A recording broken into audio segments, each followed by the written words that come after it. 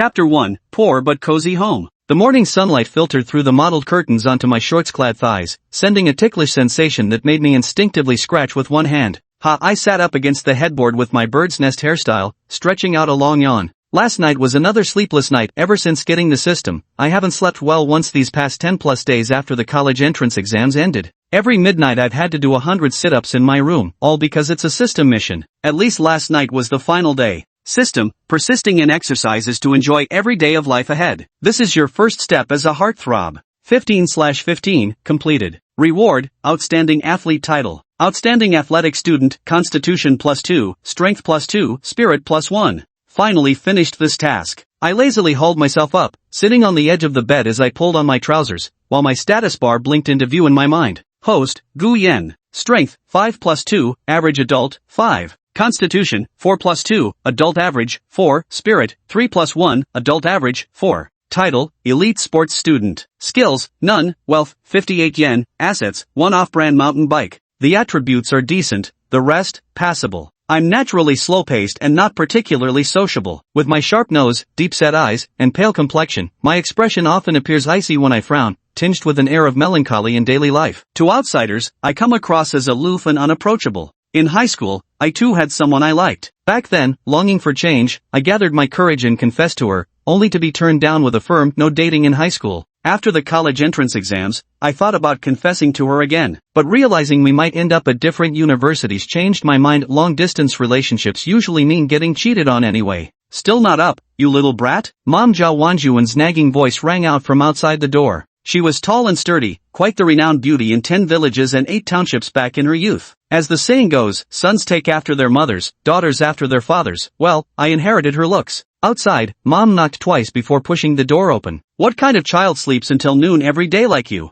Get up now and tidy yourself up. You're starting university soon, must you still be so slovenly? As she spoke, she drew back the curtains and casually gathered the clothes I'd changed out of to take them for washing. Mom! The sunlight hit my face as I squinted and called out to her. What now? She turned around and glared at me. I love you. I suddenly grinned and formed a heart shape with my hands toward Mom. You little rascal, don't think acting cute will keep me from scolding you. Mom scolded with a laugh before leaving with my dirty clothes bundled in her arms. System, enjoying quality time with family members. Reward, 500 yuan. Not bad, starting the day with a lucky break. Hey brat, hurry up and go wash your face, or your dad will give you an earful when he gets home. Mom was talking on the balcony near the kitchen. Our apartment isn't big, just over 70 square meters, with only 65 after deducting the shared areas. Even through the bathroom wall, I could hear her urging me. Yeah, I replied, ruffling my messy hair as I shuffled into the bathroom in slippers. Squeezing out toothpaste, I took my time brushing my teeth while studying myself in the mirror. The square mirror reflected my sharp, handsome features beneath the tousled hair. With my 1.85-meter frame, I scored plenty of points with girls on looks alone. It's a shame my personality keeps me unpopular with girls. I don't talk much, I'm socially awkward, and I'm terrible at sweet talk. After 3 years of high school, I still couldn't remember most of my classmates' names. Right at dinner time, Dad Gu Jianjun returned home from work at the factory and opened the door. He must have heard Mom's nagging already from outside. The moment he stepped in, he ran into me just finishing washing my face and gave me a glare. He's serious and strict by nature, and could never understand how he ended up with such a lazy and lackadaisical son like me. Fortunately, I'm not stupid, otherwise who knows how much grief I'd cause him. Your mother is right, go get your hair cut this afternoon. Oh, I nodded in agreement,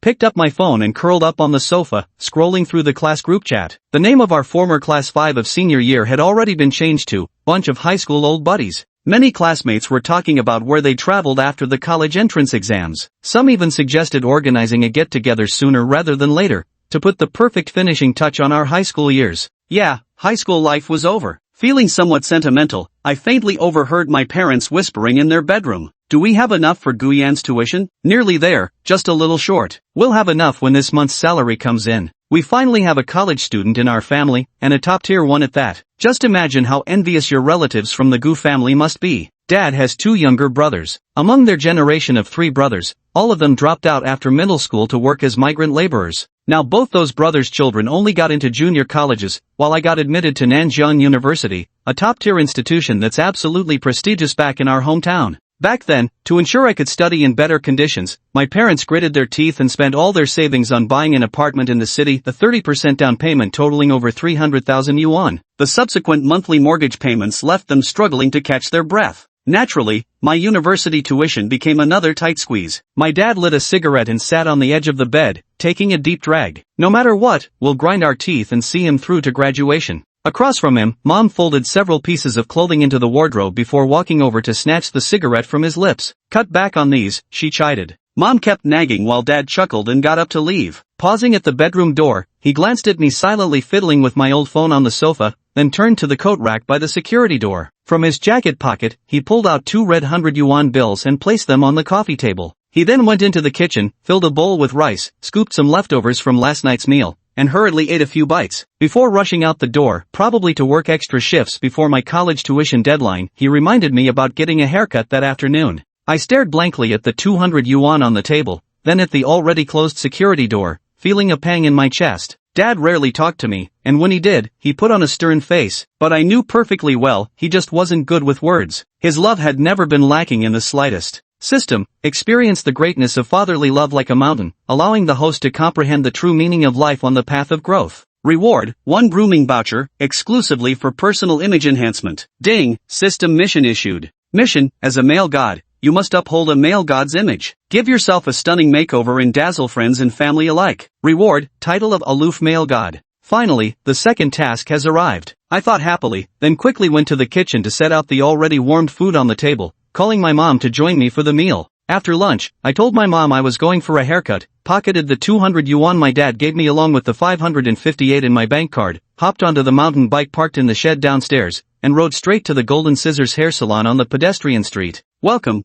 Would you like a haircut or a styling service? Pushing open the glass door of the barbershop, the cool air from the AC rushed over me, giving me instant relief. I gave a slight nod to the blonde girl at the counter and pointed to my messy hair. Just a haircut. Please wait a moment, I'll recommend our most skilled stylist for you. Clearly a sales pitch. I didn't buy it naturally, but Golden Scissors did have a reputation in this area, so I trusted the barber's skills wouldn't be too bad. Moments later, a stylist approached, and I explained what I wanted done with my hair. Alright, rest assured and leave your hairstyle to me, I'll give you back your best look. The Tony-styled barber clipped his scissors, studied my face shape for a while, and patted his chest with confidence. I'm famously known as the Golden Scissors in this area. Chapter 2, The Aloof Heartthrob. Snip, snip, snip. Tony focuses intently on trimming my messy hair, meticulously tending to every strand. Clumps of hair fell to the ground as the once messy hairstyle gradually took on a fresh new outline. Today, Tony asked me, how about it? Doesn't this dragon whisker halfback style suit you well? He tells me, but we're not done yet. Adding a cool gray tint will make it even better. He analyzes my face shape, saying I have a handsome yet rugged look, nothing like those delicate pretty boys, and could totally rock this hairstyle.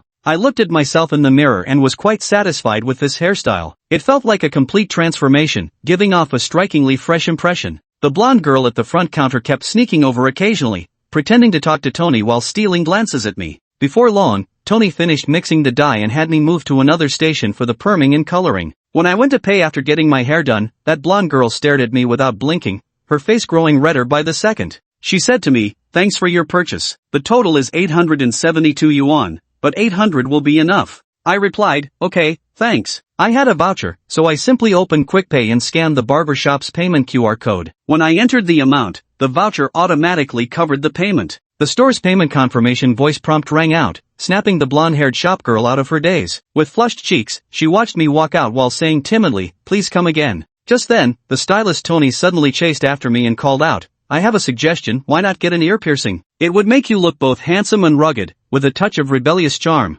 I responded with a faint smile, "Thanks, I'll take that into consideration." Then I pocketed my phone and rode my mountain bike around the pedestrian street. Tony, the teacher standing at the door, watched me ride off and muttered with a pout, "What a cold fish." As I rode along, glancing at the shops on either side, I silently instructed the system to equip me with the newly earned title Cold and Aloof Heartthrob. Though this title offered no attribute bonuses, it naturally bestowed me with an air of icy detachment, adding a unique charm to my presence. As expected, with this new look, passers-by, men and women, young and old, would glance at me to varying degrees. My already handsome appearance became even more eye-catching under the halo of the new hairstyle and the male god title. Since I was going for a fresh start, I thought I might as well go all out. Even though there was no system task this time, I decided to follow the Tony stylist's aesthetic advice anyway. Soon, I found a jewelry store, the kind that usually has ear-piercing equipment. A single piercing cost just 20 or 30 bucks, and the pain was no worse than an ant bite. A tiny blood-red hole appeared on my left earlobe. I picked a relatively understated stud and had the owner help me put it on. Standing in front of the full-length mirror, hands in my pockets, face slightly tilted, my cool, handsome vibe now carried a hint of rebellious edge. The 30-something female shop owner, plain-looking and slightly overweight, looked at me with a flash of admiration in her eyes before putting on an enthusiastic smile and saying, "Young man, that outfit is so handsome on you. With those earrings, it's absolutely perfect." I smiled politely and quickly paid, eager to get out of there because the woman had actually sneaked a few touches on my lower back. If I'd stayed any longer, I was afraid she might lock the shop door and drag me into the back lounge for unspeakable activities. By the time I got home, it was already 5 o'clock. Mom, Zhao Wanjun, froze in the living room when she saw my new look and didn't snap out of it for a good while. Putting down the 2 tomatoes in her hands, she came over and started turning me around for a closer look, even asking, "Are you really my son?" Irritated, I peeled her hands off my face and helped take the tomatoes to the kitchen to wash and peel them. Mom followed me in, watching me peel tomatoes with a motherly smile on her face, happily chattering, "Definitely takes after me. If you'd taken after your dad, that would have been disastrous. Hee, once you're at university, who knows how many girls will be head over heels for my son. But you little rascal better not fool around. I'm a woman too, and there's nothing I dislike more than men who play with hearts and chase after every skirt they see. You're my son, and I'd hate for you to be that kind of man. You hear me?" I nodded repeatedly. Just then, my phone rang in my pocket. Quickly putting the tomato back on the counter and wiping my hands, I pulled out my phone and stepped into the living room to answer. It was my closest buddy calling. He said, "Damn, old goo, why'd it take you so long to answer?" I replied calmly, "What's up?" He continued, "Haven't you checked the class group chat? There's a reunion dinner tonight for our old classmates. I'll send you the address, hurry and grab a cab." After hanging up, I scrolled through the group messages. Sure enough, the class had already settled on dinner plans for tonight at 6. The address Tao sent wasn't too far from my place, just about a 10-minute cab ride, traffic lights permitting. I told my mom, "Mom, I won't be home for dinner tonight. Having a class reunion." Hearing me putting on shoes and opening the door, Mom rushed out from the kitchen asking, "Do you have enough money on you?" I said, "That's enough, we'll go Dutch. It won't cost much." After tying my shoelaces, I said goodbye to my mom and headed downstairs, then hailed a Didi to the gathering spot Wufu Restaurant. Located on the southern second ring road of Xiqing, this restaurant caters to the general public, offering a variety of regional snacks and delicacies from all over the country. The food is exquisite yet affordable, and they even provide delivery service. It's quite famous in Xiqing, attracting not only locals but also wealthy patrons drawn by its reputation and great value. Wufu Restaurant has 3 floors. The first floor is the main hall, the second half is split between a casual dining area and private rooms, while the third floor is reserved for banquets and large events. When I arrived, class monitor Jiang Zhuangzhuang and 2 other guys were waiting at the entrance. As I approached, none of them recognized me until I stopped right in front of them. Jiang Zhuangzhuang blinked in confusion and asked, "You are?" Then his eyes widened in astonishment before he exclaimed, "Guyen?"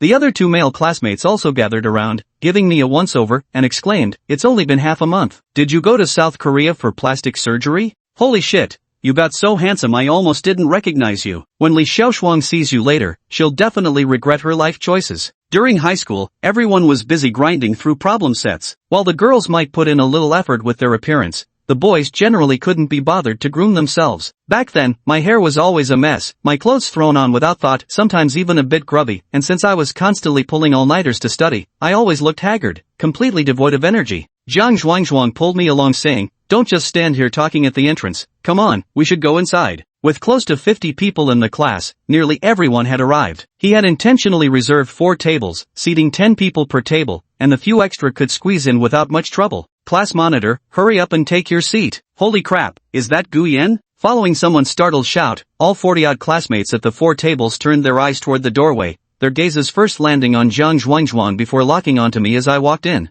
Everyone's faces showed a flash of surprise, especially the 20-some girls in my class. Their eyes were practically glued to me. Before graduation, they just thought I was handsome in an ordinary way, but with this outfit today, I looked like a celebrity on TV. My dragon whisker half-undercut hairstyle, paired with sharp facial features and the earring on my left ear, hit right at their aesthetic preferences. At the table full of girls, Li Xiaoshuang glanced over before quickly looking away, clutching her cup as if deep in thought, yet her peripheral vision kept tracking me as I settled at the center table. As one of the 3 universally acknowledged campus belles in high school, she naturally had her own reserve to maintain. In my second year of high school, she rejected my confession, saying we'd talk after graduation. Seeing how much I've changed today, I wonder what's going through her mind now. Chapter 3, A New Journey. When lunchtime came, Li Xiaoshuang waited for me with obvious delight, but I didn't even glance her way. Though I cherish old sentiments and am someone who loves deeply, after being rejected, I've learned to reconsider things. My name is Gu Yan. I understand that forced sweetness never satisfies. Relationships born from persistent pursuit ultimately won't last. After an entire year in senior high, I've come to accept things clearly. If Li Xiaoshuang truly cares for me, that would be wonderful. If not, then we might as well be strangers. After all, once this gathering is over, everyone will go their separate ways, and we might never see each other again in this lifetime. System, at the final high school gathering, you've comprehended one of life's countless truths. Reward, 5,000 yuan.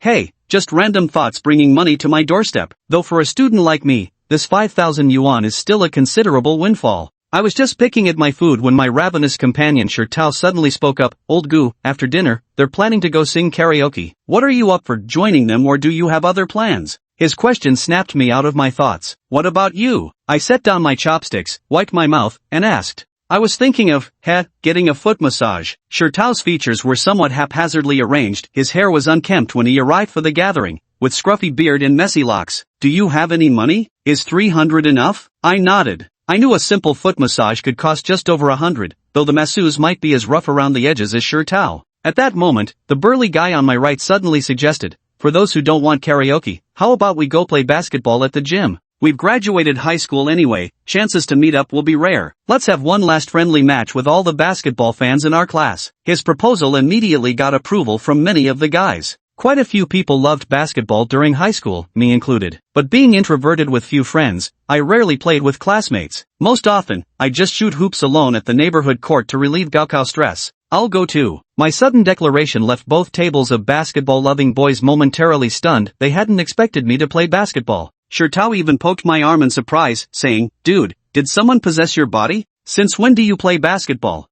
I've got plenty more secrets waiting for you to discover. Gag me. After this round of laughter and banter, the gathering gradually wound down. The group heading to karaoke gathered together, Li Xiaoshuang among them, yet her long-awaited confession ultimately never materialized. She watched me standing alone at the restaurant entrance, her heart filled with irritation as she silently cursed me. As the group stepped out of the restaurant to discuss the next activity, Li Xiaoshuang froze again upon hearing that our dozen-strong group was heading to the basketball court outside the gymnasium. Her mind raced. Does Gu Yan even know how to play basketball? But before she could dwell on it further, her two close girlfriends pulled her along to join the larger group heading to a KTV for singing. Xuan, I noticed you staring at Gu Yan earlier. Don't tell me you've actually taken a liking to him? When her friend Zhao Jianing asked that probing question, Li Xiaoshuang shuddered slightly before hurriedly shaking her head in denial.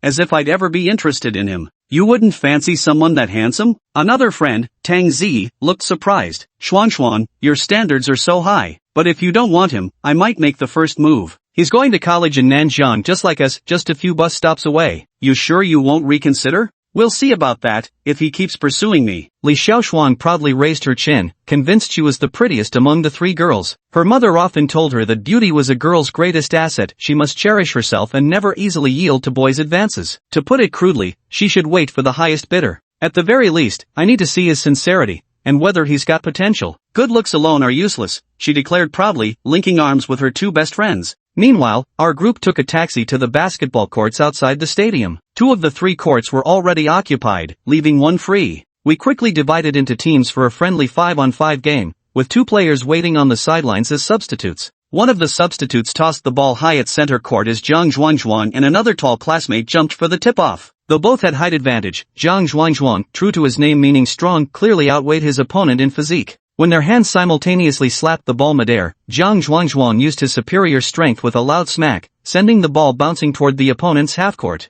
Teammate Guomin sprinted to catch the ball. Though small in stature, he was quick-footed, dribbling between his legs, sidestepping defenders before bursting past one opponent into the paint. His layup was disrupted by the defending guard, sending the ball bouncing off the rim. Rebound! Zhang Zhuangzhuang shouted. Guomin and Shirtao were preparing to jump when urgent footsteps rushed from behind. In my peripheral vision, I saw a figure darting past. My size 45 sneakers gripped the ground as my 1.85-meter frame soared into the air, one hand snatching the descending basketball mid-flight. With seemingly suspended momentum, I smashed the ball downward with a single-handed slam dunk. Bang! The basketball swished cleanly through the hoop. Holy shit, Lao Gu! Shirtao's jaw dropped as he stared at my one-handed dunk, my body swaying slightly while hanging from the now creaking basketball hoop. I released the rim and landed steadily, curling my lips slightly before raising my hand to high-five a recovering Shirtao. Don't be shocked, just routine. System, the ball skills honed for 3 years finally showcased before others, bringing you deep satisfaction. Reward skill, Basketball Pro, beginner level, subsequent levels subject to self-improvement. Basketball Pro, beginner currently possesses all basketball abilities at sea level. Gu Yan, you've been hiding your talents. If we'd known you were this good at basketball earlier, you'd have had a spot on the school team. Jiang Zhuangzhuang picked up the basketball, looking at me with a complicated expression, thinking how handsome I was, tall, and skilled at basketball. I'd definitely charm countless girls at university. But he had to admit that a one-handed dunk was seriously cool, something most people couldn't pull off. Enough talking, let's keep going. I smiled and waved my hand. Tonight we play till we drop. Bring it on. The classmates present, caught up in the energy, all stepped onto the court with full intensity to join the showdown. Before we knew it, the friendly match dragged on until 9 p.m. I scored the final basket, drenched in sweat from head to toe. Jiang Zhuangzhuang generously bought 12 bottles of mineral water for everyone out of his own pocket. After this, we'll have to wait until winter break or next summer vacation to play basketball together again. High school flew by so fast, everyone muttered as they slumped onto the ground. Twisting open water bottles, they drank greedily before pouring the cool liquid over their heads and faces, soaking their t-shirts. Laughing with the relief of escaped exam pressures, they marveled at how their secondary school years had already slipped away. Some broke into tears as they spoke, while others stepped forward to shake hands or hug classmates they'd once had conflicts with. As everyone prepared to head home, reluctant goodbyes were exchanged. I bumped fists with Shirtao and said, "Shirtao, come visit me in Nanjiang when you're free, or I'll drop by your campus." Shirtao nodded with a choked voice, waving his hand as he turned away, feigning nonchalance. I let out a sigh, clutching the mineral water bottle as I turned back. I didn't hail a taxi, wanting to walk for a while. On the way, I ran into Li Xiushuang and her two friends returning from karaoke, no idea why they had turned back. Before Tang Ziyi could even call out my name, I slightly turned my head, my gaze flickering past them from the corner of my eye. With a faint I brushed past directly under Li Xiushuang's furious glare, leaving them with just the sight of my retreating back. With high school life over, I put aside other thoughts and spent the remaining month focusing on system tasks. Triggered random tasks mostly rewarded me with a few hundred to a few thousand yuan, while skills and titles were rare. Still, after more than a month, I'd saved up over 40,000 yuan. As the enrollment date approached, my mother Zhao Wanjun had packed my clothes and belongings, and my father Gu Jianjun even borrowed a domestic-made new energy SUV from a colleague to drive me there. At the high-speed rail station, Dad pursed his lips and hesitated for a moment before asking, "Are you really sure you don't want us to take you all the way to Nanjiang?" "No need, it's just registration, I can handle it myself," I replied as I took the suitcase from Mom. She saw me off to the ticket checkpoint, repeating her reminders to her son who had never traveled far from home. Before I left, Mom had warned me, "When you're away from home, you must take good care of yourself. Keep an eye on your belongings and don't touch random things out there. What if they're expensive? If you break something, our family can't afford to pay for it." I responded with a faint acknowledgement. It was almost time, so I stepped forward and hugged my mom, Zhao Wanjun, then glanced at my father before waving goodbye with a smile. I pulled my suitcase behind me as I headed toward the ticket checkpoint. After retrieving my checked luggage, I looked back and saw Mom waving at me with reddened eyes, while Dad remained silent as usual, though his eyes were slightly red too. Letting go of my suitcase handle, I bowed slightly to both of them, then turned and walked toward the high-speed train. I found my seat and leaned against the window, watching pedestrians come and go outside. As time passed and the announcement sounded, the scenery outside the window slowly moved backward. The train had started moving. "Classmate, could you help me with something?" A voice reached me. Turning my head, I saw a girl with ear-length short hair holding a duffel bag, with a suitcase beside her, standing frustrated in the aisle. She wore a black t-shirt printed with sunflowers and denim shorts, her slender legs smooth and perfectly proportioned. Around my age, probably 18, she looked sweet and clever. "You called me?" I remained seated, asking her in a calm tone. She was also eyeing me, her gaze lingering on my semi-slicked back undercut hairstyle and sharp, handsome features that seemed to captivate her. Pursing her lips, she smiled and nodded, about to speak when a curly-haired boy from the opposite seat in the aisle stood up and said, "Let me help you, gorgeous." With that, he lifted her luggage and stuffed it into the overhead storage compartment. The girl thanked him politely before sitting down across from me. The curly-haired guy then casually took the seat beside me, which was also opposite the girl. "I'm Zhao Yang. What's your name, beautiful?" the curly-haired boy asked. "Zhang Ro," the girl replied shyly. She had wanted to ask my name too, but seeing how I kept staring out the window with no intention of engaging with them, she held back and instead started chatting with Zhao Yang. "Hey, buddy," Zhao Yang turned to ask me, "what's your name? Where are you heading on this high-speed train?" "My name's Gu Yan." I shifted my gaze from the window and gave them a faint smile. "To Nanjiang University." Zhao Yang and Jiang Ro exchanged glances excitedly. Us too. I nodded with a polite smile. I'd actually already guessed from overhearing their conversation earlier. So you're a freshman too, but being this aloof won't help you chase girls. Zhao Yang spoke. With the system backing me, I thought to myself, financial worries were the least of my concerns, the most important thing was to thoroughly enjoy university life. So I replied, haven't thought about chasing anyone. If there's a connection, things will happen naturally. No point forcing it if there isn't. My words made Jiang Ro nod in agreement. She believed love truly depended on fate, though having a financial foundation would make it even better. Seeing me dressed in plain, no-name casual wear, she assumed I came from an average family background and lost interest in pursuing me actively. Still, she thought it wouldn't hurt to get to know a handsome guy like me and maybe go out sometime later.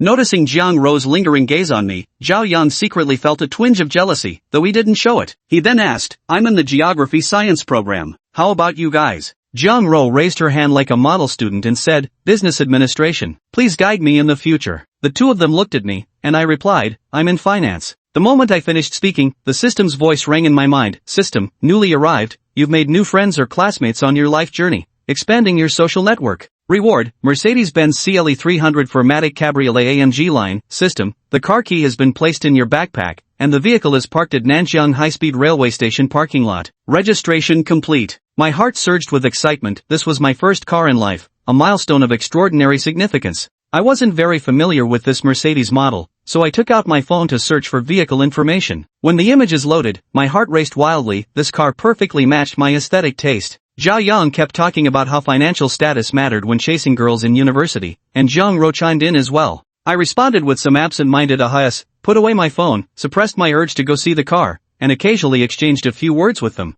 4 hours later, we arrived at Nanjiang Station. Zhao Yang enthusiastically helped Jiang Ro with her luggage, and after some pretended polite refusal, she naturally let him carry it for her. She turned to me and asked, Handsome Gu, let's exchange contacts and share a ride to Nanjing University, shall we? No, I've got something to take care of. You guys go ahead, I declined. Jiang Ro looked slightly disappointed but quickly smiled and said, see you at school then, bye. Then, urged on by Zhao Yang, he cheerfully chased after him, and soon the two of them exited the waiting hall. I walked out from the other exit, asking a passerby for directions to the parking lot. As I walked, I clicked the car key fob repeatedly until finally, at the far corner of the lot, a cream-colored sedan flashed its lights and beeped to signal the doors were unlocked. The sleek body lines and the iconic Mercedes emblem on the front make this car exceptionally stylish. I opened the car door. Red seats, a modern-style dashboard, refined and minimalist. Having gotten my driver's license during summer break, I slipped into the driver's seat, gripped the wheel, and instantly felt that familiar comfort return. I lightly pressed the push-start button, the engine roared to life, and I swiftly reversed out of the parking space, turning the car around and driving away from the lot. I opened my phone navigation, set the destination to Nanjiang University, then retracted the convertible roof, the motion drawing many curious glances. In high spirits, I pressed the accelerator and hit the road. Meanwhile, Zhao Yang and Jiang Ro were loading luggage into a taxi when they caught sight of a white convertible Mercedes speeding past, catching only a glimpse of its rear profile as they turned their heads. That driver looks so familiar, Zhao Yang murmured. Jiang Ro rubbed her eyes in disbelief. Was that Gu Yan from the high-speed train? Actually, when the Mercedes had zoomed past, she'd seen my profile. Watching the figure in the convertible sports car ahead, I muttered inwardly, was that him? Zhao Yang froze on the spot, probably as shocked as I was by this grand spectacle. Driving such a luxury car as a college freshman, just how wealthy must his family be? Thinking back to how he was lecturing people on the high-speed train earlier, his face must be burning with embarrassment right now. Jiang Ro got into the taxi with a complicated expression. She definitely hadn't expected that ordinary-looking boy to immediately hop into a Mercedes convertible after getting off the train.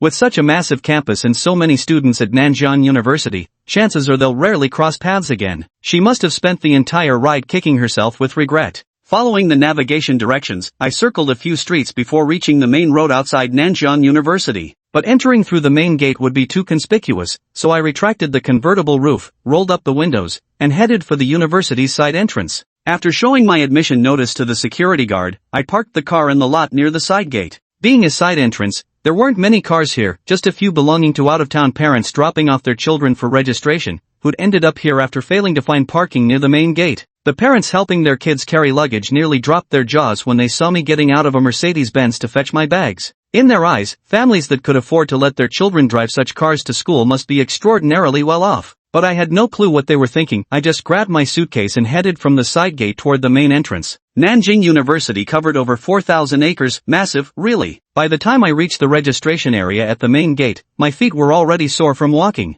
Looks like I need to invest in some decent shoes soon, these cheap ones are killing my feet. By the time I reached the registration office, the place was packed, parents everywhere with their kids enrolling, along with independent students like me. The registration point for new students was bustling with enthusiastic senior volunteers, some making multiple trips in the heat and constantly drinking water to cool down. Tugging my luggage along, I blended right into the crowd unnoticed. When declaring my major, I finally caught some attention. With my coolly handsome looks, the cold glint of my left earring under the September sun, and my casual responses to the senior students' questions, I probably exuded a slightly unruly vibe. Look, that freshman is top tier. With looks like that, who cares if he's got money or not? Wu Qianqian is going over again. After signing in, I took the Nanjing University campus map, thanked the senior, and turned to leave. Junior. Just a few steps in, a girl in a short skirt and makeup called out to me, offering to take me to the dormitory. I tilted my head and gave her a cold glance, politely declining. No need, I'll go myself. I'd like to familiarize myself with the way. The senior, Wu Qianqian, stomped her foot and left while the other sophomore girls giggled. Just then, the system suddenly prompted, System, stay focused, politely decline women's advances. Reward, 2,000 yuan. This sudden reward left me momentarily dazed, and just then someone bumped into me from behind. I turned around to see a girl clutching her forehead, bowing timidly with repeated apologies. I'm sorry, I'm so sorry. I didn't mean to, I was looking elsewhere and didn't notice you stopping suddenly. Her clothes stood out awkwardly among the crowd, a faded old short-sleeved shirt with a whitened collar, paired with worn polyester trousers frayed at the edges, evidently worn for years. Hunched over with downcast eyes, her voice trembled. I'm really sorry. It's fine, my fault, I replied. I didn't want to draw attention, so I quickly averted my gaze and walked away pulling my suitcase. Following the dormitory card information, I arrived at Boys Dormitory Building 5. After registering with the dorm supervisor, I went up to the 5th floor and entered room 502. As soon as I entered, 5 pairs of eyes turned toward me in unison. Damn, another handsome guy in our dorm. The dorm had 6 beds, with beds on top and study desks below. When I arrived, my other 5 roommates were already there and had mostly finished arranging their bedding. My name is Chen Xian, a local from Nanjing City. My family owns 4 properties. The guy with the side-parted hair and dressed head-to-toe in designer labels on the left bunk by the door introduced himself first, oozing superiority in every word. Guyan, I replied flatly, nodding at the others before heading to the empty bed near the wash basin. Being the last to arrive meant the prime spots were already taken. The other 4 took turns introducing themselves. The stocky, suntan one was Chun Xing. Lu Ping, the bespectacled guy with a short, scholarly haircut, wore an overly ingratiating smile. Qin Mu stood tall in basketball gear, grinning with a hint of sleaziness, and Zhaozhen sported bleached tufts of hair, exuding confidence. Zhaozhen added, you'll be stuck with me for the next 4 years, fellas. Any type of girl you're chasing, just come to me. We were all speechless. Chen Xian said, I have a girlfriend. She's also from our university. Everyone else looked at him in surprise, and he seemed to enjoy the attention. Of course, I'm a local from Nanjing. My family owns several properties, so I won't have to worry about a marital home when I get married after graduation. Seeing that no one was paying him any attention, Zhaozhen turned to stare at me instead. Noticing the earring in my ear, he said, Bro, you must be quite the expert at picking up girls. Young girls totally fall for this kind of look. Not interested, I replied. Glancing at the bare mattress on my bed, I climbed down from the ladder and asked, I'm going to buy some bedding. Where's the nearest supermarket? Chen Xing said enthusiastically, turn right after leaving the dorm. There's a big supermarket next to the second cafeteria. Thanks. With that, I hoisted my satchel and left. Lu Ping and Qin Mu murmured quietly, this Gu Yan seems a bit aloof, looks like he won't be easy to get along with. I thought he was quite polite. The more polite they are, the more distance they maintain. Maybe he wasn't overthinking it. Meanwhile, we're the ones making petty judgments here. You're right, let's not talk about that. Chen Xian nodded and said, let's get back to talking about the 4 properties my family owns. The other 4 yelled in unison, get lost. Chapter 6, the cold front that wasn't so cold. The summer heat persisted, and the annoying buzz of cicadas rose one after another from the treetops. Gu Yan swiftly navigated through the noisy and chaotic boys' dormitory building, following the dappled shade under the plane trees, quickly locating the position of the second cafeteria. Nearby stood a campus supermarket, its entrance adorned with a glaring red promotional poster that read, Back to School Season. Big discounts on bedding. As Gu Yan pushed the door open, the chilly air immediately enveloped him. The supermarket covered about 300 square meters, with crowded aisles between shelves where freshmen, mostly accompanied by parents, squeezed around the daily necessities section to pick out items their children needed. Gu Yan currently had over 40,000 yuan in his bank card, while the tuition fees were in cash inside his bag, given to him by his parents, Gu Jianjun and his wife. With the system in hand, Gu Yan naturally didn't want to skimp on his living conditions. Choosing betting items, unsurprisingly, he went for the best available in the supermarket. In the deeper, quieter premium home textile section of the supermarket, under soft lighting, he stopped before a deep gray 4-piece set of pure cotton sateen bedding, without any extra patterns, only the delicate luster of the fabric itself flowing under the light, cool and silky to the touch. The price tag clearly displayed, 2,280 yen. The price seems reasonable. A girl nearby, tiptoeing to reach the same set, shrank back in shock upon seeing 2,280 yen. Gu Yan had already taken one set, and under her astonished gaze, he asked the supermarket attendant to take another set to the checkout counter. After patiently selecting some toiletries like facial cleanser, toothpaste, toothbrush, and towels in the washing area, he headed straight to checkout. Along the way, some bold girls, captivated by Gu Yan's handsome face and demeanor, came up to ask for his WeChat ID,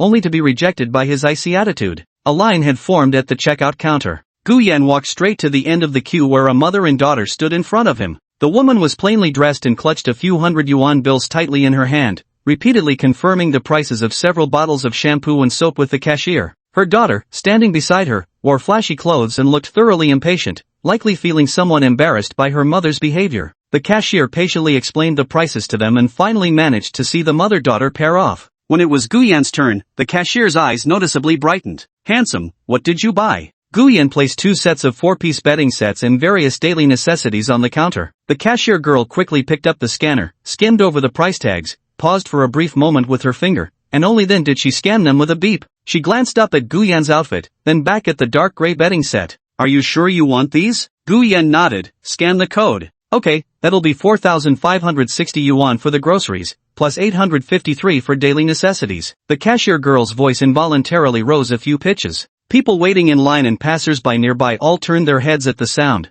Meanwhile, Gu Yan took out his phone and casually waved the screen over the POS scanner's reading area. Almost simultaneously, a crisp electronic female voice announced beep. Payment successful, cutting clearly through all the supermarket's background noise. The girl was visibly stunned, seemingly not yet processing that the payment had already been completed. She quickly bowed. "Thank you for your patronage, please come again." As the voices faded, another sound echoed in Gu Yan's mind. System, no longer worry about an empty wallet. A true heartthrob should elevate his quality of life. Reward, Bulgari rose gold narrow B.01 stud earrings. Gu Yan gave the sales clerk a faint hum in response, then carried the vacuum-sealed 2 sets of beddings and a bag of daily necessities back to his dormitory. The 5 roommates had already gotten quite familiar by now, either sitting on chairs or beds boasting and chatting. They were somewhat surprised to see Gu Yan bringing back so many things. Buying so much? Chen Xing, being warm-hearted, came over to help put the bedding set into the wardrobe, while Gu Yan unpacked another set to make the bed. "This must have been expensive?" Chen Xing rubbed the fabric, noticing it was far superior to his own bedding. Hearing the word expensive, Chen Xian also came over. Coming from a better-off family, he knew more about these things than Chen Xing, probably around 2,000. "I remember seeing it at the Jejia supermarket on campus. I considered buying it myself but thought since autumn's here, I'd get something thicker later. By the way, Gu Yan, if you're splurging on such expensive bedding, why not upgrade that outdated phone of yours?" Chen Xian waved his new model phone proudly. "Honestly, iPhones are the best. This one I bought last year isn't even the latest model anymore, the newest versions cost nearly 9 grand.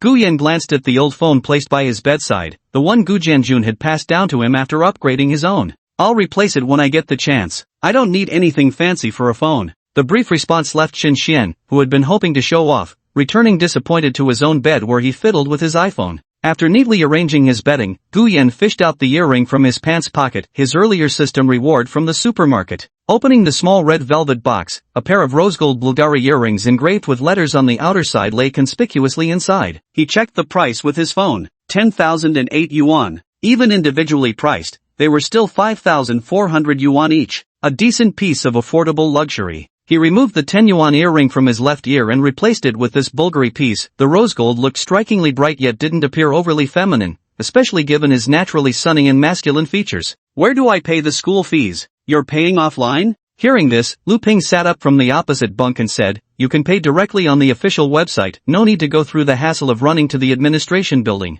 I might as well use the cash my parents gave me to pay the fees, carrying it around isn't safe anyway." Having just heard about paying fees at the administration building, Gu Yan didn't ask further. He got out of bed, grabbed his backpack, said goodbye to everyone, and headed downstairs, walking along the tree-lined path toward the administration building. Along the way, students bustled about, chatting and laughing, some accompanied by parents touring the campus. Arriving at the administration building, a small number of people at the payment counter in the lobby had brought cash. About a dozen students were lined up at the windows, some with parents, occasionally exchanging a few words. The hum of conversations in various dialects echoed through the hall. Gu Yan stood at the back of the queue. In front of him was a girl about 1.62 meters tall, wearing a pair of braided pigtails and old-fashioned hairstyle rarely seen these days. Her silhouette looked vaguely familiar, but Gu Yan wasn't one to dwell on such things. Instead, he simply pulled out his phone and began scrolling through Douyin videos. As the people ahead completed their payments and left one by one, it was finally the girl's turn. Soon after, he fatally overheard her anxious voice. "That can't be. I always keep it wrapped in a plastic bag. How could a few bills be missing? Could you double-check, please?"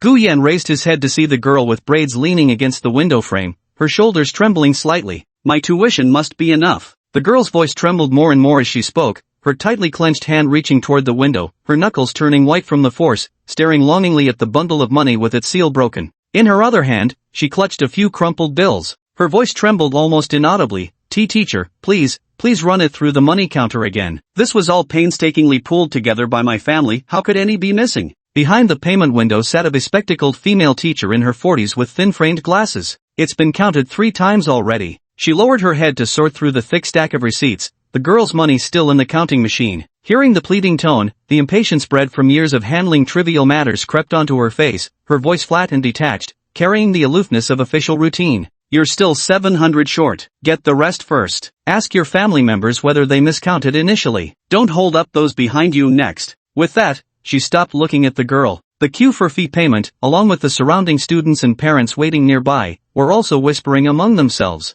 "Ugh, this is hard to watch," murmured a slightly chubby boy under his breath, his voice thick with sympathy. "TCH, can't even scrape together a few $100? Your family must be really..." Another boy wearing trendy sneakers scoffed, leaving his sentence hanging, but the condescension in his tone was unmistakable. "This teacher is so unreasonable. Can't they just make an exception?" a girl muttered under her breath. "Make an exception? Rules are rules. If we start making exceptions for everything, what's the point of having rules at all?" someone immediately retorted. As the comments kept coming, the girl bowed her head, gripping the loose change in her hand so tightly her knuckles turned white. Her slender shoulders trembled slightly as tears welled up in her eyes and trickled down her cheeks. Perhaps not wanting to be gossiped about, she snatched the returned money and stuffed it into her frayed canvas bag. Walking swiftly out of the hall, she found herself outside, unsure where to go. Watching the bustling school crowd, a choked sob forced its way up from the depths of her throat, turning into quiet sniffling. Gu Yan tilted his head towards the figure standing outside the hall entrance. Approaching the counter, he paid his tuition fees, collected the receipt, then asked softly, "The girl from earlier, her records are still here, right? I'll cover that 700 for her." Saying this, he showed the payment QR code on his phone. Ding! The sound of a successful scan rang out, followed immediately by the system's notification. "System, by helping others and rescuing a beauty in distress, you've proven your heart burns with passion. Reward, Audemars Piguet Royal Oak Offshore 15710 mechanical watch." Shinwei sat on the steps hugging her knees, quietly sobbing. Having finally managed to get into university and come to the big city, the more than 8,000 yuan tuition fee was all her family had scraped together. To gather the tuition money, she'd gone door to door with her grandparents begging relatives and village neighbors for help. Her bedridden father had given her the last few hundred yuan he possessed. Before her long journey to study far from home, her bedridden father called her to his bedside, stroking her head with tears streaming down his face. "Our family is poor. This land has been poor for generations. Once you leave, don't come back." She remembered that day, watching her father being pulled by her grandfather's cart as they saw her off onto the bus. Shinwei cried all the way too. Chapter 7, is he a low-key rich second generation? "Hey, are you called Shinwei?" The girl hugging her knees and sobbing was startled by the voice. She quickly lifted her face to see a figure already standing beside her. Gu Yan slightly turned his face to glance at her. "I covered the remaining 700 for you. Go pay the rest now." As he finished speaking, the girl stood dumbfounded, her eyes reddening with moisture as she watched his retreating figure. By the time she snapped out of it, he was already far away. Remembering what the young man had just said, she clutched her canvas bag tightly and dashed back to the hall to inquire at the payment window from the female staff member inside. Upon receiving confirmation, she hastily handed over her enrollment materials along with the remaining fees. After completing the enrollment procedures, Shinwei hesitantly lowered her voice to ask, "Teacher, may I know the name of that student who helped me earlier, and which department he belongs to?" "From the finance department, his name is." The female teacher flipped through the payment receipts and, upon seeing the name written there, completed her sentence, "Gu Yen." "Gu Yen." Shinwei softly recited the name under her breath. After stepping out of the hall, she clenched her fists. "Once I find a part-time job and earn enough money to pay him back, I'll treat him to a meal too." Meanwhile, the aforementioned Gu Yen, having finished registering, was currently passing by the basketball court. He'd made a special trip to look. Due to his aloof and solitary personality, he'd mostly just watched others play during high school. As for now that he's enrolled at South University, he had indeed considered trying to fit in. Forget it. Let things take their natural course. Thinking this way, Gu Yen returned to his dormitory and heard the 5 roommates howling like wolves before even entering the door. "What's wrong with you all? Gu Yen, let's have dinner together tonight." "Sure, sounds good. I'll go with whatever you decide. We can split the bill." Gu Yen didn't object, knowing full well that in a new environment, the 6 roommates needed to get familiar with each other. After all, they'd be living together for the next 4 years. "Gu Yen, listen up. Qin Xian has a girlfriend, right? Tonight his girlfriend's dorm mates are joining us for dinner too." Shinmu excitedly preened in front of the mirror, applying hair wax and striking poses as he admired his reflection. Blondie Zhaozhen sneered at the sight. "I'm telling you, picking up girls is all about game, looks are secondary." "Oh, you're the expert now." The arrogant bespectacled guy Lu Ping was also preening himself with a small mirror. Old He Chen-Xing didn't bother with such things, simply watching their antics with amusement. Truth be told, no matter how much you primp, none of you can hold a candle to Lao Gu's looks. What's the use of being handsome? Does his family own 4 properties in Nanjiang? Chen Xian glanced at the figure sitting at the desk who was doing who knows what, curled his lip, and picked up his phone to send a message to his girlfriend. "There's a good-looking guy in the dorm, but judging by his clothes, his family's nothing special. Tell the girls in your dorm to keep their standards up." From the day of registration, he'd already sized up all 5 of his dorm mates. Though he'd exchanged few words with Gu Yen, judging by his attire and luggage, he'd concluded the guy's family background was definitely lackluster. He couldn't even begin to compare. So naturally, he was the loudest voice in the dorm. His confidence and sense of superiority came from this. "It was all thanks to him that we got to mingle with girls on the very first day of registration. Not to mention, out of everyone in the dorm, he was the first to land a girlfriend. Besides, his girlfriend wasn't half bad either. Among ordinary people, she could be considered an exceptionally beautiful woman." Whether Qin Xian's sense of superiority was about to burst, Gu Yen naturally had no idea. Seated at the desk, he toyed with the watch, today's reward from the system for his good deed, and just checked its price. 150,000. This was the second most expensive material reward since the Mercedes-Benz convertible coupe. The cool gray tone actually suited him quite well. Trying the watch on, he pulled down his sleeve to conceal it. Normally, people wouldn't notice unless they deliberately rolled up their cuffs. He then picked up his phone and walked to the balcony to call Empress Dowager Zhao to let her know he'd arrived safely. "Arrived at school yet? Got here a while ago. Missed you guys, so I called right away." Gu Yan's tone with his mother Zhao Wanjun was different from usual, softer and more talkative. "I'm in college now, and Dad's usually working overtime. Mom, if you're free, go play some mahjong. Don't just stay home alone all the time." Gu Jianjun frequently worked overtime, often disappearing for entire days. With Gu Yan also leaving home for Nanjiang, Zhao Wanjun remained the only lonely soul in the house. "Damn kid, with you and your dad gone, the house is finally peaceful. By the way, seasons are changing. Did you pack enough clothes? If you need new ones, just tell me. I'll transfer you money later." Listening to Mom's rambling voice, she excitedly mentioned the newfound quiet 1 second, only for her voice to choke up the next. After all, her son, who had always been by her side, suddenly left to study over 1,000 kilometers away. It was only natural for a mother's heart to feel unsettled. "Didn't I come back as soon as the vacation started? Take good care of yourself at home." Gu Yan also felt that first pang of homesickness after leaving home, that bitter longing for his parents. "You and Dad shouldn't work so hard. I can get part-time jobs outside to earn my own living expenses and tuition fees. Focusing on your studies is what you should be doing. Your father and I aren't so old that we can't move yet. While these old arms and legs still work, we'll help you save up for the down payment on your future wedding." Zhao Wanjuan's gentle voice came through the phone. "Feels like you're describing your son as a good-for-nothing who relies on you for everything." Gu Yan had a system, and he was handsome to boot, so he wasn't worried about finding a girlfriend. As for things like a house, he believed they would come in time. System rewards would only grow more abundant. After chatting for a few more sentences, Empress Zhao reluctantly hung up the phone. As soon as Gu Yan ended the call, his phone rang again immediately. Glancing at the number, he saw it was Sher Tao calling. On the other end, Shirtao sounded exhilarated as he told Gu Yan he'd already checked in at the university, where short-skirted beauties were everywhere, and how his upcoming college life promised to be endlessly thrilling and colorful. After 2 consecutive phone calls, it was already getting late. Chen Xian urged Gu Yan and the other 4 to check their appearances one more time, then the 6 of them, all dressed impeccably, left the dormitory building and headed to the girls' dorm area to accompany Chen Xian as he waited for his girlfriend. Xin Mu, Lu Ping, and the others had long wanted to see just how beautiful the girlfriend Chen Xian kept bragging about really was. After waiting for a while outside the girls' dormitory, where female students came and went frequently, Gu Yan's cold, aesthetically handsome features made passing girls frequently glance back. Chen Xian and Zhao Zhen initially thought the attention was directed at them, unconsciously straightening their posture and adopting melancholic expressions. "Junior, I see you again." A sophomore senior unexpectedly dashed over, prompting Chen Xian and Zhao Zhen to instinctively turn around and pull out their phones. Yet, the beautiful senior stopped right in front of Gu Yan, eagerly displaying her QR code. This girl was the very one who had earlier offered to guide Gu Yan. I faintly heard the other seniors call her Wu Qianshan. With everyone around watching, Gu Yan felt so awkward his toes curled tightly inside his shoes. Being socially unskilled, he usually avoided trouble by refusing outright. But this senior student had thrown him a direct pitch.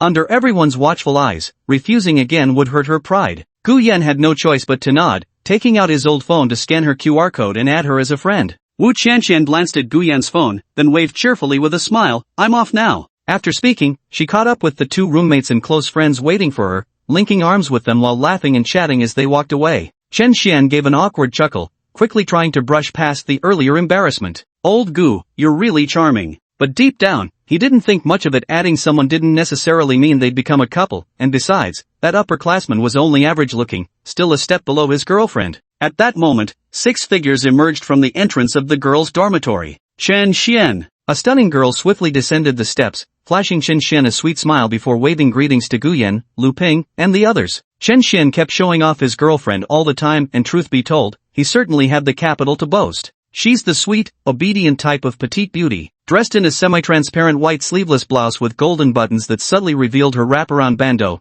she paired it with figure-hugging jeans and a gold chain-style belt around her waist. This blend of fresh innocence and metropolitan elegance truly made her stand out in a crowd. Gu Yan glanced at Chen Xian's smug smile, then turned his gaze to the 5 approaching girls, one of whom was smiling warmly at him. "Wasn't this Zhang Ro, the girl I met on the high-speed train?" Even with Southern University's vast 4,000-acre campus, it's still too small. "We actually ran into each other here. Let me introduce everyone, this is my girlfriend Lin Yunju, and these are her roommates. Handsome Gu, we meet again." Zhang Ro strode forward casually to greet Gu Yan. The corners of Gu Yan's lips curved slightly as he nodded with a smile, acknowledging her. "Yes, we meet again." After exchanging a few simple words, Chen Xian rallied the guys and girls from both dormitories to head toward the commercial street behind Nanjing University's back gate. With his hands tucked in his pockets, Gu Yan followed behind, occasionally catching furtive glances from Zhang Ro, who was also lingering at the back. He was still dressed simply, even wearing clothes that looked several years old. You'd never guess he drove a Mercedes to school. Could he be one of those deliberately low-key rich heirs?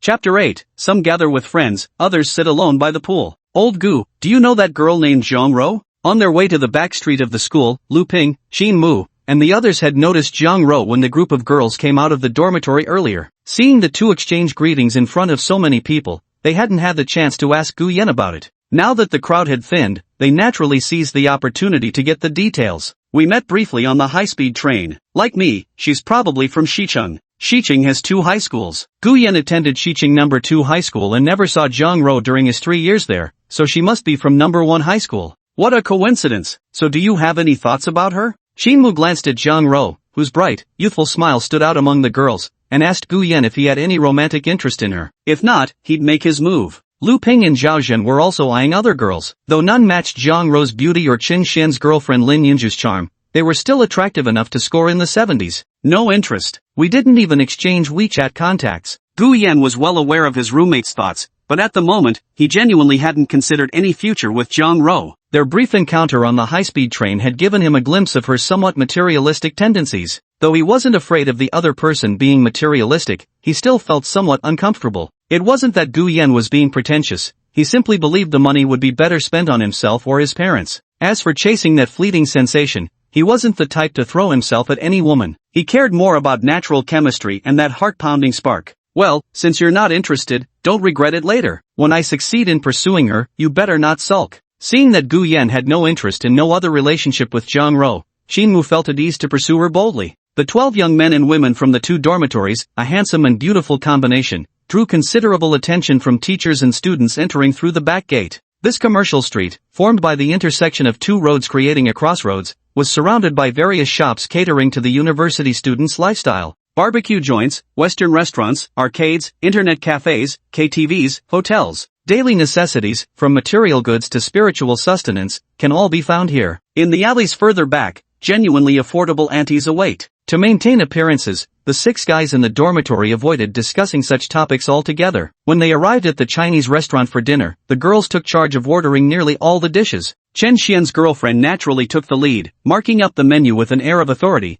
clearly assuming the role of today's female protagonist. Apart from Chen Xian and his girlfriend, they were all meeting for the first time. Both the men and women, keen to preserve their dignified images, refrained from ordering any alcohol. Zhao Jin, Lu Ping, and Qin Mu were quite talkative, and with Chen Xian occasionally showing off, the gathering wasn't too dull. Over at the girls' dorm, Zhang Ro often intentionally or unintentionally steered the conversation towards Gu Yan, subtly probing about what his family did. Zhang, beauty, don't let old Gu's plain clothes fool you, his looks are killer anywhere. Chen Xian passed a dish to Lin Yunju and took over the conversation. His comment about Gu Yan's good looks was actually another hint at his modest family background. Of course, he didn't mention a word about those 2 betting sets that totaled over 4,000 yuan. With that, he pulled out his phone and sent Gu Yan another message. Bro, saying this is just to see if any of these girls truly love you for real. Gu Yan glanced at his phone screen, offered a faint smile to Chen Xian who was winking with a triumphant expression, then continued eating unhurriedly on the periphery of the lively atmosphere. The gathering ended afterward, with no further plans. After all, they'd only just met, so naturally no one proposed heading to karaoke.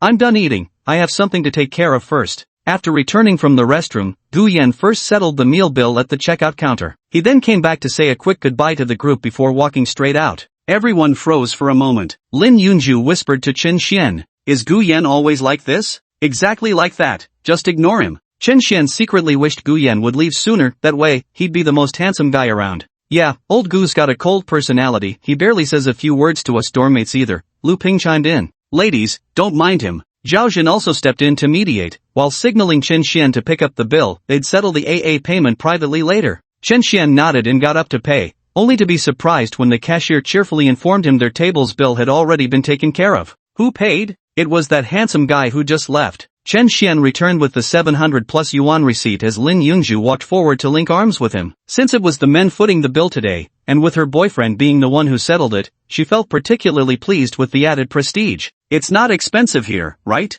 12 people eating for just over 700 isn't pricey," Chen Xian replied with an awkward smile. But old Gu already settled the bill when he left. The girls from the dormitory immediately looked surprised. They had initially thought that Gu Yan was aloof and hard to approach, but they didn't expect him to be so considerate. As for the 700 yuan, it wasn't a huge amount right after the start of the semester. Everyone had at least 2 or 3,000 in spare living expenses. Go back and divide the money evenly, then transfer it to him. But have you noticed, aside from being quiet, Gu Yan actually carries such an elegant air about him. Chen Xian, you must have his WeChat, right? Can you share his contact with me? Noticing that the other girls in the dorm seemed interested in Gu Yan, Zhang Ro quickly intercepted Chen Xian to ask for his WeChat ID first. Firstly, it could declare her stance and nip any ideas budding among the other girls in the dorm. Secondly, it would make Qin Mu, who kept stealing glances at her, back off, letting him know her heart was set on their roommate Gu Yan. Okay. Chen Xian was inwardly astonished. He hadn't expected Zhang Ro, whose beauty rivaled his own girlfriend's, to actively ask for Gu Yan's WeChat contact during their first dormitory gathering. If they hit it off, he wouldn't be the only one in the dorm with a girlfriend anymore. But thoughts aside, his fingers moved swiftly, sharing Gu Yan's WeChat with Lin Yunju first, who then forwarded it to Zhang Ro. The only one feeling sour was Qin Mu. During the meal, he repeatedly hinted at wanting to add Zhang Ro's WeChat, but she completely ignored him, only to turn around and ask for Gu Yan's contact instead. By the time the group dispersed, Gu Yan had already reached the side parking lot. He drove the Mercedes convertible out of campus and cruised around the roads for a while. After all, new cars need breaking in, and this being his first car, naturally he wanted to take it out for a spin. The convertible roof slowly retracted backward. The night breeze ruffled his hair as Gu Yan held the steering wheel with one hand, resting his left arm on the car door, savoring the cool evening wind. Just now, he took the initiative to pay the bill for a specific reason, to actively trigger the system's random tasks. This was a method he had discovered over the past 2 months, As long as he did something unusual, there was a high chance the system would reward him randomly. While driving, he checked the system's latest reward. System, a new academic journey, new social circles, your proactive emotional intelligence always yields unique rewards. Reward, Constitution +1. It's truly random. After 2 months of figuring things out, Guyen concluded that while the upper limit of random rewards was high, the guaranteed minimum was just a few hundred yuan. The chances of obtaining skills or titles were pitifully low. To obtain fixed rewards, one could only complete the main tasks assigned by the system. Still, attribute points aren't bad either. Guyen's physique has now reached 7 points, already over 2.1 times stronger than the average adult's base of 4 points, showing strong signs of approaching the threshold of peak human physique. After driving 2 laps around the roads outside Nanjing University, Guyen timed his return perfectly. After parking, he took shortcuts back to the dorm. Passing by a small pond near the side gate, he was startled by a dark figure crouching there. The other party was clearly startled by the sudden appearance of a boy. Guyen switched on his phone flashlight, the beam landing directly on the girl's face. Her delicate features bore the pallor of malnutrition, with slightly yellowish strands of hair hanging over her forehead. A piece of steamed bread was still clamped between her teeth, and she seemed utterly frozen under the sudden illumination, her ears turning crimson with embarrassment. The girl opposite turned out to be Shinwei. Eating alone out here? Guyen's gaze shifted to the girl's hands, half a stiff, cold steamed bun, and a tiny 50-cent bag of pickled vegetables clutched in her left hand. At her feet lay a faded, worn metal thermos that clearly wasn't meant for a girl. A wisp of steam still rose faintly from the cup's rim. It must have been hot water from the cafeteria. Without a word, Shinwei lowered her head, chewing vigorously on the piece of bun while hastily stuffing the vegetable packet into her pocket. She bent down to pick up the thermos. As she left, the girl pressed her lips together, not daring to look at Guyen. Her chapped lips moved slightly as she spoke in a voice as faint as a mosquito's hum. "Thank you for what you did earlier. I'll pay you back as soon as I can." With that, she turned on her heel and trotted off, disappearing down the path ahead.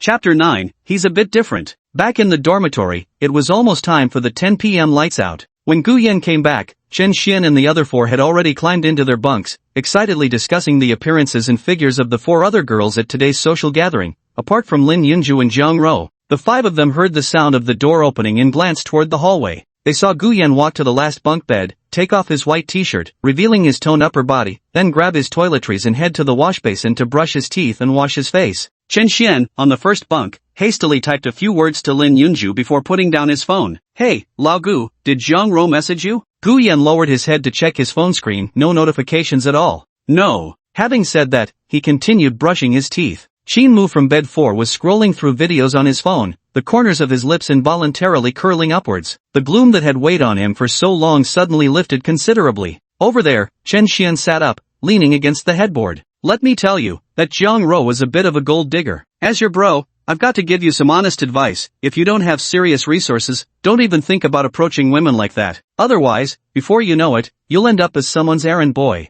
Not like me. My family owns 4 properties and a BMW X5. Sure, my dad's the one driving it, but we're definitely not poor. And my Yunju is completely different. She accepted my confession right after high school graduation, pure-hearted and devoted to me alone. As for me, I happily buy her whatever she wants." Among all 6 roommates, Chen Xian probably came from the wealthiest background. Both his parents worked as mid-level managers in multinational companies, enough to surpass 90% of people in Nanjing City. Not counting the system, Guyen's family circumstances were indeed worlds apart compared to others. Yet he had never once felt inferior because of his family circumstances. His father worked around the clock, earning money to support him with all his might, holding up the entire family, while his mother, Zhao Wanjun, was a housewife who had barely ventured beyond Xiqing her entire life, with little worldly experience. But she cared for Guyen with meticulous attention, shaping his values and morals, standing as a giant on his path of growth. With parents who loved him so deeply, regardless of their circumstances, Guyen harbored not the slightest resentment,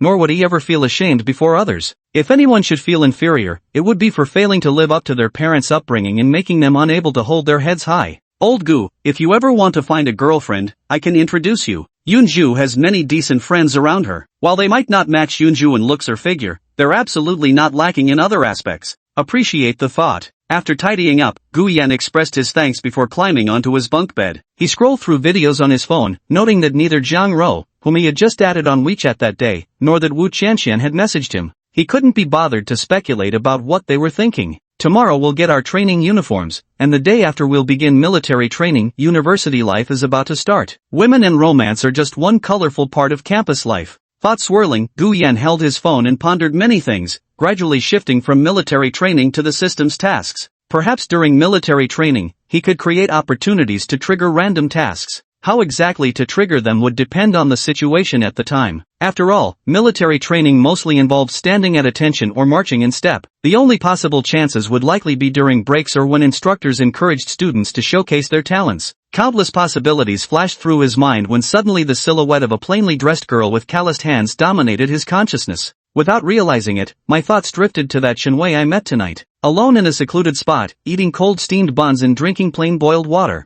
Almost cried desperately in public over 700 yuan. Insecure, sensitive yet stubborn, coming from a poor rural area, Gu Yan had worked harder and smarter than most to get accepted into Nanjing University, a prestigious first-tier institution. Gu Yan found himself lost in thought for no apparent reason, so much so that he even began to zone out. Meanwhile, in Lin Yunju's girls' dormitory, excitement filled the air as well. The 6 female roommates had washed up early and settled in bed. Just like the boys' dorm, their chatter revolved around cosmetics, dresses, jewelry bags and most prominently boys. Yunju, are you and your boyfriend both locals? Yeah, we went to the same high school. Lin Yunju lay on her bed, ignoring the text from Chen Xian as she slowly scrolled through pictures and prices of luxury items online. Zhao Xian from bed number 2 let out a surprised wow, leaning over the bedside railer with her fair little feet dangling in the air while curiously peering over. So you two were already together in high school? Well, with his family owning 4 properties in Nanjing, you'll never have to worry about buying a house. If I were you, I'd choose Chen Xian too. How lucky you are. Lin Yunju looked at the photos of luxury goods on the screen and couldn't help but smile when he heard Zhao Xian's envious words.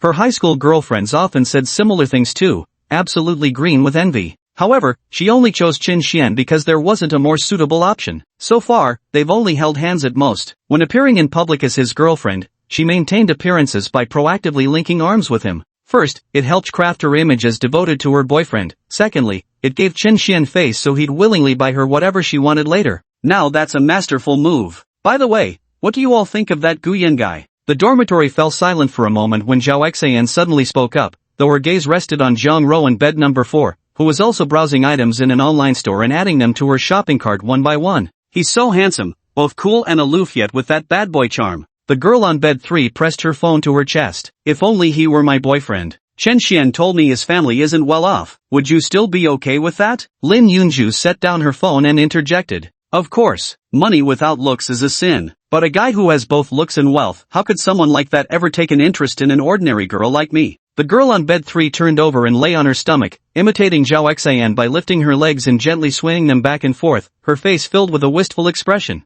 A guy like Gu Yan, who's handsome but comes from an average family, is exactly my type. Even if we had to eat husks and vegetables, that face would make any meal taste good, hee hee. Another round-faced girl on bed 5 chimed in with a giggle. Then you're too late. Our campus belle Zhang Rou already got his WeChat ID. By the way, Zhang Rou, have you texted handsome Gu yet? Just added as friends and messaging so soon? That makes you look desperate. Zhang Rou had her own calculations. She knew Gu Yan owned a Mercedes worth 600,000 to 700,000, yet he dressed very ordinarily on weekdays, probably the low-key type from a wealthy family. The more this was the case, the less she could afford to appear impatient. Being overly enthusiastic would make her seem too casual in his eyes. Wealthy men may like proactive women, but they would never marry those who come across as too easy. What? You added him but haven't sent a single message yet? You'd better hurry up then. Today I heard a sophomore senior also added handsome Gu as a friend on WeChat. Zhao Xian had an outgoing and cheerful personality, excelling at socializing. On enrollment day, she had already visited several nearby dorm rooms on their floor and hit it off with many girls. News naturally travels fastest.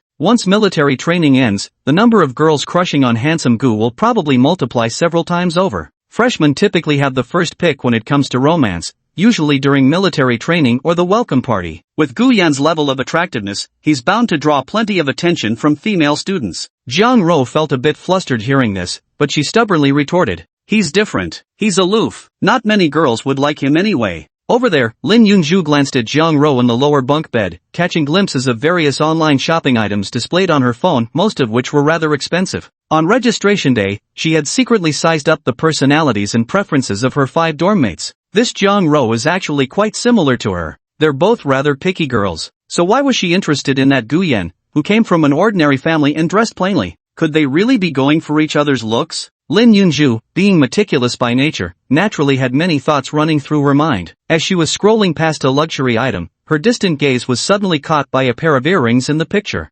Wait! She looked at the rose gold earrings with a sense of familiarity. Suddenly recalling dinner earlier, she realized the rose gold earring on Guyan's left ear in the corner booth was exactly the same. The more she compared them, the more identical they appeared. She hastily opened another webpage to search for Bulgari rose gold earrings. The moment she saw the price, her eyes widened in shock. 10,008? Meaning the supposedly average income Guyan that Chen Xian mentioned was wearing earrings costing 5,004 apiece? She suddenly recalled Zhang Rou's earlier words, he's different. Now it seemed he truly was different, he had concealed it so well. Chapter 10, The Class. Early the next morning. Early morning, the 6 residents of room 502 were already cleaning their dormitory. The previous year's seniors had left, leaving behind scraps of paper and dust in every corner. Joking aside, everyone in the dorm still took cleanliness quite seriously. No one wanted to spend their college years living in a garbage dump. Even Chen Xian, who usually boasted about his family's 4 properties, was now wielding a mop and scrubbing the floor back and forth. Along with Lu Ping, Chen Xing, Zhaozhen, Qin Mu, and Gu Yan, they cleaned everything from the wash basins and toilets to their respective wardrobes and desks. By noon, Chen Xian gathered everyone to head to the second cafeteria for lunch. It was all cafeteria food, but the taste wasn't bad at all. Gu Yan thought it was definitely better than the dining hall food back in high school.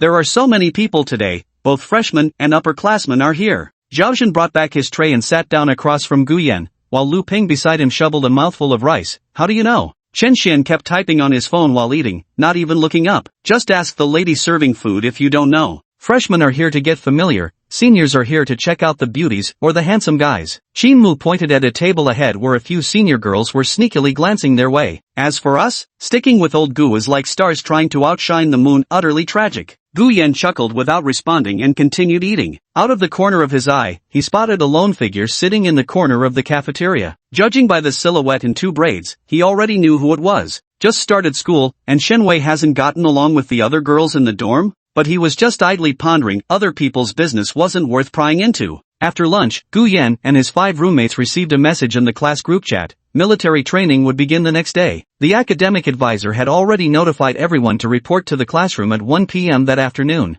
They probably ought to get to know each other. When the group of 6 packed up their lunch trays to leave, Gu Yan deliberately glanced at that solitary girl. On the tray before her was a large bowl of rice, but her dish plate held only a few greens, with a serving of the all-too-familiar pickled vegetables in the side compartment. As if afraid of being mocked, Shen Wei kept her head down, taking small bites without even noticing Gu Yan walking past her. After leaving the cafeteria, the 6 hurried to the teaching building and quickly found classroom 204 with other arriving classmates, where their major was assigned. By then, quite a few people were already scattered inside, gathering in small groups of about a dozen, mostly clustered by dormitory units. Every time someone entered, the crowd would glance over. If it was a dorm mate, they'd inevitably wave and call them over to sit together. Gu Yan followed Chen Xian and the others into the classroom. Standing at 185 centimeters, his height made him particularly conspicuous in the crowd, drawing plenty of attention the moment he stepped inside. The finance department has always had a balanced ratio of men and women. Naturally, there are quite a few female students. Our class actually has such a handsome guy? Can you help ask what that handsome guy's name is? No need, the counselor will take attendance later. For years of university in the same classroom with this hottie, just thinking about it makes me so excited. So this is what having a crush feels like. I feel like I'm going to fall in love. What if I accidentally have a baby in university? What if the baby turns out ugly? Then when they grow a little, which kindergarten should they attend? And then elementary school, middle school, college, eventually even grandchildren. Ugh, I'm not falling in love anymore. The male classmates who had been defeated by the love-struck girl covered their faces and instinctively distanced themselves from her. Gu Yan, who was bearing the weight of everyone's stares, wasn't comfortable either. Being too conspicuous made even walking feel unnatural. As for Chen Xian, Zhaozhen, and Qin Mu walking ahead, it went without saying. The moment they sat down in the back row, they immediately started complaining to Gu Yan. If we'd known earlier, we wouldn't have walked in front. Now we look like your entourage of bodyguards. Lu Ping's words annoyed Chen Xian the most. He took out his iPhone and sat aside to chat with Lin Yunju, asking about her class situation and subtly probing whether Zhang Rou might have a chance with Gu Yan. Soon, Counselor Zhao Rong entered the classroom with the roster in hand. Having worked here for 6 years, she was quite competent as a counselor. Stepping onto the podium, she first made a humorous self-introduction, then congratulated all the present students for entering their ideal university.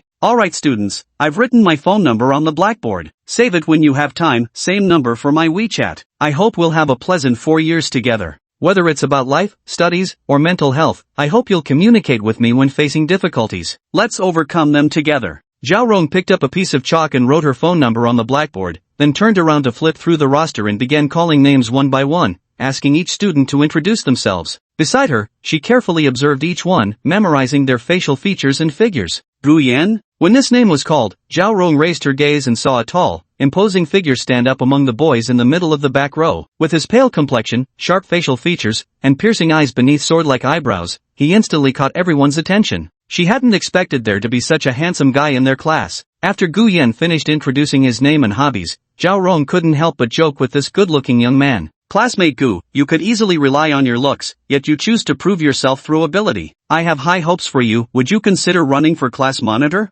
No need for that, I'm lazy. Gu Yan succinctly expressed that he had no interest in such matters. He came to university wanting to enjoy leisurely time outside of classes, not to busy himself with endless trivial tasks. Running for class monitor or student union positions may sound noble, framed as training for entering society later. To put it bluntly, he'd just become some overworked errand boy. Over there, seeing that Gu Yan genuinely had no interest in this, Zhao Rong didn't push further. Within the next hour or so, the class quickly selected their student leaders. A girl named Xiao Lingling became class monitor. Gu Yan leaned back against his chair, completely oblivious to the noisy classroom, his gaze distant as if lost in thought. Let's put class matters aside for now. Next Monday, that is, tomorrow, you'll all begin military training. I believe you're no strangers to it. Although it will be exhausting and tough, I have faith that every student in this class can endure it. Zhao Rong called over Xiao Lingling, saying, Monitor, gather a few boys and follow me to the office to collect the training uniforms. Bring them back to the classroom and distribute them to everyone. Height and weight had already been recorded on the first day of enrollment during registration and procedure filing,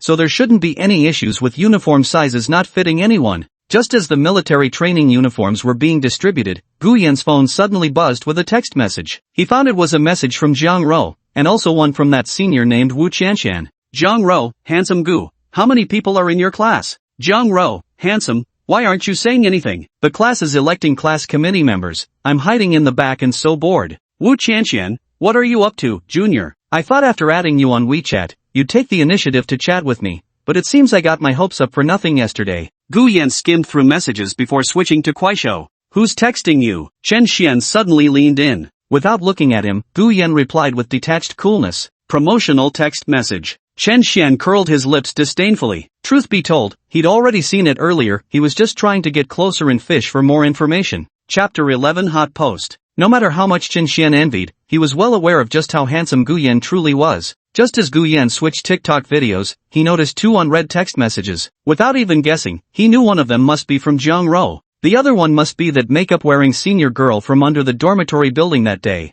Although that senior wasn't exceptionally beautiful, her figure surpassed even his girlfriend Lin Yanju's, let alone Jiang Ro's. There was a beauty to her maturity and voluptuousness. How come all the good things happened to him? I'm handsome too, and my family's rich. Chen Xian gripped his phone, head lowered. The classroom chatter turned into a meaningless buzz in his ears. Gu Yan beside him remained oblivious to Chen Xian, unaware of his nearly contorted expression. Soon after, Zhao Rong returned with Xiao Lingling and several other male classmates. Come collect your training uniforms for military training according to the list, choosing the right size for yourselves. Everyone then proceeded to try them on right in the classroom, slipping the uniforms over their clothes to check the fit. If the size wasn't right, they could immediately inform the counselor to exchange for another. Gu Yan naturally gave it a try in the classroom as well. With the military training jacket draped over his white t-shirt, his tall frame and well-defined muscles stood out in the camouflage outfit, accentuating his rugged, untamed features, a beauty of an unconventional kind. The female classmates couldn't take their eyes off him, with some even secretly snapping photos of Gu Yan in his uniform, leaning against the window while gazing outside,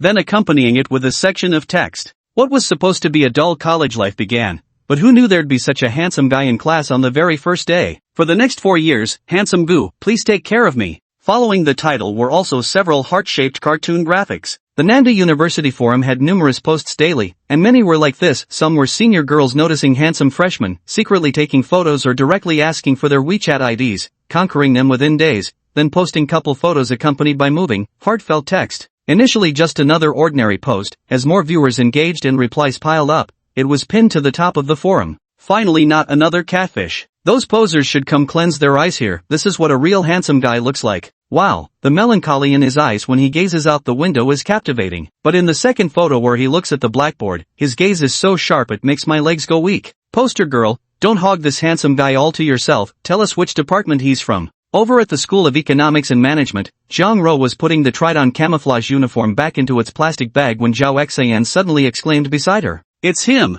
Then, she tugged on Zhang Ro's sleeve. "Zhang Ro, look, Gu Yan's been featured on the front page of the university forum with tons of replies. He's about to go viral." "What?" Zhang Ro quickly put down the plastic bag and stood beside Zhao Xian, staring at the screen displaying Gu Yan leaning by the window. "It really is him. Who knew he'd be this popular?" "Of course he's popular. A handsome guy like him would be top tier even in the entertainment industry, and that's without any makeup." Zhang Ro pressed her lips together, unable to suppress the smile on her face as she glanced down at her phone. Remembering the 2 text messages she'd sent that morning, both unanswered, her face couldn't hide the disappointment. From middle school to high school, she had always been considered a goddess, especially with her long, slender legs that few girls could rival. Even her roommate Lin Yunju could only match her in facial beauty. Just comparing legs alone, hers could put the other girl to shame. How could he ignore her when she was this charming? At this thought, Zhang Ro couldn't help feeling a twinge of melancholy. "I'm sending you this text, shameless as it may be. If you ignore me, then I'll ignore you too." Her expression naturally didn't escape Lin Yunju's notice. Seeing that this handsome guy hadn't developed a romantic relationship with her roommate, she felt quite relieved. However, she wouldn't show any schadenfreude on her face, and even used a comforting tone to widen the distance between the two further. "Zhang Ro, as you can see, this Gu Yan is quite popular. But with men, looks aren't everything. Ability and family background are also pillars for a future family. When looking for a boyfriend, you should find someone reliable." Zhang Ro nodded, but what she was thinking was completely different from what Lin Yunju said. Someone who could drive a Mercedes convertible to university must come from a good family. Gu Yan's aloof demeanor surely stemmed from his upbringing. As an ordinary girl from a modest background, she'd need to put in considerable effort to catch up with such a cultured, somewhat distant rich second-generation heir. Having made up her mind, Zhang Ro's mood brightened considerably. She cheerfully asked her dorm mates as they walked downstairs together, "I know what to do now. By the way, since military training starts tomorrow and I haven't bought sunscreen yet, how about we go downtown together after lunch?" "Great, I need to buy some too," Zhao Xian chirped happily, bouncing a little with excitement. "I won't be going," said the other 3 girls, shaking their heads. "What about you, Yunju? My sunscreen seems to be running out too." Lin Yunju had nothing better to do anyway, perfect for some shopping. Bringing Chen Xian along would mean he could foot the bill, giving her a chance to show off in front of Zhang Ro and Zhao Shen. After the 3 girls finalized their plans, Lin Yunju quickly sent Chen Xian a text, mentioning that Zhang Ro and Zhao Xian would be coming along. Over at cafeteria number 2, Gu Yan and his friends were chatting idly after lunch when Chen Xian received the message. His face lit up with excitement. "I won't be joining you guys this afternoon," he announced. "I'm going out shopping with my girlfriend." "Damn it, brother Chen, we agreed to play 5-man squad together, and you actually ditched us halfway through." "Can't help it, I'm a guy with a girlfriend, can't be as carefree as you all. I've got to help carry the shopping bags." Though Chen Xian made it sound like a chore, his words were dripping with boastfulness from start to finish. Moreover, he didn't tell the others that Zhang Ro and Zhao Xian were also going shopping, one being a long-legged beauty who didn't lose out to his own girlfriend, while the other was slightly less stunning but still above average,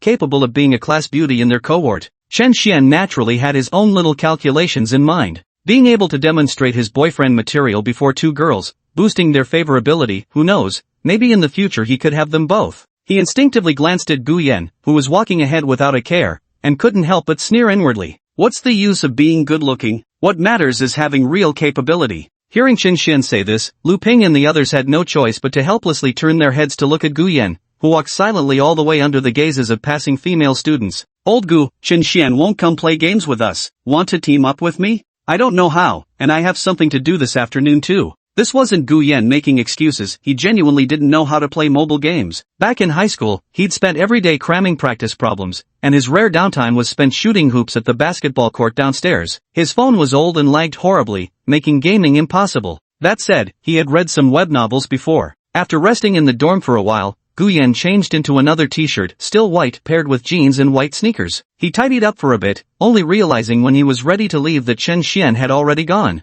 He bid goodbye to his 4 roommates, who were engrossed in a heated mobile game, then left the dorm building and strolled leisurely toward the side gate parking lot of Nanjing University. Aside from a few sophomore and junior couples coming and going, no one paid him any attention. My brand new convertible Mercedes had already gathered a thin layer of dust. Opening the door and sliding inside, I started the engine and quickly drove away from the side gate, following the navigation's directions all the way to the bustling holiday plaza in downtown Nanjiang. The square was built in a U-shape with 3 floors in total. He parked his Mercedes in the open-air parking lot outside, then wandered around the counters and shops on the first floor. Most of them sold cosmetics, along with women's lingerie and jewelry stores. There were also 2 luxury boutiques, but they were completely deserted inside. He still had over 30,000 yuan left, and buying luxury goods seemed utterly pointless. Better to just freeload off the system later. As he reached the second floor, Guyan spotted the Huawei logo ahead and decided it was time to replace the outdated phone in his pocket. With that thought, he stepped inside. Chapter 12, Monthly Allowance. Sir, welcome to Huawei. Pushing the door open to enter the phone store,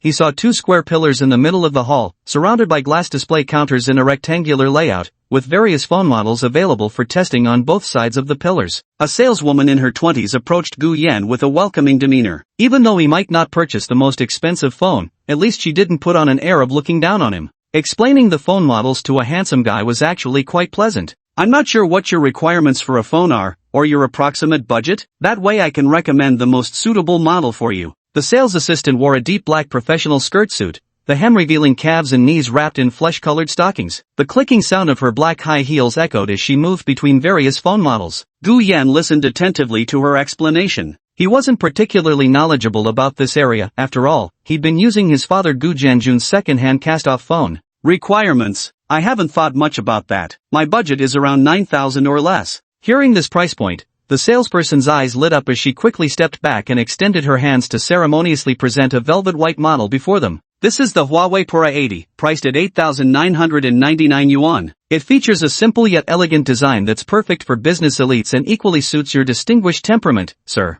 I'm a student. That makes it even better. A phone like this would surely draw envious glances from many people. Those suited for sales naturally possess the gift of persuasive speech. If you enjoy photography, sir, this phone would be perfect for you. It's equipped with the Kirin 9100 chipset in HarmonyOS, featuring satellite communication and AI photography, ideal for researchers and photography enthusiasts. Its design is elegantly minimalist yet undeniably stylish. Guyan was quite taken with this model too. He nodded and said, I'll take this one then. Let's check out now. Deal sealed. The salesperson felt a surge of joy and quickly put down the display model, ushering Gu Yan to the counter to process the purchase. Soon, a staff member brought over the Pura 80 phone, transferring contacts from his old device along with payment and WeChat data. Finally, the phone was handed to Gu Yan in its box along with a shopping bag, presented with both hands. After paying the bill, Gu Yan stepped out of the phone store and glanced at his outfit. Head to those street market finds totaling less than 100 yuan. Since I'm already here, might as well buy a few decent outfits. Shame the system didn't trigger a random task though. Gotta dip into my savings. Just as the system was mentioned, its voice suddenly rang in Gu Yan's mind. Asterisk ding. As a male god, how can you dress so shabbily? Spend your limited funds wisely to elevate your image. Status, incomplete. Reward, monthly allowance of 100,000 yuan. Asterisk. An allowance, steady and lasting. Not a bad reward at all. At the very least, it spared Gu Yan from any financial worries. Even if the random tasks didn't offer much monetary compensation, this monthly allowance alone would let him coast comfortably through all 4 years of university.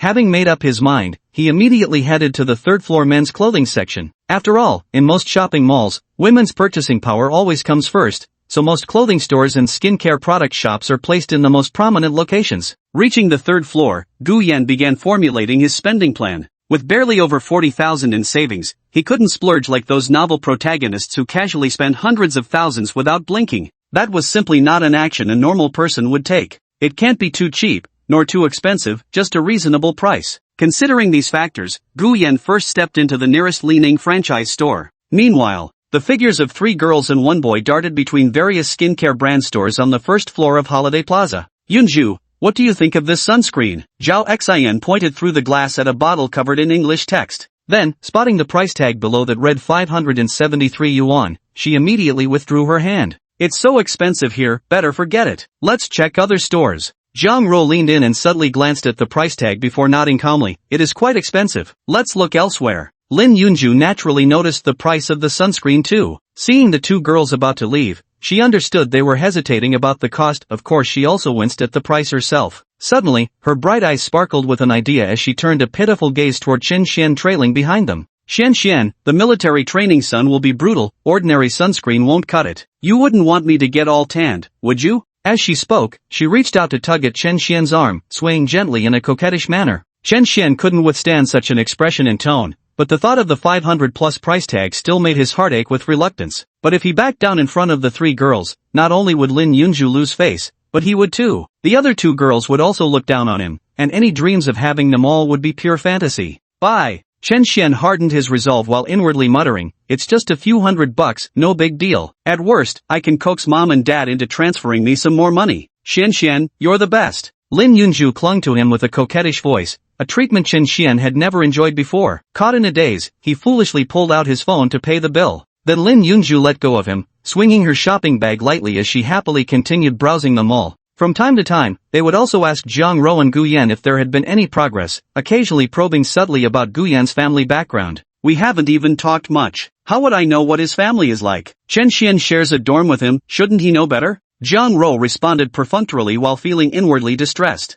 That Gu Yan was simply too aloof, or perhaps it felt like he just wasn't interested in her at all. Otherwise, why hadn't he taken the initiative to send her a message all this time, even just one? Oh, so you're asking me about this? Chen Xian hurried to catch up with the three girls and said excitedly, when old Gu arrived, there wasn't a single brand name item on him. Some of his clothes were even wrinkled, as if he'd been wearing them for years. His shoes were dirty and worn too. If his family were really well off, why would he show up on his first day at Nan University dressed like that? Zhao Xian and Lin Yunju nodded silently, especially the latter who instinctively stole a glance at Zhang Rou. Could Zhang Rou really be interested in Gu Yan just because he's good-looking? However, she didn't continue speculating. Instead, she deliberately asked in a leading tone, half serious and half joking, by the way, I remember last time we had dinner together, I noticed the earring on Gu Yan's left ear. It looked familiar, like it might be from Bulgari. Chen Xian laughed, ha, Yunju dear, don't you know there are knockoffs on the market? You could buy a pile of them for just dozens of yuan. Lin Yunju's mind suddenly became much clearer. That's right. How could I assume he's some rich second generation just because of an earring? If he really were, wouldn't his parents have dressed him in something more presentable rather than those plain, even slightly shabby clothes? Wouldn't that be embarrassing for the family? The thought that he wasn't from a wealthy family made her feel somewhat relieved. This way, she wouldn't feel like she'd missed out on an opportunity to become a rich man's wife. With that, she affectionately took Zhang Rou by the hand. You two haven't picked out sunscreen yet. Let's go take a look over there. Sure. Zhang Rou smiled. Naturally, she knew the cosmetics over there were quite ordinary, but hearing Lin Yunju say it out loud still made her somewhat uncomfortable. Soon after, she and Zhao Xian picked out the same brand of sunscreen, and the two decided not to play third wheel any longer, heading back home together first. Just as they were stepping out, the two unexpectedly ran into Gu Yan, who was loaded down with large and small bags clutched in his hands. Isn't this handsome Gu, buying so many clothes? Zhao Xian watched from afar before pulling Zhang Rou along to catch up, probably thinking it would be nice to return to school together,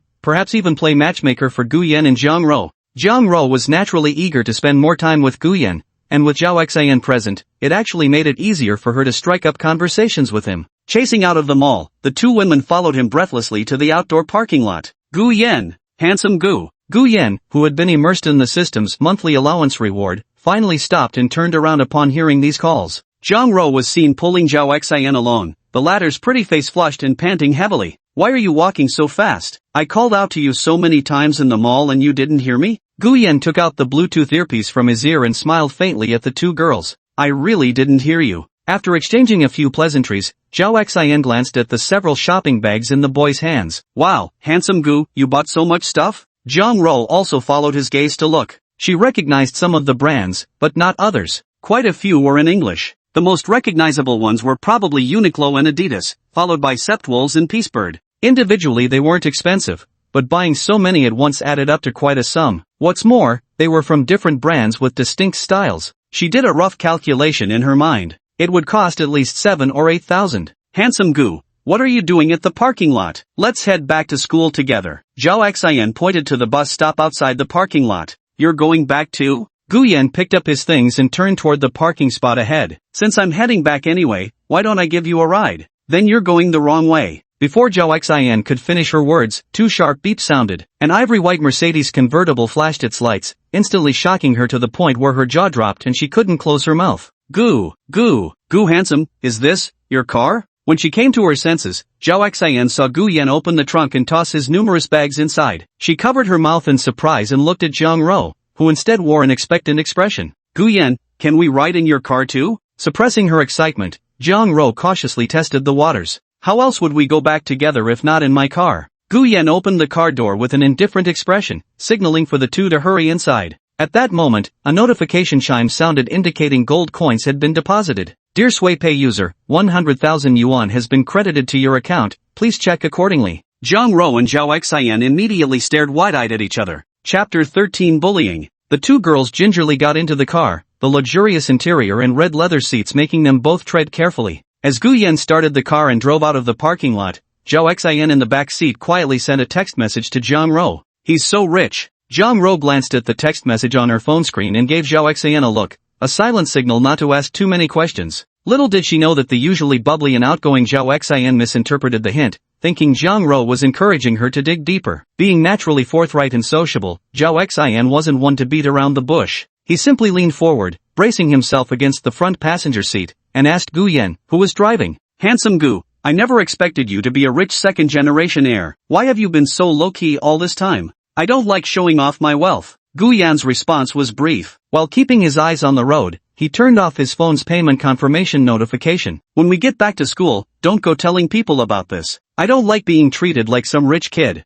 Got it. I promise not to say anything. Zhao Xian watched as he casually tossed his phone onto the passenger seat. She knew a thing or two about phones. This Huawei model was several times more expensive than what they usually used. Handsome Gu, was that 100,000 yuan just now, your allowance? Got it. Without turning his head or changing expression, Gu Yan added in an indifferent tone, monthly allowance. The two girls in the back seat were instantly dumbfounded. Zhang Ro clenched her fingers, utterly shocked. A monthly 100,000 yuan was no small impact for her. Her family lived in the second ring of Xiqing. They weren't poor, but certainly not wealthy either. Since she was a girl, her monthly allowance was slightly higher, yet even then, it only amounted to 2,500 yuan, sometimes barely scraping past 2,000. Zhao Xian was in much the same situation. After all, 95% of students are ordinary people, receiving a monthly allowance of just over 1 to 2,000 yuan, not to mention those from impoverished backgrounds. What does 100,000 yuan even mean? A significant portion of families couldn't save that much in an entire year, yet Gu Yan gets that amount as monthly pocket money. Brother Gu, you're such a flexer. Just said you don't like showing off wealth yet. Facing such a rich second-generation heir, she suddenly felt an invisible gap between them, her words coming out awkwardly. Gu Yan glanced in the rearview mirror, noticing the expressions on the two girls' faces, then smiled faintly. I'm just telling the truth. But there's no need to be nervous. Rich people are still people. Can't you see I'm not wearing expensive clothes? Zhang Ro couldn't help but silently complain in her heart. It's not expensive, but buying 7 or 8,000 in one go, that's definitely pricey. I've never been this close to a rich person before. Zhao Shen's carefree personality gradually re-emerged as she laughed heartily. Never expected one of my classmates to be so wealthy. Talking about this in the future will be such a brag. Zhang Ro giggled along, doing her best to maintain a ladylike demeanor. Gu Yan, you're so well off and handsome, you must have had girls chasing after you all through high school, right? The Mercedes maintaining a steady speed fell silent for a while. After turning a corner, Gu Yan finally spoke slowly. No. Glancing at the women's surprised, disbelieving expressions in the rearview mirror, he smiled candidly and said, I pursued a girl in my second year of high school, but she turned me down. During my final year, I focused entirely on studying. After graduation, I spent most of the summer at home. Zhao Xian's eyes lit up as she quickly blinked at Zhang Ro. It roughly means, girl, your chance is here, grab it quick. Zhang Ro took a deep breath, leaning slightly forward with her hands on the center console. So, Gu Yan, have you ever thought about finding a girlfriend in university? It depends on fate, and also that feeling when your heart skips a beat. Gu Yan told the truth. He might not believe in love, but he firmly believed in attraction. If he didn't even feel a spark for a woman, then even if they ended up together, his heart wouldn't truly be with her. Since we're going to fall in love in college, let's do it openly and unreservedly. Sticking together half-heartedly would only lead to more arguments, ultimately ending in an unpleasant breakup. Hearing these words, Zhang Ro averted her gaze and didn't press further, nor would she ask foolish questions like, what do you think of me? His statement made it clear he felt no romantic spark for her. Moreover, being clingy would only make Gu Yan look down on her, potentially ruining even their friendship. Along the way, Zhao Xian kept the atmosphere lively by chatting with Zhang Ro, frequently highlighting Zhang Ro's virtues and sharing amusing anecdotes to engage Gu Yan as well. Soon, the trio arrived back at the side entrance parking lot. Gu Yan unloaded all the purchased items and handed two security guards a pack of cigarettes, costing just over 200 yuan, not particularly expensive. This thoughtful gesture inevitably earned him additional points in the eyes of Zhao Xian and Zhang Ro, who were waiting for him. After all, someone who understands human relationships and social graces wouldn't have low emotional intelligence. Once they parted ways with Gu Yan and returned to the girls' dorm, Zhao Shen let out an excited shriek the moment the door closed.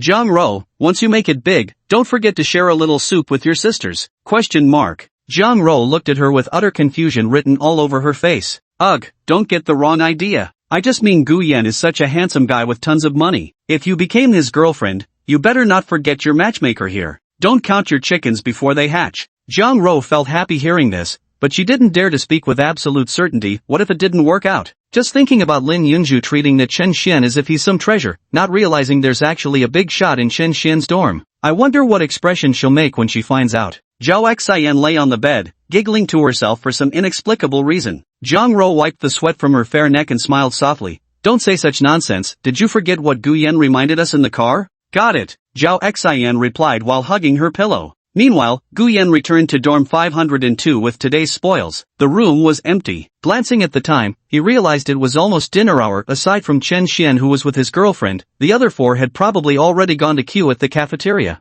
Just 2 days into their freshman year, everyone was still buzzing with the thrill of the new environment. But in a couple of months, they'd likely be groveling and calling each other daddy just to get a meal brought back. Gu Yan took out the clothes from the bag and hung them in the wardrobe before leaving the dormitory building to grab a meal at the second cafeteria. On the way, he ran into Lu Ping, Xin Mu, and the other two, who had just finished eating and were smoking cigarettes. Old Gu, if you'd come any later, there'd be no food left, Zhao Jin said, fishing out a pack of cigarettes from his pocket and handing one to Gu Yan. Where'd you run off to this afternoon? Lu Ping chimed in. Only Qin Mu remained somewhat distant toward Gu Yan due to the incident involving Zhang Ro last time. Just wandered around town. Guess I'll head to dinner then. Gu Yan took the cigarette and tucked it into his pocket. After greeting the four of them, he headed straight to the cafeteria. With money in his wallet now, he naturally didn't want to skimp on himself. He went straight to the second floor, ordered 2 stir-fried dishes and a bowl of seaweed vermicelli soup, then sat down by the window on the right side of the second floor. About halfway through the meal, faint sounds of scolding and quiet sobbing drifted up from below the window frame. He set down his chopsticks and walked to the window. The side of the cafeteria's second floor faced a red brick wall,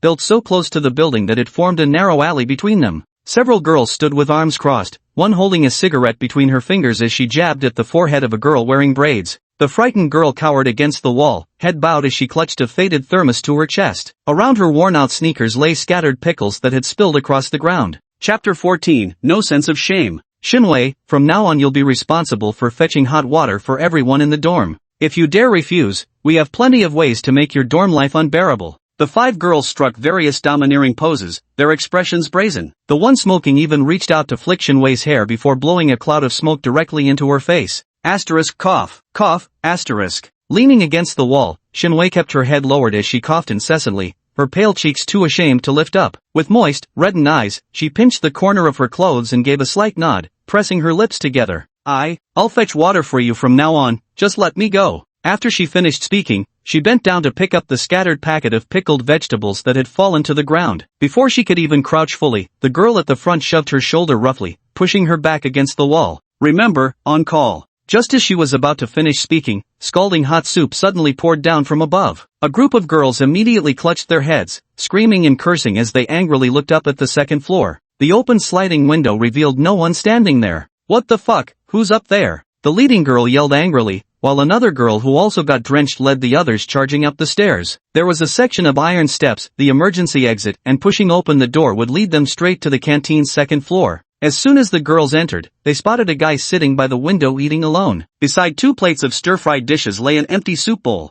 Was that you who dumped it? Gu Yan slowly raised his face, his striking, well-defined features making several girls' eyes light up. His fair skin, thick sword-like brows, and piercing gaze locked onto them. I dumped it. Didn't suit my taste, so I tossed it outside. The girl who reacted first furrowed her brows, pressing one hand on the table. You splashed it all over us. I'm sorry, I didn't notice. Gu Yan replied curtly as he lifted his left hand, taking out his phone to open WeChat Pay. Here, let me compensate you some money to buy new clothes. The lead girl was about to say something more when a roommate behind her quickly tugged at her sleeve, then flashed a bright smile at Gu Yan. Handsome, if it's just a misunderstanding, then forget it. Clothes can always be washed when we get back. Having said that, he urged the other girls to leave quickly. Once they reached the second floor, the leading girl's face flushed with anger. Zhang Xian, what are you doing? Why won't you make him pay for it? Please, didn't you see the watch on that handsome guy's left wrist? That's an Audemars Piguet Royal Oak offshore mechanical watch. Crazy expensive. How much? The other three girls whispered. Over 100,000. A collective gasp filled the air. The vocal leader of the group instantly deflated. Is it really that expensive? My dad loves luxury watches. Can't afford them but studies them constantly, so I picked up some knowledge. The girl named Zhang Xian glanced at the cafeteria and whispered, "We'd better not provoke these rich second-generation kids. If we demand compensation now, it'll be hard to talk later. Let's not take the money, that way he'll owe us a favor." Serves him right for splashing soup all over us. I wouldn't have guessed you had such emotional intelligence. The five girls immediately felt much better and stopped blaming him for what had happened earlier,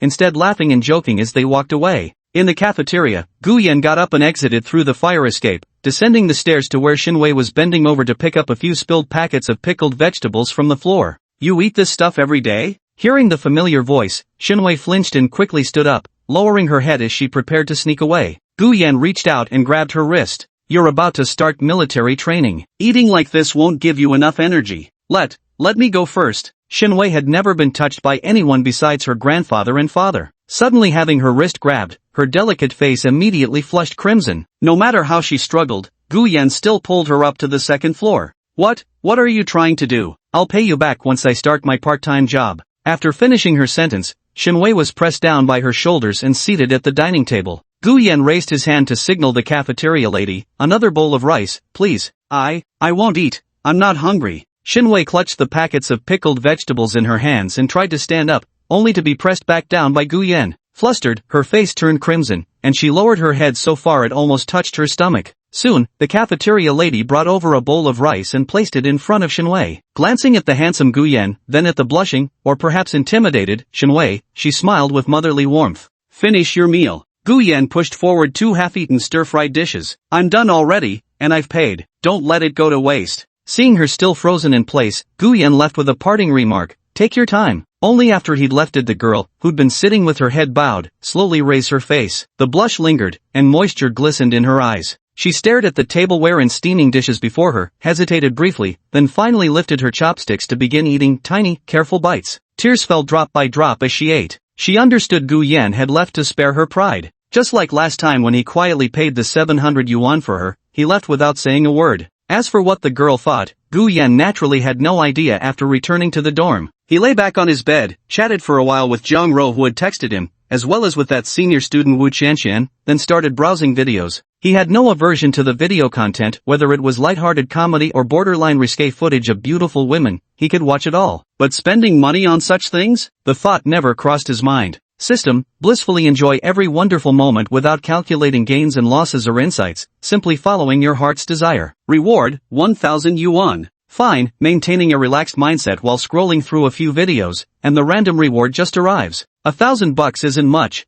but every little bit helps. As lights out approached, Chen Xian returned to the dorm and instinctively glanced at Gu Yan who was leaning against the bedhead scrolling through his phone. Well, he exclaimed. "Old Gu, got a new phone?" "Yeah, just bought it today." Chen Xian didn't mention it, and the others hadn't noticed yet. After all, as soon as Gu Yan returned, he lay on the bed without deliberately showing off. "That phone looks pretty high-end. What brand is it?" Before Gu Yan could answer, Chen Xian had already spoken first. "It's a domestic phone, but quite expensive." "Seriously, Lao Gu, if you have that kind of money, you should just buy an iPhone instead." With that, Chen Xian took out his iPhone, bought last year, and showed it off. Gu Yan just scoffed twice without even turning his head. "Chen Xian, where have you been all day?" Black big brother Chen Xing poked his head out from the bed and asked. "Of course I spent the day with my girlfriend. You losers who've never even held a girl's hand wouldn't understand what a hassle it is shopping with one." Chen Xian slumped into his chair complaining, propping his feet on the desk as he lit a cigarette with a sigh. "You've all seen my girlfriend before, beautiful girl, but turns out she's so clingy, afraid I'll dump her or something. Just now, she wouldn't leave until we had dinner together, so reluctant to go back to her dorm, I tell you."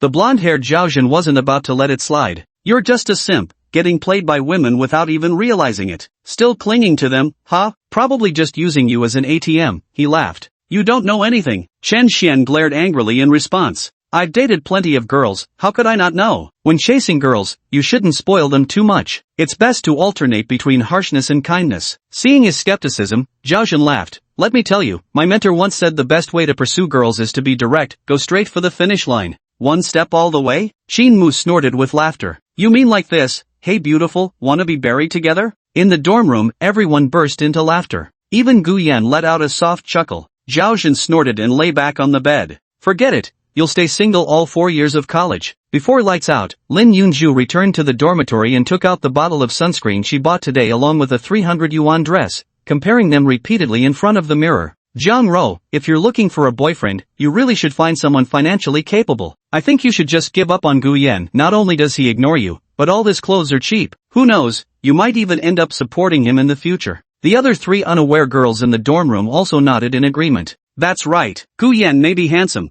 but his personality is too cold. He definitely doesn't understand romance. Jiang Ro, you're as pretty as Yunju. You should find someone with conditions similar to Chen Xian. One of the more infatuated girls chimed in. If Jiang Ro isn't going to pursue him, then I will. I honestly wouldn't mind if he's broke. After packing away her cosmetics, Lin Yunju turned back, shot the girl a sidelong glance, sat down on her chair to apply moisturizer, and continued chatting with Jiang Ro across from her. Someone like Chen Xian with his qualifications is truly rare. As for those kids from wealthy families, most either study abroad to become returnees or pay their way into elite universities. The chances of running into one at our southern university are slim to none. Zhao Xian lay sideways on her bed, watching Lin Yunju below giving herself a pedicure. Several times she nearly spoke up, only to be stopped by warning glances from Jiang Ro. This made straightforward Zhao Xian stifle her words by burying her head in a pillow. Ah, I really want to say it. That Chen Xian of yours can't even afford one of their car wheels. Fortunately, the lights went out soon enough. Whether in the boys' dorm or the girls' dorm, most of the conversation revolved around tomorrow's military training.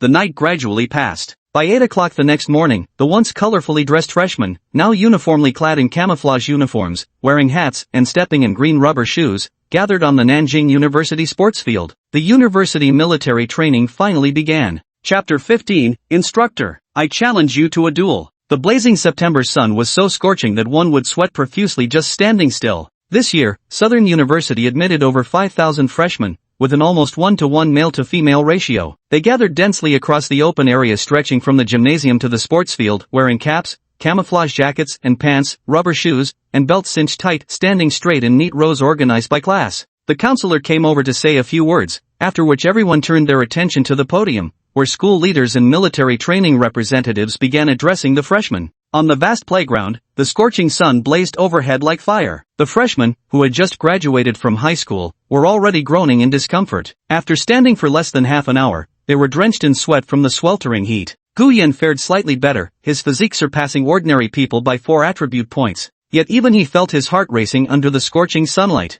After the military instructor representative finished speaking on the stage and jogged down, a group of 10 to 20 instructors quickly assembled and lined up before him. Apparently, assignments had been made. Among them, a tan man about 1.75 meters tall, wearing a military cap, swiftly approached Gu Yan's class, Finance Class 5. Attention! The drill instructor bellowed at the top of his lungs. Gu Yan's class of over 40 students instinctively straightened their legs and puffed out their chests. Under the collective gaze of the students, the instructor stood with his hands behind his back, legs spread like an unshakable mountain. My surname is Li. You will address me as Instructor Li. I'll be leading your military training for the next week. Training begins now, company, at ease. The students scarcely had time to shift their feet apart before the command attention echoed across the formation again. Instructor Li began roll call with the first student in the front row. This simple command had to be repeated 7 or 8 times before execution was deemed satisfactory. Gu Yan understood perfectly well this was the instructor's opening lesson in establishing authority, while simultaneously teaching discipline and unity. However, the morning military training didn't last too long. By 11:40 a.m., they announced dismissal. All freshmen could only eat the standardized dishes provided during training period at cafeteria 1 or 2. No ordering a la carte from the second floor stalls was allowed. Damn, by the first morning, my back was practically broken. Entering the cafeteria, Lu Ping took off his cap as soon as he sat down with his tray, clutching his lower back with a pained grimace. Haven't stood like this for ages. Thinking about 7 more days of this could kill a man. You'll get used to it. Gu Yan wiped the sweat from his forehead and calmly sipped his rice porridge. Due to military training, he had removed his earrings and watch, and even locked his phone in the dormitory wardrobe drawer. He picked up a bite of food with his chopsticks, his gaze sweeping over the passing freshmen around him. Perhaps because there were too many people, all dressed in camouflage uniforms, it was difficult to spot the lovely figure he wanted to see. Old Gu, which beauty are you looking at? Zhao Zhen gently nudged Gu Yan with his elbow. Let me have a look too. Wasn't looking at anyone, just glancing around, that's all. Chen Xian, Chen Xing, Qin Mu, and Lu Ping naturally didn't believe him and started scanning the surrounding area, eyeing every female passerby or those eating and drinking nearby. Perhaps due to the uniform attire and everyone's flushed, sweaty faces, none of the girls seemed particularly special, they all looked roughly the same.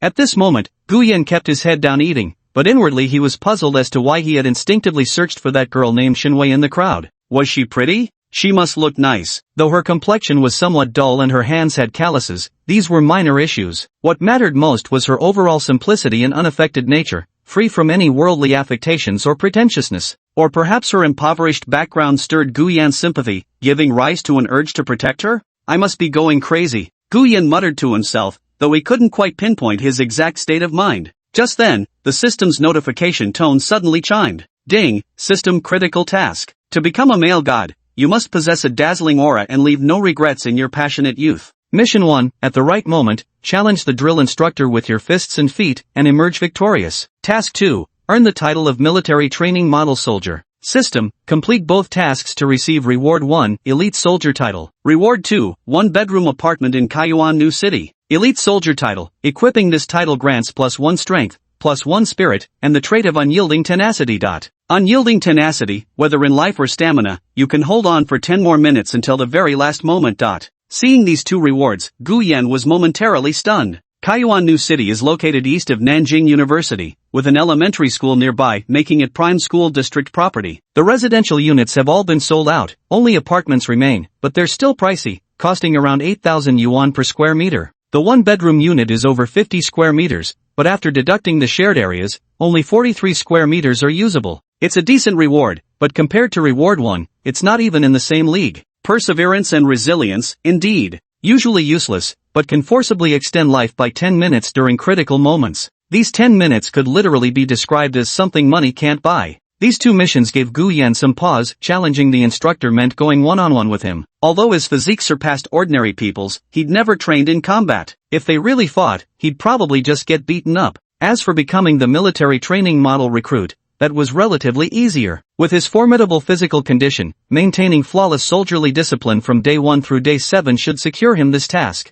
Old Gu, what are you so lost in thought about? Chen Chang waved his hand in front of Gu Yan, interrupting his train of thought. Coming back to reality, Gu Yan smiled faintly. It's nothing. I was just thinking about the military training in the coming days. Let's eat. After lunch, Gu Yan left the cafeteria with his roommates and immediately encountered Shinwei standing alone outside. When the girl spotted Gu Yan, she quickly lowered her head and dashed past him. Gu Yan turned around and saw Shinwei pick up a tray, cautiously speaking to the cafeteria lady at the serving window. Then she hurried off with her faded metal thermos to fetch water. It didn't take a genius to guess she was deliberately avoiding overlapping with the 5 other girls from her dorm. Old Gu, why did you stop? Lu Ping called out to him from ahead. Got it. Gu Yan withdrew his gaze and blended into the crowd with a few others as they returned to the dormitory. At 2:30, the distant sound of the assembly whistle reached them. After a brief rest, the group hurriedly gathered their things and rushed out of the dormitory building. Military training resumed at 2:45 p.m., with thousands of students undergoing posture corrections and coordinated left-right turns under their respective instructors' guidance. The entire afternoon passed in this monotonous routine. Under the scorching sun. By the afternoon of the first day, quite a few boys and girls with weaker constitutions had succumbed to heatstroke, collapsing and being carried to the infirmary to rest or sitting in the shade to drink water. During this time, Gu Yan set high standards for himself to complete the system-given tasks. Every movement, every military posture appeared impeccable, and even during breaks, he remained stern and expressionless, like a coiled hunter with piercingly sharp eyes. This naturally caught the attention of Instructor Li, who occasionally approached Gu Yan for conversation during breaks. Classmate, do you have any relatives who served in the military? No. Then you must have high standards for yourself. After some conversation, Gu Yan learned that this Instructor Li, or rather all the instructors, were dispatched from local military units. In other words, they were from second-line troops. This significantly reduced the difficulty of Mission 1. If it were frontline soldiers coming, aside from having superior physical strength to overpower them, in all other aspects we'd be beaten hands down. Instructor, may I challenge you? As the break was about to end, Gu Yan suddenly called out to Instructor Li, who was preparing to leave. Ha! Instructor Li seemed momentarily confused. I was thinking during the break later, I'd like to discuss some martial arts techniques with the instructor. Would you be willing to teach me? The moment these words were spoken, they startled everyone in Finance Class 5, including their monitor Xiao Lingling. They had never heard of students learning combat skills from instructors and then challenging them. Okay, Instructor Lee unexpectedly smiled, then returned to the front of the squad. His expression immediately turned stern as he barked, "Breaks over. Resume training." Chapter 16, the second day of military training, a freshman challenges the instructor one-on-one. That day's military training concluded, and the evening session wasn't quite as grueling. Most of the time was actually spent on team-building activities to help unfamiliar classmates get acquainted. The instructors organized a singing competition where Gu Yan was even invited by a girl from another class to perform a love song duet, but he politely declined. "Old Gu, that girl's quite pretty, why refuse? Such a perfect opportunity." Chen Xian watched reluctantly as the girl who had finished singing the love song alone returned to her class, feeling rather regretful. Her looks were on par with Zhao Xian from his girlfriend's dormitory. Class beauty material. If it were him, he'd probably have gone up long ago. After all, Lin Yanju's class wasn't around here but near the gymnasium, so no fear of being spotted. Beside him, Gu Yan sat cross-legged on the ground with his back perfectly straight, unhurriedly adjusting his cap without responding. His mind was completely occupied by the two tasks issued by the system. When night training ended and Instructor Lee announced dismissal, the students from each formation bolted like wild horses freed from their reins, some tossing their caps into the air, others draping arms over shoulders as they raced toward the dormitories. "Gu Yan!" A sudden voice called out to Gu Yan just as he was about to leave. Turning his head, he saw Instructor Lee smiling at him. "About what we discussed this afternoon, I remember. Come with me." The instructor's quarters were located in a few vacant rooms on the first floor of the teacher's dormitory. Behind the building ran a scenic tree-shaded path paved with stone slabs. Few students passed through here, and teachers seldom came for a stroll at this hour. "Right here, you'll learn from me." Gu Yan stood to the side as Instructor Lee, clad in camouflage attire, positioned himself 7 paces away and assumed a combat stance. The military doesn't train in traditional martial arts, but rather in more practical killing techniques. Under the yellowish streetlight, his feet moved with steady precision, each strike from his arms carrying the full force of a lethal blow, executing the robust, masculine beauty unique to men.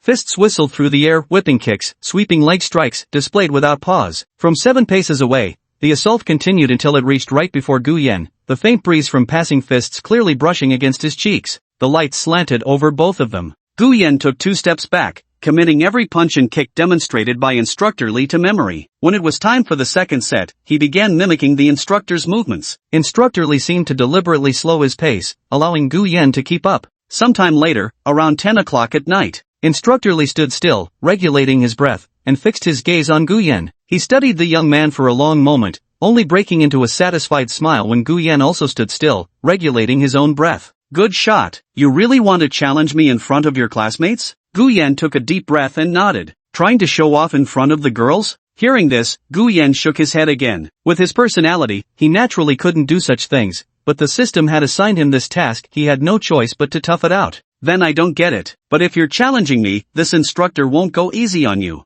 After all, if the instructor lost, it would be quite difficult to train the class afterward. "Then I'll do my best to ask the instructor for advice." Gu Yan accepted the cigarette handed by Instructor Lee, and the two squatted by the grass at the side of the path smoking for a while. After pointing out the movements Gu Yan had made earlier, the instructor urged him to hurry back to the dormitory. Just as Gu Yan reached the 5th floor and before he could even enter his dorm, the hallway was filled with the stench of sweat and foot odor. The overwhelming foul smell was so intense that even he couldn't help feeling nauseous. Inside room 502, the moment he stepped in, the smell was just as bad as the hallway outside. However, everyone was already used to it. Lu Ping, Qin Mu, and the other 3 had long collapsed onto their beds, each of them grumbling about wanting to beat up their instructor. Of course, they were just talking, no one actually dared to do it. As Gu Yan entered and began washing up, the tall, dark-skinned Chen Qing suddenly sat bolt upright. "Old Gu, I heard from the guys that you're planning to challenge Instructor Lee one-on-one?" Upon hearing this, the other roommates also sat up, staring at Gu Yan in astonishment, especially Qin Xian,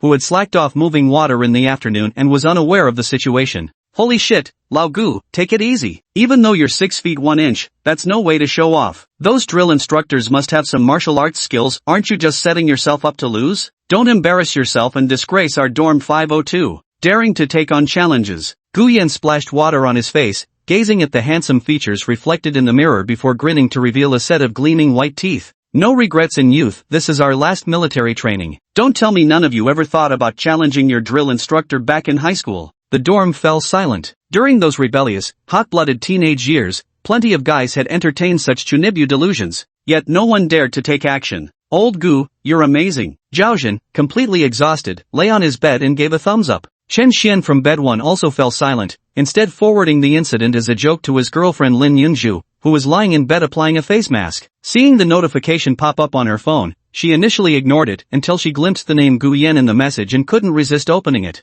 Under the white face mask, red lips curled slightly upward. Lin Yunju replied, "He really is childish," then turned to Zhang Ro, who had just come out of the bathroom, and said, "Your Gu Yan wants to challenge the drill instructor one-on-one."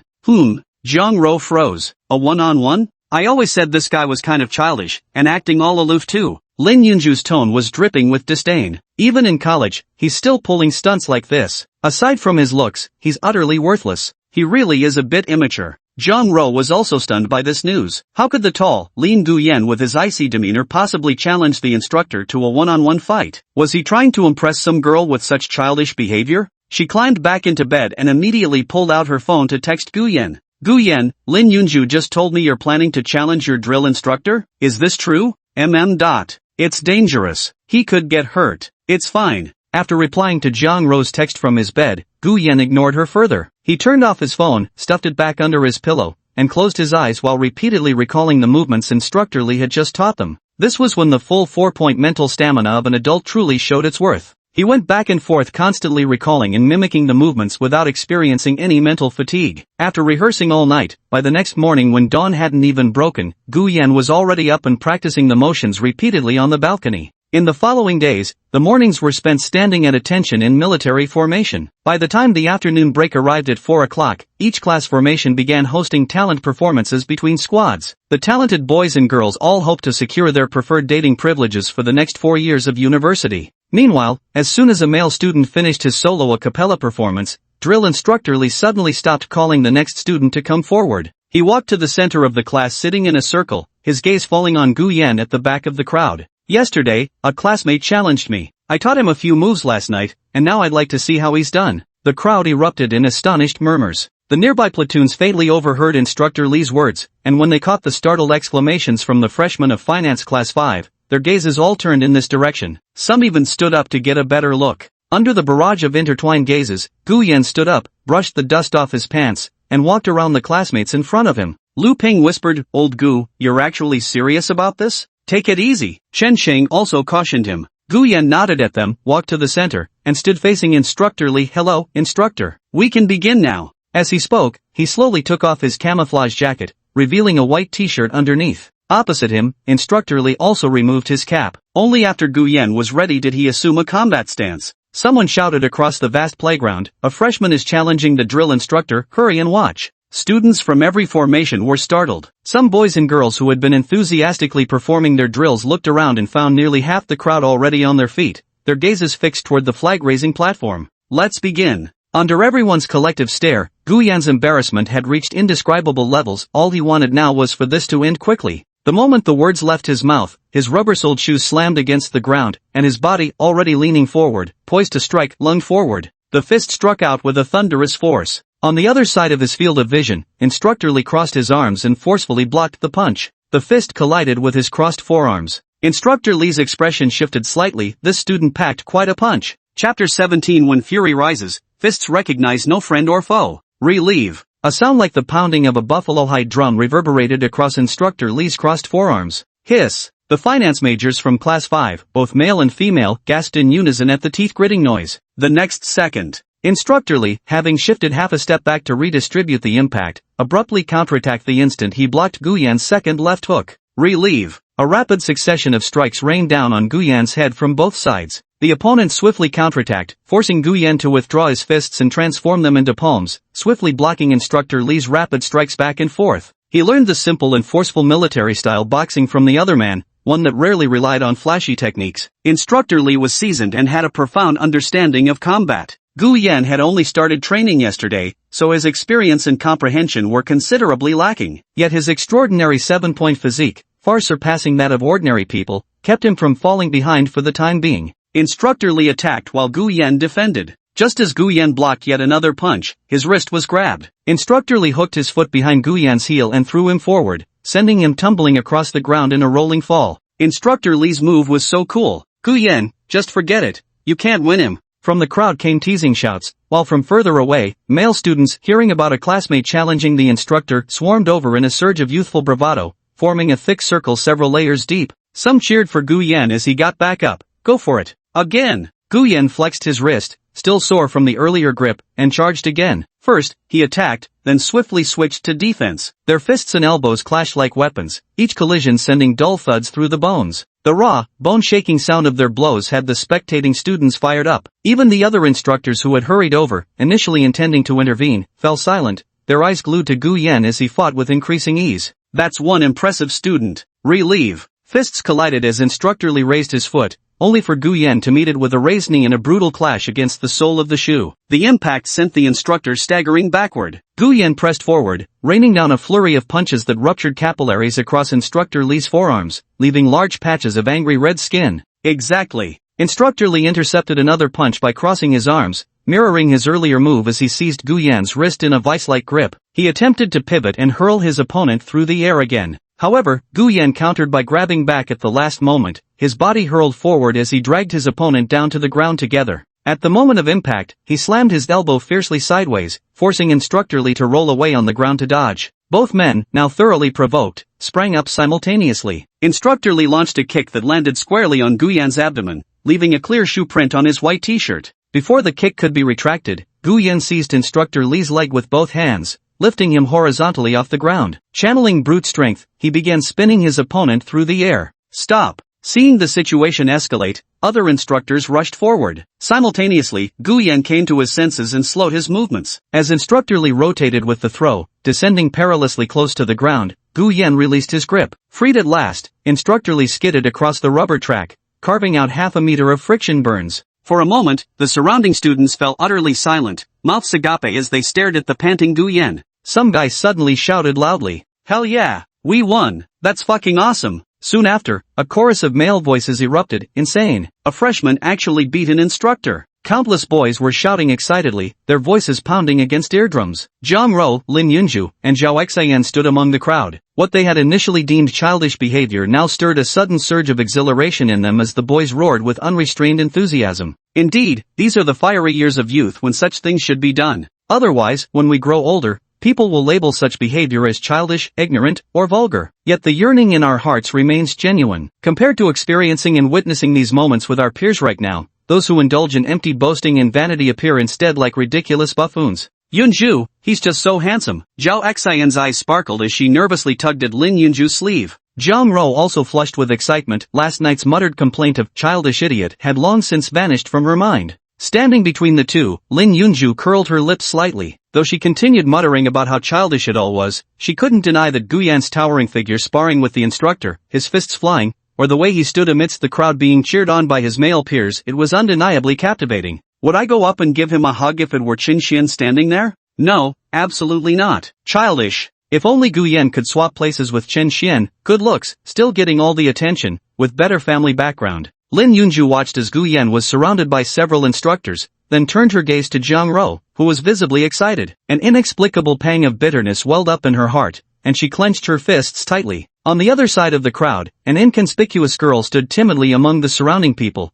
watching Gu Yan shake hands with the instructor, and let out a sigh of relief. Meanwhile, Instructor Lee let go and gave Gu Yan's shoulder a firm pat. I taught you just last night, yet I never expected you'd perform so well. You're a born soldier. Have you ever considered joining the military? I could help you apply. Better not. Gu Yan smiled and politely declined. After chatting with the other instructors for a while, he returned to his class. The surrounding students were subsequently called back by their respective instructors. Old Gu, damn, you're fucking badass. Lu Ping adjusted his glasses on the bridge of his nose, punching the air excitedly. You actually kept it hidden from us all this time. I just learned it last night, actually. This statement immediately made Qin Xian, Lu Ping, Zhaozhen, Chen Qing, and the other boys in the class widen their eyes, staring at Gu Yan as if they'd seen a ghost. Holy shit, he just learned it last night, and today he's already beating the instructor. If he can take down the instructor today, tomorrow he could defeat a martial arts champion. Mid-conversation, the petite class monitor Xiao Lingling even brought Gu Yan a bottle of mineral water. The boys watched as he twisted off the cap and gulped it down, water trickling from the corners of his mouth down his neck and onto his collar. That untamed aura sent a shiver through her heart. This is the feeling of having a crush. Thank you. Gu Yan handed the water bottle back, and Xiao Lingling blushed, lowering her head as she quickly walked away. Not long after, Drill Sergeant Lee returned and called everyone back to training. What no one expected was that footage of Gu Yan's one-on-one duel with him, secretly recorded by a phone-sneaking classmate, had been uploaded to 9 universities' forum. Some even ended up on Kuaishou videos. Just as Gu Yan returned to his dormitory to check his mission progress, the video of him solo challenging the military instructor had already gone viral at another university in Nanjing City. Little Shuang, quick, look, isn't this Gu Yan? In the normal university girls' dormitory, Tang Ziyi, best friend, classmate, and roommate, rushed out of the bathroom clutching her phone, thrusting it toward Li Xiaoshuang who lay bored on her bed. Both girls had been Gu Yan's classmates throughout all 3 years of high school. Chapter 18, First Clues. Gu Yan? Li Xiaoshuang froze for a moment before scrambling off the bed, while Tang Ziyi handed her phone over to him from across the room. Look. This was a covertly recorded clip with slightly grainy resolution, showing a boy in a white t-shirt and camouflage pants exchanging blows with a military instructor, while bursts of enthusiastic cheers erupted from the surrounding male students. It's really him. Li Xiaoshuang held the phone close, scrutinizing the image. Despite their 3 years as high school classmates and the blurred footage, she could still recognize that profile. He actually fought with the drill instructor? How childish. Shuang, don't you realize how skilled he is in fighting? Tang Ziyi stood on tiptoe, resting her chin on the bed frame. 3 years of high school, and we never knew he was this tough. Maybe he took some classes over summer break. Boys are always so obsessed with that kind of stuff. After a few glances, Li Xiaoshuang lost interest and lay back down to scroll through her phone. But Tang Ziyi below kept re-watching the video, spotting a comment about Gu Yan in the section below. He's the high-quality freshman at Nanjing University who's gone viral on the school's forum. Following this comment, Tang Ziyi curiously navigated to Nanjing University's campus forum, immediately noticing the second hottest post upon entering. It contained a series of candid photos of Gu Yan, from casual streetwear to his sharp-eyed military training attire. In the following replies, there were also photos secretly taken by female passers-by, Gu Yan eating in the cafeteria or fetching water with his dormmates. Tang Ziyi kept scrolling down and couldn't help clicking her tongue in amazement. Shuang, Gu Yan is so popular at Nanjing University now. Look, so many girls secretly have a crush on him. Ha! Li Xiaoshuang suddenly sat up for some reason, quickly grabbed the phone to read the post, and the more she read, the more she felt a pang of bitterness in her heart. Downstairs, Tang Ziyi took a sip of water from her cup. Although Gu Yan's family isn't wealthy, he's really good looking. Haven't you noticed? Ever since graduating from high school, he's become drop-dead gorgeous. Shuang, if you don't win him back soon, someone else will snatch him away. He dares. Seeing this, Li Xiaoshuang angrily turned off her phone and tossed it aside. With flushed cheeks, she huffed, if he dares to accept someone else, just see if I ever speak to him again. Shuang, Gu Yan did like you before, but now he's at Nan University, where there are plenty of beauties. If you keep being petty like this, he really might not be yours anymore. Tang Ziyi understood her best friend's personality all too well. With that girl next door face, she had captivated countless boys back in high school. Being the center of attention had made her prideful and aloof. During their sophomore year, though Gu Yan's hairstyle and clothes were outdated, his look still made him the class heartthrob, making him a decent match for Li Xiaoshuang. But looking back now, apart from Li Xiaoshuang's youthful, pretty face, her figure was just average. Compared to the 185 centimeters tall and handsome Gu Yan, she seemed somewhat inadequate. Through those forum photos, the outline of his chest and abdominal muscles could faintly be seen beneath his fitted t-shirt. Tang Ziyi watched with envious eyes. Handsome looks alone are useless. My mom says a girl's beauty is her capital. She should find a boy who can guarantee her future comfort. Shuang, but we're in a teacher's college. There are already very few boys here, and rich second-generation heirs are practically non-existent. Her friend's words left Li Xiaoshuang somewhat disheartened. Curled up on her bed, she thought about the handsome photos of Gu Yan that the Nanjing University girls had posted on the forum earlier, and the more she thought about it, the more uncomfortable she felt. It felt like something that belonged to her was being coveted. Shuang, after military training ends, how about we visit Nan University? We can drop by to see Gu Yan too. Li Xiaoshuang inexplicably agreed. Soon, the dormitory lights went out. At Nanjing University, Gu Yan had gained considerable fame among the male students. Whenever he walked across campus, every guy he passed would inevitably cast glances his way, some even raising their hands to greet him. Even some bold sophomore and junior female students dared to approach him for his contact information. However, all were deterred by Gu Yan's aloof demeanor. Many love-struck girls who knew they couldn't get his contact information would still find opportunities to walk ahead or pass by him, stealing a discreet glance at close range before blushing and walking away. The buzz continued as military training entered its third day. Each freshman squad began practicing goose-stepping. While the marching motions weren't difficult individually, synchronization proved challenging. After a full day of grueling practice under the blazing sun, Every class could now march in reasonably decent formation. The counselor came by several times during the march, reminding everyone to report to the instructor immediately if they felt unwell, while also offering words of encouragement. He also called Gu Yen aside separately, telling him not to challenge the instructor to a one-on-one duel again, as it would disrupt the training progress of the entire class. Without any system tasks at hand, Gu Yen couldn't be bothered to engage in such thankless and toe-curlingly awkward behavior. Naturally, he gave his assurance that there would be no next time. Unlike the school stance, the instructor team held a very different attitude toward Gu Yen. After defeating Instructor Lee, Instructor Representative Wang Jin approached Gu Yen twice. Just like Instructor Lee, he was willing to recommend Gu Yen to join the military and even prepared a recommendation letter for him. Hearing Gu Yan's refusal, he didn't get angry. Over the next few days of military training, he paid special attention to Gu Yan's military posture and attitude toward the drills. In the evenings, he even found time, along with Instructor Lee, to teach Gu Yen some combat techniques. It was probably what the old saying describes as finding joy when seeing something one excels at. 7 days of military training passed in the blink of an eye. On the final day, after the review ceremony concluded, the instructor representative took the stage and read out the commendations for the outstanding students who had excelled during the training. When Gu Yan's name was announced, the loudest cheers came from the male freshmen during military training, with not a single one unconvinced. Wang Jin even took out his military uniform for Gu Yan to wear and stood together with him for a group photo at the flag platform. And thus, the 7-day military training for the freshmen came to an end. With the hardships finally behind them, the boys and girls shed their sweat-soaked camouflage uniforms, scrubbed themselves clean from head to toe, and returned to their usual appearances. In dormitory 502, Chen Xian, clad in designer labels, sat on the edge of the bed, swinging his legs idly. Now that military training's over, how about we go out for a drink? Not keeping your girlfriend company? Chen Shang looked up at him. Yeah, let's invite her whole dorm too. Xin Mu quickly chimed in. It had been 7 days since he'd seen Zhang Ro, and he'd been feeling unsettled the entire military training period. Old Gu, you should join us too. Chen Xian turned his head to look at Gu Yan who was fixing his hair. The latter nodded. Sure. With a faint response, Gu Yan picked up his phone from the desk with an indifferent expression and left the dorm. Old Gu, where are you going? Got something to handle outside. Just text me the location once you've decided. With those words, Gu Yan strode briskly out of the dormitory building,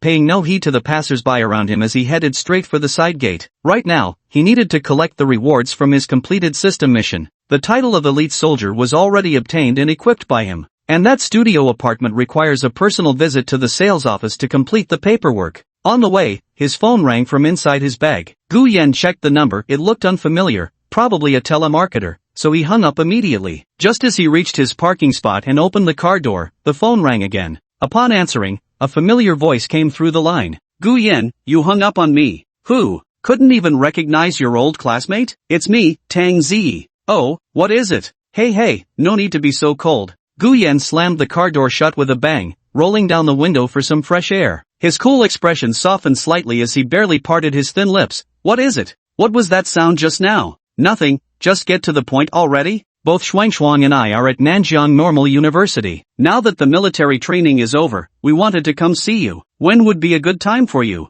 Whatever, you guys decide. Gu Yan hung up the phone, started the car, pressed the accelerator while turning the steering wheel, and pulled out of the parking spot. With a wave and smile from the security guard, he drove straight out of the side gate of Nanjing University. Right beside the campus gate he exited was a package collection point. Lin Yunju stood frozen in place, clutching a delivery box as she watched the passing convertible Mercedes. Through the roll-down window opposite her was Gu Yan, dressed in ordinary clothes. Thud! The express box unconsciously slipped from her hand and fell to the ground. How could this be? Lin Yunju was in a complete daze. Chapter 19, The Troublesome Girl Who Evokes Pity. There's no way the person who just drove past in the convertible Mercedes could be Gu Yan. Lin Yunju stood dumbfounded in place, staring at the receding car's rear end, still unable to process what she'd just seen. She distinctly remembered Chen Xian saying Gu Yan came from a modest background, wearing clothes that cost mere dozens of yuan per piece. How could he possibly afford a Mercedes-Benz, let alone this convertible model? Though she didn't know much about cars, she still recognized the distinctive emblem. Even the most basic Mercedes cost several 100,000 yuan, not to mention a convertible like this, it must be worth at least 700,000 or 800,000?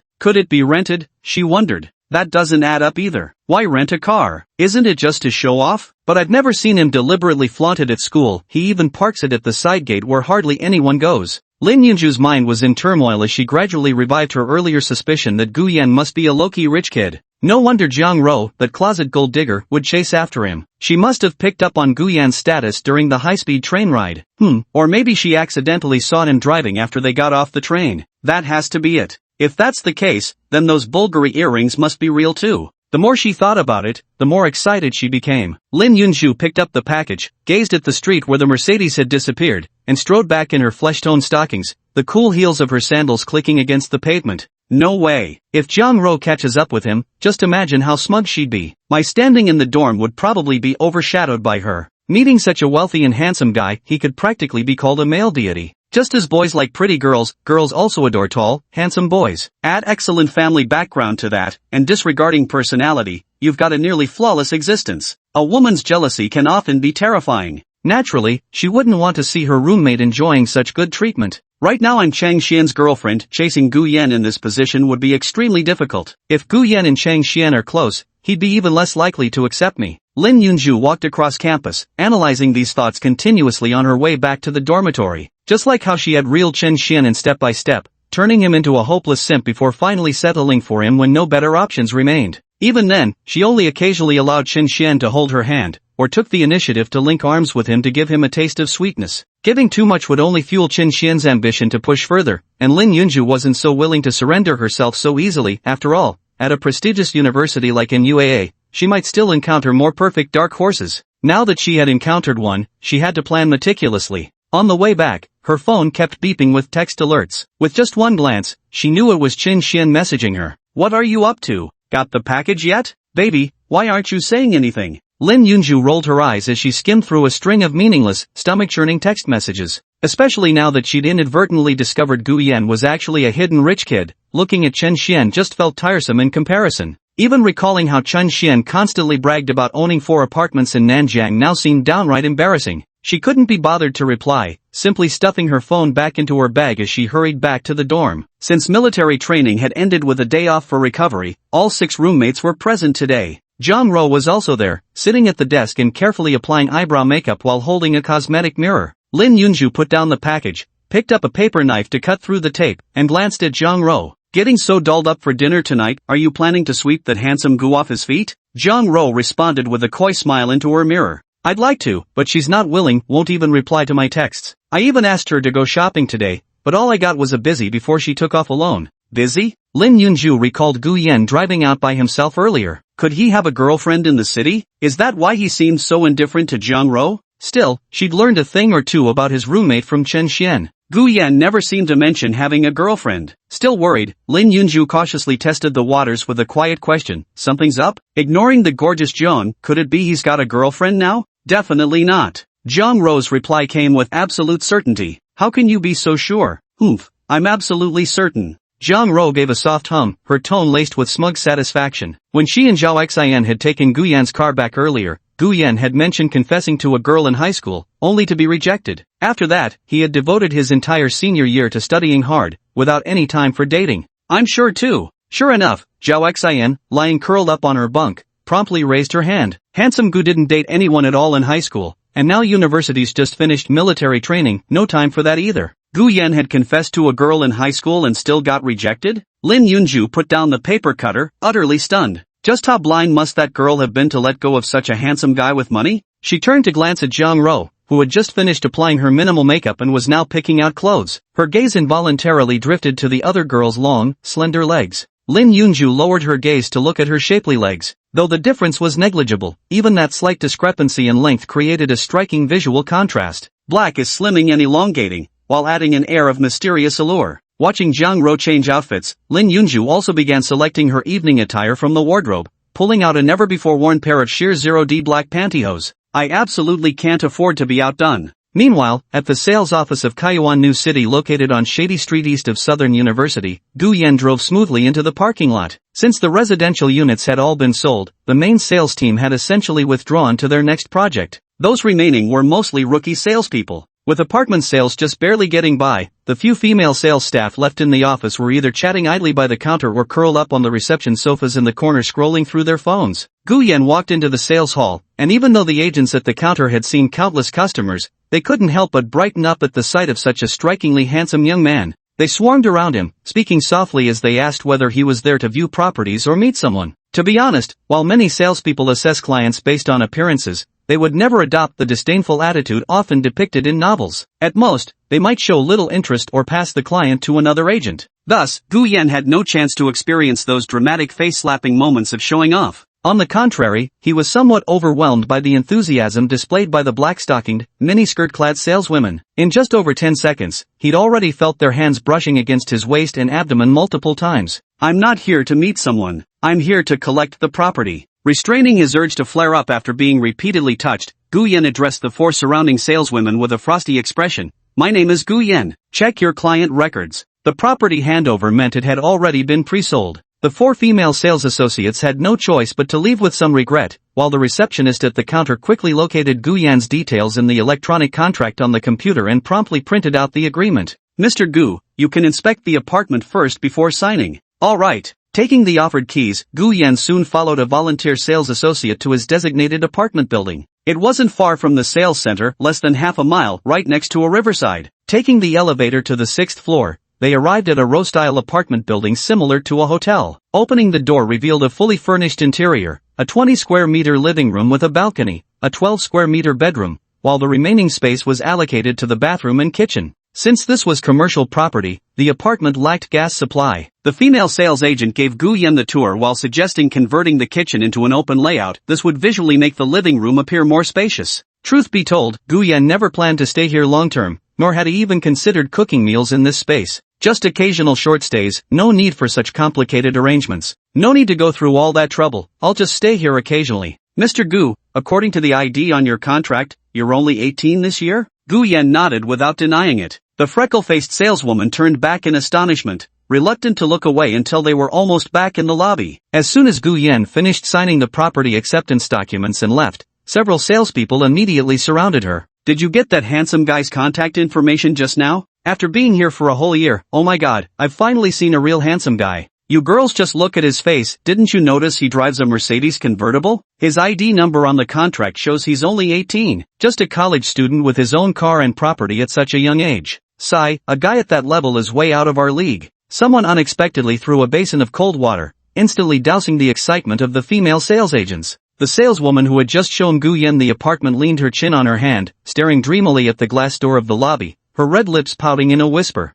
"Yeah, didn't you notice? That Mr. Gu was wearing a Bulgari in his left ear, and when he raised his hand to check the water heater in the apartment, he revealed the watch on his wrist. That was a luxury watch. Ha, if only I weren't afraid of losing a fight, I might have tried to take him down right then and there." Gu Yan, who had already left, suddenly stopped after walking some distance. His gaze wandered to a coffee shop ahead, where a familiar figure emerged looking despondent, her head bowed and a satchel slung over her shoulder, then walked to the nearby bus stop, counting the passing buses. Ding ding! The sound of a car horn startled the girl, making her turn abruptly, only to see a cream-colored Mercedes parked in front of her. When the window rolled down to reveal Gu Yan's profile, she spun back around on instinct, pretending not to recognize him. "You'll need to transfer buses here, I'm heading back to campus too. Get in." Hearing his indifferent tone, Shinwei remained frozen. Gu Yan honked twice more, drawing stares from the others waiting at the stop. Shinwei then shuffled hesitantly to Gu Yan's car door and stammered nervously, "Going back to school, how much, if it's expensive? I can't afford it." "No charge, get in."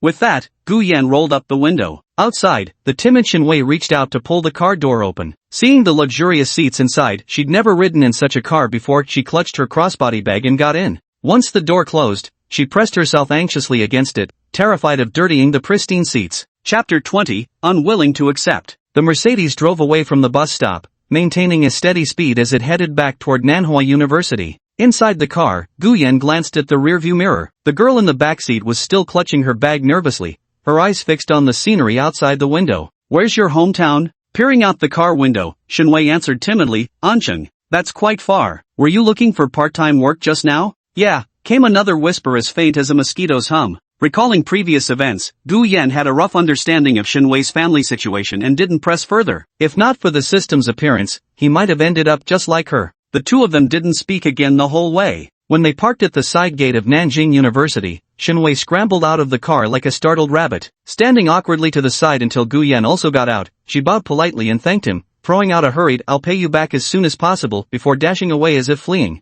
Running that fast? Gu Yan chuckled twice as he watched the girl disappear into the distance. After locking the car door, the system's notification suddenly popped up. System, your simple act of kindness becomes a lifeline to someone drowning. Warming hearts also nourishes your character. Reward, Chanel Les Eaux de Chanel Paris Biarritz Fragrance Collection. Prize has been placed in your car trunk. Perfume? Gu Yan opened the trunk to find a Chanel gift bag waiting there, its distinctive logo particularly eye-catching. Completely random, giving perfume of all things. Whether it was men's or women's perfume, Gu Yan neither disliked it nor felt particularly drawn to it. After checking the brand, he discovered it was actually a women's fragrance, and quite expensive too. Should he mail it to his mother? Knowing Empress Dowager Zhao's personality, she'd definitely take the perfume around asking others about it. Once she found out its price, how could he possibly explain? Having just arrived in this unfamiliar city a few days ago, how could he already be making enough money to buy her gifts? Not only would Empress Dowager Zhao never believe it, he couldn't even convince himself. Moreover, Zhao Wanjun didn't have the habit of wearing perfume. He simply tossed it into the trunk and couldn't be bothered with it further. Just as he closed the trunk, Lu Ping's call came through.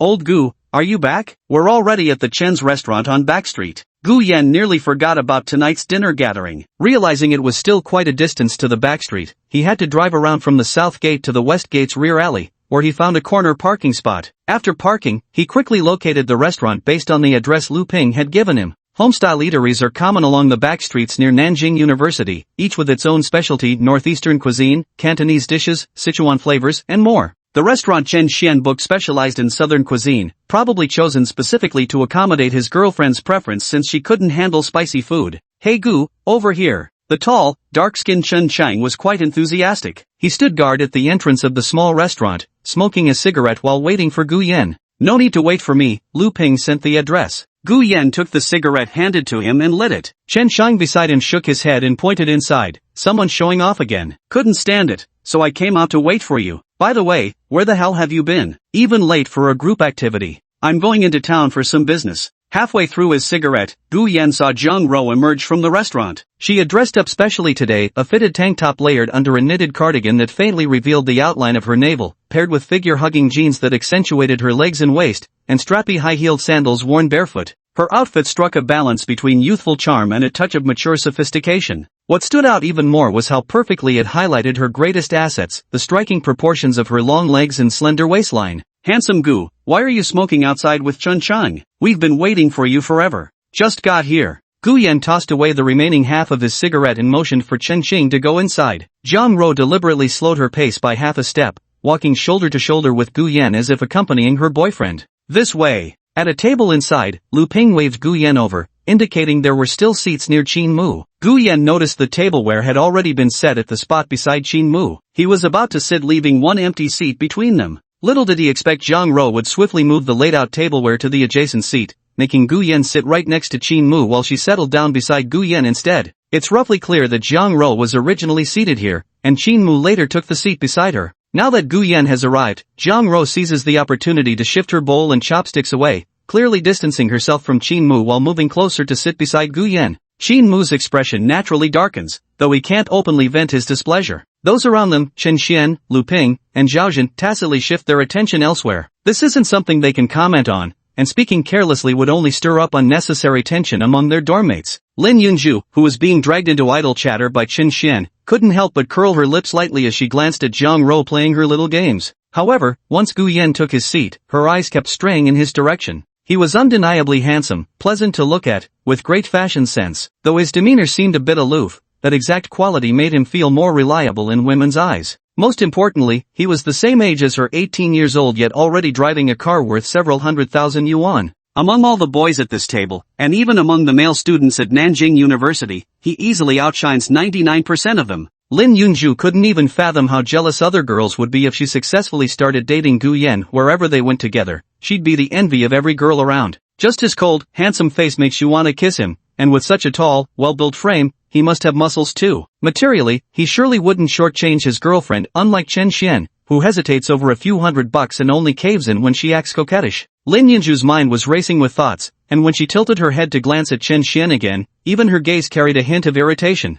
Standing just 1.75 meters tall and barely above average in looks, yet he took pride in everything he did while acting like he was loaded. This attitude of his pissed her off immensely. She saw Chen Xian's hand reaching over, about to land on her thigh. Lin Yunju subtly brushed his hand away. Today's outfit, the short skirt, black stockings, and high heels, had been carefully chosen for Gu Yan's eyes alone, meant to accentuate her sensual curves. Little did she know, though, her actions had poor, oblivious Chen Xian beyond excited. All the way from the girls' dormitory to the restaurant, his eyes never left Lin Yunju, and several times he attempted to wrap his arm around her waist, only for her to dodge away. During the meal, Lin Yunju occasionally rose under the pretext of using the restroom, deliberately showing off her impressive bust and the S-shaped curve of her hips to Gu Yan across the table. She knew this kind of seemingly accidental display was the most alluring. Sure enough, when she stood up, Gu Yan did steal a glance. There's no man who won't take a peek when given the chance, humph. Lin Yunju's lips curled slightly at the corners, savoring the thrill of subtly controlling the situation. As she turned to walk toward the restroom, her hips swayed unconsciously, accentuating her movements to showcase her most alluring side. I refuse to believe you won't be moved. In matters like these, Lin Yunju brimmed with confidence. After finishing in the restroom, she touched up her makeup before the mirror above the sink, then returned to the table. She alternated between attentively serving dishes to Chen Xian and engaging openly in cheerful banter with Lu Ping, Zhao Jin, and Qin Mu. When she casually steered the conversation toward Gu Yan, no one found it peculiar. Even Chen Xian admired how effortlessly gracious his girlfriend appeared, thoughtfully ensuring each of his roommates felt included. Gu Yan, you're the best-looking guy in Chen Xian's dorm. What kind of girlfriend are you planning to find during your 4 years in university? It depends on fate. As long as she's not ugly, looks don't matter much. Gu Yan's vague answer left Lin Yunju somewhat dissatisfied, but Jiang Rou on the other side had stars in her eyes as she propped her chin in her hands, gazing at the boy's profile. Then does our meeting on the high-speed train and now at this inter-dorm mixer count as fate? Gu Yan was taken aback. His casual excuse had unexpectedly boomeranged right back to hit him squarely on the forehead. He chuckled. Guess it's fate. Jiang Rou's smile deepened as she picked up her chopsticks and served Gu Yan another portion of food. Across from them, Lin Yunju's hands resting on her lap suddenly clenched at these words. The meal concluded rather quickly. Just as everyone was about to leave, expecting Gu Yan to depart with the group, he called out to Jiang Rou. Wait a moment, come with me. Old Gu, you've got something going on. Lu Ping teased with a mischievous grin. Among the group of girls, Jiang Rou immediately blushed crimson but stayed behind nonetheless, a sight that made Lin Yunju grit her teeth in frustration. After everyone had left, Jiang Rou tagged along with Gu Yan as they strolled down the street. Gu Yan, what did you want to talk to me about? I have something to give you, it's no use to me. Ha! Jiang Rou stood dumbfounded as she followed Gu Yan to the parking spot. When she saw him pull out a Chanel gift bag from the trunk, she immediately covered her mouth. You're giving this to me? Isn't this too expensive? A little gift. Gu Yan felt awkward explaining that someone, or rather, the system, had given it to him. Since it was useless in his hands anyway, he figured he might as well do her a favor. This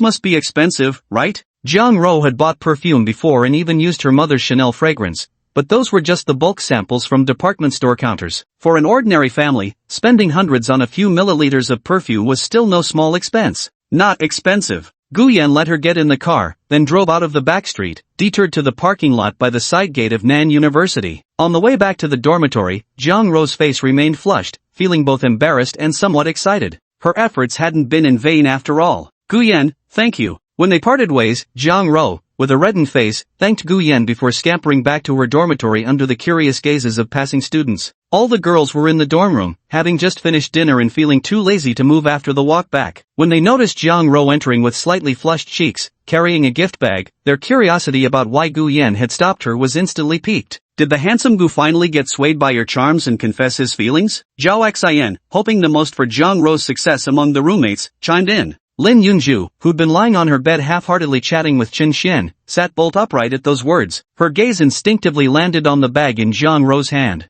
That giant logo was impossible to miss. Is that Chanel? Gu Yan gave it to you? The other roommates immediately gathered around them. For girls who had just graduated from high school and entered their freshman year, luxury goods still felt impossibly distant. It really is Chanel, and it's perfume. Zhao Xian looked at her with eager anticipation. Bestie, open it quickly, let's see what kind of perfume it is. You'll have to let me try it sometime too. Of course. Jiang Rou, who had latent gold-digging tendencies, naturally basked in her roommate's envious gaze. She hadn't opened it yet either and carefully peeled back the packaging bit by bit. Inside the box was a bottle of perfume with pale yellow liquid and a black square cap. Along with it came the shopping receipt. It reads the name of the perfume, Island Forest Collector's Edition. Hearing Zhao Xian's excited scream, Lin Yunju, who was sitting on the bed, reluctantly took out her phone to search for the perfume. Over 8,000? Just casually gifting a bottle of perfume equals a whole semester's tuition. Lin Yunju stared fixedly at the price displayed, her heart swelling with even greater resentment. Chapter 21, The Hubbub Among Girls. Perfume costing over 8,000? For working professionals, this would amount to 2 to 5 months' wages without eating or drinking, let alone for students reliant on their parents' allowances. It was undeniably an astronomical sum, and this enormous sum of money was spent merely to purchase a bottle of perfume. Lin Yunju clenched the bedsheet tightly, her breathing growing heavy as she stared at the perfume bottle cradled in Jiang Rou's hands. Envy and jealousy took root and spread throughout her heart. What truly bothered her wasn't just the perfume itself, but the fact that Gu Yan, a handsome, wealthy elite, had taken the initiative to give Jiang Rou a gift. In the future, as Jiang Rou's chances of becoming his girlfriend increased, he wouldn't just stop at perfume. Expensive luxury brands like LV, Hermes, and more could all become gifts for Jiang Rou. The deeper she thought, the more Lin Yunju's gaze towards Jiang Rou burned with undisguised jealousy. If only she'd discovered Gu Yan's wealth sooner, broken up with Chen Xian earlier. Had she refused Chen Xian's advances entirely after high school graduation, wouldn't she have stood a chance? Below them, Zhao Xian carefully accepted the perfume from Jiang Rou's hands, unscrewed the cap and sniffed the nozzle. Closing her eyes, she deliberately put on an expression of intoxicated rapture. A subtle fragrance, not the overpowering scent of cheap perfume utterly intoxicating. Let me see how much this perfume costs. Returning the perfume to Jiang Rou, Zhao Xian picked up the receipt from the bag. Seeing the printed amount, her eyes widened in shock.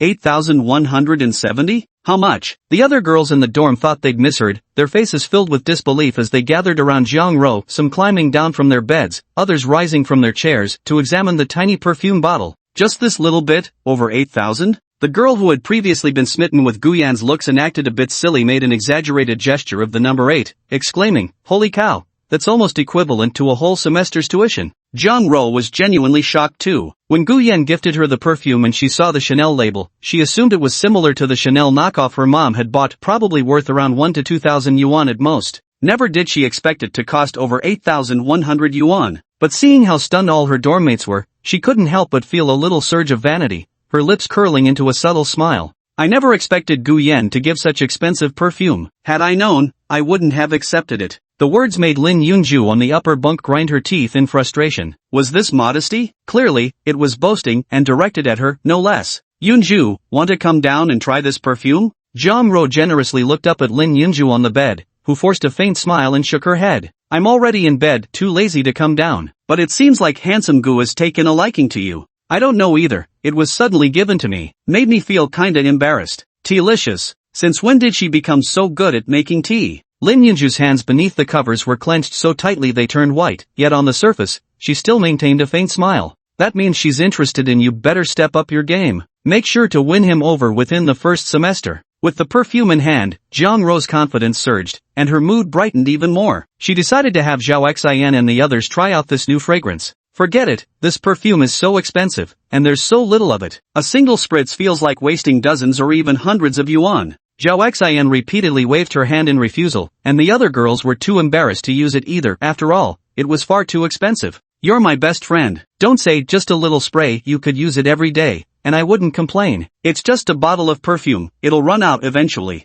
Jiang Rou took Zhao Xian's hand, sprayed a bit on her fingertip, and then showed her how to gently rub it below the earlobe. The fragrance was subtle and refreshing, soothing to the soul. This scent feels so comforting after smelling it for a while. Zhao Xian tilted her head sideways to take another whiff. I've decided not to shower tonight. The others burst into laughter at her remark. By the way, Rou, is Gu Yan's family really wealthy? How did you two meet on the high-speed train? Did he flirt with you first? As the perfume was put away, one of the girls couldn't resist stirring up some gossip. Jiang Rou over there placed the perfume in the wardrobe and tidied up a bit before turning around. Not at all, I actually approached him first. That day I was dragging my huge suitcase looking for a seat, and his seat happened to be right across from mine. That's how we met. How serendipitous. But with his family being so wealthy, why would he choose to take the high-speed rail? And he usually dresses so plainly. Even at the first dormitory gathering, the clothes he wore were all bargain bin stuff. That's just him being low-key. Humph. You guys probably can't even imagine just how rich our handsome Gu is. Zhao Xian was naturally enthusiastic and outspoken, and before Jiang Rou could stop her, she blurted out what she'd promised Gu Yan to keep secret. He gets 100,000 yuan in pocket money every month. Zhang Ro and I heard the payment notification with our own ears. The entire dormitory fell into silence. Lin Yunju straightened her delicate frame abruptly, fixing her gaze intently on Zhao Xian's triumphant expression. 100,000 per month? The girls gasped in unison as comprehension dawned. Coming from ordinary families, none had ever seen such an enormous sum in their lives, yet this was merely someone's monthly allowance. That's just way too rich. Their expressions toward Zhang Ro changed instantly as they all crowded around her. Zhang Ro. Sis Ro. Remember your friends when you're rich. Zhang Ro glared at Zhao Xian, her eyes clearly conveying, who told you to say that? Now look what you've done. These blabbermouths will spread the news that Gu Yan is a wealthy, handsome guy in no time. And who knows how many rivals I'll have then. Meanwhile, Lin Yunju on the bed remained silent, her mind still in a daze. What exactly did I miss? With 100,000 yuan allowance per month,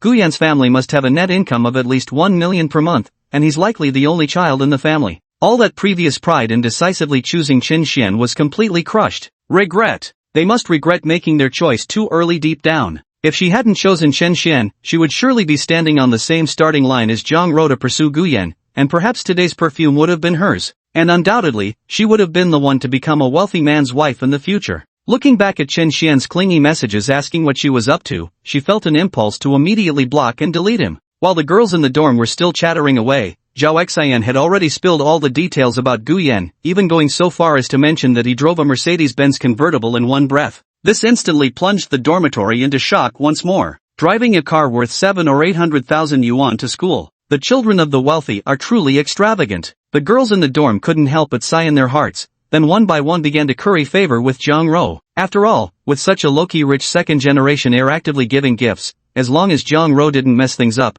they could all live comfortably with her throughout their 4 years of university. Soon, the initial excitement faded, but discussions about Gu Yan continued among the girls. Zhang Ro took a break to use the bathroom later, then removed her makeup and washed up. As she recalled the moments when Gu Yan had given her the gift today, her bright, fair face couldn't help but flush slightly. By 10 o'clock, the dormitory began turning off the lights. Gu Yan, are you asleep? She sent a text message to Gu Yan in the boys' dormitory from under her blanket. Boys' dormitory. Gu Yan lay with his eyes closed. After lights out, he focused his attention inward, observing his attribute panel in his mind. When he glanced at the skills section, he froze momentarily. Skilled basketball player, C grade, basic driving skills, basic combat skills, unyielding fortitude. Basketball prowess and unyielding perseverance were both gifts from the system. But what about driving skills and combat techniques? Could driving skills have been automatically unlocked after getting my driver's license? And the combat techniques must be related to instructor Lee's training. Everything became clear in an instant. What I learned myself also counts towards it. Chapter 22, First Day of School.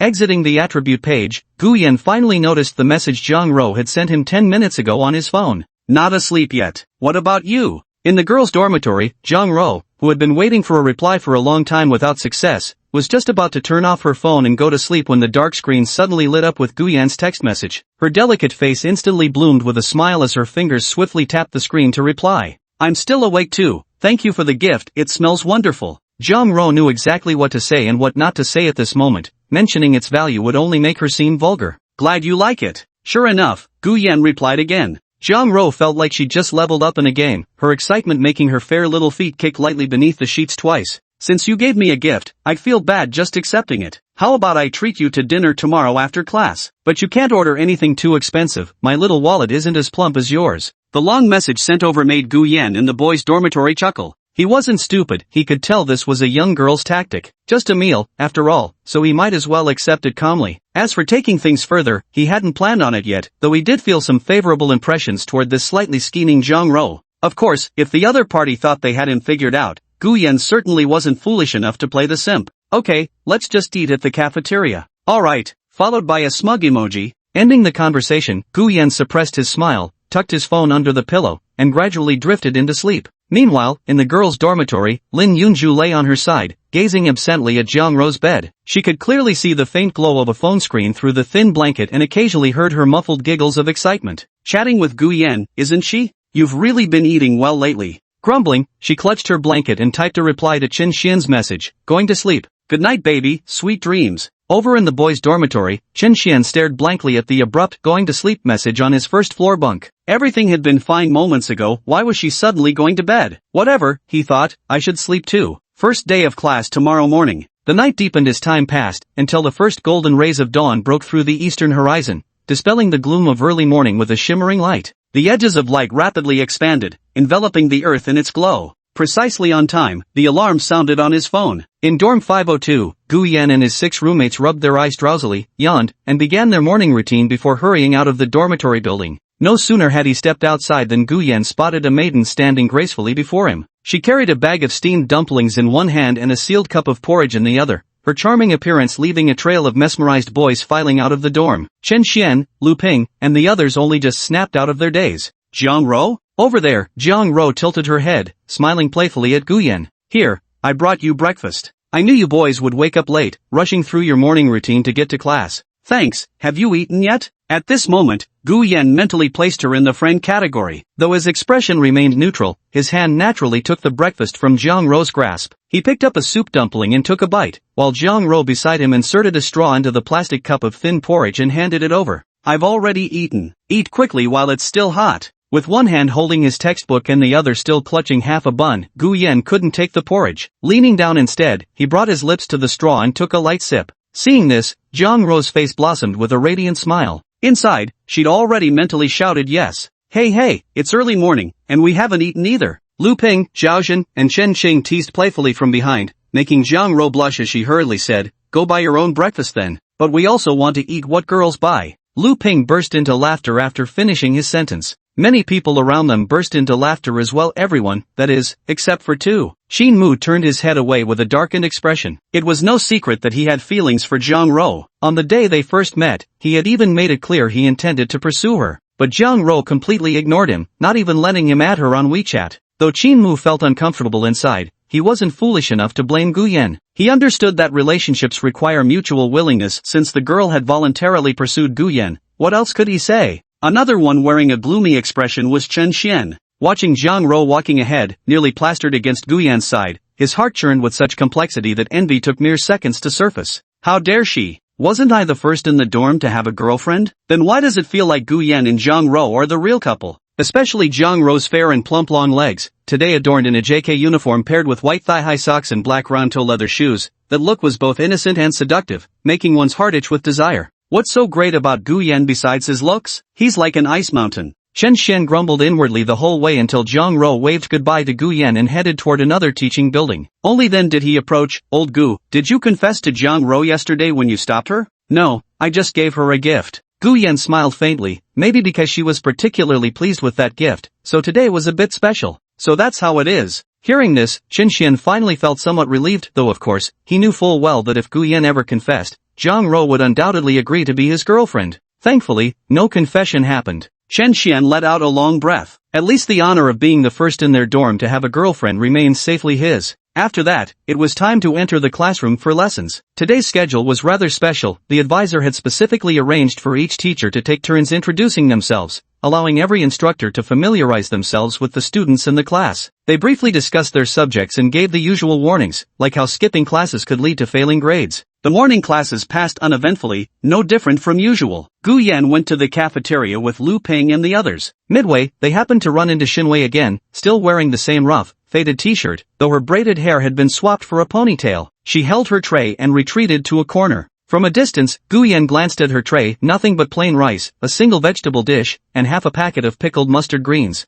I'll be right back. Over there, Gu Yan said something to Lu Ping and the others before getting up to leave. He specifically went to the window and ordered a portion of shredded pork and sauce from the chef, then pointed at the girl in the corner. She eats slowly. After you finish cooking this, take it to her. The chef nodded. Alright, I'll bring it over in a bit. I've seen that girl a few times, she always eats so little. Her family must be really struggling. With that, the chef sighed, wiped the sweat from his forehead with a towel, then turned and headed into the kitchen to start cooking. Old Gu, what are you doing at the window? When Gu Yan returned, Zhaozhen asked him, but Gu brushed it off casually. After finishing their meal, they went back to the dormitory to rest together. Meanwhile, Xinwei, sitting in the corner eating, stared at the fragrant shredded pork and sauce in front of her and froze completely, timidly waving her hand. I didn't order this. Someone's already paid for it, a really handsome guy. The canteen auntie bringing the dishes smiled warmly. That young man was so tall, with such handsome features and a kind heart too. You should eat now, don't let his kindness go to waste. Shinwei lowered her head, chopsticks in hand. Only after the canteen aunt left did she finally pick up a single shred of meat with careful delicacy and bring it to her lips. Is it him? Thinking of that boy, Shinwei inexplicably felt her eyes growing wet and red again. Chapter 23, Doubts. In the boys' dormitory, room 502 was in an uproar with shouts and exclamations. Go cue him. Holy shit, how did he get away with that? Keep hiding in the bushes. Zhaozhen, Luping, Qinmu, and Chen Shang were playing a computer game together, while Chen Xian lay on his bed engrossed in his mobile game alone. Gu Yan lay on his bed, utterly bored. The fact that his actions just now hadn't earned any system rewards came as a surprise to him. He silently inquired in his mind, but the system remained completely unresponsive. That's strange. Before, any sudden actions like this would trigger random rewards. Did the system patch this loophole? If this were really the case, what a shame. While major missions offered rich rewards, they were scarce. Normally, he relied on grinding random tasks for modest prizes. If the backdoor for grinding random tasks gets blocked,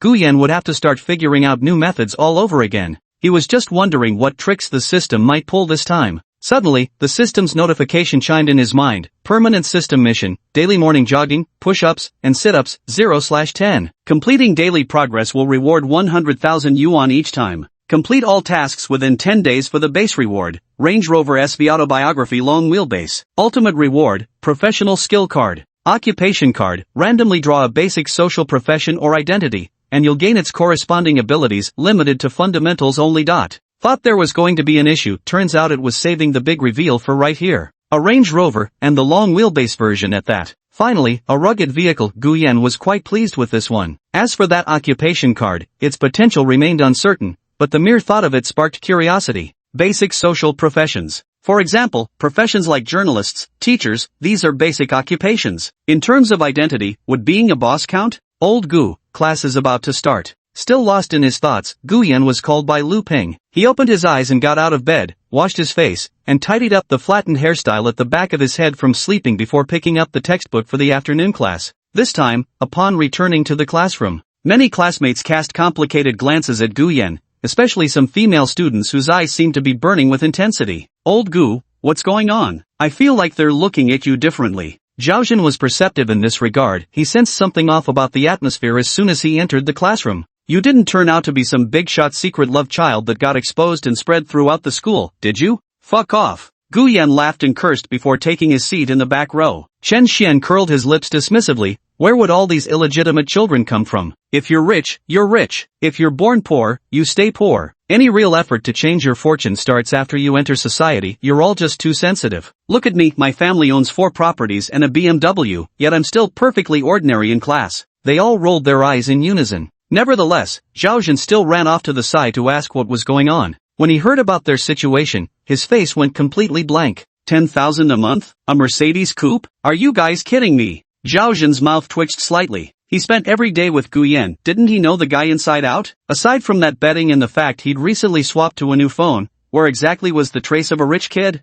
I only heard it from somewhere, not sure who exactly spread it. The girl being questioned replied helplessly, though she couldn't hide her curiosity. So, handsome Gu has been keeping such a low profile in your dorm that even you guys couldn't tell? What's there to see? From registration through the entire military training, old Gu never once revealed his rich second-generation identity. After exchanging a few more words, Zhaozhen returned to his seat as class was about to begin. His gaze turned somewhat complicated as he looked at Guyan, who was wearing Bluetooth earphones while listening to music and reading. Lu Ping, Chen Chang, and Chen Xian nearby quickly questioned him. What did you find out? Does old Gu have a girlfriend? 2 questions in a row. Zhaozhen shook his head to both, then lowered his voice. They're saying old Gu is a rich second-generation heir. TCH. Chen Xian was the first to scoff in disbelief. If he's born rich, then I'm self-made. Where do these rumors even come from? Just because Gu has that aristocratic pretty boy look? Ridiculous. But that's what they all say. Maybe we should ask old Gu? Chen Xian snorted. Asking is pointless. I think you're making a mountain out of a molehill, jumping its shadows. If old Gu were from a wealthy family, wouldn't we have noticed by now? Xinmu glanced at Guyan, who wasn't paying attention to them, and spoke softly as well. Nanda University isn't without its rich second-generation students. You can always tell, they make a grand entrance with an entourage when they arrive on campus. Just take the business management majors, for example. They study management to take over their family businesses. If old Gu were really one of them, he'd have chosen that major. Teacher's coming. Drop it. Lu Ping quickly signaled everyone to keep quiet, and the classroom fell completely silent as a teacher with a receding hairline entered. The afternoon classes gradually passed by. Walking out of the teaching building, Gu Yan received a call from his mother, the Empress Dowager Zhao. After discussing his recent circumstances and confirming everything was fine at home, he urged her to rest more and not overwork herself. By the time he hung up, Zhao Xin, Lu Ping, and the others had already walked far ahead. He nonchalantly carried his textbooks back to the dorm alone. In the evening, Jiang Ro dragged him to the second floor of the cafeteria, where they ordered a few dishes and ate casually. During the meal, it was mostly Jiang Ro who kept the conversation going, afraid of awkward silences. From time to time, she would also put food in Gu Yan's bowl, gently probing about their relationship with subtle hints, wondering if there was potential to take it further.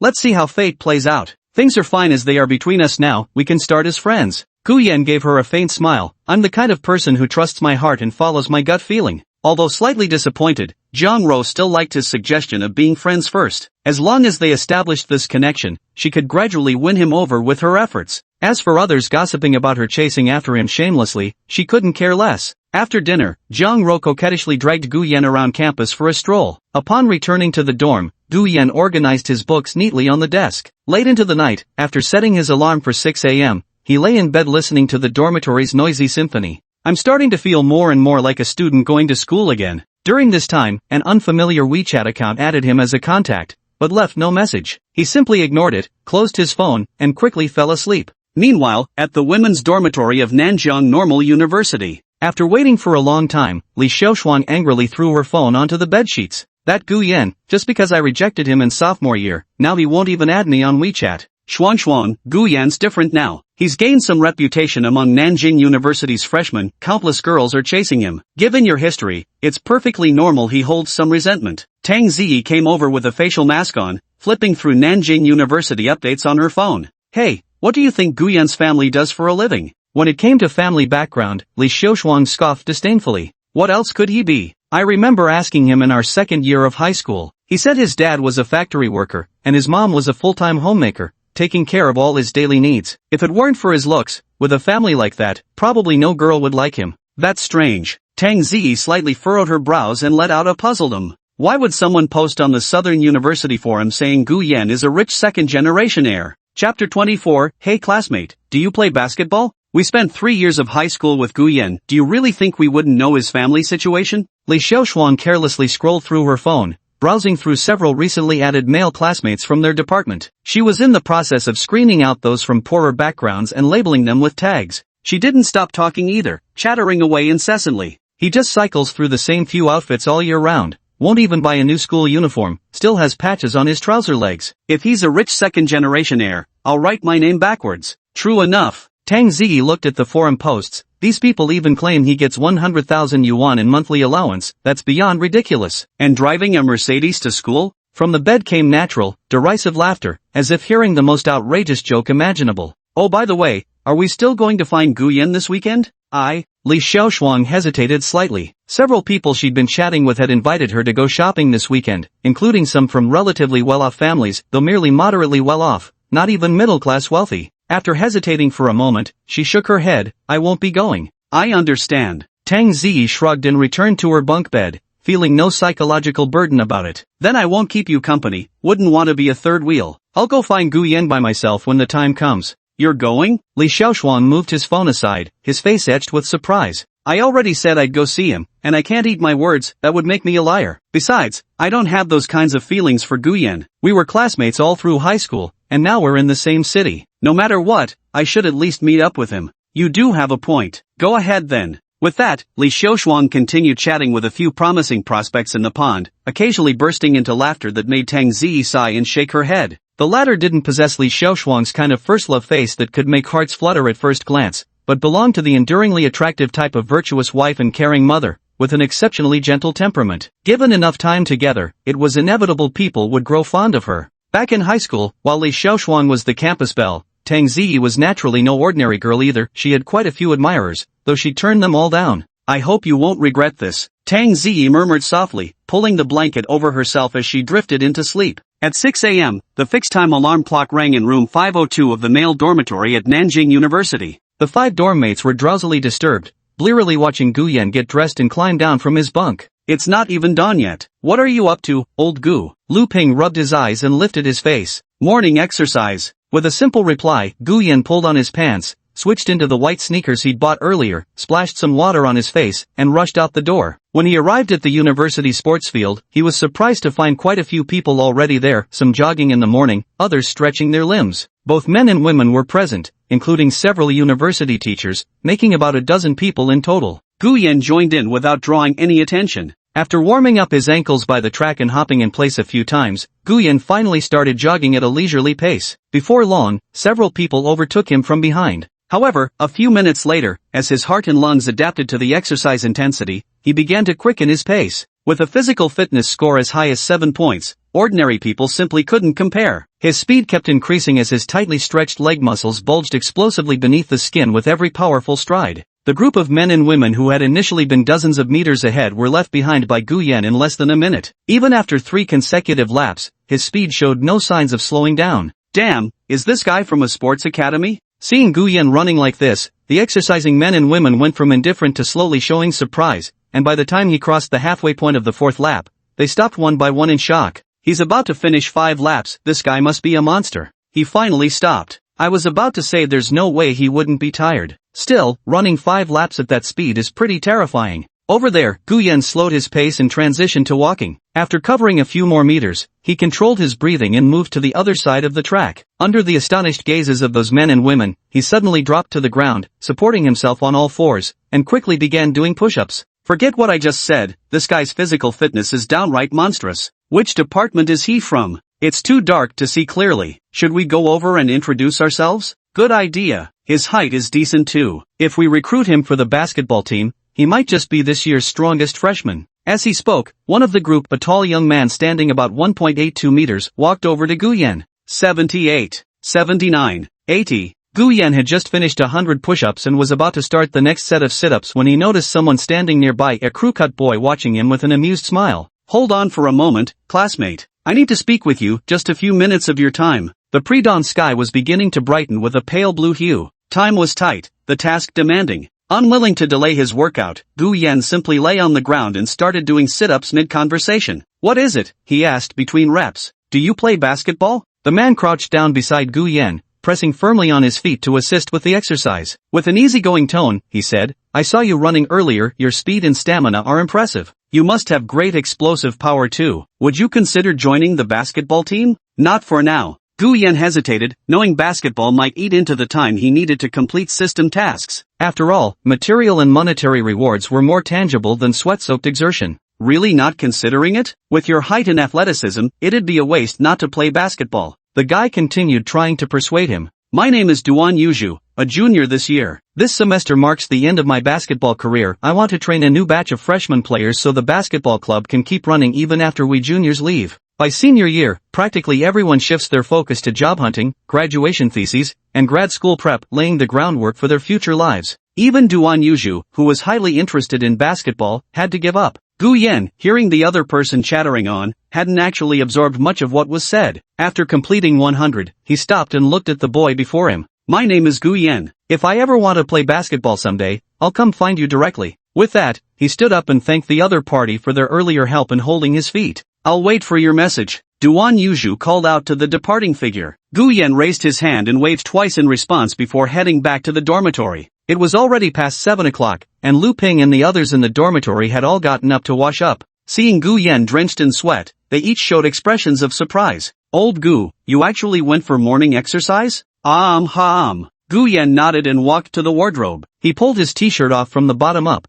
instantly revealing coiled chest muscles, with six-pack abs faintly outlined. The sharp lines along his ribs left the dorm mates utterly stunned. Holy shit, that's insane. How do you have such a killer body? Zhao Zhen, with his dyed yellow hair, squatted down, dumbfoundedly staring at the sweat-beaded abs of Guyen. Meanwhile, Chen Xian, toothbrush still in his mouth, instinctively touched his own belly, flat but lacking any definition, even slightly flabby and showing signs of excess weight. Stop touching, you don't have one. Chen Sheng chuckled and patted his own belly. I'm different, I've got a whole chunk. As he spoke, he inflated his stomach, making the t-shirt fabric bulge outward. System, good body management not only keeps you healthy but also makes others envious. Congratulations, host, for having such a fine physique. Reward, 5% equity in Times Square. These are dividend shares and do not participate in internal management. Ha! Guyen froze mid-motion while washing his face and wiping sweat. Chapter 25, Old Classmate. Dividend shares. This time, the system's random reward ceiling is surprisingly generous. Don't underestimate just 5% of the shares. Generally speaking, whether it's a large conglomerate or a commercial plaza like this, most shares are held by investment firms and individual investors. Owning even 10% would already make you a major shareholder. Gu Yan wasn't greedy. 5% in dividend shares meant long-term wealth inflow. Even if this time's plaza were to be poorly managed and sold in the future,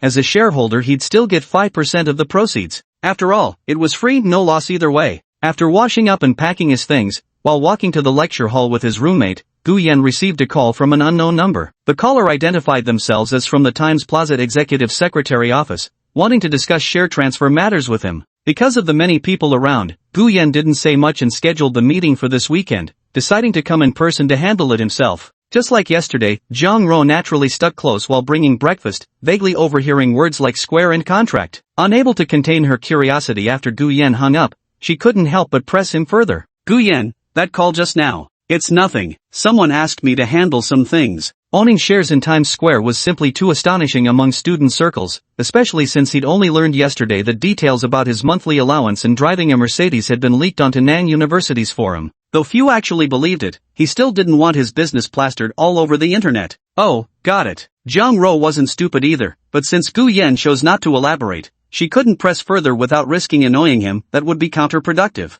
And so, a week slipped by amidst the busy rhythm of classes. Gu Yan's life during these 7 days followed the same routine as before: 3 morning exercises, eating Zhang Ro's breakfast, occasionally going out for a drive to break in the car, and secretly adding funds to the cafeteria account to have them include more meat dishes in Shinwei's meals. However, the two rarely crossed paths now. Perhaps due to the girl's strong sense of pride, she deliberately avoided eating at the same time as Gu Yan. Gu Yan couldn't be bothered to deliberately intercept her either, simply following his own inclinations as usual. When the weekend arrived, Gu Yan saw the text message from Zhang Ro. After replying that he had matters to attend to outside, he left the dormitory and headed to the open-air parking lot at Nanjing University's side gate. Having already obtained a vehicle access permit and established good relations with the security guards, there were naturally no obstacles in his way. Driving away from campus and heading into downtown Nanjing, the so-called Times Square was actually the holiday plaza where Gu Yan had gone shopping before. Its full name was Jinshan Holiday Times. It was a property owned by a local company called Jinshan. In the corner of the plaza's third floor was the administrative office established here, where 2/3 of the staff worked in property management. Gu Yan made a call, and soon a staff member arrived. Seeing such a handsome young man, the employee was momentarily surprised, albeit briefly, before respectfully leading Gu Yan to the office area. There were lawyers specially dispatched by the Jinchang company, as well as a manager from Jinchang's headquarters. After presenting relevant documents and confirming that Gu Yan was indeed the correct person, they finally produced the share transfer contract and the shareholding agreement. His signature was signed, and his thumbprint pressed onto the document. The lawyer, who appeared to be in his 30s, stood up and extended his hand. "Mr. Gu, you are truly a talented young man. Just a little something from my family." At 18, no one would believe he could acquire shares in a company's property solely through his own capabilities. It was better to openly admit it was family assistance. After all, people wouldn't genuinely press for details. Even if someone did dig deeper, they'd only uncover Gu Yan's parents' circumstances. But ironically, the more they uncovered, the more perplexed the investigator would become. How could a family like this possibly own 5% of shares in a bustling commercial plaza?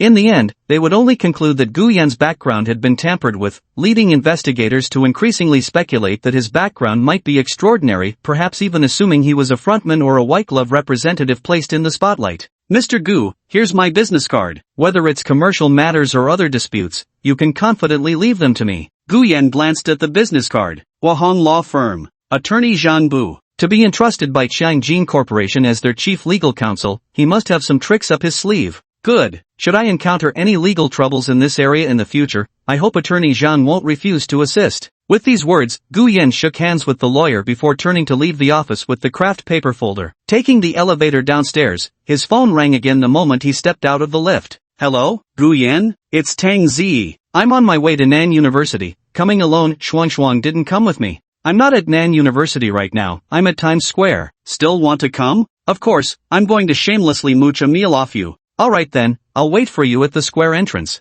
Since Tang Zi was coming over, Gu Yan decided not to return to school and headed straight for the square entrance, where there were outdoor cafe seating arrangements. He found an unoccupied spot, ordered a juice from the waiter, and began reviewing the contract while waiting for the girl to arrive. Though he felt slightly puzzled, Tang Zi and Li Shouxuan had been inseparable best friends since high school, so why was she coming alone? Still, it was just as well that Li Xiaoshuang hadn't come, to avoid an awkward silence when we meet. About half an hour later, around 10 o'clock, Tang Ziyi's call came through again. I'm here. Where are you? Gu Yan held the phone, raised his gaze to sweep across the square entrance, and spotted a girl in a white dress standing gracefully. He waved his hand and said, look to your right. I see you. Tang Ziyi followed the direction indicated and saw Gu Yan, dressed in a shirt, white jeans, and white sneakers, waving and smiling at her. Hanging up the phone, the girl clutched her shoulder bag and ran forward with light steps. So, Mr. Popular must be busy, huh? Coming here alone instead of being with your girlfriend? Single, and just here to take care of some business.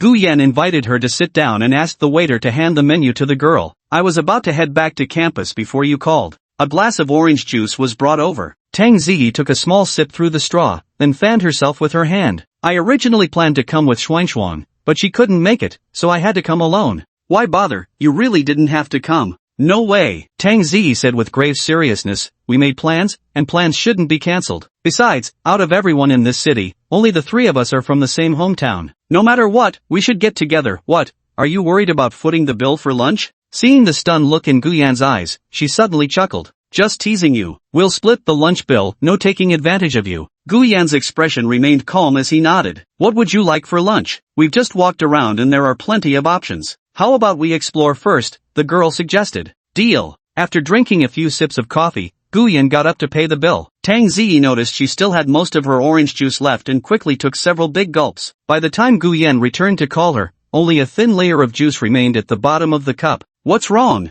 Nothing, really nothing. Tang Ziyi patted just below her chest. She'd drunk too fast and was feeling slightly choked. Let's go. Don't act like you're starving to death. Gu Yan handed her a tissue. She wiped her mouth, slung her bag over her shoulder, and followed behind, her flat shoes slapping loudly against the floor. Hey, can't you say something nice? I may just be your high school classmate, but calling me starving to death is too much. The first floor of the mall was mostly filled with women's cosmetics, jewelry, and bags. Since it was still early for dinner, Gu Yan guided her around to browse. The dazzling array of goods paired with the lighting effects made Tang Ziyi's eyes sparkle with excitement. Especially one bracelet, shining so brilliantly it practically made Tang Ziyi unable to look away. She rushed over to ask the price, then froze completely. Over 3,000. Looking up, she read the store name, Tasaki. Startled, she quickly left the store and pulled Gu Yan away with her. Just a string of beads costs over 3,600 yuan. That's ridiculously expensive. Do you like it? Tang Ziyi glanced back at the shop before withdrawing her gaze and shaking her head. What's the point of liking it if I can't afford it? The jewelry stores near our school are much more practical. After speaking, the girl turned to browse a nearby shoe store. When she came out, she realized Gu Yan hadn't followed her. Just as she was about to call to ask where he'd gone, she saw him approaching. After 3 years of high school together, this gift is for you. Ha! Tang Ziyi's hands trembled slightly as she opened the Tasaki branded box that was handed to her. Inside lay the very pearl bracelet she had admired earlier. You. Staring at the bracelet, she stumbled over her words, barely able to speak coherently. Stop the hesitation. Of all our high school classmates, you've treated me quite well. Just keep this gift. Gu Yan pushed the bracelet she was returning right back at her. It's already bought, no returns after leaving the counter. Helpless, Tang Ziyi blushed and accepted the gift, fiddling with the box as if lost in thought. Only when they wandered to the second floor dining area did she finally speak up. Do you still think about Li Xiaoshuang nowadays? I don't want to. Without the slightest hesitation, Gu Yan replied, life is too short to dwell on someone who was never meant to be. That's good. Thinking like that. Tang Ziyi was about to say something more when Gu Yan cut her off abruptly. He pointed to a hot pot restaurant ahead and said, I've never tried Hey de Leo before. Want to go try it together? Just a simple lunch eating at Hey de Leo seems a bit pricey, doesn't it? Is it more expensive than the pearl bracelet on your hand? With that, Gu Yan led the way into the restaurant. Upon hearing there were 2 guests, the server seated them at a couple's table by the window near the air conditioning. Gu Yan, are you really, like what they say on Nan University's forum, that you're a rich second-generation heir? After the dishes were served, Tang Ziyi looked at the spread on the table while thinking about the bracelet in her bag. She finally couldn't hold back the question burning inside her. You can think of me that way if you like, Gu Yan replied with a laugh. Xuanshuang is really in for it now. She's probably regretting it to death. Tang Ziyi silently mourned for Li Xiaoshuang in her heart, then let go of her helpful impulses. She took out a bracelet and put it on, before snapping a flurry of photos of the dishes on the table with her phone, making sure to include the bracelet in the shots. Of course, she also took one photo of Gu Yan sitting across from her. She arranged these pictures together and captioned them, dining with familiar classmates in an unfamiliar city. Meanwhile, Li Xiaoshuan, who was sitting in a fast food restaurant listening to the boy opposite her babble endlessly, was bored stiff scrolling through her friends' updates on WeChat. She immediately saw the photo and caption Tang Ziyi had just posted. She froze in astonishment. What particularly caught her eye was the pearl bracelet faintly visible on Tang Ziyi's fair wrist. As close friends, she had never seen Tang Ziyi wear this style before, and it clearly wasn't some cheap trinket either. Chapter 26, Li Xiaoshuan's explosive anger. What's wrong, Xuan? Seeing Li Xiaoshuan clutching her phone in stunned silence, the quiet boy sitting opposite her adjusted his glasses and stopped speaking to ask softly. I'm fine. Snapped out of her thoughts, Li Xiaoshuan responded with a sweet smile, though internally she was utterly bewildered. Tang Ziyi had gone to find Gu Yan. They were having lunch at He De Leo Hotpot, but what was that bracelet all about? Did Tang Ziyi buy it herself? Impossible, her monthly allowance was just over 2,000 yuan, while that bracelet looked expensive at first glance, though I couldn't tell what brand it was. Could it have been a gift from Gu Yan? Suddenly, she recalled Tang Ziyi mentioning last night that according to 9 University's forum gossip, Gu Yan might be a rich second-generation heir with a monthly allowance of 100,000 yuan and even drove a Mercedes-Benz. Both she and Tang Ziyi had dismissed it as nonsense at the time. But now, no way, could I really have misjudged him this badly? Li Xiaoshuan couldn't sit still the more she thought about it. Xuan, why aren't you eating? Looking at that sweet and innocent face, the boy eagerly pushed the hamburger and fries on the table a little closer to her. I have something to do. I can't go shopping with you. Li Xiaoshuan quickly stood up, apologized to the person, and hurried away under their stunned gaze. As soon as she stepped outside, she called Tang Ziyi. On the other end of the phone, Tang Ziyi, who was just picking up a piece of boiled goose intestine to put in her bowl, glanced instinctively at Gu Yan upon seeing the caller ID. Li Xiaoshuan? Gu Yan set down his chopsticks and took a sip from his teacup. Ask her if she wants to come over? It's just a matter of adding another pair of chopsticks. I know her too well, she probably won't come, Tang Ziyi replied. As he spoke, his hands moved quickly to answer the call with a simple hello. Xuan, why are you calling me so suddenly? The voice on the other end sounded hurried. Are you having dinner with Gu Yan right now? You must have seen my post on WeChat Moments. I was originally going to Nanjing University to see Gu Yan, but he happened to be at Times Square as well, so I decided to just walk around with him. Tang Ziyi's tone was calm and her words were straightforward, with no deliberate effort to hide anything. Xuan, have you eaten yet? Do you want to join us for hot pot? This He De Leo is really good. Standing at the fast food restaurant entrance and slowly walking forward, Li Xiaoshuan nearly blurted out, I'm coming. But the words that left her lips were stubbornly changed to, I've already eaten, just wanted to check in on you. When are you heading back to school? We'll return right after eating. After chatting for a few more sentences and hanging up, Li Xiaoshuan pressed her lips together, closed her eyes, and took several deep breaths. There's probably nothing between those two. Ziyi is my best friend. She knows Gu Yan likes me, she would never do something like that. Her mind preoccupied and thoughts filled with Tang Ziyi's WeChat post, Li Xiaoshuan couldn't focus on shopping. She hailed a taxi back to school, her thoughts racing the whole way. Meanwhile, after finishing hotpot, though Tang Ziyi had wanted to split the bill, Gu Yan beat her to paying and led the girl straight to the parking lot. Gu Yan, aren't you catching the? She wanted to suggest they take the bus together to Furong Road, where they would transfer to separate buses back to their respective schools. But before she could finish speaking, she heard the electronic beep of a car door unlocking. A silver-white Mercedes convertible flashed its headlights twice. Gu Yan pulled open the car door and turned back to look at Tang Ziyi, who stood dumbfounded with her mouth slightly agape. What are you staring at? Get in. I'll drop you off at Normal University first. Oh. Tang Ziyi came to her senses and sat in the passenger seat. It wasn't until the Mercedes-Benz drove onto the road heading to the teacher training college that she finally snapped out of her daze. Gu Yan, Gu classmate, is this car yours? Got it. The response was brief, yet filled with certainty. Tang Ziyi took a deep breath, gazing at his focused profile as he drove. So, the 100,000 monthly allowance was real too? Got it. Tang Ziyi took another deep breath, her voice trembling slightly as she spoke. But Xuan said your father is just a factory worker. So does she love money, or does she love me? This topic always troubles the wealthy. Gu Yan deliberately countered with this rhetorical question. Indeed, upon hearing it, Tang Ziyi immediately froze, mouth agape, wanting to speak but feeling any response would ring hollow. It seems what Gu Yan said wasn't wrong. She thought to herself, how much does this car cost? About 7 or 800,000. Yikes, gasped Tang Ziyi as she entered university. Unlike in middle school when money hadn't been such a tangible concept, 7 or 800,000 yuan was likely an amount others would need 30 or 40 years to earn.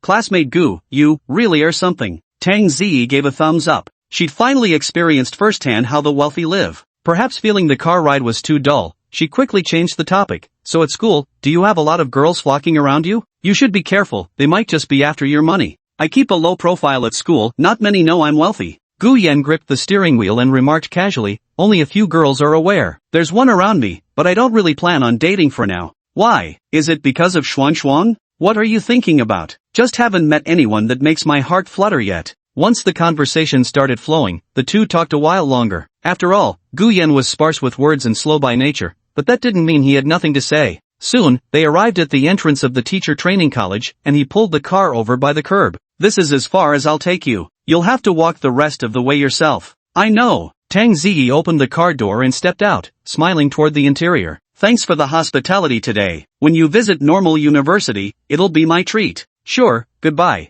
Message me on WeChat when you're free. With those words, Tang Ziyi closed the car door. Gu Yan flicked on the turn signal, lightly pressed the accelerator, and drove off, making a U-turn at the intersection ahead until his car gradually disappeared from Tang Ziyi's sight. The latter walked back to the dorm holding a Tasaki handbag, where Li Xiaoxuan was lying on the bed. Seeing her friend return, she quickly got up. Ziyi, you're back so soon? Gu Yan drove me back. Tang Ziyi placed the Tasaki handbag on the desk. This is his gift for meeting me. With that, she raised her hand and lightly shook the striking pale gold pearl bracelet on her wrist. Where did he get a car from while in college? Li Xiaoxuan's gaze swept over the logo on the handbag, then fixed tightly on that bracelet as if confirming something, asking again, he gave this to you? Machem, it cost over 3,000, I just glanced at it once, and he immediately bought it for me. Tang Ziyi, being quite guileless, recounted everything that had happened at the Tasaki boutique to Li Xiaoxuan without any exaggeration. How could this be? Li Xiaoxuan stared at the gleaming bracelet and instinctively took half a step back,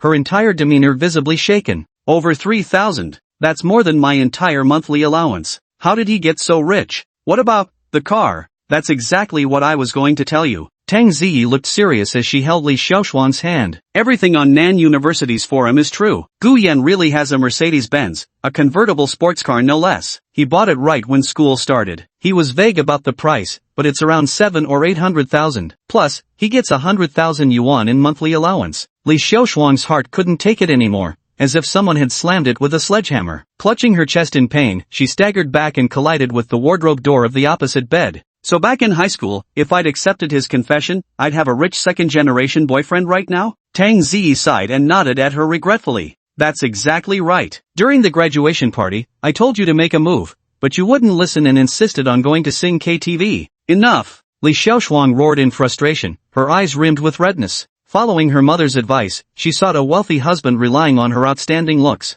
Never did she expect that after all her pickiness, the perfect candidate had been right before her eyes, and she had missed him in the most spectacular fashion. Suddenly she felt like a complete clown. Ziyi, do you think I still have a chance? Like a drowning person clutching at straws, she suddenly grabbed Tang Ziyi's hand, her eyes rimmed red as she asked, did you mention me today? How did he react? I did mention you, but he seemed to deliberately avoid saying anything about you. Deliberately avoiding, that means I still have a place in his heart. I need to see him. Give me Gu Yan's phone number. Xuan. Tang Ziyi grabbed Li Xiaoxuan's arm and shook it lightly. Calm down first. You didn't call him earlier, but now you're calling after I return to the dorm. It's way too obvious you'll just make Gu Yan think less of you. What about me? In a few days, Tang Ziyi was actually just saying these things to comfort Li Xiaoxuan. She really wanted to say, forget it, Gu Yan wouldn't pay you any attention, but after being best friends for years, she couldn't bear to utter words so cruel they might wound the other girl. But the mere thought of it feels like a weight pressing on my chest. Li Xiaoxuan caught sight of that bracelet again, and it made her blood boil. If she'd gone today, that bracelet would probably have been given to her.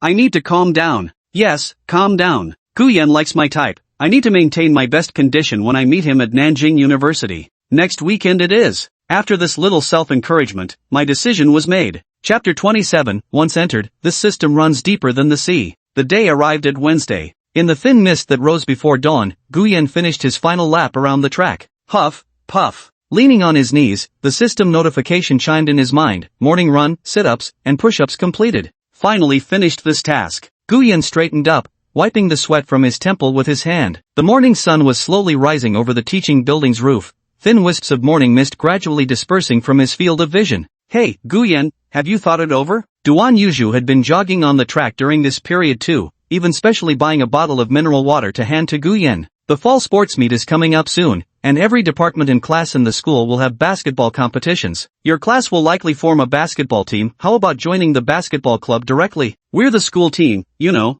We'll see when the time comes. Gu Yan took the water bottle, unscrewed the cap, and tilted his head back for a gulp. After several mornings of joint exercises, the two had grown much more familiar with each other. Thanks for the water. Gu Yan wiped the sweat from his brow with his headband and waved as he stepped off the track. He was in such a hurry because he was checking the rewards granted by the system. Congratulations on completing the mission. Basic reward, Range Rover Sentinel Long Wheelbase Edition has been issued. A 4S store representative will contact you shortly. Final reward, occupation card has been stored in the system and can be accessed anytime. Note, once activated, it will permanently replace your current identity and profession with no possibility of restoration. Please use with caution. Seeing the warning message at the back, the initial intention of just giving it a try vanished without a trace in an instant. This means he currently holds student status. If he uses this card, there's a high probability his identity as a Nanda University student would be altered. In other words, he might get expelled from the university. The risk is considerable. If I accidentally land the role of a janitor, that would be gaining little while losing much. I can't gamble like this. Gu Yan quickly suppressed his eager anticipation. He decided to wait until graduation day to use that card. That way, it would be foolproof. Even if he randomly ended up as a janitor, he could simply resign later and revert to his jobless status. Back in the dormitory, Lu Ping and the others were sluggishly climbing out of bed to wash up. They had grown accustomed to Gu Yan's morning workouts recently, so they just yawned and greeted him half asleep as he entered, then continued to sluggishly gather their wits. In the days that followed, classes carried on as usual. Zhang Ro stood downstairs every morning as always, only now, Lin Yunju stood beside her. She also held breakfast, but she wasn't waiting for Gu Yan. Instead, she handed it to Chen Xian.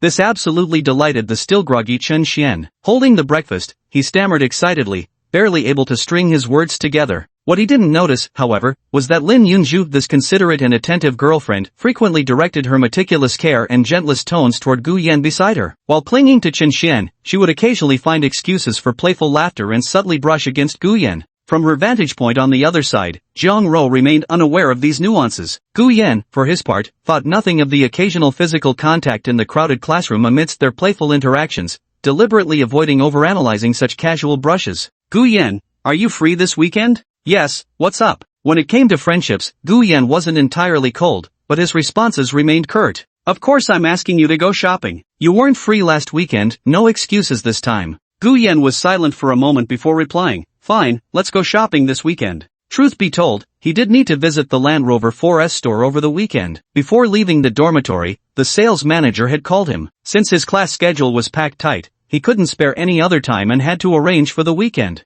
Anyway, Zhang Ro already knew about his affairs. Taking her along to pick up the car would save him from having to conceal anything. Upon receiving his reply, Zhang Ro instantly became as elated as a child who'd just gotten their favorite toy. All the way to the teaching building, she chattered away non-stop. Not far away, Lin Yunju secretly curled her lips in disdain. Her imitation of Zhang Ro wasn't genuinely about bringing breakfast to her boyfriend, Chen Xian. The first reason was to let Gu Yan see her perfect girlfriend persona, the devoted lover act. The second reason was that, under the skies, she planned to ditch Chen Xian while still gaining everyone's sympathy. Then, cloaked in the sorrow of the breakup, she could get closer to Gu Yan, exploiting men's instinct to protect the vulnerable, gradually drawing the two of them together. After all, she wasn't like those low-tier green tea girls who pick and discard men like a monkey snapping corn ears, without any strategy or planning. When parting ways, Lin Yunju tucked her long hair behind her ear and waved farewell to her boyfriend with gentle warmth, then smiled and waved to the rest of the dormitory residents, Gu Yan included. Zhang Ro stood beside her and waved too, the scene resembling two wives seeing their husbands off to work, drawing envious glances from passing male students.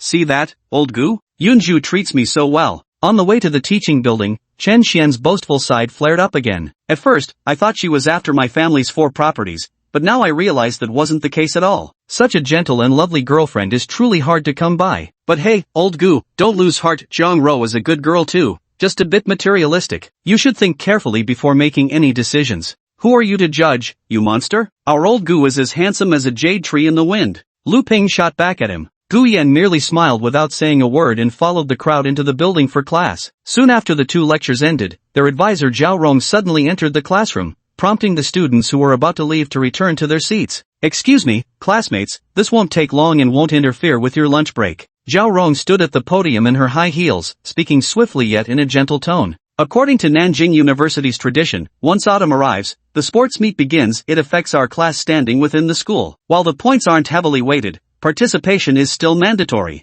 As she spoke, she instructed the class monitor, Xiao Lingling, to bring a pen and notebook. You've just graduated from high school, and if you want to integrate into university life faster, the sports meet is a great opportunity. You can make many friends and see various club recruitments. I hope our class will actively participate. Later, you can sign up with the class monitor. Xiao Lingling immediately took a pen and notebook to ask each classmate about their participation in the events. Actually, quite a few boys signed up, as they all wanted to show another side of themselves in front of the girls. By the way, Zhao Rong continued, besides the sports meet, there's also a basketball tournament. The winning team will represent the school in the Nanjiang City, provincial, or even national university league competitions. Our class has quite a few boys, surely we can gather at least 5 players, right? Her gaze lingered intentionally or unintentionally on Gu Yan. Standing at 185 centimeters, he naturally drew attention wherever he went. Gu Yan actually had no interest in participating in any events, including basketball. Xiao Lingling had just approached him earlier, only to be turned down. Professor, Before she could finish her sentence, the system notification pinged in his mind. System, regret nothing in your youth, don't miss any part of its journey. Special mission, participate in any competition and win. Reward, 1 million yuan, 1 free attribute point. Zhao Rong turned to look at him. Did you say something, Guyan? I'll sign up for basketball. A faint smile appeared on Guyan's face. Chapter 28, Scheming. Upon hearing Guyan had signed up for basketball, Zhao Rong's face showed an understanding expression. After all, with Guyan's height and looks, it would truly be a waste if he didn't sign up for basketball. Moreover, most boys in the class would sign up for basketball anyway. Such a popular and showy sport, no guy could resist it. But she never could have imagined that Gu Yan's reason for participating was actually due to a special mission given by the system. Xiao Lingling stared at Gu Yan's faint smile in a daze, only snapping back to reality when someone called her name. Quickly, she wrote down Gu Yan's name for basketball and softly cheered, "Good luck," before leaving. Gu Yan signing up for basketball surprised Qin Mu somewhat, as he had also registered for basketball. After all, from the start of school until now, Qin Mu had mentioned his love for the sport multiple times, yet he'd never heard Gu Yan speak of it before. Probably just trying to look cool.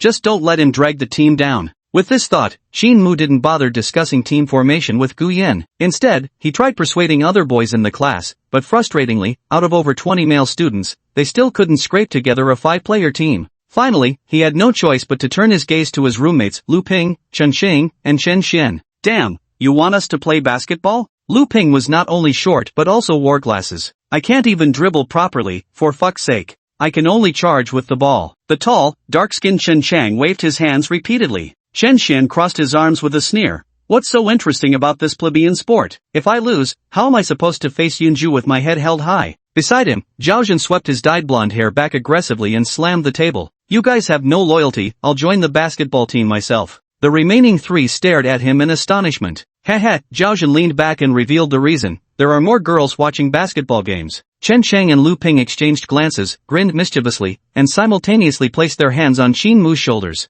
We're joining too. Including Gu Yan, the class now had enough for a full 5-player team. Qin Mu went on to persuade 2 more students to join as substitutes, completing their squad. Chen Xian, who was left out in the cold, snorted dismissively, having no faith in his dorm mate's abilities. He secretly sent a complaining text to his girlfriend under the table. Baby Yunju, did you sign up for any sports events? Those idiots in my dorm actually signed up for basketball. Apart from Qin Mu who knows a thing or two, the others can't even dribble properly. Even I, the basketball prince of my high school, wouldn't dare show off like that. How do they even have the nerve? Several text messages were sent, but there was no reply from Lin Yunju. Chen Xian waited for a while but didn't feel like continuing the conversation, probably figuring his girlfriend was currently discussing sports day matters with their class. After a while, the advisor collected Xiao Lingling's registration form, then simply said, "Class dismissed," before leaving to submit the paperwork. Watching the hurried departure, Qin Mu turned to Gu Yan, who was packing up his books, and asked, "How's your basketball skills?" "It's okay, I shouldn't hold you back."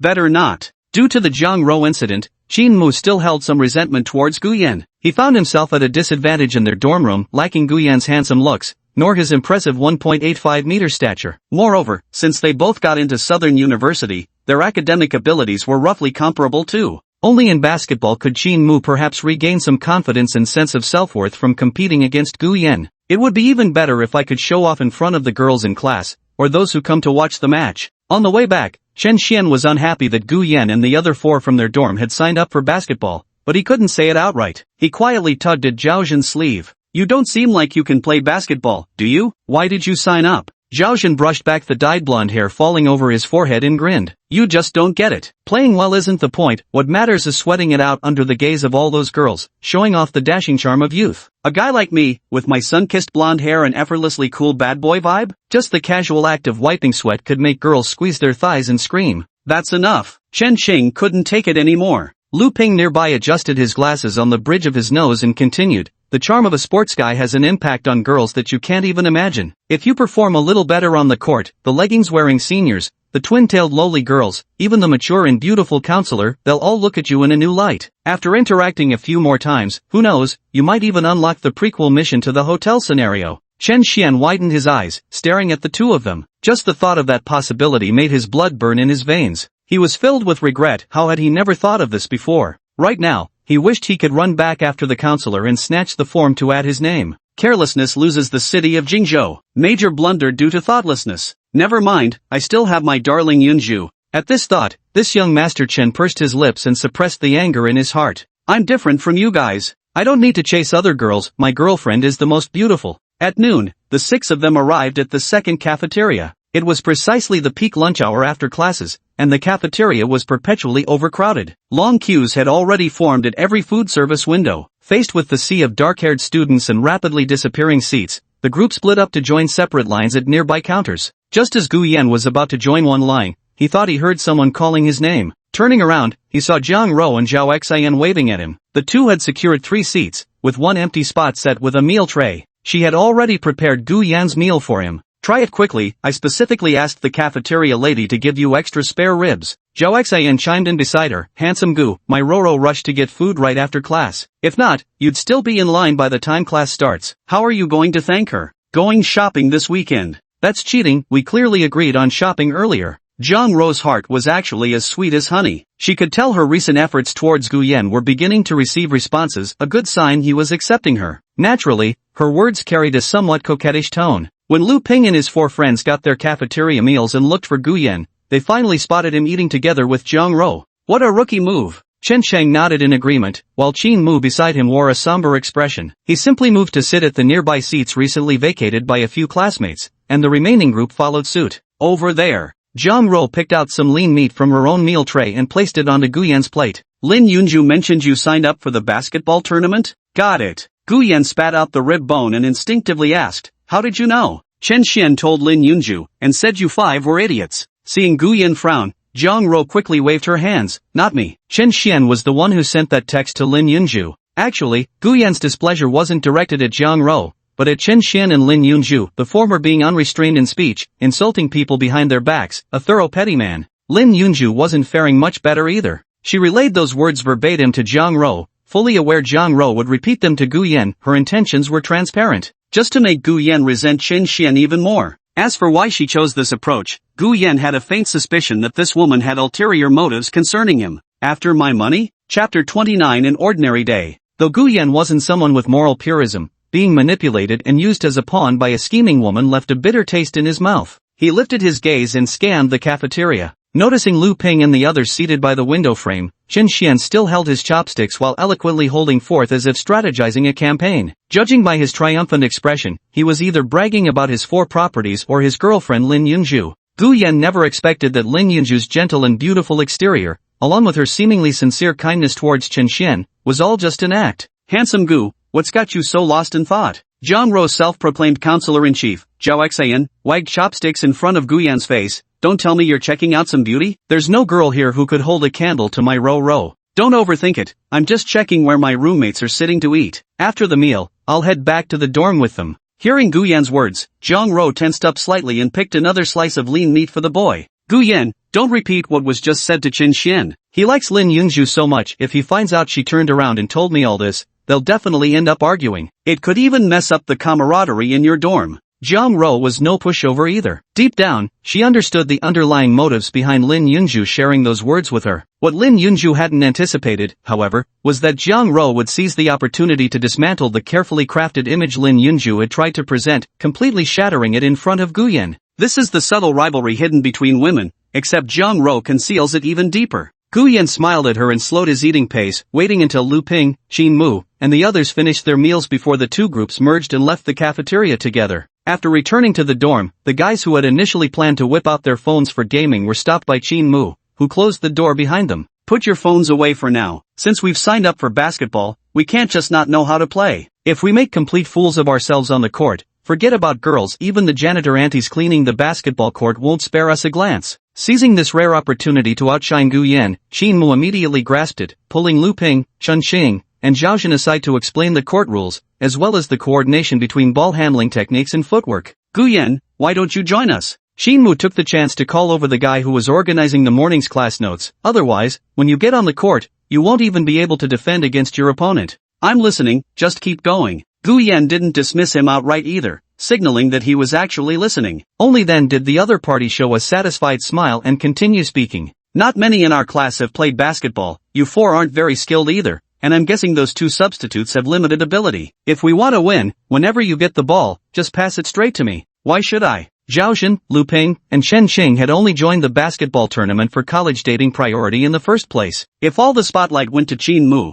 what would be the point of them playing? Hearing this suggestion, they immediately refused to comply. Can any of you even make a shot then? It's not that hard if you just put in some effort, right? Chen Qiang, the tall dark guy, made an air shooting gesture. Chin Mu face-bombed. I'll just ask other classmates about it this afternoon then. Originally lying on his bed texting, Shen Xian waited in vain for Ling Yinju's reply before finally speaking up. Why don't you let me try too? He didn't even finish speaking before Lu Ping interrupted him. It's just passing the ball to you, but you can't hog all the glory alone. Once we pull ahead and score, the three of us should take some shots too. Deal. They quickly reached an agreement. Wait a minute, talking is pointless. After class this afternoon, let's hit the court to practice and work on our teamwork. Chen Cheng's suggestion met with Chin Mu's agreement. Gu Yan also nodded in approval since he wanted to win the competition. He naturally hoped this hastily assembled team could clinch the school championship. Classes ended in the afternoon in the blink of an eye. Leaving aside Chen Xian, who went to meet his girlfriend, 7 of them, the original 5 plus 2 other male classmates, hurried to the basketball court.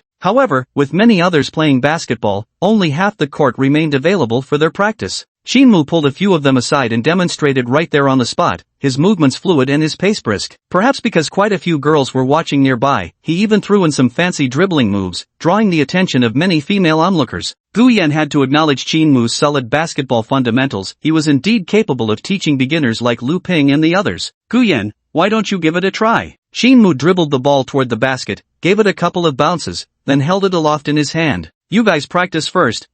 Gu Yan politely declined, explaining that his genes weren't suitable for vigorous movements. Just as he was tactfully refusing, he noticed senior student Duan Yuzhu approaching in his peripheral vision, dressed in basketball jersey and drenched in sweat. Junior Gu, what a coincidence. He pointed toward the practicing group. Your classmates? Yeah, signed up for the class tournament. You wouldn't join the basketball club, yet you're having the time of your life playing in class matches. Duan Yuzhu gulped down some mineral water as he stood shoulder to shoulder with Gu Yan, watching Lu Ping and the others training nearby. They're complete beginners, not even amateurs. Aren't you afraid teaming up with them will affect your performance? I'm not good either. Playing dumb to catch the tiger, huh? From the moment I first saw you, my gut told me you definitely know how to play basketball, and you're not half bad. Just thinking about it made Duan Yuzhu's excitement grow. I'm really looking forward to your game on Friday. Don't let me down. As he spoke, he raised his fist. Seeing this, Gu Yan casually swatted it away. We're not teammates yet. Let's skip the camaraderie. Afterward, Gu Yan took a few casual shots from mid-range. He sank 3 and rattled 2 off the rim, still posting a better shooting percentage than Lu Ping and the others. Gu Yan knew perfectly well it was decent performance for not having activated his basketball prodigy ability yet. By Thursday, Gu Yan had already grown accustomed to his morning runs. The moment he got up, Chin Mu and the others followed suit. With the competition scheduled for Friday, they couldn't afford to slack off on their physical conditioning. So, cramming at the last minute, they dragged Lu Ping and the rest to the track for a run. Chin Mu had always believed his stamina was unquestionably better than Gu Yan's, but this time, witnessing Gu Yan sprinting around the track left him utterly stunned. He even wondered if he was still half asleep and seeing things. It wasn't until he heard the astonished exclamations of Lu Ping and the others beside him that he snapped back to reality. Gu Yan was nothing short of a physical freak. Holy shit, now I finally get how old Gu got those pecs and abs, and honestly, I'm not the least bit envious anymore. At this pace, he's already run over 4 laps non-stop. Isn't he afraid his lungs will explode? Even as they spoke, Chin Mu herded them onto the rubber track like ducks, jogging slowly to adjust while watching Gu Yan overtake them from behind, disappear ahead, then surge past them again from the rear. By the time the group had finished 2 exhausted laps, collapsing to the ground and panting like dogs, Gu Yan had already completed 100 push-ups and sit-ups. Old Gu, I'm starting to think you're actually a fucking sports scholarship student.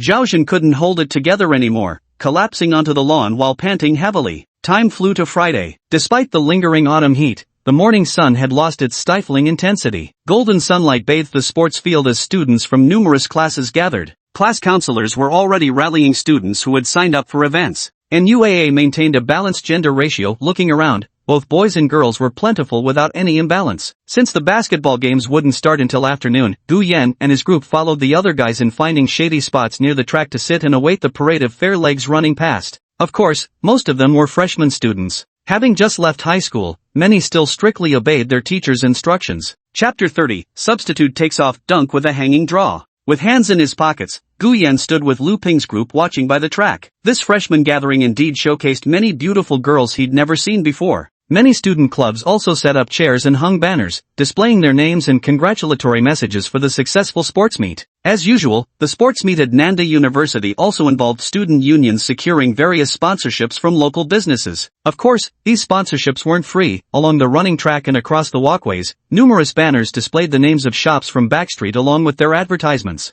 At 9 in the morning, after the school leaders finished their speeches, the student council president, an impressive female junior, took over to host the various competitions. Members of the student council took on various roles during the sports meet, serving as scorekeepers, referees, announcers, and more. After the students dispersed to their respective classes, event sign-ups and roll calls began. At the edge of the track, Gu Yan spotted Zhang Rou and Zhao Xian, both beauties clad in shorts, with Zhang Rou's strikingly fair and shapely long legs particularly standing out in the crowd. She and Zhao Xian were competing in the women's 400-meter race. When the starting gun fired, Gu Yan realized this girl wasn't as delicate as she appeared. Her long legs unleashed explosive power that left the other 5 competitors far behind. As she passed by Gu Yan, she even playfully winked at him. After securing first place, Zhang Rou immediately ran over to Gu Yan, proudly showing off her achievement. "Quick, praise me. You're amazing, truly outstanding." Hearing these words, Zhang Rou smiled radiantly, leaving Lu Ping and Zhao Zhen filled with envy. Chen Xian pursed his lips but couldn't resist stealing another glance at Zhang Rou's long legs. As if sensing Chen Xian's gaze, Zhang Rou shot him a glare. When Zhao Xian approached, the duo quickly excused themselves and returned to the dorm to change clothes.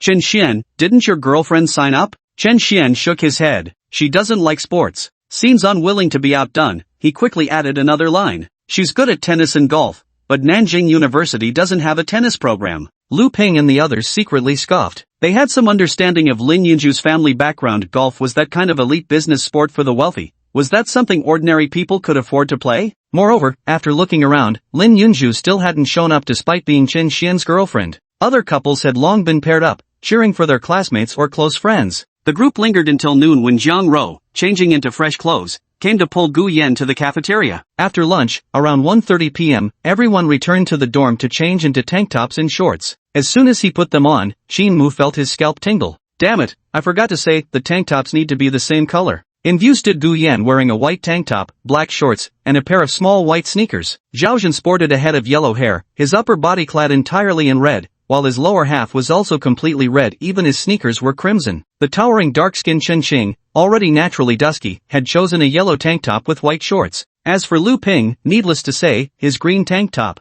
At a single glance, the entire dormitory appeared like a riot of colors. This spectacle sent Chen Xian, who had initially come just to enjoy the show, rolling on his bed clutching his stomach with laughter. "You guys, coming out like this, are you trying to kill them with laughter? Ha ha ha." Qin Mu pulled on his t-shirt and steeled himself, saying, "My bad for not warning you. Whatever, we're at this point now. If they laugh themselves to death, so be it. It's about time, let's go. Live fast, die laughing, let's move." Without another word, Gu Yan and the others threw on jackets and headed straight for the basketball court. Basketball at Nanjing University was quite popular. Even before the scheduled 2 p.m. match time, the courts were already surrounded by crowds, with some classes even organizing cheerleading squads shouting enthusiastically from the sidelines. "I thought it would just be a small affair, but I didn't expect so many people." Gu Yan's latent social anxiety nearly surfaced as the group arrived at Class 5's competition court. Their advisor Zhao Rong rallied a group of female classmates to cheer for Gu Yan and his team. "Those are sophomores from the School of Earth Sciences, don't back down now." Gu Yan looked across the court, where a group of dark-skinned young men averaging over 6 feet tall were wearing matching white basketball jerseys as they warmed up with shooting practice. One of them looked particularly familiar. The young man happened to turn his head just then, and when he spotted Gu Yan, he waved with a smile as a casual greeting. It was only then that Gu Yan remembered this was Zhao Yang, the guy he'd met previously on the high-speed train. But watching Zhao Yang and his geology department teammates dribbling and jumping with obvious game experience, Gu Yan glanced back at his own team. Lu Ping, Chen Shang and the others had already become completely distracted by the chorus of admiring cheers from Xiao Lingling's group of female classmates. Don't be afraid, you're the best. You can definitely take down those sophomore earth science seniors. That's right. Show them what it means when newborn calves aren't afraid of tigers. Zhao Jin nodded vigorously, brimming with confidence. Exactly. The whole group seemed pumped up on adrenaline, practically vibrating with excitement. 2 minutes before the match was set to begin, after warm-ups, Qin Mu made the assignments. Whether it was retaliation disguised as strategy or not, he positioned Gu Yan as the substitute, justifying it as saving the ace for the final round. The remaining players forming the starting lineup were him, Zhao Jin, Chen Xing, Lu Ping, and another male classmate named Su Lu. Gu Yan, why aren't you in the starting lineup? Xiao Lingling stood beside Gu Yan with an armful of jackets and bottled water, visibly surprised. Even Counselor Zhao Rong expressed astonishment. With your height, you should be starting. They've been practicing really well these past 2 days. I was a bit lazy, and they've developed better teamwork, Gu Yan explained. Amidst such murmurs, the referee's whistle blew. As Qin Mu, who had possession, stood at the center line, he jumped simultaneously with a center from the Earth Science team. Before he could even touch the ball, the opponent swatted it across the court, or another Earth Science player swiftly dashed past, catching it midair under Zhao Jin's defense. The moment the player landed, they executed a behind-the-back dribble, feigning a left step that easily deceived the half-skilled Zhao Jin, then charged straight for the paint. Stop him! Qin Mu shouted, but Lu Ping, playing guard, failed to close in before the opponent made a lightning-quick pass. Earth Science's Zhao Yang cut through, received the ball, took a step, and effortlessly laid it in. The first goal scored, the Earth Science team utterly dominated Qin Mu's team afterward, leaving them completely deflated. The previously excited and cheering girls from Class 5 now hung their heads in silence, their enthusiasm completely evaporated. The Earth Science team had participated in 2 basketball tournaments before. Their class had its own basketball team who often played together in their free time. Their coordination was seamless, and they naturally had tactics that perfectly suited their style. The fast breaks in the first half nearly suffocated Qin Mu's team, leaving them gasping for breath. After a brief halftime break, Qin Mu glanced at the scoreboard at the referee's table, 36-7. His face flushed so red he couldn't bear to lift his head. Old Gu, sub in for Su Lu. Completely out of options, Qin Mu had no choice but to substitute the most exhausted player. On the sidelines, Gu Yan did a few warm-up exercises, shed his jacket, revealing well-defined and proportionate muscles under his sleeveless shirt that made several girls nearby unable to look away. Gu Yan, don't force it if you can't win. Don't push yourself too hard. Zhang Rou arrived at the court with Zhao Xian, just in time to see Gu Yan taking off his jacket and preparing to play. She instinctively stepped forward and took the jacket into her arms. No worries. Gu Yan strode onto the court in his white sneakers, positioning himself on the south side of the center line. As the referee's whistle blew, Qin Mu once again had the ball snatched away by the opposing team with a swift slap. Just like before, the Earth Science team launched another fast break. After receiving the pass, Zhao Yang dribbled past Chen Xing, charging straight toward the paint before leaping up for a mid-range shot. The basketball left his hands, arcing through the air toward the hoop. Just as it neared the basket, a figure dashed toward the backboard at lightning speed. In midair, he raised his arms and swatted the ball away. Snap! With a loud bang, the basketball was slapped high into the air by Gu Yan's leaping figure, sending it straight into Zhao Jin's hands. The moment he landed, he shouted, "Pass!" Almost simultaneously, he was already sprinting toward the midline. On the other side, Zhao Jin reacted swiftly, dribbling 3 meters before abruptly lofting the ball high toward the midline where Gu Yan caught it mid-stride. Zhao Yang was still rooted dumbly in place. In the span of his gaze, Gu Yan had already blown past 2 opposing guards in a fast break. Reaching the basket in moments, he planted his foot and vaulted upward with a whoosh. Jumping up alongside him was a tall male student, stretching out his hand to swat at the basketball in Gu Yan's grasp. At this moment, time seemed suspended, everything moved in slow motion. Just as the opposing team member from Earth Sciences made contact with the ball, the basketball that Gu Yan had been extending for a layup suddenly pulled back, evading the swiping hand. The moment his descending feet touched the ground, he palmed the ball for a dunk. Thud! His hand slammed against the rim. Slam dunk! The entire court fell instantly silent as everyone stared dumbfounded at Gu Yan hanging from the basketball hoop, with only the ball rolling slowly across the ground. Chapter 31, Dominating the Court. When is basketball at its most thrilling moment? A last-second desperation shot, the basketball swishing through the net accompanied by the referee's whistle. The other highlight was an absolutely epic slam dunk. Silence fell around court number 5 as all eyes followed the figure swinging from the dunked hoop. The moment the player let go and landed, the crowd erupted in cheers. Zhang Ro, who rarely paid attention to basketball, covered her mouth in shock. The sight of Gu Yan abruptly pulling back under his opponent's defense, slipping the ball through the defender's armpit before slamming it home had struck her heart like lightning. That move, that expressionless dunk, it was simply too cool. Zhao Xayan screamed excitedly beside him, "Gu, you're so handsome, I love you." Shin. Zhang Ro stamped her foot and pouted. Slip of the tongue, slip of the tongue. The surrounding roar drowned out Zhao Xayan's voice. Though Counselor Zhao Rong was in her 40s, she was now waving her arms excitedly along with the crowd. "Look, that's a student from my class, his name is Gu Yan." The explosive power and visual appeal of a slam dunk have always been the catalyst for basketball games. This electrifying moment made several girls in the crowd cheer excitedly, especially given Gu Yan's handsome face, stylish haircut, and the coldly detached aura between his brows, which nearly made them scream. Even Duan Yuzhu, who had been eagerly awaiting Gu Yan's appearance, was stunned by this scene. Players capable of dunking were exceedingly rare. During his 3 years on Nan University's varsity team, he'd never seen anyone successfully execute a slam dunk in a game. Especially not when someone was defending under the rim to block it. "I thought he'd just play basketball, didn't expect him to be this good." The most shocked ones were Qin Mu and Lu Ping on the court. The former had deliberately or unconsciously excluded Gu Yan, showing off his basketball skills in front of him, the tiny bit of vanity that had just sprouted. Now, it was completely shattered by that one-handed reverse layup dunk. "What are you standing around for? Get back on defense and make up those 29 points. Gu Yan walked past their stunned gazes. "Follow my pace." Even with only C-level basketball skills,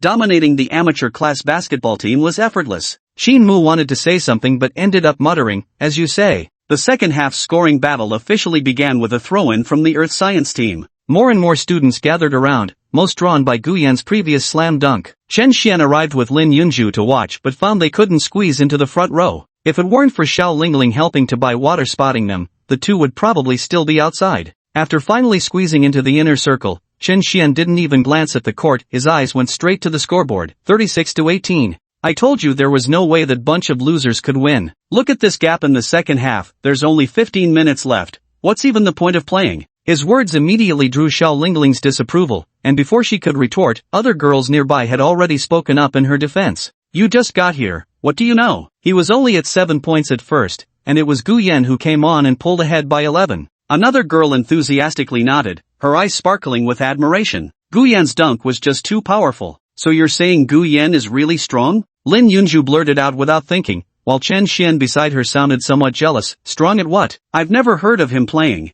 Before he could finish speaking, the surroundings burst into an uproar as a group of girls started cheering. Gu Yan got the ball. Zhang Ro also stood excitedly on tiptoe, flushed cheeks aglow, cupping her hands like a megaphone by her mouth. "Go Gu Yan!" In Chen Xian and Lin Yunju's field of vision, Zhao Yang from the geology team quickly snatched the ball, dribbled past the defenders across the midline, and made a behind-the-back pass to Lu Ping. The short-statured player stumbled forward with the ball but, seeing an opponent closing in, hastily passed it back to Gu Yan. The moment the ball reached him, Gu Yan forcefully slapped it downward, sending it rebounding off the floor between his legs and into his right hand. The next second, bending his knees and stepping forward, the basketball warrior launches his attack. The defender from the Earth Science team only saw a blur before his eyes as Gu Yan darted past him like lightning from the right. "Stop him! Double team him!" While jogging back toward the center line, Zhao Yang caught sight of Gu Yan breaking past the defender and instinctively shouted out in urgency. Two players immediately sprang into action, one rushing to defend and disrupt Gu Yan as he charged forward with the ball, the other sprinting toward the basket. Without the slightest hesitation, Gu Yan leaped into the air. Leaping up, he palmed the ball for a layup with his right hand. Just as the defender and the Earth Science player under the basket jumped simultaneously, their arms crossing in an attempt to block, Gu Yan twisted his body mid-air. The orange ball flipped with his wrist movement, transferred behind his back to switch hands. A perfect 180-degree spin combined with a mid-air behind the back hand switch, executed seamlessly. Thud! Slipping through the defender's crossed arms, Gu Yan slammed the ball left-handed, rattling the backboard with the force of his dunk. "Holy shit!" Lu Ping yelled out. "This is my roommate? Are you sure he's not an NBA player?" Qin Mu, who loved basketball, knew exactly how impressive Gu Yan's behind-the-back reverse dunk was. He was completely convinced now. Pumping his fist in excitement, he couldn't help but shout out loud, "Old Gu, you're insane." The geology team on the court hung their heads in defeat. Zhao Yang picked up the basketball and angrily slammed it onto the ground. "Fuck, is this guy a pro or something? This is bullying." Chen Xian on the sidelines was completely stunned. Just moments ago, this guy had sworn he couldn't play basketball, and now not only did he play, but he'd actually smashed the ball right into his face. Seeing the girls around him rolling their eyes, Chen Xian quickly shut his mouth in understanding. Beside him, Lin Yunju's eyes twinkled like stars as she stared unblinkingly at the figure of the retreating boy. On the court, the game continued. The momentum completely shifted. With 2 fancy dunks, Guyan crushed what little morale the Earth Sciences team had left, while Finance Class 5 surged with energy. Shinmu and the other 3, as if injected with adrenaline, passed the ball instantly to Guyan whenever they got possession. 36:25. Another ball swishes through the net. Without a word, Gu gives his teammates an encouraging glance before swiftly falling back on defense, only to find 2 additional defenders closing in on him. Double teaming? Ha! Guyan coldly surveys the 2 Earth Science players crisscrossing before him, then shifts his gaze to observe their offensive play. Their momentum has clearly faltered, their shooting accuracy has dropped significantly. Clang! The ball bounces off the rim. Shinmu leapt up and caught the falling basketball. Old Gu! He threw it high into the air toward the center line. Before the 2 defenders marking Guyan could react, the player who had been using his back to block suddenly dashed forward ahead of them, jumped up and caught the ball. With his right hand switching to his left as soon as he landed, he dodged 2 defenders and charged toward the center line. Just as everyone expected another slam dunk, with Zhao Yang already shouting defensive commands under the basket, Guyan instead leaped up in the paint, lifting his elbow and releasing the ball. Swish! The basketball swished through the net without a sound. 36-27, still 9 points behind. The ball changed possession as Zhao Yang made an inbound pass under the basket, but before his teammate could cross the half-court line, Shinmu intercepted it. Furious, Zhao Yang charged over to block and obstruct. Shinmu delivered a straight pass that landed squarely in Guyan's hands beyond the 3-point line. Without a moment's hesitation, Guyan lifted and released, swish, nothing but net. 36:30. Holy shit, dude's nailing threes like it's nothing. Who is this guy? Cheat codes or what? Dunk it! We wanna see you slam one home. The cheering crowd roared around them as Guyan wiped his sweat and glanced at the scoreboard and clock. The outcome was practically certain at this point. With just 3 minutes remaining, Guyan was practically single-handedly holding off all 5 opposing players. 36:32, 36:35, 36:37. In the final 20 seconds, breaking through the defense zone with a fancy layup, Guyan sealed the victory for the game. Chapter 32. Picking up the car. The students surrounding the basketball court erupted in earthquake-like cheers. They had witnessed Guyan take the court alone, level the score, then surge ahead, his 2 slam dunks becoming particularly legendary moments. After the match, Guyan returned to the sidelines, where Zhang Rou promptly unscrewed the cap of a bottle and handed him the electrolyte water. Gulp! Gulp! Guyan guzzled the water eagerly, savoring the quenching relief. Meanwhile, Zhang Rou stood nearby, gently holding his jersey with ladylike poise, quietly watching him drink. Zhao Xian chattered away incessantly. Handsome Gu, I've never heard you liked basketball before. Who knew you'd set the whole court on fire the moment you stepped onto it? You wouldn't believe it, my Ro never watches basketball games, but today she screamed herself hoarse from excitement. Hearing this, Guyan turned his gaze toward the girl before him. Zhang Rou flushed crimson as she met Guyan's eyes. She reached out to take the empty water bottle from him and handed him another opened bottle of mineral water. Want another drink? I've only had 2 sips from this bottle. Thank you. Without ceremony, Guyan unscrewed the cap and took another swig. Out of the corner of his eye, he seemed to notice a lone figure in a floral-patterned blouse beneath the basketball hoop, hugging a faded thermos as they quietly turned to leave. Shen Wei? Had she come to watch the game too? Before Guyan could ponder further, his thoughts were interrupted by Qin Mu approaching. Old Gu, I was mistaken before, that was my bad. He suddenly extended his hand. Thanks for saving the situation today. No need to be polite, we're roommates after all. Guyan smiled and reached out to shake his hand. Not far away, Chen Xian awkwardly tried to get Lin Yunju to leave. The girl glanced at Zhang Rou standing beside Guyan, managing to conceal the jealousy in her eyes. She knew this wasn't the right moment. Barging over now would make her concern for her boyfriend's roommate seem completely unjustified. Lin Yunju turned to look at Chen Xian's impatient face, a flicker of disgust surfacing in her eyes. He couldn't help but mutter to himself. No abilities, worse family background than others, even uglier in appearance, plus being petty, showing off, and telling tales. How could I have been blind enough to fancy him? Right after the match between the two, Guyan's group put their clothes back on and left. Their counselor Zhao Rong walked alongside them, unable to hide her grin. After all, most of the boys in the finance department were bookish and weak. Through several batches she had taught, not a single team had ever won the preliminary rounds. Now we can say it's a huge face-gaining moment. The geology department's team is quite renowned at Nanda University. Never thought you'd knock them out in the first match. For tomorrow's game, aim to achieve even greater glory and bring honor to our finance department. That's absolutely necessary. Lu Ping, Qin Mu, and Zhao Jin, who had won the match, were in markedly higher spirits. They all thumped their chests making promises to Zhao Rong, then turned to ask Gu Yan, who was lagging behind walking with Zhang Rou. Godfather, you must take good care of yourself. Next game will support you properly and help you secure MVP.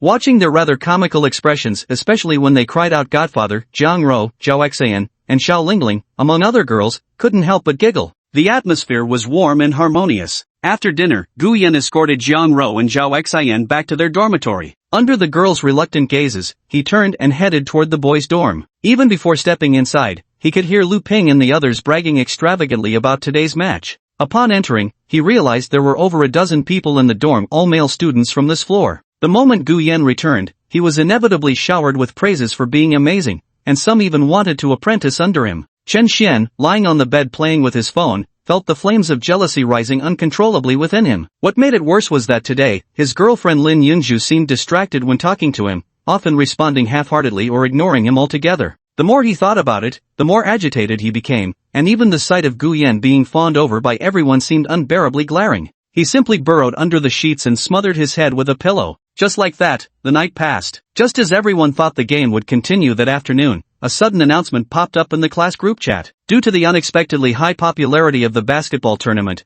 the student union had proposed to the school administration to separate the basketball matches from the sports meet and reschedule them as a standalone event later. This meant today's match was postponed to the following week. For Gu Yan, it didn't really matter which day it was, he was just happy to get a proper sleep in his dorm room. Soon it was the weekend. Before Gu Yan even got out of bed, Zhang Rou had already texted him early in the morning, asking him to go shopping with her that day. Since he had given his word, Gu Yan had no intention of going back on his promise. He picked out a short-sleeved shirt, paired it with brown-white jeans, washed his hair, dried it, styled it a bit, then left the room saying goodbye to his still-sleeping roommate. As soon as he stepped out of the dorm building, he spotted Zhang Rou wearing a short skirt, shimmering legs clad in sheer nude stockings, and a pair of off-white high heels adorned with bows. How's that? Pretty good, but... Gu Yan instinctively glanced at the stockings on the girl's legs. I'd never worn one before. Zhang Rou blushed slightly, clutching her handbag as she spoke with a hint of embarrassment. It was indeed her first time wearing them, and it was Zhao Xian, her self-proclaimed chief advisor, who had suggested it. Zhao Xian claimed that no man could resist sheer stockings. Originally, she had urged Zhang Rou to go for sheer black ones, but black was simply too provocative. Zhang Rou absolutely refused. In the end, they had to settle for a more understated nude shade.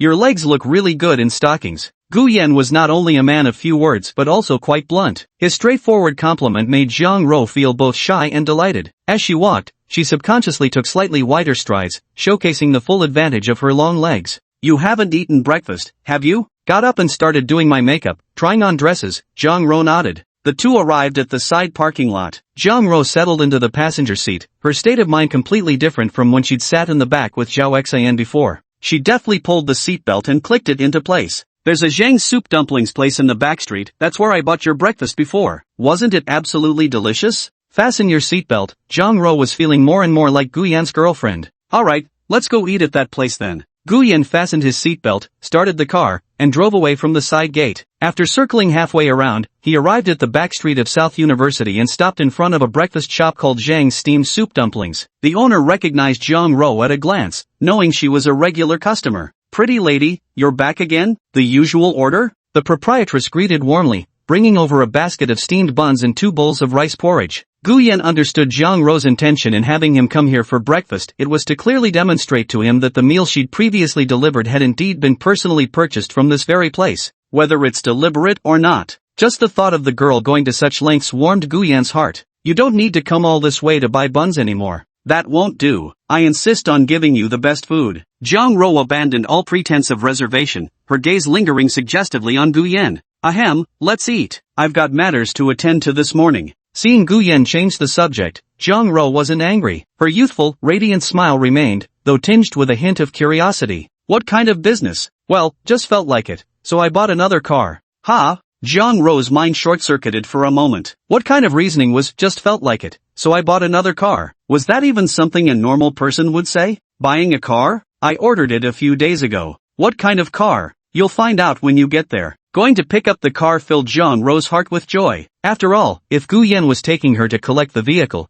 it meant she held an important place in his heart. Keep pushing forward, Zhang Rou. You can do it. After breakfast, the two navigated their way to the Land Rover 4S dealership on the second ring road. The shop was located on Huilan Road, part of Industrial Avenue, where numerous brand 4S dealerships lined the streets along the way. After all, there was ample open space here for car dealers to park their vehicles, and the wide roads were perfect for test drives. The Mercedes-Benz convertible coupe was parked in a roadside parking spot. Gu Yan led Zhang Rou straight into the spacious and imposing sales center. Having never set foot in such places before, Zhang Rou lacked confidence. After all, she had just graduated from high school and hadn't yet developed the resilience forged by society's harsh realities. As for Gu Yan, since obtaining the system, he'd never had to bow his head or bend his back again. Building on his previous experience of property handover, he strode in and directly addressed the approaching saleswoman. I'm here to pick up my car. Alright, you two, please have a seat in the waiting area. The female salesperson gently invited the two to sit on the sofa by the floor-to-ceiling window,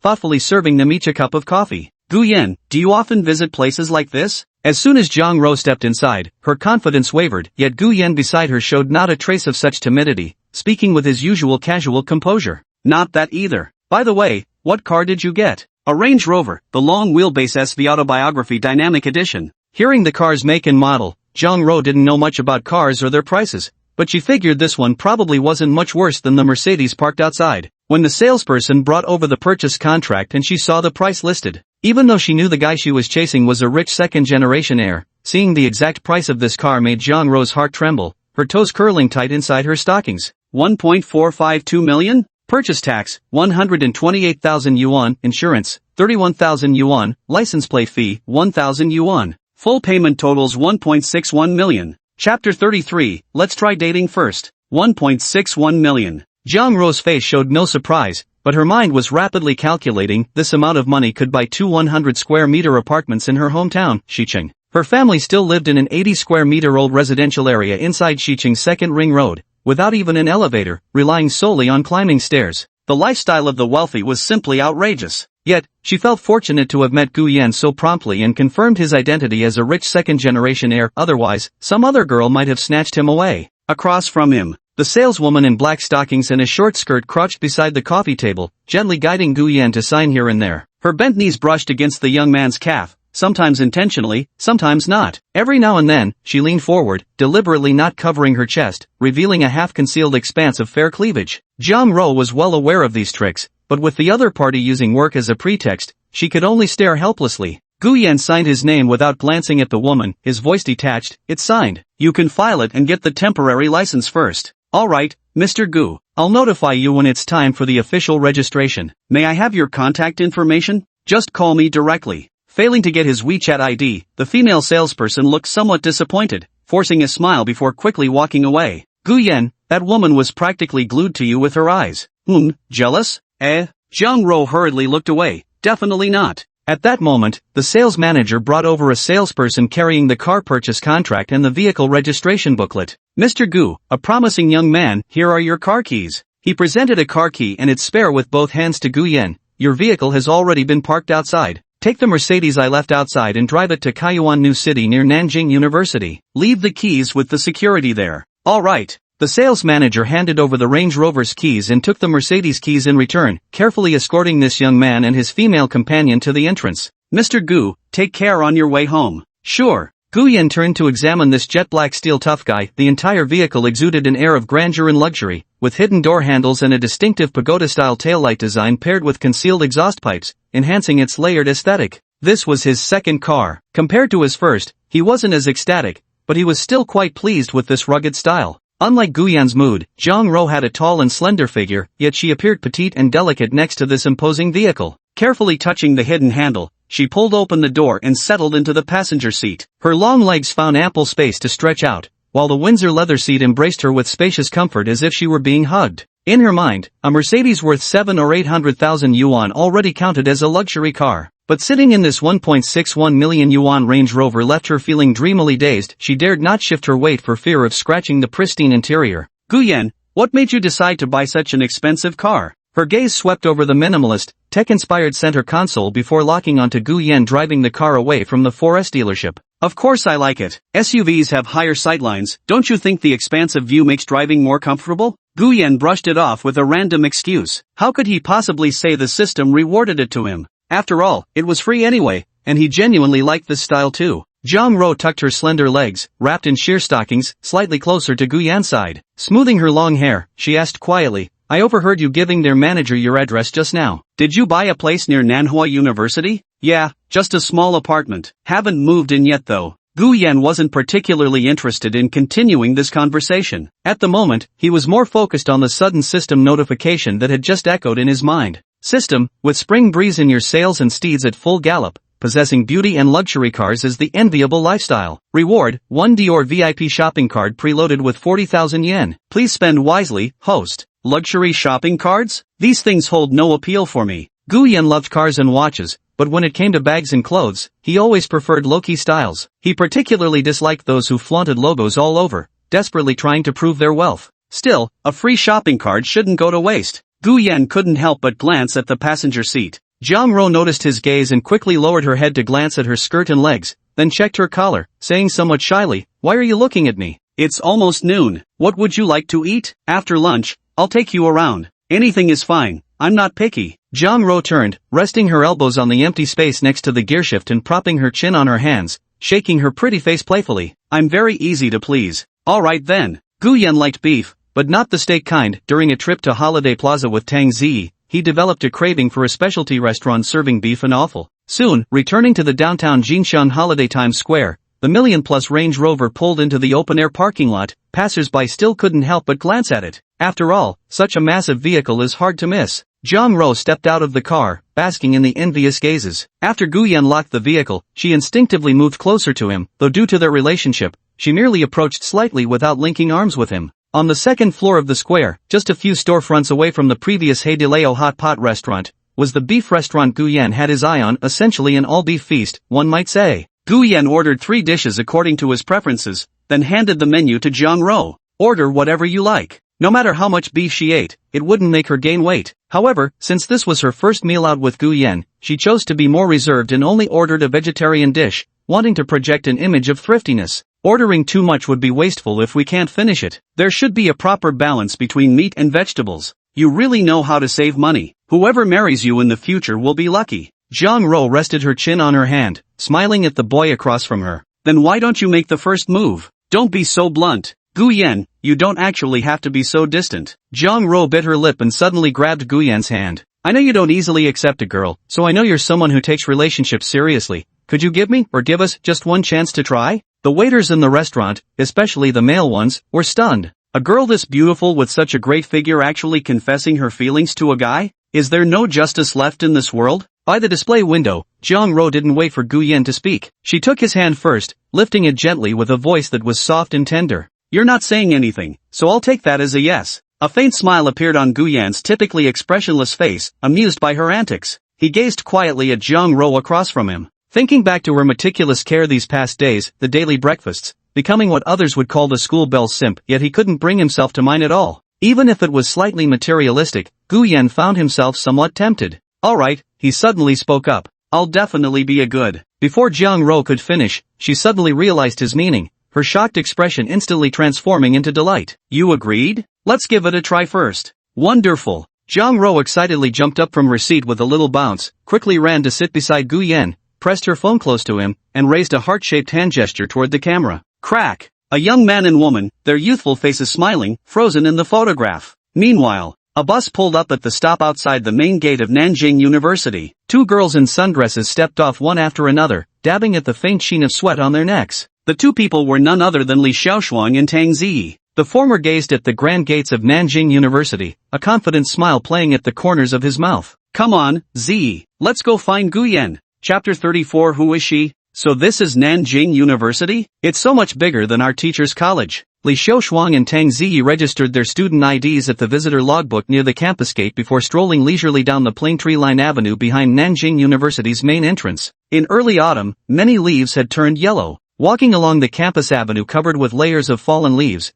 there was a uniquely desolate beauty to it. How beautiful! Why doesn't our normal university have such scenery? Tang Ziyi watched the bustling crowd around her and spotted a male classmate riding his bicycle with his girlfriend laughing playfully in the rear seat. A hint of envy flashed in her eyes. When will I ever find a boy who loves me and whom I love? Ziyi, stop sighing for now. Call Gu Yan and ask him to come pick us up. I tried calling when we entered the school gate, but no one answered. Then let's first ask which boy's dormitory Gu Yan is in and find out about his situation before meeting him. Li Xiaoshuang was anxious to see Gu Yan, so after doing her makeup in the morning, she hurriedly dragged Tang Ziyi to Nanjing University. Knowing Gu Yan liked white, she deliberately chose the little white dress she wore back in high school. Coupled with reminiscing about their amusing high school memories, this was a surefire strategy to win him over. This is the plan she had been contemplating for a week. Because Tang Ziyi had analyzed it for her in the dorm, though Gu Yan appeared icy and difficult to get along with, he was actually a deeply sentimental and nostalgic person. Only with someone like him would the throwback tactic prove most effective. The two weren't stupid either, they didn't go around asking random questions, but instead went straight to the boys' dormitory.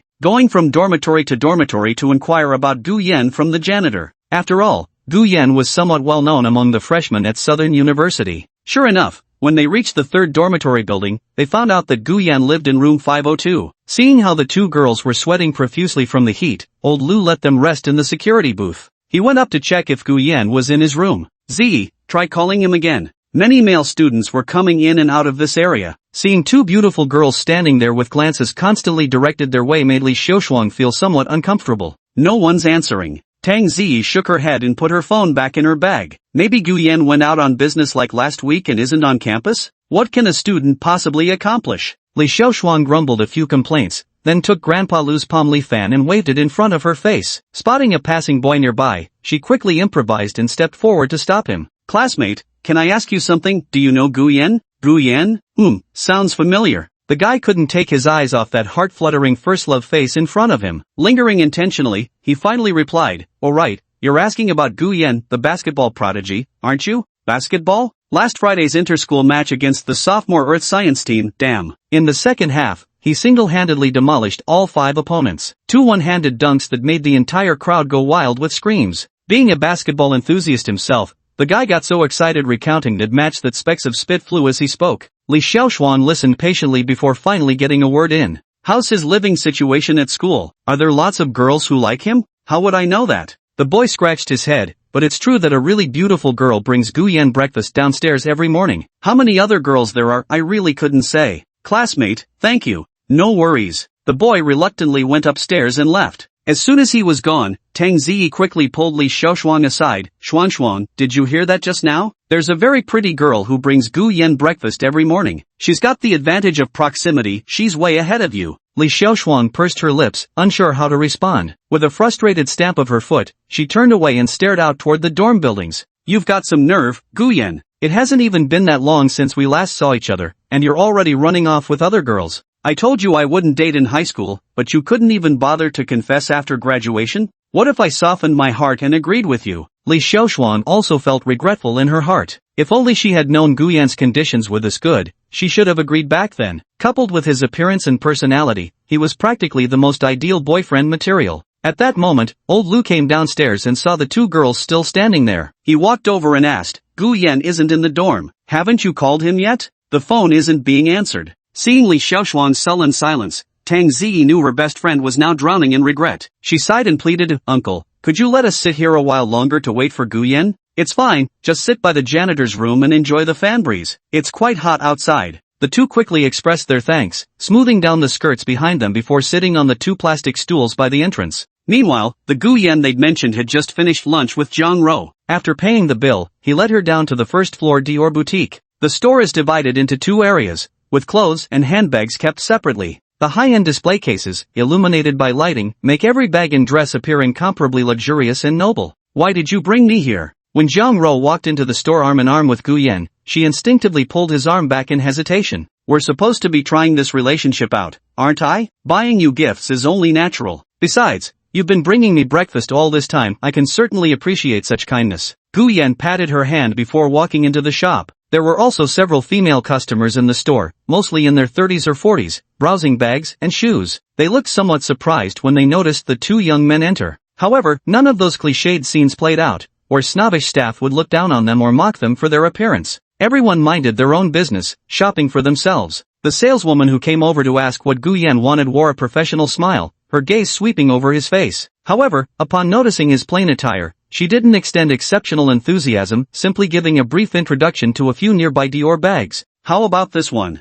Gu Yan's eyes immediately landed on a white flat bag with a metallic chain and star-shaped charm displayed at the middle level of the showcase. Perhaps due to the lighting, the white lacquered surface shone dazzlingly bright. Sir, you have excellent taste. This Dior Star Hobo bracelet bag features entirely hand-embroidered details, perfectly complementing the young lady's temperament. Zhang Ruo's eyes lit up as she stared at the bag in the display case, her grip on Gu Yan's arm tightening involuntarily. First, the bag perfectly matched her aesthetic preferences, and it was from a prestigious luxury brand like Dior. Second, when she saw the price tag, her hand instinctively tightened from shock. Let's go, this place isn't really suitable for us. This one will do. Gu Yan fished out a purple card with the Dior logo from his pants pocket. No hurry to swipe it yet, I'm buying one more dress. He tilted his head and patted Zhang Ruo's hand. Go pick one out. Should I really go pick one? Go ahead. Zhang Ruo's heart pounded like a drum as she approached the Dior dress section, glancing back every 2 steps, terrified that Gu Yan might suddenly leave and embarrass her by making her face this alone.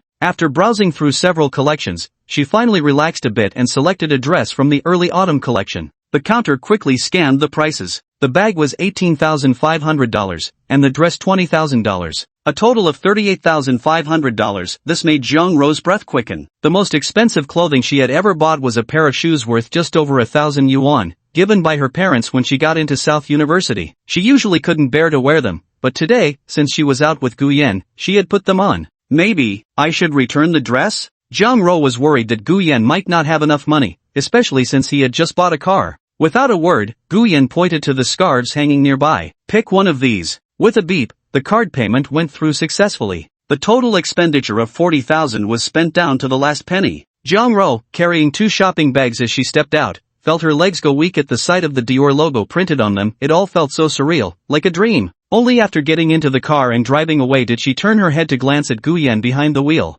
Fasten your seatbelt. Gu Yan kept his eyes on the road, focused on driving, when suddenly she leaned in, her warm, soft lips brushing against the corner of his mouth without warning. Seeing his dazed expression as he stared blankly ahead, Zhang Ruo nestled back into her seat, hugging the 2 bags tightly while giggling to herself. Gu Yan! Zhang Ruo lifted her face, her cheeks and fair neck flushed crimson as she laughed joyfully like someone intoxicated. I'm so happy today. The guy I like finally said yes to me, and even bought me a gift. Don't get too comfortable, you're still on probation, Gu Yan quipped with an unsparing smile. I know. Zhang Ruo hugged the shopping bag, resting her chin on it, her eyes curving into crescents. I'll do my best. Simp. Watch it, or I'll bite you. Zhang Ruo pretended to lunge at him, only to have Gu Yan press a hand against her face and push her back into the seat. Knock it off, I'm driving. Just one bite. No. Inside the spacious and luxurious Land Rover, the 2 of them laughed and joked, only stopping when they returned to the parking lot by the side gate of Southern University and stepped out of the car. Suddenly, a sharp female voice rang out. Gu Yan, who is she?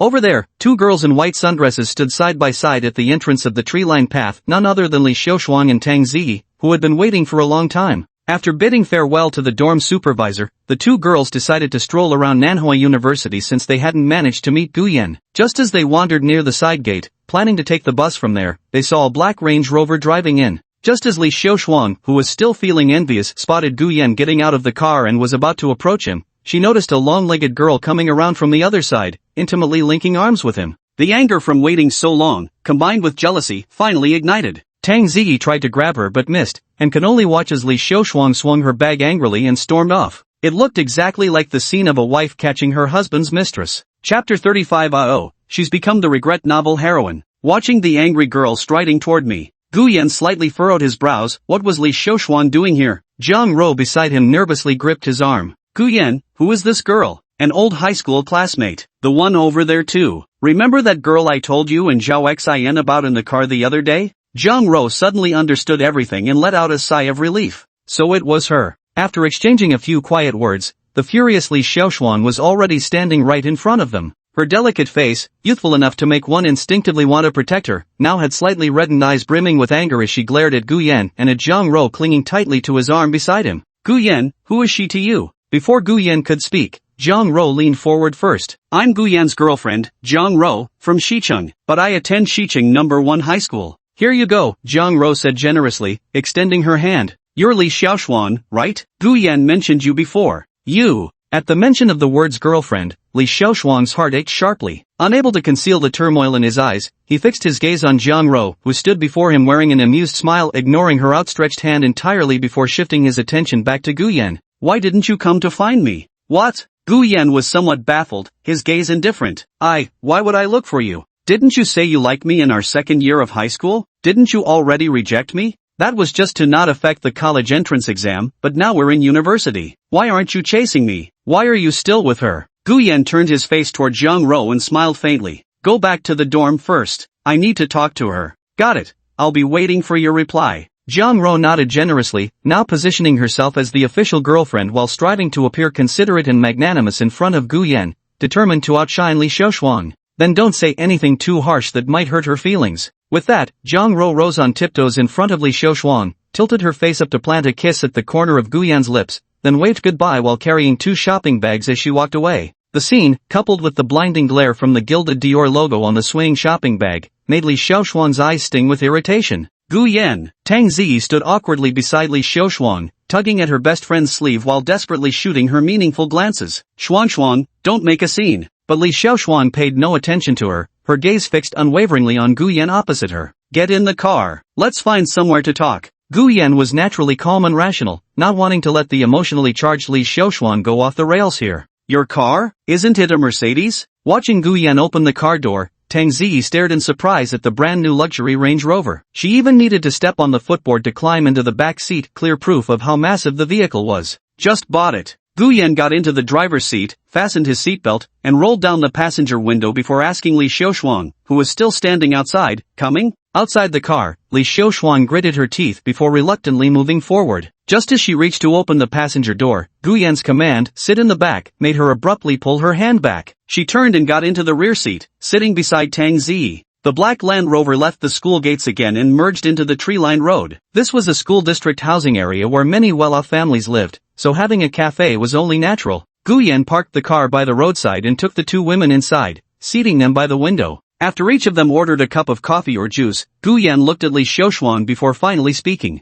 "That was my girlfriend just now." Hearing Gu Yan admit it personally felt entirely different from when the girl had said it herself. Li Xiaoshuang sat there, feeling utterly miserable. Tang Ziyi, standing nearby, immediately noticed something was off with her best friend's expression and quickly stepped in. "Last time I visited, you didn't have a girlfriend yet, did you? Just accepted her confession today." Gu Yan took the coffee handed by the waiter, leisurely stirring it with a spoon. A look of regret instantly flashed across Tang Ziyi's face. She had ultimately been one step too late. Li Xiaoshuang clenched her cup so tightly her knuckles turned white, her reddened eyes fixed on the boy across from her. "Gu Yan, didn't you used to like me? You said it yourself, that was in the past." Gu Yan set down his spoon, his gaze as calm as ever, as if nothing could stir even the slightest ripple in his emotions. "Li Xiaoshuang, I know exactly what kind of person you are. After you rejected me in our second year of high school, you were eating ice cream with another guy right after school, accepting flowers from others, and sneaking off to arcades on weekends. You never truly liked me. What you wanted was the material comforts others could provide." Tang Ziyi gave Gu Yan a mental thumbs up.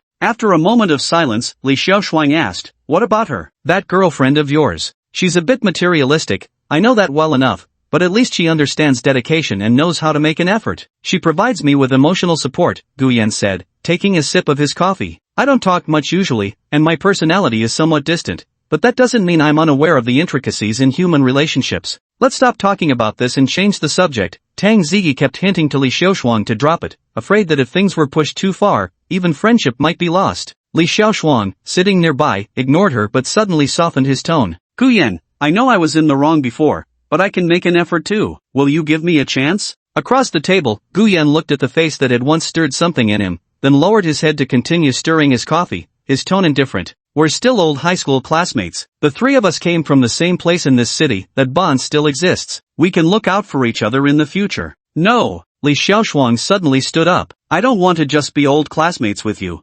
"Xuan." Tang Ziyi quickly pulled her back into her seat, then shot Gu Yan an apologetic glance. "Li Xiaoshuang, it's time for you to grow up." Gu Yan also stood up and called the waiter. After scanning the code to pay, he added calmly to the red-eyed Li Xiaoshuang, "No one waits for someone else forever. After all, who knows what the outcome will be? I won't pat myself on the back for an outcome that never came, and I hope you won't become that kind of person either. Let me drive you back to normal university." "Thanks, then." Tang Ziyi went to pull Li Xiaoshuang, who remained rooted to the spot, yet was ultimately dragged out of the cafe and into the parked Land Rover. The car soon started and drove away from Shady Street, heading toward the road leading to Normal University. To lighten the heavy atmosphere, Tang Ziyi kept diverting the conversation along the way. Classmate Gu, why did you choose to buy this car? A Land Rover, right? I recognize it. How much did it cost? What about your Mercedes? I liked its bold, imposing design, so I bought it. It was a bit pricey, though 1.61 million yuan all in. I just drove it out today. The Mercedes was sent back to Kaiyuan New City by the 4S store manager. Tang Ziyi's heart nearly stopped when she heard the price of this car. Beside her, the dazed Li Xiaoshuang also couldn't help trembling. As she ran her fingers over the Windsor leather seats and gazed at the luxurious interior, her heart bled. That empty passenger seat had once been exclusively hers. Now it had been given to that girl called Zhang Ro. She was truly unwilling to accept this. Throughout the journey, she listened as her best friend Tang Ziyi chatted with Guyan. Even if it was just idle talk, she analyzed every word for hidden meaning. Whenever she caught the slightest clue about Guyan's wealth, her heart ached. Oh right, you just mentioned Kaiyuan New City, did you buy a place there? Tang Ziyi asked in shock. Just an apartment, the driving young man replied indifferently as before. That's still really expensive, you know. Tang Ziyi turned to look at Li Xiaoshuang again, feeling genuinely sorry for her friend in her heart. When they arrived at the teacher's college entrance and got out of the car, they initially wanted to invite Gu Yan to stay for dinner, but he said he had other business to attend to and drove off. Watching the taillights disappear at the street intersection, Li Xiaoshuang suddenly couldn't hold it in anymore. She burst into loud sobs, drawing curious glances from passing students toward the two of them. Xuan, please stop crying. Ziyi, I'm heartbroken. Li Xiaoshuang crouched on the ground without caring about her appearance, burying her face between her knees as she sobbed uncontrollably. Do you think I still have a chance? Guyan bought that girl a Dior dress and bag, those should have been mine, and now they're gone. Tang Ziyi watched helplessly as Li Xiaoshuang broke down emotionally. She took out her phone, snapped a photo, and sent it to Guyan with a message. Xiaoshuang has completely broken down. Maybe you should come back and talk to her? But there was no reply from the other side. After waiting a while, Tang Ziyi sighed and put her phone back in her bag. Then she went over to help Li Xiaoshuang up, soothing her. You still have a chance. As long as Gu Yan isn't married yet, there's still hope for you. Hearing this, Li Xiaoshuang finally felt much better. I really regret it now. I wish I could go back to my second year of high school and slap myself. Stop saying useless things like that. Think about how to win Gu Yan back instead. Tang Ziyi supported her friend as they turned to enter the teaching university. What that girl Zhang Ro can do, you can do too. As long as you can move Gu Yan like she did. After all, you have advantages she doesn't. What advantage? Gu Yan used to have feelings for you, plus your 3-year high school friendship, these are all your advantages. Li Xiaoshuang clenched her jaw and nodded firmly. Back at Nanjing University, Lin Yunju had just returned when she saw her dorm mates gathered around Zhang Ro's bed, gasping in surprise upon entering the room. What kind of clothes cost 20,000? Thud. Lin Yuju's heart skipped a beat just upon hearing this exclamation. Chapter 36, Lin Yuju takes early action, young Master Chen with devoted affections. What clothes costing 20,000? What are you talking about? Lin Yunju pressed down on the shoulder bag, forcing a stiff smile as she tried to blend into the dorm atmosphere. The shoulder bag had been bought for her by Qin Xian while they were strolling through Backstreet earlier that day, 300 yuan spent. Yunju, come quick. Two girls ahead turned around, pulling Lin Yunju toward Zhang Ro's bunk. Why did you come back so late? Another date with Mr. Chen? Let me tell you something, Zhang Ro just returned with a new bag and dress, so gorgeous. Exactly. Not just high-quality fabric, but crazy expensive too. 18,500 for the bag, 20,000 for the dress, oh, and a silk scarf for 1,500. 40,000 total. That's 4 years of my college tuition right there. Upon hearing her roommate's chatter, Lin Yunju nearly twisted her ankle in those high heels. A 20,000 yuan dress. A bag costing over 10,000? Lowering her head to glance again at the new bag hanging from her shoulder, she stealthily removed it and tossed it back onto the table, even grabbing a few books to conceal it. When she turned back to look at Zhang Ro being fawned over like the moon surrounded by stars, along with that Dior bag and designer dress, the flames of envy reignited in her heart. No need to guess, these were undoubtedly gifts from Gu Yan. Originally, she had planned to wheedle another bag out of Qin Xian before breaking up with him, intending to flaunt it in front of her roommates. But comparing her 300 yuan bag against a Dior worth over 10,000 made her cheeks burn with shame. Yunju, you're back? Let me tell you something wonderful. Zhou Xian, that notorious gossip, was at it again. You were out on a date and missed it. Today Roro confessed her feelings, and that handsome Gu actually accepted. Now our Jiang Ro is officially Gu's girlfriend. Girlfriend? Zhang Ro has become Gu Yan's girlfriend? Lin Yunju froze in place, her thoughts in disarray. Zhao Xian was still chattering beside her. I can't even imagine how happy Zhang Ro will be from now on. Her boyfriend is handsome, has a great figure, and is incredibly generous. What a perfect match. Listening to all the praise for Gu Yan, Zhang Ro couldn't help but beam with pride. It's not that exaggerated, she replied modestly. Rojia. The other girls in the dorm instantly changed their tune. Now that you're dating such a handsome guy like Gu Yan, shouldn't your brother-in-law treat us all to a meal? Well, Zhang Ro hesitated slightly. Treating them wasn't impossible, but first she needed to consult Gu Yan's opinion. Making unilateral decisions was a major taboo in relationships, especially with a capable boyfriend like Gu Yan. His opinions needed to be considered. Right now, she was focusing all her efforts on learning how to be a good girlfriend. Having made up her mind, Zhang Ro finally said, I'll ask Gu Yan later and see when he's free. Why not just grab a bite at the back street after class? The slightly love-struck girl had just finished speaking when Zhao Xian gave her a light tap on the head. Covering her head, she protested, why hit me? I'll turn dumb. You're such an airhead. If handsome Gu were to treat us to dinner, he definitely wouldn't take us to Backstreet. At this point, the straightforward Zhao Xian clasped her hands together, her face lighting up with yearning. Later we can ride in his Mercedes convertible and let him take us into town for a fancy dinner. Zhang Ro suddenly cut her off. Mercedes cars aren't your style anyway, and there's no way it could fit this many people. Ha, why? He switched cars, got himself a big Range Rover. Zhang Ro proudly raised one finger, then switched to a six-finger gesture, 1.61 million. The dormitory erupted in commotion. Lin Yunju could hold out no longer. She slumped into the chair at her desk, her breathing growing rapid. Gu Yan's wealth had far exceeded her imagination. She had to act quickly. She absolutely had to find a way to snatch him for herself. Lin Yunju tried her best to block out the words that were irritating her nerves. Holding her phone, she scrolled through WeChat until she found a chat window with a profile picture of a seductive female photo. The thing we discussed last week needs to be moved up. Okay, remember to send the money. I can go up to 1500 at most. Alright, remember to come catch me cheating. If you're late and I actually lose my virtue, it won't just be this little money anymore. At that moment, Zhang Ro's voice came from over there. Yunju, do you think this dress is pretty? Lin Yunju turned off her phone screen and looked over. Zhang Ro had changed into that 20,000 yuan dress. Truth be told, expensive things naturally have their reasons for being expensive. With Zhang Ro's delicate features and stunning figure, wearing it gave her the aura of a wealthy heiress. Of course, the precondition is to remain completely still. After all, wealthy heiresses are cultivated through elite education day after day. No matter how beautiful a girl from an ordinary family might be, the natural grace in her demeanor can never be truly concealed. It looks quite nice. Lin Yunju forced a smile, though internally she was thoroughly disparaging Zhang Ro from head to toe. On the other side, Gu Yan returned to school. The security guard at the side gate naturally stepped forward to stop the unfamiliar Range Rover, only to freeze when he saw Gu Yan through the lowered window. In response, he was handed a pack of cigarettes. We'll handle the parking permit when you get the official license plate in a couple of days. Student Gu, you're too kind. Who wouldn't recognize you? Feel free to come and go as you please from now on. After accepting the cigarettes, the two on-duty security guards exchanged a few flattering words and raised the barrier. Watching the black Range Rover drive toward the parking lot, they couldn't help but feel genuine envy. Having money is great. You can switch luxury cars like they're nothing. Gu Yan's girlfriend is truly exceptional. It's none other than Zhang Ro, the stunning beauty. She's one of the campus belles, and just today I saw her stepping out of Gu Yan's car. Those long legs of hers, sigh. I envy Gu Yan every single day. Parking his car, Gu Yan was naturally unaware of the two security guards' remarks behind his back. But even if he had heard, as long as they weren't inappropriate, he wouldn't have minded.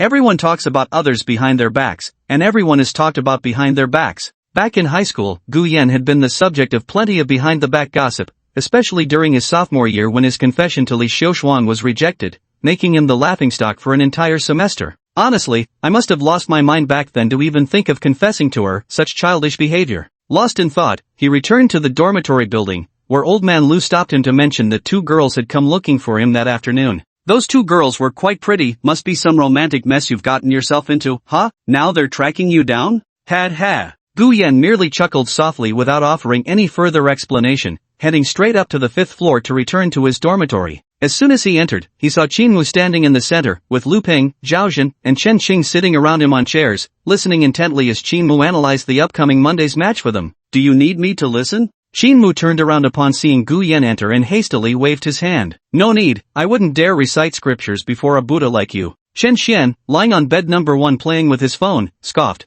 the host's already gone in to work the sewing machine, yet you're still calling him a grand Buddha. Just as he finished speaking, WeChat suddenly alerted him to a new friend request. Opening it, he saw a user with a profile picture of a beautiful model. The note below read, "Are you Qin Xian? I'd like to get to know you. He quickly clicked on the avatar to enter the profile and saw several photos of a charming woman with curly hair, along with a beach volleyball video. The girl in the footage was tall and sexy, while her looks couldn't quite match Lin Yanju's. She wasn't far behind. Chen Xian rolled over in bed, facing the wall, and swiftly tapped the accept button with his fingers. Almost instantly, a saucy photo of her in black stockings popped up in the chat box. Little Chen Xian couldn't help but salute slightly at the sight. "My dear Yanju, I love you, I really do love you so much." Murmuring these words silently a few times, Chen Xian immediately grabbed his phone and started passionately chatting with the female stranger he'd just added online. The evening breeze drifted through the half-open window, making the curtains sway gently toward the floor. The last cicadas clung to the trembling treetops, their shrill cries rising and falling in waves outside. Xinwu spoke with such eager excitement that flecks of spit flew, while Lu Ping, Zhao Zhen, and Chen Qing listened with gradually narrowing eyes before slumping over their chairs to yawn lazily. Gu Yan took off his shirt, wiped away the sweat with a towel, climbed onto his bed, and relaxed while browsing his phone for stress-relieving videos. Occasionally, Chen Xian's muffled excited giggles could be heard as he covered his phone, along with Qinwu scolding the three of them from below. The small dorm room was lively and bustling. It was like a painted scroll. Chapter 37, The Battle Between Women. Little Gu, are you there? While scrolling through Kuaishou videos, Gu Yan suddenly noticed a WeChat chat box popping up. Switching over for a religion, he discovered several new messages. One was from Tang Ziyi, sent when he left the normal school that afternoon. Attached was a photo of Li Xiaoshuang crouched on the ground, hugging her head in despair. "Sorry, I just got back to the dorm and didn't see your message as I wasn't logged in. As for Xiaoshuang, let's just leave it at that. No need to try mediating between us anymore. Besides, I have a girlfriend now, too much contact with her might cause misunderstandings." After reviewing the edited content to ensure there were no missing or incorrect characters, he sent it over. He said this partly because he had moved on from that incident in his sophomore year. After all, people mature through setbacks. Over those 2 months of summer vacation, Gu Yan had done a lot of self-reflection. Love wasn't about a doormat's self-indulgent devotion, it had to be mutual. Li Xiaoshuang rejecting his confession wasn't wrong from her perspective. Not liking someone means just that, not liking them. But now that Gu Yan had moved on, Li Xiaoshuang regretted it, yet this regret wasn't born from lingering affection. This was precisely why Gu Yan had rejected her outright. On another note, Gu Yan came from a traditional family with conservative parents. He still remembered what Empress Dowager Zhao Wanjun told him when he changed his image. She hoped he wouldn't become a scumbag who abandons others after leading them on. This also aligned with his personal values. "I didn't become arrogant or treat women as mere pastimes and outlets for venting just because I had a system and was wealthy." Snapping out of his thoughts, he noticed Tang Ziyi hadn't replied, so he exited their chat and opened the message Zhang Ro had just sent. The chat history showed her earlier afternoon text. "Has that Li Xiaoshuang gone back yet? What are you doing now? Why haven't you replied? Xiaogu, are you there? My boyfriend is missing." Seeing these messages where someone clearly cared about him, Gu Yan couldn't help but smile slightly. Being cared for by someone truly warms the heart. "I'm here. Didn't log into WeChat this afternoon. Came back and just lay in bed watching videos." After sending the message, he attached a photo of himself lying on his dorm bed. Since he was shirtless, the photo captured his firm shoulders and half of his well-defined chest muscles. The message was barely sent when a reply came almost instantly. "Zhang Ro, shocked emoji. Zhang Ro, oh my god, drooling sticker. Gu Yan, tone down your expressions and be serious. Zhang Ro, not accepting. As a girlfriend, I should be a little flirtatious with my boyfriend. Gu Yan, back in the car, you weren't like this. Zhang Ro, Omega? It's different online compared to real life. Gu Yan, contrast? Zhang Ro, you're so awful. Zhang Ro, but Gu Yan, I've noticed you talk a lot more during online chats than in real life. Gu Yan, yeah, I'm not really talkative in person." As lights out approached, while the other dorm residents had already returned to their beds scrolling phones, Chen Xian secretly rewarded himself under the covers. When climbing down to dispose of the tissue, he noticed Gu Yan leaning against his headboard typing on his phone with a faint smile on his face. Probably with Zhang Ro. "Humph, I currently have 2 girlfriends." At this thought, Chen Xian instantly felt thoroughly pleased. Even if Gu Yan became Zhang Ro's boyfriend, he still couldn't compare to having 2 girlfriends at once. This is what true life winning looks like. In bed, Gu Yan chatted with Zhang Ro for a while longer. Seeing that it was getting late and there was a competition tomorrow, Monday, he replied, "Got a match tomorrow, heading to sleep now. MHM, sweet dreams, my boyfriend." Gu Yan chuckled, turned off his phone and tucked it under his pillow. Thinking about how Jang Ro had changed after he agreed to be in a relationship with her, he felt quite content. Unlike some who immediately start making demands or asking for purchases once they become a couple, she wasn't like that. Let me observe for a bit longer. Thinking this, the dormitory building soon had its lights turned off and power cut, and Gu Yan drifted off to sleep in a daze. At 6 in the morning the next day, Gu Yan instinctively woke up due to his biological clock. He put on his workout t-shirt and shorts and, out of habit, went out to jog a few laps around the track, followed by several sets of push-ups and sit-ups. Duan Yuzhu was there too. The two had almost always worked out together in the mornings, and their relationship had grown increasingly familiar. Of course, the matter of inviting Gu Yan to join the basketball team was also frequently brought up, but Gu Yan declined them all, not because he didn't want to join. He just wanted to check if there'd be enough time later. After all, he'd just started a romantic relationship with Jang Ro. If he devoted most of his time to basketball training, it would mean giving up on the relationship aspect of college life. 7 in the morning. After washing up and changing clothes in the dorm, I went downstairs with Lu Ping and Chen Xian. As usual, Jang Ro was waiting with breakfast in hand. Today she wore a simple sleeveless dress paired with closed-toe-round shoes. Her originally ear-length bob now just brushed her shoulders. A faint sheen of sweat glistened between her delicate cheeks and upturned nose. She must have dashed outside campus again to buy breakfast from Backstreet. Lin Yunju was also standing nearby, still holding the breakfast she bought from the cafeteria. Surprisingly, she persisted with this routine for nearly a week now. Gu Yan, here. Jang Ro held her books in one arm while raising a cup of millet porridge with the other, obediently placing the straw near Gu Yan's lips. Her lively eyes remained fixed on the boy as he took a sip. It's still from that Chen's soup dumplings place. I scooped it fresh from the pot myself. Thanks. Gu Yan took it from her hands and drank a sip. Never say thank you to your girlfriend. Jang Ro puffed her cheeks and wrapped her arms around Gu Yan's arm, pretending to be angry as she tilted her pretty face upward. You should express gratitude with kisses instead. Whoa. A chorus of teasing cheers erupted around them. Goosebumps instantly prickled across Gu Yan's skin. His social anxiety was flaring up. His gaze turned icy. Cut it out. Oh. Jang Ro suddenly realized her mistake. She'd forgotten Gu Yan wasn't like ordinary boys. Most guys might feel happy, even somewhat thrilled, when their pretty girlfriend acted cute in public. But Gu Yan had confessed that half of his aloofness came from being tongue-tied in social situations. I'm sorry, I got carried away. Jang Ro pressed closer to Gu Yan, standing on her tiptoes as her seductive red lips brushed against the boy's ear with a whisper. It won't happen again, don't be mad at me, okay? Got it. Gu Yan ruffled the girl's hair and waited until they were about to part before saying, the competition's at 3 p.m. Bring 2 bottles of electrolyte water. Okay. Jang Ro immediately beamed with delight and gave an okay sign, making the boys heading to class nearby, including Chen Xian and his friends, burn with envy. Then I'm off. Jang Ro waved her fair, delicate hand, tossed the empty cup of millet porridge into the trash, and clutching her books, trotted to catch up with Zhao Xian and the others who were waiting for her ahead. The girls sandwiched her between them, teasing her about how sweet and clingy she and Gu Yan were together. On the other side, Gu Yan and the others also entered the teaching building for class. Lu Peng, Chen Xing, and Zhao Xin joked around merrily, while Qin Mu no longer held the previous distance with Gu Yan, occasionally asking him for his opinions on the competition and how to arrange tactics. Only Chen Xian lagged behind, thinking about the sweetness Jang Ro had just shown toward Gu Yan. In contrast, after dating Lin Yunju for so long, he had never felt this kind of romantic chemistry. Instead, Chen Xian instinctively touched the phone in his pocket, recalling the female netizen who had added him on WeChat last night. It was only with her that he felt like they were truly a couple, as if they had endless things to talk about. She occasionally sends him some sexy selfies too. Lost in thought, Chen Xian was distracted all the way until class started. When class ended at noon, he suddenly stood up, startling Lu Ping and the others. What's gotten into you, young Master Chen? No worries. Chen Xian glanced at Gu Yan while holding his phone, as if making some decision. A smile reappeared on his face, though this time he remained silent. On the way to the cafeteria, he opened his phone and sent a message to that female online friend from last night. I want to see you.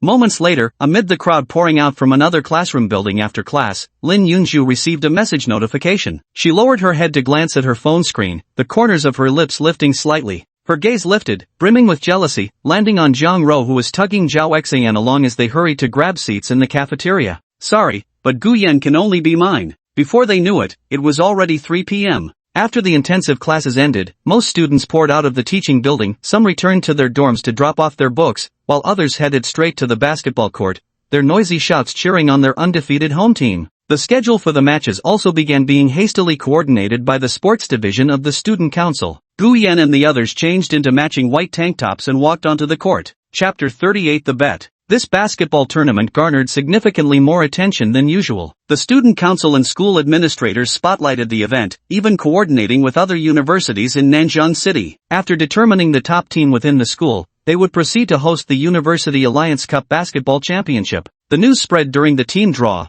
electrifying every department's team with competitive fervor. Guyen maintained a composed expression, though inwardly, he couldn't help but feel a thrill. It'd be a true waste not to put his elite basketball skills to use in this very arena. Old Gu, you'd better come on in the second half, your stamina shouldn't be drained in the first half. Shinmu wasn't as skilled as Guyen, but he held no jealousy. This strategy had been discussed with Guyen during their morning break between classes, and he hadn't objected. If he were to dash through the entire game without showing any signs of fatigue, it would have been downright shocking. This was the round of 16 advancing to the quarterfinals. All the teams were quite strong, but perhaps because they had previously faced formidable opponents like the geoscience majors, this second match against the journalism majors from the Journalism and Communication School proved evenly matched with Lu Ping and Qinmu. Most likely, they had only advanced because the first round opponents were weak. As a result, Guyen sat through the entire second half without getting a chance to play. Qinmu and Chen Qing took control of the game through their coordination and ultimately secured a spot in the top 16 with a final score of 37-26. After resting for nearly an hour, the third match began around 5 o'clock.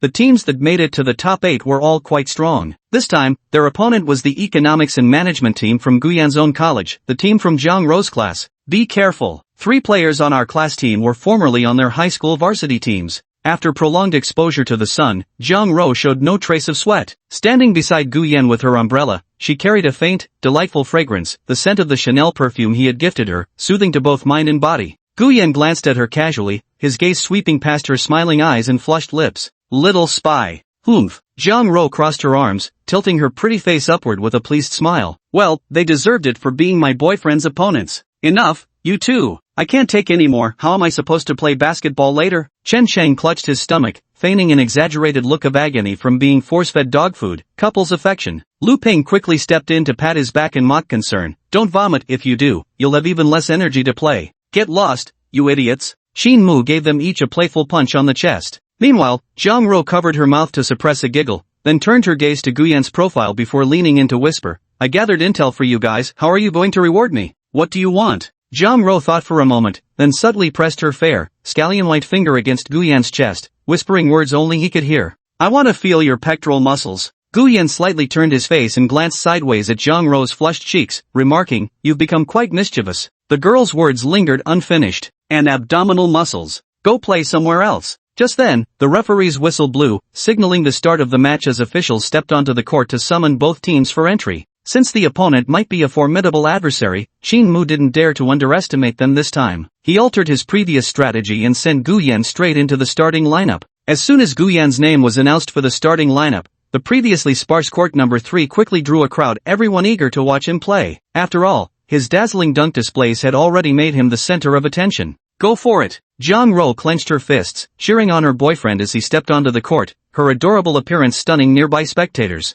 So cute. On the court, both teams were ready and positioned in their spots. Among the starting 5 players of the Economics and Management team were the 3 Zhang Rou had mentioned, number 4 Wang Jun, number 8 Lu Sudong, and number 13 Cheng Yuan. Number 4 Wang Jun walked up to Guyan's side. He was here to defend. Hey, heard you're pretty good? Standing around 1.82 meters tall, Wang Jun was nearly the same height as Guyen, his tone laced with a hint of provocation. Care to raise the stakes a little? If you lose, your team has to do a hot dance right here, shirtless. Guyen tilted his head slightly, the cold glint of his earring flashing in the sunlight as a faint smirk curled at the corner of his lips. Sure. I'm looking forward to seeing you dance, campus heartthrob Gu. Wang Jun let out a mocking laugh before stepping back a few paces and crouching into position to receive the ball. The next second, BB. The referee's whistle blew, and the orange basketball was tossed high into the air. Qin Mu, standing at 1.8 meters, leapt up fiercely. However, facing him was Lu Sudong at 1.83 meters, who outjumped him and tipped the ball toward Wang Jun.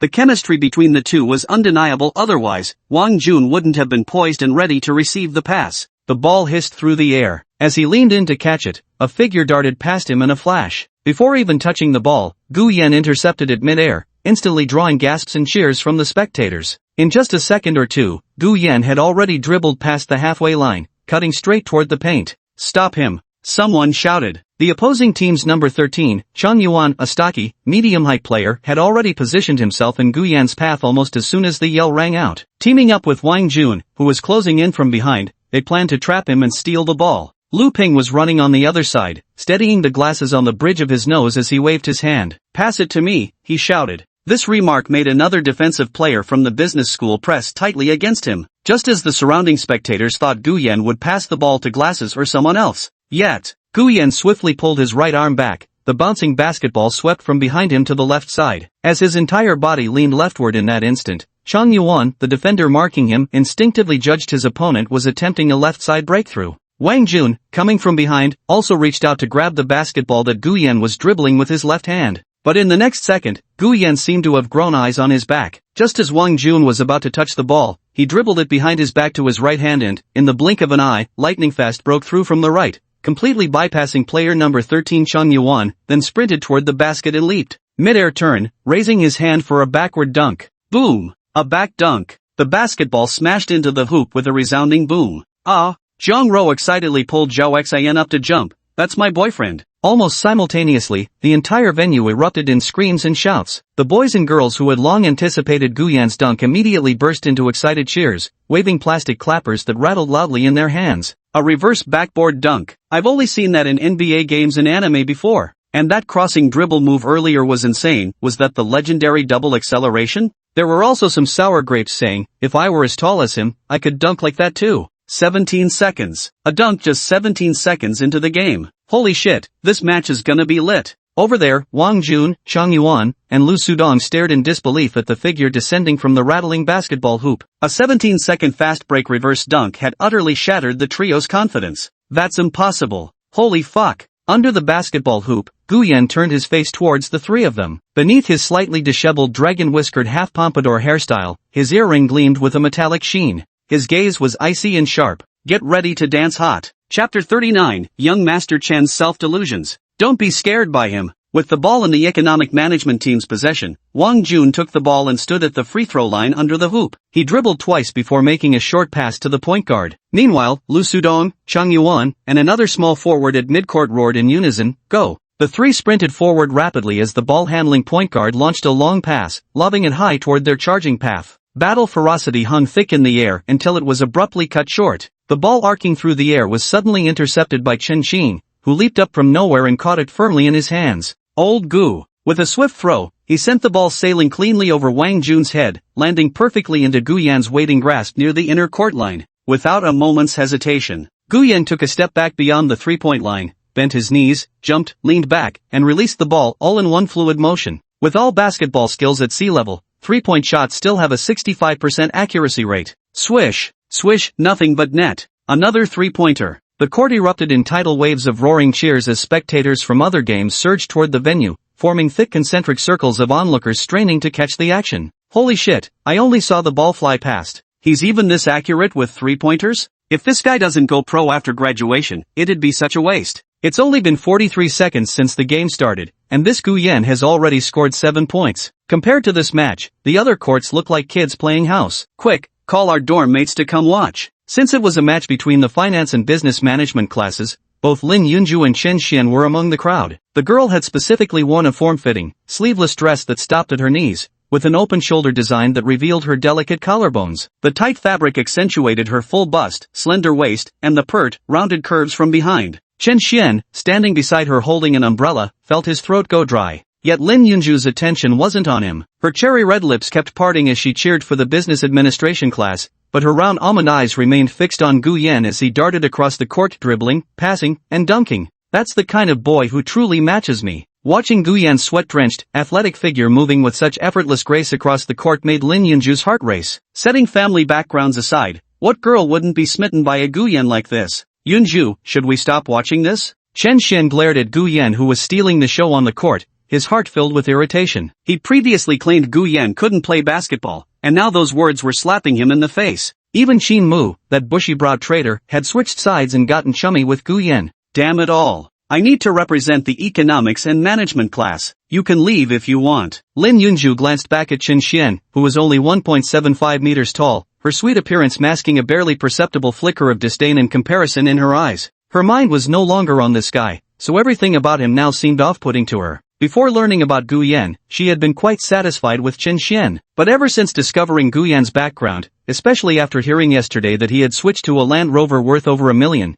and catching hints from Jiang Ro that Gu Yan had even bought an apartment off campus. Plus, Gu Yan wasn't the type to flaunt his wealth everywhere. This understated demeanor clearly reflected his good upbringing. After this comparison, Lin Yunju simply had to take the gamble. She had the capital to bet sweet, sexy, and still untouched. She refused to believe Gu Yan could be so virtuous as to remain unmoved with a beauty in his arms. "You're really letting me go? You're the one who said you wanted to leave. I still want to watch the game." Lin Yunju shot him a displeased glance, her sparkling eyes shifting with a natural innocence and sweet amusement. The look instantly extinguished Chen Xian's rising anger, leaving him frozen mid-breath, umbrella still raised motionlessly. The first half was nearly over. The score had reached 27-8. The economics and management class had only managed 8 points, while finance class's Gu Yan alone had scored 20. When the referee's whistle sounded, they entered a brief halftime break. Gu Yan walked off the court. Jiang Ro, pulling Zhao Xian along, hurried up to meet him. She unscrewed a water bottle cap and handed it to him. "Did you tire yourself out?" With that, she took a towel from Zhao Xian's hands and gently wiped the sweat from Gu Yan's face as he drank water. Lu Ping and the others who came off the court together didn't get this kind of treatment. They could only take the mineral water bought with class funds from the cardboard box and drink alone. Fortunately, Xiao Lingling distributed tissues to each of them to wipe their sweat. "Good game."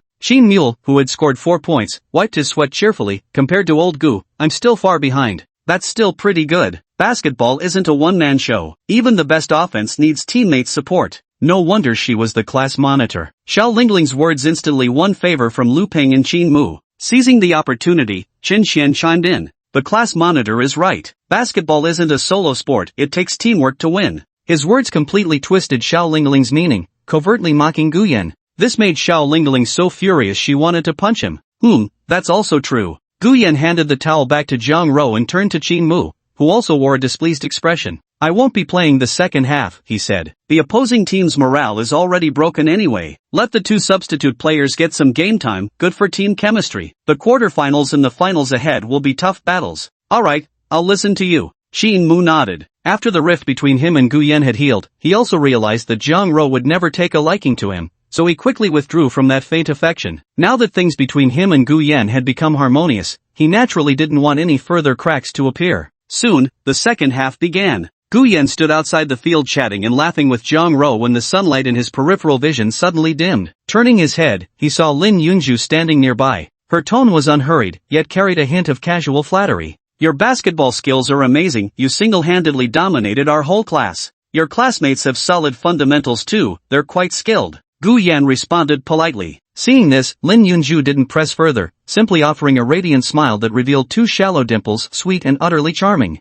On the other side, Jiang Ro frowned slightly, her delicate porcelain-like face betraying her awareness of Lin Yunju's intentions. Ever since that post-military training dormitory gathering where Lin Yunju had worn black stockings and deliberately sat across from Gu Yan, accentuating her figure with every intentional movement, Jiang Ro had understood this woman had set her sights on her boyfriend. "It's just inconvenient to tear apart since we're roommates, and he hasn't crossed the line too badly, so I've restrained myself from losing my temper." That day when she took out the Dior bag and dress, using Zhao Xian's words, she wanted Lin Yunju to know Gu Yan was already her boyfriend and make Lin Yunju back off. Jiang Ro tightened her grip on Gu Yan's arm and said to Lin Yunju on her right, "Yunju, your boyfriend is looking at you." Chen Xian was indeed watching Lin Yunju. Seeing his girlfriend walk over to Gu Yan to talk, Chen Xian's already sensitive heart instantly surged with anger. However, when Lin Yunju returned, she merely said lightly, "They're all your roommates. I just went to compliment him to help you build good relationships in the dorm." "I see." Chen Xian suddenly understood and sighed in relief. Thinking back carefully, it seemed Lin Yunju often did this, just like during their previous 2 meals together. She had chatted and laughed with Qin Mu and the others, making sure everyone felt included.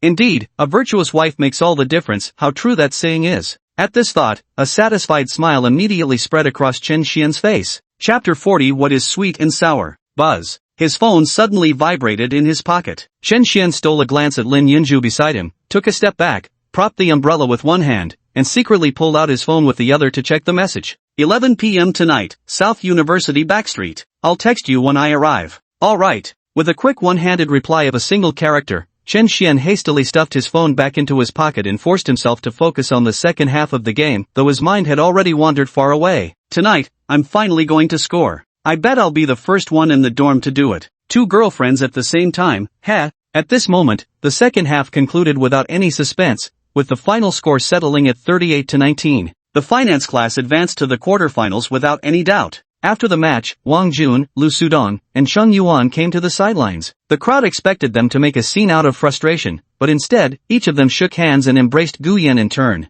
Playing against you was absolutely nerve-wracking, but having you as a teammate would be freaking awesome. Come on, invite us when you play ball. Gu Yan, are you taking disciples? I'll even settle for being your godson. Ha ha ha. Everyone around, both men and women, burst into laughter at their banter, creating a warm and harmonious atmosphere. A bet's a bet, pay up. Wang Jun immediately took off his shirt, revealing his sweat-drenched upper body, and launched into a nightclub dance he'd learned from Kuaishou on the spot. This drew surrounding classmates to raise their phones and eagerly record the spectacle. 2 other players from the economics class, including Lu Sudong, also stripped off their shirts and joined Wang Jun in dancing behind him. Their bold and unabashed antics actually impressed Gu Yan, and even others, earning them some goodwill. After exchanging contact information with them, it was time for dinner. Zhang Ro pulled Gu Yan along through the crowd, chattering excitedly about that day's match. You have no idea how many girls screamed for you when you dunked, Gu boyfriend. Gu Yan responded with an MHM and casually asked, did you scream? I did. How did you scream? Zhang Ro parted her rosy lips to speak, but was interrupted by Zhao Xian's deliberate cough behind her. She froze momentarily before catching on, then draped her delicate frame bonelessly against Gu Yan's body. Playfully, she rained light punches on the boy's chest with a coquettish pout. You naughty thing. Their cloyingly sweet display sent shivers down Zhao Xian's spine as she trailed behind them, her face contorted with undisguised disgust. Let's go back to the dorm to freshen up first, then grab dinner outside later? As they reached the space between the 2 dorm buildings, Gu Yan turned to Qin Mu and the others, who all shook their heads in unison. Exhausted from the day, they had no energy left to move and simply returned to their dorm to shower before collapsing into bed. Left with no other choice, Gu Yan took Zhang Ro and Zhao Xian to the second floor of the cafeteria, where they ordered a few stir-fried dishes. After dinner, Zhao Xian tactfully excused herself to avoid intruding on the pair, heading back to the dorm alone. Gu Yan, what does it feel like to have a girlfriend? By the artificial lake in front of the cafeteria, willow branches brushed the banks. Zhang Ro held onto Gu Yan's arm, leaning her upper body against him. Isn't it sweet? She asked. What's sweet about it? Gu Yan tilted his head down to look at her, puzzled. Here. Suddenly, Zhang Ro lifted her face and pressed her full, moist red lips firmly against Gu Yan's mouth. Their lips met, soft and moist, as both pairs of eyes widened in mutual astonishment. A moment later, they pulled apart. Gu Yan licked his lips, not sweet at all. You. Zhang Ro's fair and smooth cheeks instantly flushed pink. Close your eyes. Why? Zhang Ro shook his hand. Just close them, please. Hearing the girl's urgent tone, Gu Yan finally closed his eyes. Don't you dare open your eyes. Seeing him obediently keep his eyes closed, Zhang Ro approached softly on tiptoe. Wrapping both arms around Gu Yan's shoulders, she pressed her crimson lips to his once more. Moist and slightly sweet. Gu Yan opened his eyes and couldn't help but reach out to wrap his arms around Zhang Ro's slender waist. With willow branches brushing against them, the pair embraced beneath the tree, savoring their tender first kiss. After what seemed like an eternity, they parted with flushed cheeks. Noticing someone looking their way, Gu Yan tried to suppress the trembling in his voice and calmly said, quite sweet. Come on, let's go to the supermarket and get some snacks for you to bring back to Zhao Xian and the others. Yes. Zhang Ro nodded shyly, as if savoring what had just happened. What are you thinking about? Let's go quickly. They're coming, they're coming. Zhang Ro immediately responded and jogged along the artificial path, her skirt fluttering while her fair, slender legs looked breathtaking under the crimson twilight. The girl walked beside Gu Yan. Let's. Got it. Their hands gradually drew nearer, then clasped together. Evening campus life remained remarkably vibrant. The supermarket beside the second dining hall always saw increased student traffic between 7 to 9 p.m. With doors closing at 10 and lights out by 11, most purchases were inevitably crammed into this golden shopping window. Zhang Ro was led by Gu Yan into the supermarket, their striking looks drawing frequent glances from others. Following Gu Yan around the supermarket meant Zhang Ro hardly needed to spend a dime. The cart was quickly filled to the brim, packs of potato chips, pickled chicken feet, and even a dozen lollipops. Each carrying a large bag, the two walked out of the supermarket and headed back to the girls' dormitory. Gu Yan, these days I wake up every morning feeling so happy, knowing there's someone waiting for me, it fills me with energy. Zhang Ro tilted her head slightly while carrying a large bag, her clear and bright eyes shimmering faintly. The bag in her hand was then taken over by Gu Yan. Do you like me this much? MMH. Zhang Ro snatched the bag back into her hands, like, the super duper kind. Why don't you ask me how much I like you? I'd never ask that, It's a dating taboo. Jiang Ro leaned her head closer. No matter how much you like me now, I'll find every way to make you like me even more. The two stopped at the entrance of the girls' dormitory. Go on in. Gu Yan handed her the bag of snacks he was holding. I'll remember your words. Miss me. Jiang Rong happily returned to the dorm carrying 2 large bags of snacks, calling out to her roommates as soon as she entered to come and grab a share. Wow, so much? It must have been bought by that handsome Gu. Jiang Ro lifted her little face with a somewhat smug expression, opened the bag, and started handing out snacks to everyone. She glanced at Lin Yunju's neatly made bed. Is Yunju not here? She hasn't been back to the dorm since this afternoon, no idea where she went. Zhao Xian tore open a bag of potato chips, crunching loudly with puffed cheeks as she spoke. Where else could she be? Definitely on a date. Then I'll leave 2 packs for her. Jiang Ro took out 2 bags of chips and placed them on Lin Yunju's desk, then put the remaining snacks back on her own table. As she washed her face at the sink to remove her light makeup, she chatted and laughed with Zhao Xian and the others. Meanwhile, Gu Yan, who'd been a topic in the girls' conversation, had just walked Jiang Ro back to her dorm and was now retracing his steps. A faint smile crept across his usually stern face. The feeling of that kiss. It's pretty good. To be honest, he had actively pursued girls before, only to be ridiculed as a lovelorn fool for an entire semester. Although he now has the system and will gain considerable wealth in the future, the system doesn't make him omnipotent, especially when it comes to emotions. He still feels powerless to move forward. When Jiang Ro said she would do everything to make him like her more, Gu Yan's heart was genuinely stirred. Old Gu, have you eaten yet? As soon as he entered the dormitory, Chen Xin, Lu Ping, Qin Mu, and Zhao Zhen were sprawled weakly by their beds. We haven't eaten yet. Are there still meals available at the cafeteria? Gu Yan checked his phone. It was already 9:30, even if there was food left. It would just be scraps by now. Let's go eat out. My treat. Noodles. Got it. The 4 previously listless individuals instantly sprang back to life, each leaping energetically from bed and dressing properly before dragging Gu Yan out the door. What about Chen Xian? Why didn't you ask him to bring food back? He never even came back to the dorm. He must be on a date with Lin Yunju. As they chattered away, they reached the rear gate of Nanjing University. Beyond lay an alley lined not only with eateries but also numerous street food stalls, the aroma of barbecue wafting through the air, making the 4 dinnerless boys swallow hard. I feel like I could wolf down an entire cow. They found a noodle shop, ordered some meat dishes and 4 overflowing bowls of minced flour noodles, then devoured everything with ravenous gusto. Eat up and build your strength for tomorrow's competition. Shinmu took a bite of noodles and stuffed a few slices of spiced beef into his mouth, his lips glistening with oil. After watching them eat for a while, Gu Yan got up to pay the bill. Going out for a smoke, he said before stepping outside. Just as he was about to light one, he spotted a gaunt figure walking along the street toward the school's back gate. The walking figure swayed slightly, their faded floral pattern clothes soaked with sweat, 2 messy braids hanging loose and frayed. Shen Wei? Gu Yan frowned. Why did this girl look so sickly? Just as he was puzzling over it, the slender and fragile girl suddenly leaned against the street lamp nearby, covering her chest as she retched. The street lamp illuminated her face, which was as pale as paper and covered in beads of sweat. Gu Yan tossed aside the cigarette in his hand and walked over. Cough,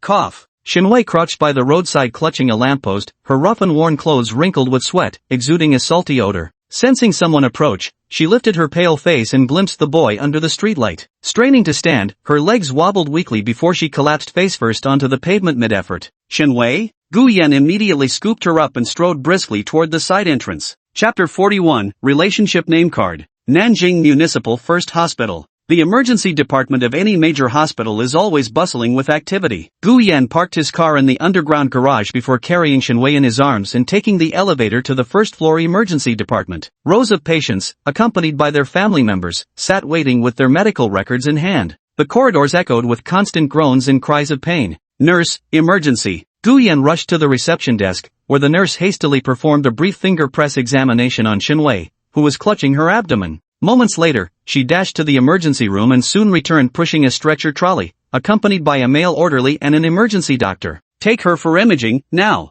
The doctor issued an expedited order and told Gu Yan to go queue up for registration first, while he would simultaneously examine the patient. Then I'll leave it to you, doctor. After registering and paying, Gu Yan sat on the hallway bench waiting for the doctor's examination report, without entering the emergency room to see Shenwei. The system's notification sound promptly followed. System, beneath your indifferent exterior lies a compassionate heart willing to lend a helping hand. Reward, 10 relationship cards. Relationship cards, consumable items. When presented to individuals matching your current status level, they establish primary level relationships. First came the occupation card. Now, relationship cards have appeared. Gu Yan reached into his pants pocket and pulled out an ordinary white paper business card, printed with just his name and phone number, no other details. Though this reward was categorized as a consumable item, its practical value far surpassed that of ordinary money. Moreover, its description matched his current identity, indicating the card had limitations. For instance, since Gu Yan was currently a college student, handing this business card to a corporate CEO would be utterly ineffective. Can't use it for now. He tucked the business card back into his pocket, and with a mere thought,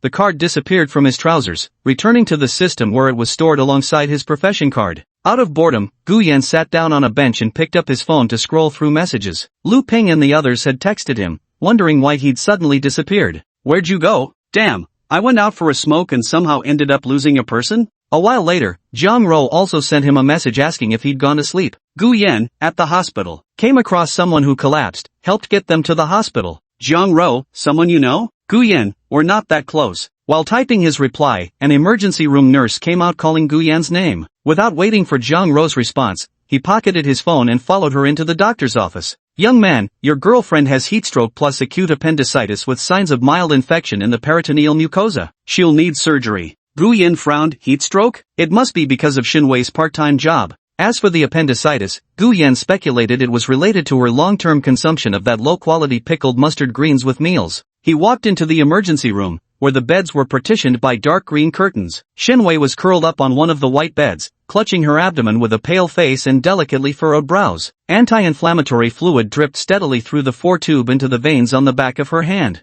It was only then that he took a proper look at the girl's overall appearance. Her features were delicate, with arms and calves bearing traces of exposure to wind and sun. She gave Gu Yan an impression of being clean and unassuming. "Can you contact your family?" Gu Yan sat down beside her and asked quietly. The girl pressed her lips together and weakly shook her head. "I won't be hospitalized, or have the surgery. You've got appendicitis with mild mucosal infection. The doctors must operate." No need." Shin Nanji gritted his teeth against the pain as he struggled to stand up. "I'll go outside to buy some medicine. If I endure it, it'll pass. I've already paid the money for you." Gu Yan's face remained expressionless as he coldly watched the struggling girl. With just a slight press of his hand, Xinwei couldn't hold on any longer and collapsed onto the hospital bed. "Have the surgery or don't. It's your choice." Leaving these icy words behind as he exited the emergency room, he instructed the nurse to transfer the girl on the sickbed from emergency to the inpatient ward. "When can the surgery be scheduled?" "Currently, there's still a waiting list. At the earliest, it would be the day after tomorrow." Nurses who usually bustle around patients and doctors rarely get the chance to encounter a handsome 1.85-meter tall man. After delivering her message, she lingered, reluctant to leave. After all, even an extra glance was a treat.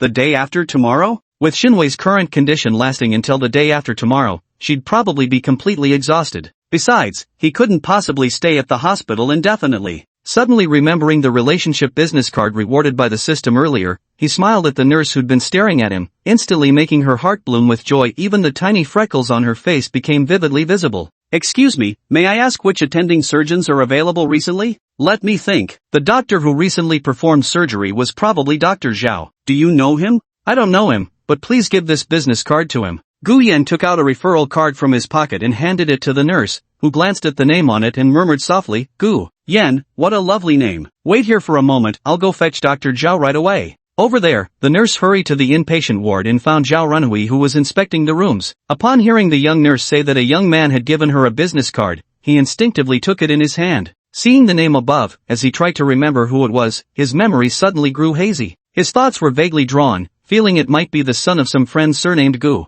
Then, he dialed the number on the business card and called Gu Yan. Gu Yan, aware that this connection might have been bridged by the system, made polite conversation before mentioning that a classmate had acute appendicitis with risk of infection and couldn't wait until the day after tomorrow. "This hospital has its regulations, but let me check my schedule." The sound of shuffling papers came through the phone. After a short while, Zhao Renhui's voice sounded again. "Let's make it 2 p.m. tomorrow afternoon. It's tight timing, but still doable. Thank you, Uncle Jay. Don't mention it." When the nurse returned, her gaze toward Gu Yan held a new curiosity. Dr. Zhao was famous in the hospital as an obstinate old-timer, yet he'd actually changed his principles after seeing this young man's business card. Still, when she approached to ask for his WeChat ID, she was refused again. Having completed these arrangements, Gu Yan leaned against the wall behind the bench, checking his phone. The time for returning to campus had long passed. Ding, ding, ding. The phone suddenly rang. The caller was Lu Ping. As soon as the call connected, Lu Ping's voice came through, excited and trembling.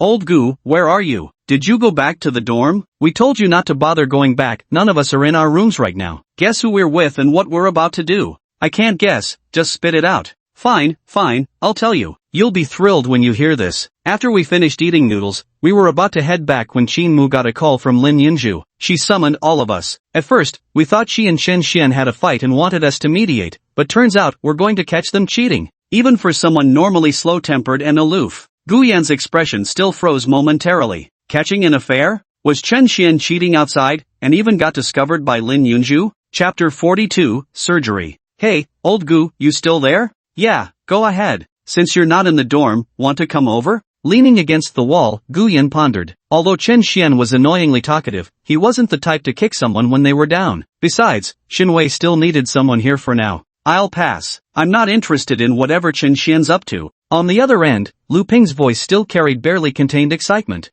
Alright, I'll fill you in after we catch him in the act. Damn it, Chen Xian actually has such a beautiful girlfriend and still plays around like this. Gotta hang up now. On the third floor of a hotel with a neon-lit sign along South University's backstreet, Lu Ping hung up the phone and hurried to catch up with Qin Mu, Zhaojin, and Chen Qing. As they walked, he tried to console Lin Yunju, whose eyes were slightly red. That bastard Chen Xian, we'll give him a proper scolding later. Disgraceful scum. The four weren't exactly unwilling to help Chen Xian, but his past behavior had thoroughly disgusted them. Moreover, during the previous two gatherings, this girl had grown quite close with them, almost like a friend. By comparison, they'd much rather stand by the victim's side to uphold justice. They arrived at the room number. Lin Yunju pointed at the door, and the burly Chen Qing declared, "Let me handle this." After a brief run-up, he forcefully slammed the bedroom door open with a bang. 4 people plus Lin Yunju rushed in immediately. As soon as they passed the entrance hallway, they saw Chen Xian wrapped in a bathrobe, leaning over a girl in black stockings and a short skirt, seemingly about to kiss her.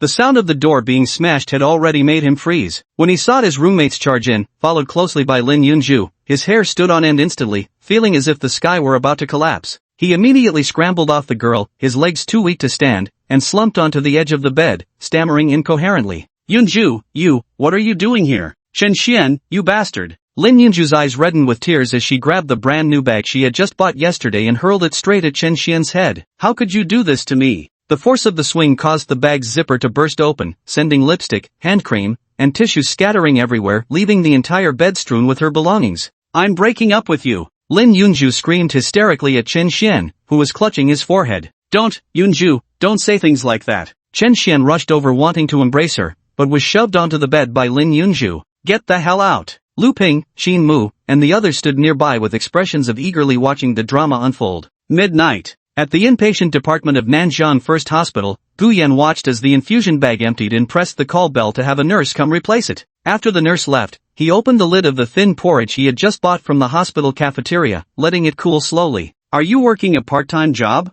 "Got it." Xinwei gritted her teeth, enduring the pain in her lower abdomen, and nodded against the pillow. A new store opened. Wearing a mascot costume to hand out flyers, the girl stole a timid glance at Guyan, who was lowering his head to peel an apple by the bedside. "I don't have money. I'll pay you back later." "I don't need money." A long strand of apple peel fell into the trash can. Guyan divided the peeled apple into 2 halves, placing one half on a spread-out tissue and biting directly into the other half. Sweet and tangy juice burst across his taste buds as he crunched loudly. Listening to the crisp chewing sounds, Xinwei stared at the apple half in Guyan's hand and couldn't help swallowing hard. Guyan gave her a glance, and the girl quickly averted her gaze, shrinking further under the blanket. "No eating anything after 10 p.m. tonight, surgery tomorrow." Guyan tossed the fruit pit away, picked up the lukewarm porridge that had been set aside to cool, and walked to the window to sip it slowly. It was already past midnight, and Lu Ping still hadn't called. The moment the thought crossed his mind, his phone screen lit up. It was Lu Ping's number. "Hey, Lao Gu, let me tell you, today was absolutely mind-blowing."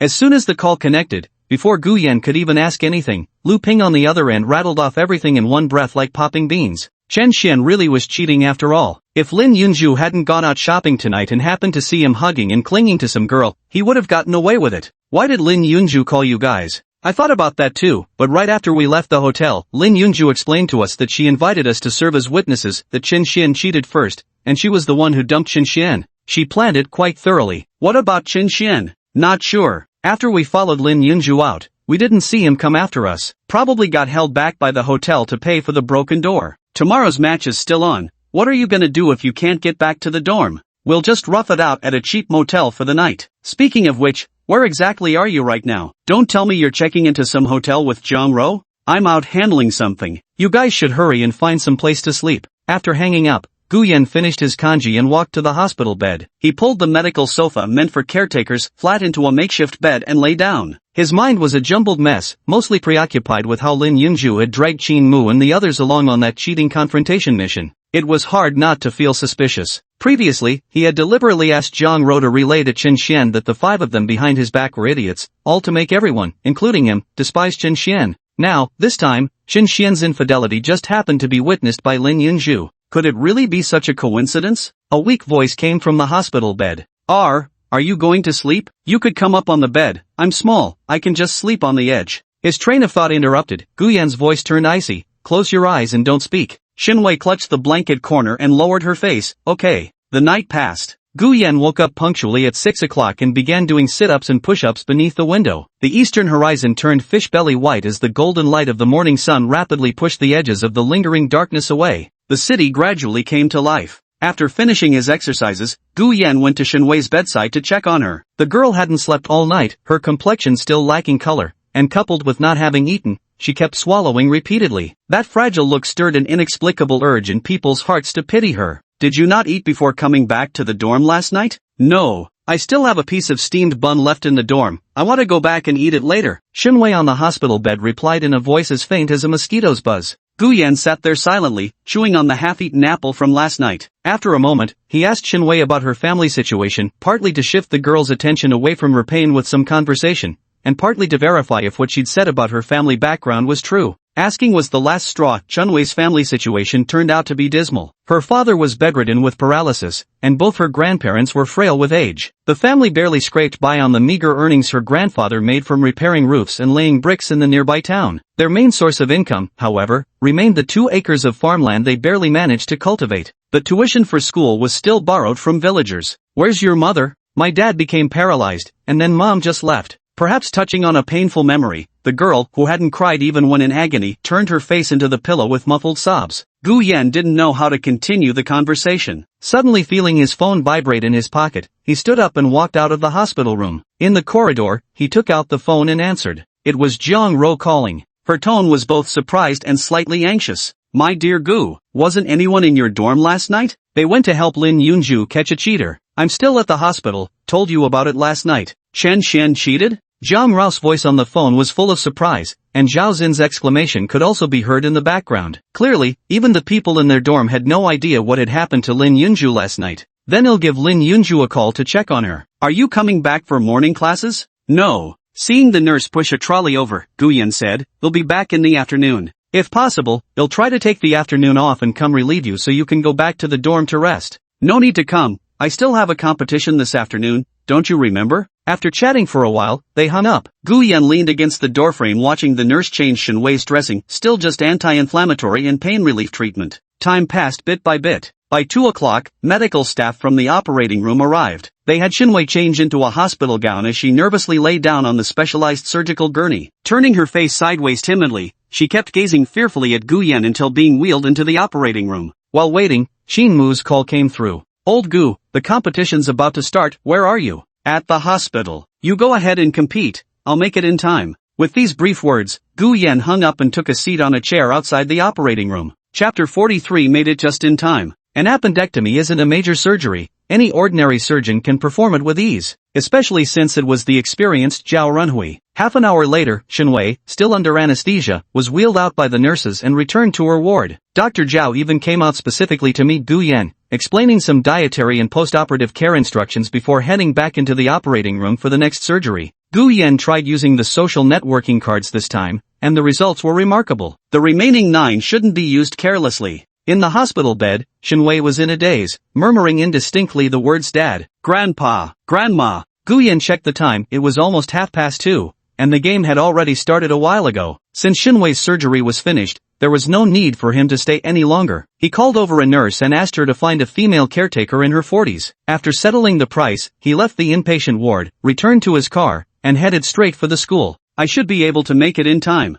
He stared at the scrolling time on the liquid crystal display panel, the same words also spoken by Qin Mu on the Southern University's sports field. I should be able to make it in time. The first half of the quarterfinals had already ended. They were up against the automation major from the School of Engineering Management, where the average height was around 1.83 meters. Since this major had more male students, about half of the crowd gathered around the court were guys from the engineering school, each holding a water bottle filled with pebbles, rattling them noisily. Their sheer presence alone drowned out the comparatively smaller group from Finance Class 5, which had more female students, as well as other freshmen from different departments who had come specifically to watch Guyan's game. On the finance class side, Zhang Ro, standing in the crowd, tightened her grip on Zhao Xian's wrist, occasionally standing on tiptoe to peer down the path leading to the court. Why hasn't Guyan arrived yet? Zhao Xian also wore a worried expression, but she didn't know how to comfort her best friend. There's still the second half, he should be able to make it. Lin Yunju was also in the crowd, dressed more casually and plainly today,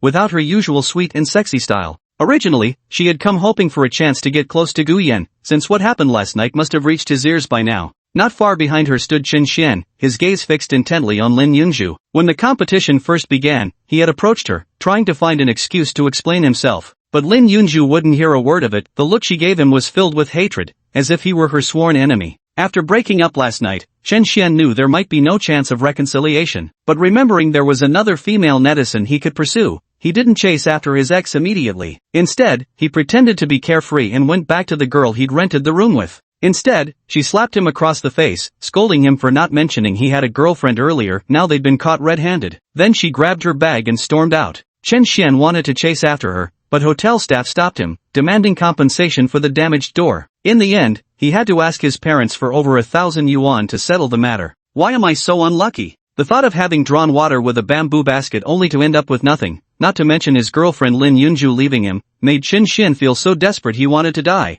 During halftime, Qin Mu poured mineral water over his heated head while Lu Ping, Zhao Jin, and the others gasped for breath nearby, exhausted but silent, simply exchanging glances. As the last drop of water fell onto his head, Qin Mu shook the empty bottle and tossed it back onto the desk they had carried from the classroom. Quarterfinals, whether old Gu makes it back in time or not, we must finish this game strong. Fuck. BB. The whistle for the first half sounded, and both teams walked back onto the court. Qin Mu glanced at the scoreboard, 32-6. The atmosphere among the finance majors was heavy, while the automation majors on the other side were pumped up like they'd been injected with adrenaline. They had practically dominated the finance team throughout the first half. If not for Qin Mu's decent skills, they might not have even scored those 6 points. In stark contrast to the depressed morale of the finance team, the 5 players from the automation side looked relaxed as they took the court. Their best player didn't show up. Probably won't make it in time either. We'll wipe the floor with them so hard they'll go crying for their mothers, teach them what true cruelty means. Ha! Now that's fighting spirit.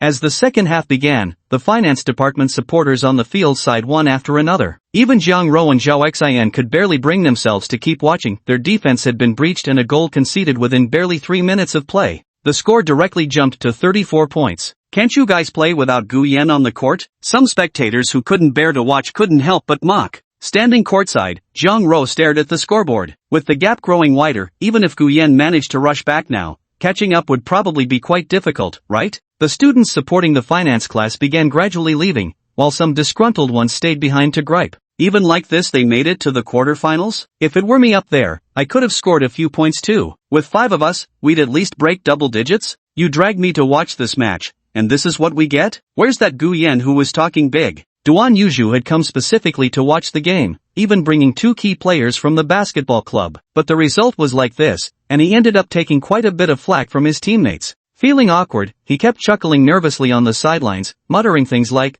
maybe there's still a chance. There are still 17 minutes left. Just as the main player from the basketball team spoke, Duan Yuzhu seemed to sense something. He turned his head to look back at the dispersing crowd behind him, where a familiar figure pushed through the throng and approached. Sorry, I'm late. The surrounding people looked over in unison, and instantly, a wave of startled exclamations erupted. Holy shit, thought you weren't coming. Get on the field now. Gu Yan is here. Hearing the voice, Zhang Ro's gloomy face instantly lit up with joy. She rushed over and grabbed Gu Yan's arm. What took you so long? There's only 17 minutes left. 16 minutes now, Zhao Shen chimed in, thoroughly ruining the moment. BB. The whistle blew for a timeout in the finance classes game. Substituting the exhausted Lu Ping, he slapped hands with Gu Yan who was stepping onto the court. Old Gu, it's all up to you now. There was quite a stir among the automation majors as well. That guy replacing him is Gu Yan? I've seen him compete before, he's really good. No matter how good he is, what's the point? The score gap is so wide. How could he possibly catch up all by himself in such a short time? Lin Yunju and the crowd noticed Gu Yan stepping onto the court,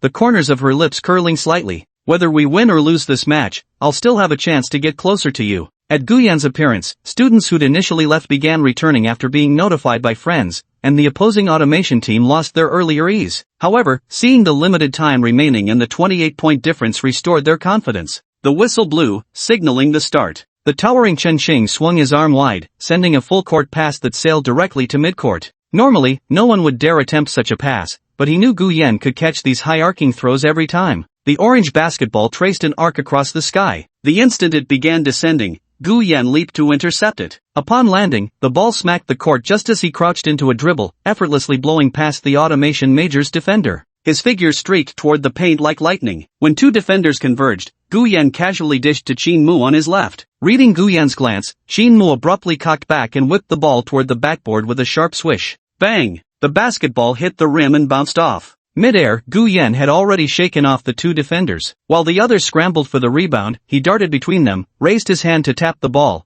and without hesitation tossed it upward. Gu Yan landed and turned to walk away. The tossed ball circled the rim twice before dropping through the net under the gaze of everyone present. Swish! The basketball swished through the net. The stagnant score of 6 points finally broke free from its shackles, transforming into 8 points. Chapter 44, Solo Performance. I knew he could do it. Lu Ping squatted in the resting area, then stood up excitedly, practically bouncing on the spot. Not just him, the long-awaiting audience finally had a reason to cheer, waving their prepared plastic clappers with a cacophony of rattling sounds. Gu Yan! Gu Yan! Another goal! The students from the automation department across the court watched this with speechless exasperation. Was a simple alley-oop and layup worth getting so worked up over? They were still trailing by 26 points. Even if they let him stand there and shoot freely, he'd be exhausted before catching up, let alone winning. The match on the court continued. The guard from the automation engineering department, a tall student named Li Mu, dribbled the ball slowly, deliberately stalling for time. He only passed it when Qin Mu pressured him.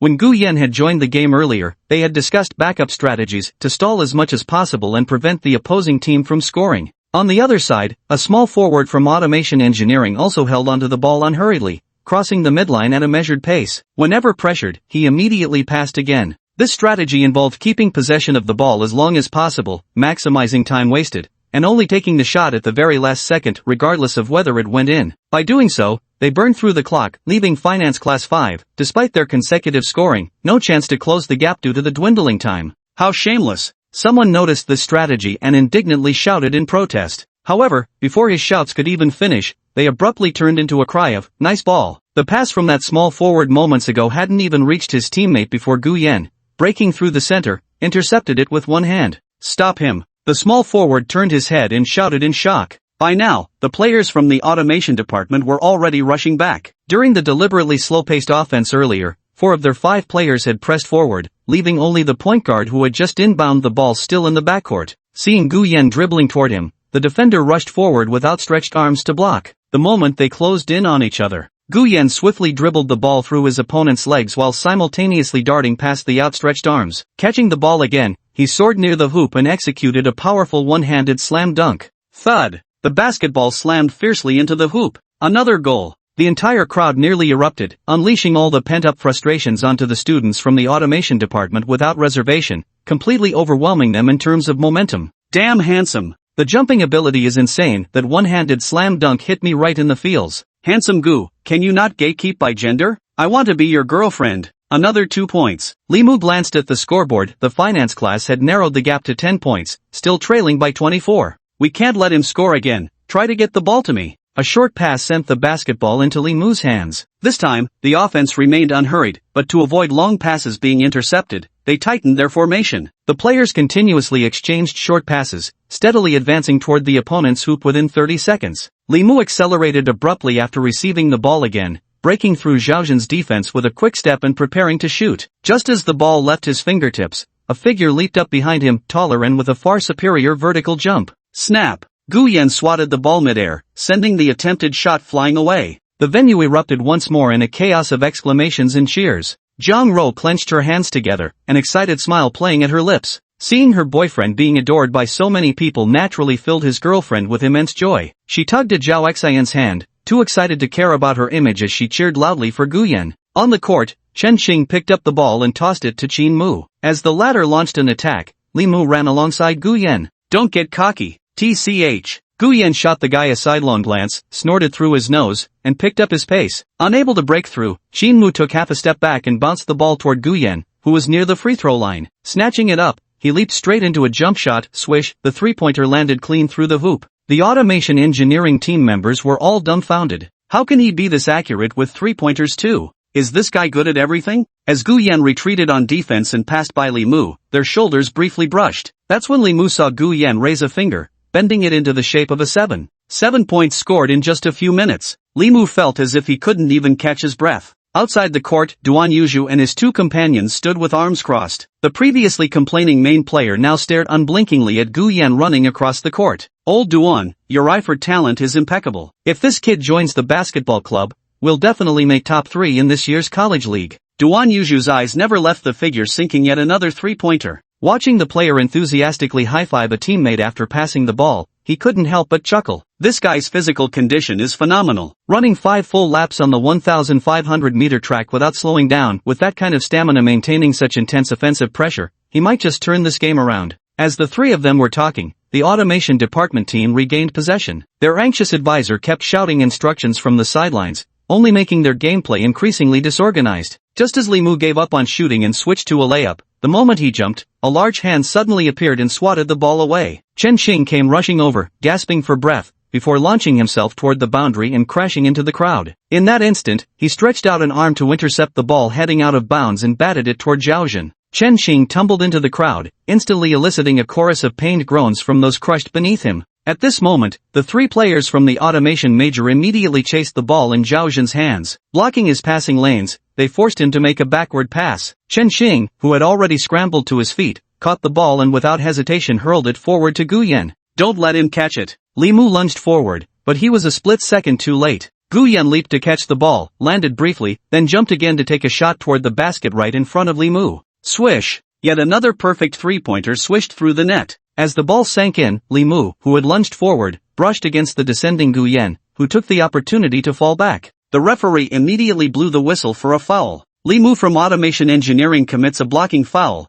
Finance class gets an additional penalty shot. Lying on the ground, Gu Yan curled his lips into a faint smile and clenched his fist. Seeing this, Li Mu wore an unwilling expression and muttered, "You got lucky this time. Just you wait." Free throw timeout. Gu Yan was pulled up by Qin Mu, who then shoved the basketball into his hands. Gu Yan strode to the opponent's hoop, planted himself at the free throw line, and locked his eyes on the basket, ignoring the clamor around him. With a steadying left hand and a single-handed lift, he softly released the ball. The orange basketball traced a perfect parabola, landing squarely in the net. 34:20. Exactly 4 minutes, from 6 points to 20 points, a full 14-point lead. Since Gu Yan entered the game, the automation class hadn't scored a single point. Their instructor was already pounding the sidelines furiously on the table before calling a timeout to substitute 2 fresh players. Keep it up, you're all the best. Coach Zhao Rong wasn't present, so class monitor Xiao Lingling took her place to cheer for Gu Yan and the others. Though I don't understand basketball, I know you've already played incredibly well. Even if we lose, it doesn't. Qin Mu cut her off mid-sentence.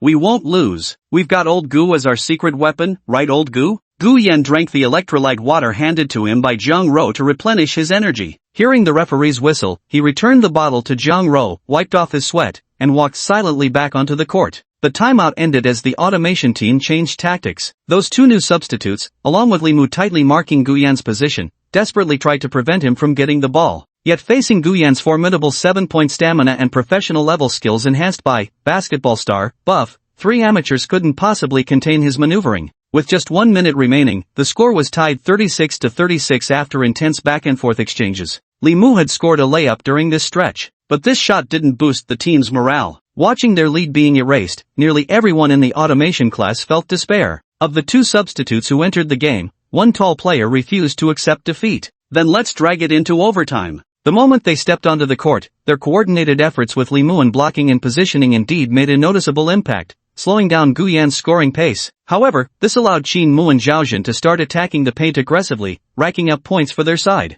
Just as Li Mu left someone to mark Qin Mu, the short-handed defense allowed Gu Yan to get the ball again. Two defenders can still stop you. Li Mu and the tall player flanked Gu Yan, blocking his vision as they took up their defensive stance. The game entered its final countdown. Old Gu, time's almost up, Lu Ping shouted from the sidelines. 10 seconds. 9 seconds. In their field of vision, they saw Gu Yan curl the corner of his lips into a cold smirk, the Bulgari earring on his left ear seeming to flicker for an instant. The next second, lowering his center of gravity, Gu Yan pushed off with his sneakers and lightning-fast darted between Li Mu and the tall guy. His speed was so fast it blurred the eye. Before anyone could react, he had already dashed into the foul line. 6 seconds. The 1.87-meter tall guard from the automation class swiftly retreated under the basket, spreading his arms wide, his gaze locked onto Gu Yan's moving feet. The moment Gu Yan's toes pushed off the ground for a rapid breakthrough, the guard jumped in sync. 4 seconds. Ah! He waved his arm and roared, putting almost all his strength into it. We can't let this guy score again, the defender thought to himself. 2 seconds. Countless gazes tensely intersected as Zhang Ro clenched her sleeve. High in the air, Gu Yan leaped up like a fighter jet making a forced landing. With the ball in one hand, he stretched out 2 meters, and just as the opponent's fingers brushed against the basketball, its terrifying momentum carried a fierce whoosh thundering into the hoop. Thud! The sharp sound of the dunk echoed through the court. Gu Yan gripped the rim with one hand, swaying precariously beneath the net, while the defending guard had already been knocked to the ground by the sheer force. Beep! The referee's shrill whistle pierced the air, marking the end of the game. Time expired. We won! Someone shouted, and the students gathered around the arena instantly erupted into tsunami-like cheers that soared to the skies. Chapter 45, Drink with me. Holy shit! They turned the score around. Finance won. Scoring in the very last second, that thrill of a come-from-behind victory was incomparable to the usual excitement of watching a game. The upperclassmen and freshmen around the court were going wild with excitement. The girls from the finance class who came to watch the game huddled together, jumping up and down while screaming at Qin Mu, Gu Yan, and the other players leaving the court. The reason the upperclassmen were so thrilled was that NUAA hadn't witnessed such an entertaining basketball game in ages, or seen players with such outstanding skills who also played with such flair. Suddenly seeing someone like this tall, handsome, unbelievably skilled at basketball, and clearly intelligent enough to get into NUAA, felt like watching a slam dunk anime superstar step right out of the screen. How could anyone not lose their minds over that? Gu Yan, you won! Zhang Ro had already forgotten her original intention for approaching Gu Yan. Now her eyes were completely filled with this radiant young man dominating the court. Got it. Gu Yan's usually stern face softened into a gentle smile as he lightly ruffled her hair before accepting the water bottle she offered and taking a deep swig. Old Gu. Qin Mu walked over, his gaze not lingering on Zhang Ro but rather settling firmly on Gu Yan. His voice carried a slight tremor as he spoke. Tonight, my treat to celebrate us making the quarterfinals. In that case, I won't stand on ceremony. The previous awkwardness between them had been mended, and their relationship naturally improved. Without standing on ceremony, Gu Yan spoke up, that I want to eat the grilled lamb from Old Master's iron plate on Backstreet. Qin Mu's smile instantly froze on his face. Tonight, I just remembered I have something to do, so I'll... Just kidding. Gu Yan gave him a light pat on the shoulder before leaving the court with Zhang Ro. He played basketball solely to complete the system task. Though his card balance now showed a little over 230,000 yuan, who could resist the temptation of an extra million in savings? Thus, Gu Yan never positioned himself as the basketball savior of Finance Class 5. Whether to attend this dinner or not didn't matter to him. Then we'll still go out for dinner tonight, leave the arrangements to me. Qin Mu's voice came from behind, but Gu Yan didn't even turn his head as he raised his hand and waved dismissively. Got it. On their way back to the dormitory, Zhang Ro clung to his arm, chattering incessantly. She kept bringing up Gu Yan's 2 dunks, especially that last-second slam dunk that sent the opposing guard sprawling, and got so excited she actually jumped up and down while talking. I never used to care much for basketball, but somehow I wound up watching for days on end, and most of it was because of you. Gu Yan tilted his head to look at her. So, you're going to give me some kind of reward? Zhang Ro immediately blushed, glancing at the passing students around them before hesitating. Not here. There are too many people. We can do it later. I'll go back to my dorm to shower first. I'm having dinner with Qin Mu and the others later. Do you want to join us? Zhang Ro certainly wanted to go very much. After all, with such a high-quality boyfriend, she naturally wished to keep an eye on him every moment and prevent other women from approaching. But remembering that Qin Mu was the one treating and hadn't mentioned bringing family members, she shook her head. I'd better not go. Having an extra girl around would make it harder for you guys to talk freely.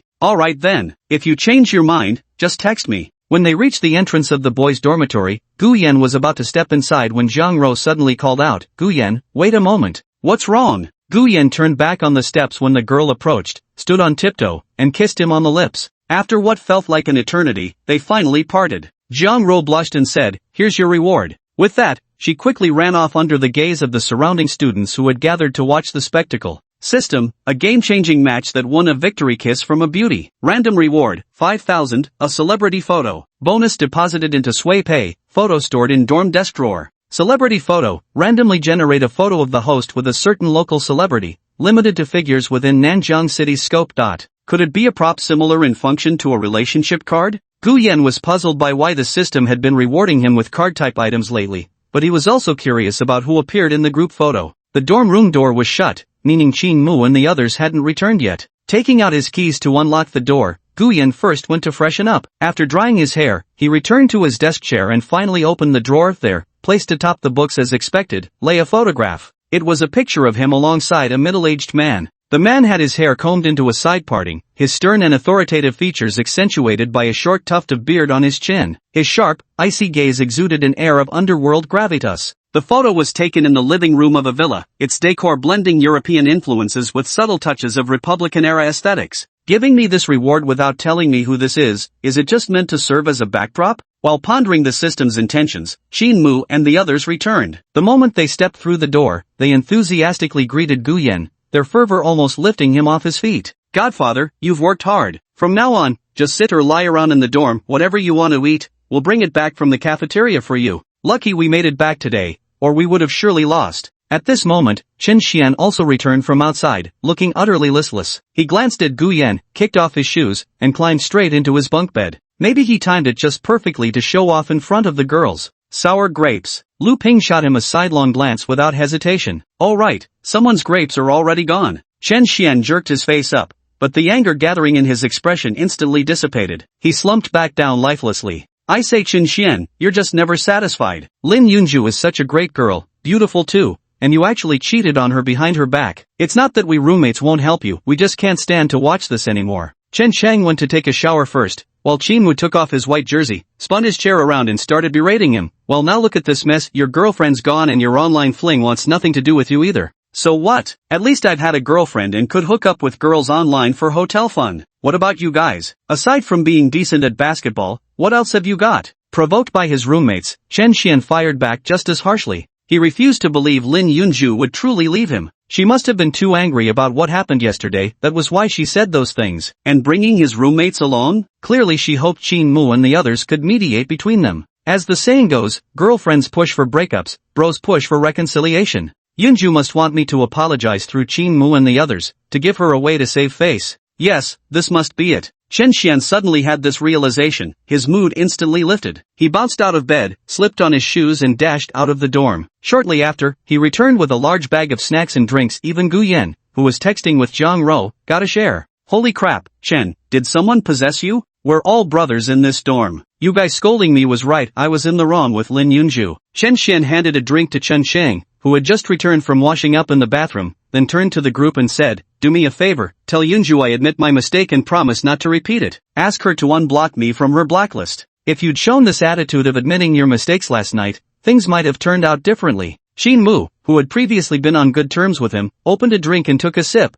"Well then, I'll pass along the message for you. I'm treating everyone to dinner tonight, why don't you join us?" "I'd better not. When it comes to basketball, I didn't really contribute anything." After declining, Chen Xian lay back on his bed. With Qin Mu's reassurance, he felt considerably more at ease. When the time comes to win Lin Yunju back, who knows, their relationship might even progress further. Holding hands, stealing a kiss, wouldn't that just fall into place naturally? At this thought, he couldn't help but get excited. He glanced over at Gu Yan, who was fiddling with his phone and chatting. "So what if you're dating Jiang Ro? Maybe you haven't even held hands yet." Yunju said Jiang Ro is a gold digger, a girl like that would bleed you dry. Chen Xian's thoughts remained unknown to Gu Yan. Right now, Gu Yan was busy chatting with Jiang Ro, who occasionally sent him photos of her legs and unfiltered selfies. "Jiang Ro, oh right, there's something I almost forgot to mention because I was too excited today." "Gu Yan, what is it?" "Jiang Ro, the girls in my dorm said we should treat them to a meal now that we've officially become a couple. Would that be okay with you?" Gu Yan chuckled as his fingers flew across the keyboard. "Sure, tomorrow night then."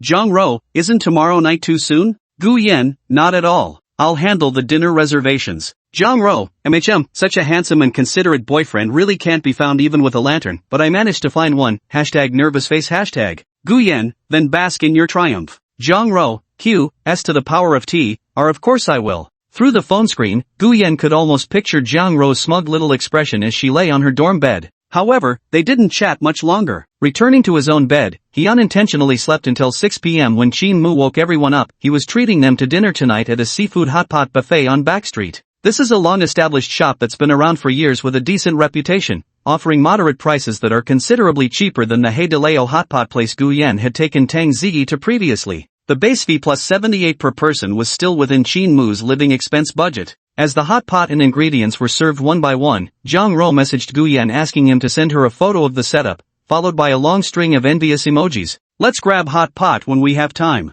Now that they were officially a couple, Guyen didn't want to fuss over money matters. Being together happily was all that mattered. After finishing the hot pot, Guyen decided to visit Shenwei at the hospital. He said goodbye to Qin Mu and the others at the back gate and turned onto the shady path near the side entrance. In the distance, he vaguely noticed a slender figure sitting on a stone bench, softly sobbing. Occasionally, there was the jarring sound of a wine bottle toppling over amidst the movements. As he passed by, Guyen's wrist was suddenly grabbed. He turned to look at the person, who then lifted her sweet, familiar face, flushed with the telltale redness of drunkenness. Guyen, sit down and drink with me, okay? The girl was none other than Lin Yunju. Chapter 46, Obsession. Lin Yunju? Guyen frowned, subtly twisting his wrist to break free from the girl's grip without drawing attention. His gaze dropped to the haphazardly strewn beer bottles beside the stone bench. Got a problem? Is there a problem? Can't I just ask you out for a drink? Lin Yunju had no idea how much she'd drunk. Her words came out slightly slurred. Her normally sweet face now wore the dazed, vacant expression of intoxication.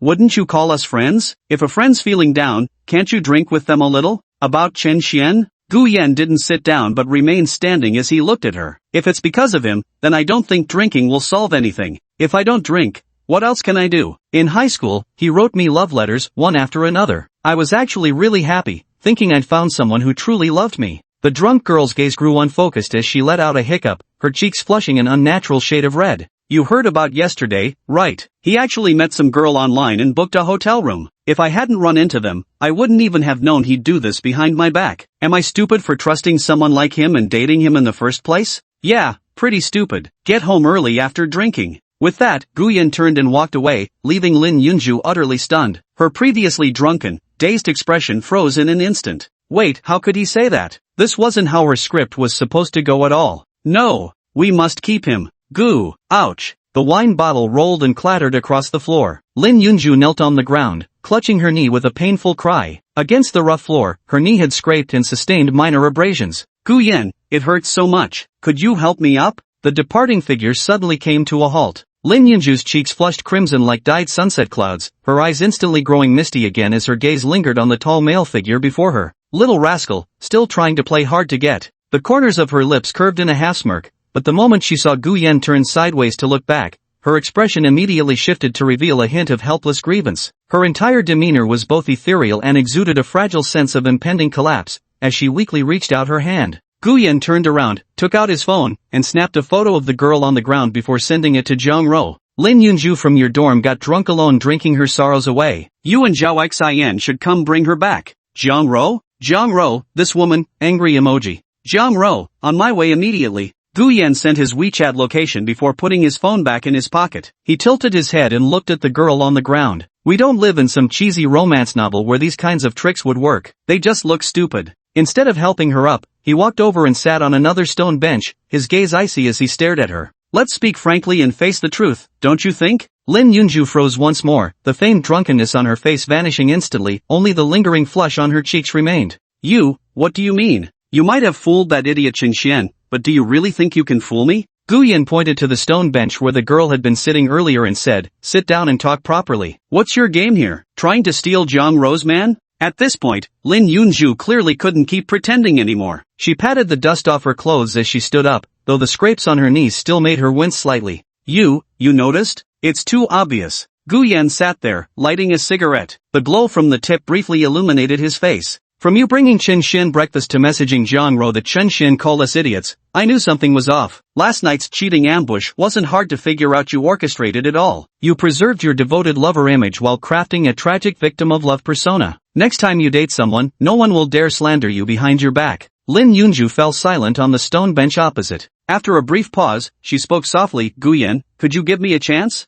No. Here, Gu Yan refused bluntly, I already have Jiang Ro. Unless we break up, I won't date another girlfriend. Hearing this, Lin Yunju grew a little anxious. What's so great about her? She's just the same type as me. Not entirely. I cherish every moment with her, and I'm someone who's easily content. Jiang Ro understands how to give, without resorting to your kind of unscrupulous means, though you have your strengths too. Gu Yan voiced his opinion, careful not to completely disparage the girl opposite him just to elevate Jiang Ro. You have your strengths too, going to any lengths to achieve your goals. That's something many girls lack. If you don't rely on men in the future, you might go even further on your own. Gu Yan, I don't want to hear this. Look at my figure. She stood up in a fluster, pulling her dress tight to accentuate her slender waist and the shapely legs beneath. Whatever Jiang Ro can offer you, I can too. I've never been intimate with Chen Xian, I'm still pure. Lin Yunju lifted her slightly curled long hair and deliberately put on a seductive expression. My looks aren't bad either. Men all like pretty girls, you do too, don't you? You're being delusional. Gu Yan frowned slightly.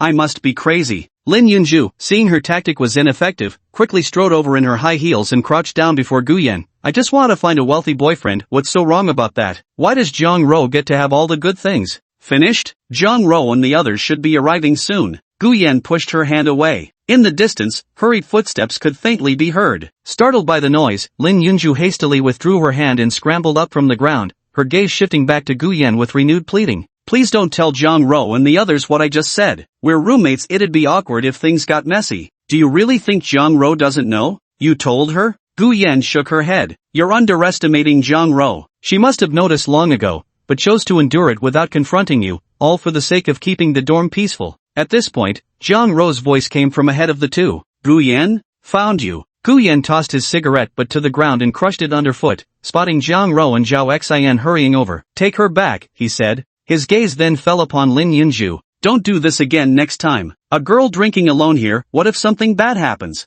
Jiang Ro and Zhao Xian went over to help Lin Yunju up, after which Jiang Ro came back to hook her arm through Gu Yan's. So Mr. Gu boyfriend, what were you doing walking here all alone? Originally I was going to the hospital, but it's too late now so I won't go anymore. Come on, let's head back together. Gu Yan patted her little head and let the girl cling to him as they walked ahead down the quiet tree-lined path. Unbeknownst to Zhao Xian following behind, she likely assumed Lin Yunju had been drinking here alone due to Chen Xian's infidelity. All along the way, she kept relentlessly bad-mouthing Chen Xian. Yunju, we're roommates. If something's troubling you, just talk to us. Drinking yourself sick over some scumbag isn't worth hurting your health. Lin Yunju remained silent, her gaze unintentionally drifting toward the couple walking arm in arm ahead. Her heart brimmed with envy. Ahead, Gu Yan and Jiang Ro walked side by side, the girl pulling a white rabbit creamy candy from her pajama pocket, unwrapping it with her own hands, and feeding it into Gu Yan's mouth. Great job today, this is your reward. Sweet, isn't it? You're not as sweet as you are. Annoy ing. Jiang Ro cooed in a high-pitched, exaggeratedly sweet voice before bursting into giggles, pressing herself tightly against the boy. What did Lin Yunju just say to you? If I hadn't shown up, would you have really gone with her? Wouldn't have. I still have my principles. Gu Yan held her hand and whispered softly, unless we part ways. I'd rather die than be separated from you. Jiang Ro wrinkled her little nose and snorted at Gu Yan. Don't even think about it, I'm sticking with you for life. Gu Yan couldn't help but laugh. Those words were unbearably sweet. He walked Jiang Ro back to the girls' dormitory, where they lingered in each other's arms, reluctant to part, before finally saying goodbye. Lin Yunju watched the departing figure, then turned to Jiang Ro who had come to support her and whispered, Jiang Ro, I really envy you. Envy won't help, what matters is this. Jiang Ro tapped her chest lightly, responding with pointed sarcasm. Upon returning to the dorm, the trio settled in. Lin Yunju drank water in her chair while Jiang Ro announced to the other girls, Dearest sisters, remember how you wanted Gu Yan to treat us to dinner? Well, he agreed today. It's happening tomorrow night. The dorm erupted in cheers, free gourmet meals were always welcome. Wow, we're really riding on Sister Ro's coattails this time.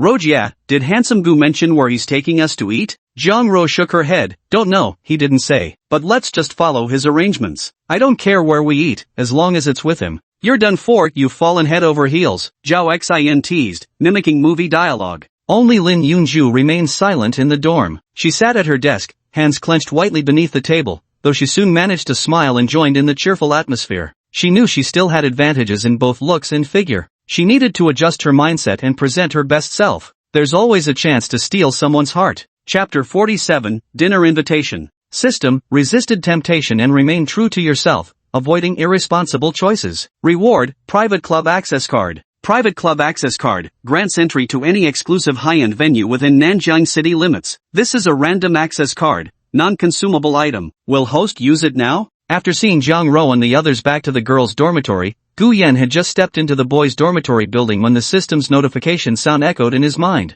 Private club? Does this mean it's another type of networking card, photo ops and relationship cards with different celebrities? Since it's not a consumable item, can it be used indefinitely? Standing at the stairwell lost in thought, Gu Yan mused that since everything was randomized anyway, he might as well use it sooner rather than later. Having made up his mind, he focused his thoughts intently. Usage. Random selection of private club access card in progress. Ding. Congratulations, host. You have obtained membership at Nanjing City's Earl Castle. Present this card for free entry and enjoy 20% discounts on business meetings, private gatherings, and solo dining within the premises. Just when I needed a pillow, someone sent it. Gu Yan was planning to return to his dorm to search online for a suitable restaurant to treat Zhang Rou and her roommates to dinner the following night. Now that this place had come along, it saved him the trouble of looking up recommendations. Old Gu, where did you go just now? Xin Mu was spinning a basketball on his fingertip when he saw Gu Yan returning to the dorm. He quickly caught the ball and eagerly waved his phone. Guess what? On my way back from dinner today, a girl asked me for my WeChat.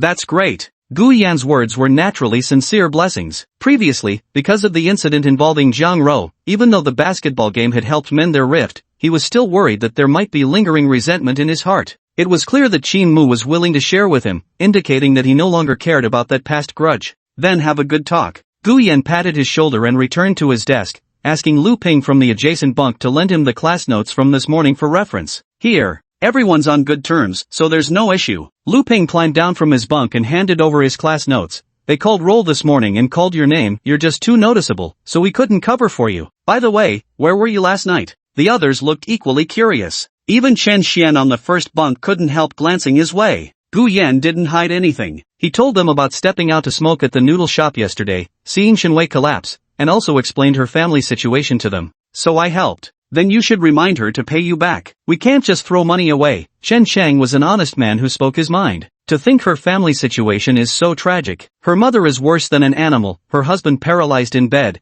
and her first reaction was to turn tail and run. Xin Mu slammed the basketball hard. They were all hot-blooded young men, faced with such a situation, they'd probably do the same as Gu Yan. I feel like you're insulting someone, Zhao Zhen teased, joking about the mention of her mother. Yeah, so what? Doesn't a woman like that deserve to be insulted? The dormitory was noisy and chaotic, but from start to finish, Chen Xian never uttered a word. He kept tapping on his phone, sending Lin Yunju friend requests one after another, each accompanied by apologies. Yet, there wasn't even the slightest response from the other side. Even the female netizen he had previously met at a hotel had already blocked and deleted him. Suddenly he thought of something and quickly sat up. Old Gu, do me a favor. Gu Yan, who was copying class notes, turned to look at him when he heard this. What kind of favor? Chen Xian lifted the thin blanket and sat on the edge of the bed, raising one finger. Zhang Rou shares a dorm with Yunju. Can you ask her to put in a good word for me with Yunju and help me arrange a meeting? Even just one meeting would be enough. I'll ask Zhang Rou when the time comes.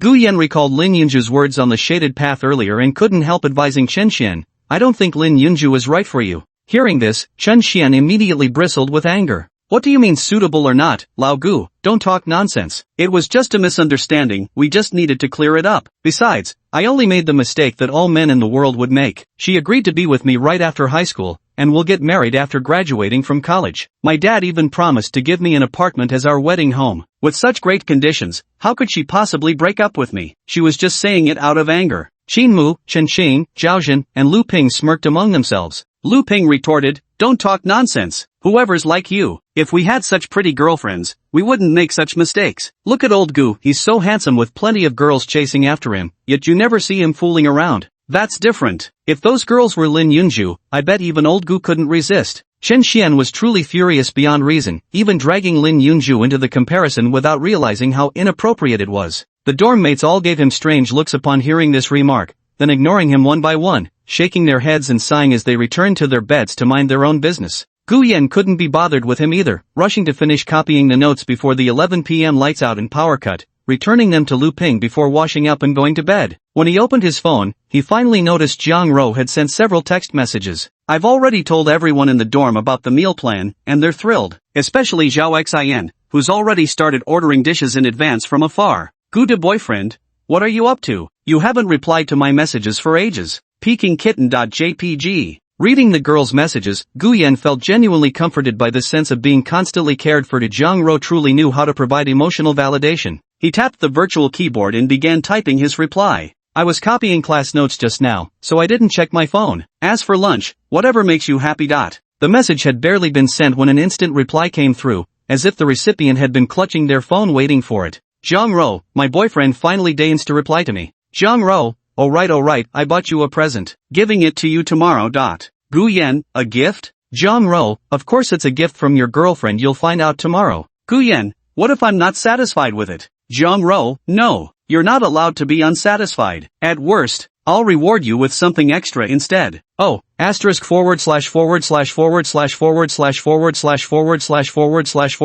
asterisk, Q. 2 different dorm rooms, 2 people hiding under their blankets typing and sending memes to each other, only bidding goodnight when the lights went out. Early the next morning, after returning from his morning workout and washing up, Guyen went downstairs with Lu Ping and Qin Mu. Receiving breakfast handed by Jang Ro, they headed to the teaching building together. The quarterfinal basketball match was postponed to next week, so Guyen naturally returned to his study routine, attending all 6 daily classes without missing a beat, though he was summoned to the office by his instructor Zhao Rong midway through. She questioned him about skipping classes yesterday morning. After seeing the payment records on his phone and learning he'd helped a classmate, Zhao Rong said nothing more. She even called each of yesterday morning's 3 lecturers to remove Guyen's absence records. If you encounter similar situations in the future, tell me immediately so I can process your leave, she instructed. Thank you, counselor. Guyen thanked her and left the office. With the last class of the day nearly over, he sent a message to Jang Ro while standing in the hallway. Class is ending soon. I'm heading back to the dorm to change. Once you're done, change your clothes and meet me directly at the side gate.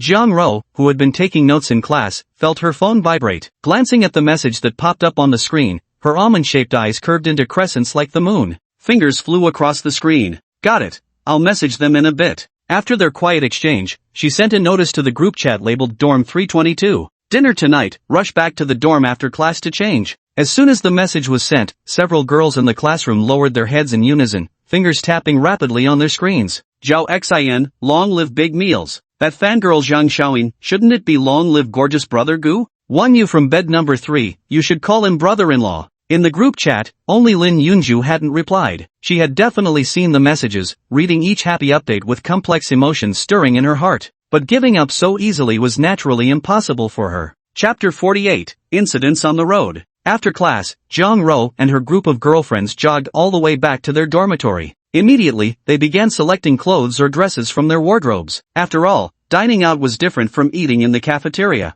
Moreover, the girls had the impression that Guyen was a wealthy young master who frequented high-end venues. Of course, they couldn't dress too casually and risk embarrassing him, their generous host. As women, they wouldn't allow themselves to do so in the first place. Jang Ro's first choice was the Dior early autumn dress Guyen had bought for her last time. Its pure white fabric was adorned with hand-embroidered patterns, the hemline resting just above her knees. Paired with a delicate pale gold belt, it perfectly accentuated the alluring proportions of her waist, hips, and legs. And perfume, high heels. Slipping into pristine white high heels and dabbing a touch of perfume on her neck, Jang Ro picked up her makeup mirror to trace her brows and tint her lips. With delicate features and fair skin, she didn't need heavy makeup, just a few accents that rendered her beauty utterly mesmerizing. Zhao Xin, being more carefree by nature, didn't bother with such elaborate preparations. She simply brushed her hair neatly and made sure her dress looked presentable. Washing her hands at the sink, she glanced into the mirror at Jang Ro applying her makeup. Did your handsome Gu say where we're eating? Nope, he didn't mention it, and I didn't feel comfortable asking.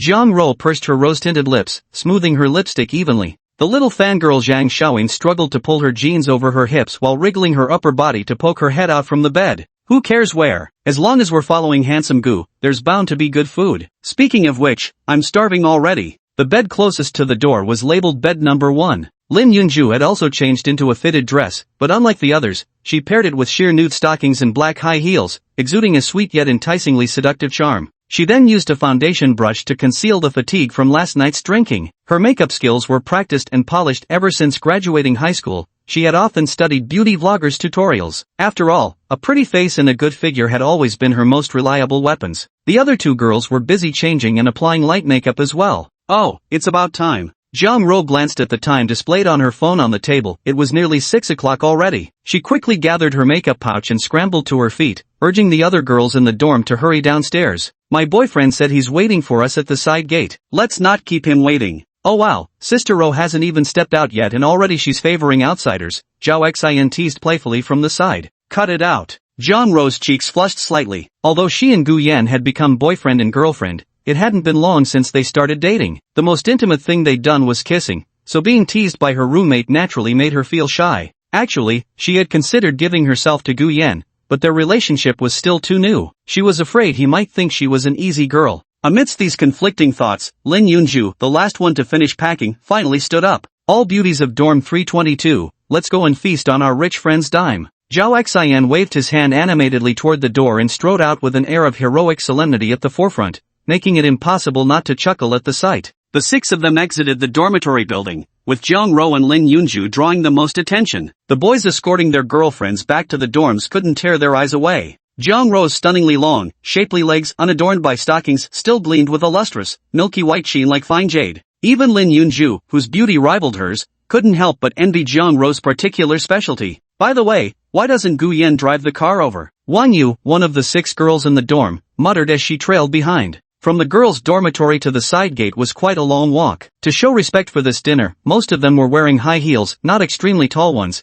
but uncomfortable enough to make their ankles ache. Silly, I told you to study the university map when school started, but you didn't. Now you're making a fool of yourself. Zhao Xian pointed ahead to several paths. Which one of these do you think can fit a car? Cars can't come this way from the side gate. They can only enter through the main gate. The group walked slowly, taking nearly 20 minutes to reach the side gate parking lot. Along the way, a few brave boys even approached them, daring to ask for Jiang Ro and Lin Yunju's contact information. Jiang Ro naturally wouldn't add them, while Lin Yunju had clearer objectives and didn't even glance at these boys. As they approached the parking lot, Jiang Ro sent Gu Yan a message. We've arrived. Where did you park your car? The parking lot wasn't large, but it still accommodated over a dozen vehicles. With their views overlapping and obscuring each other, it was truly impossible to spot that black Land Rover at first glance. The sound of a car horn beeped shortly after the message was sent out in the parking lot. Just as the girls turned their heads toward the sound, a black Land Rover pulled up right in front of them. The dark-tinted window rolled down slowly, revealing Gu Yan's face. Even his typically cool demeanor softened as he smiled at them and unlocked the car doors.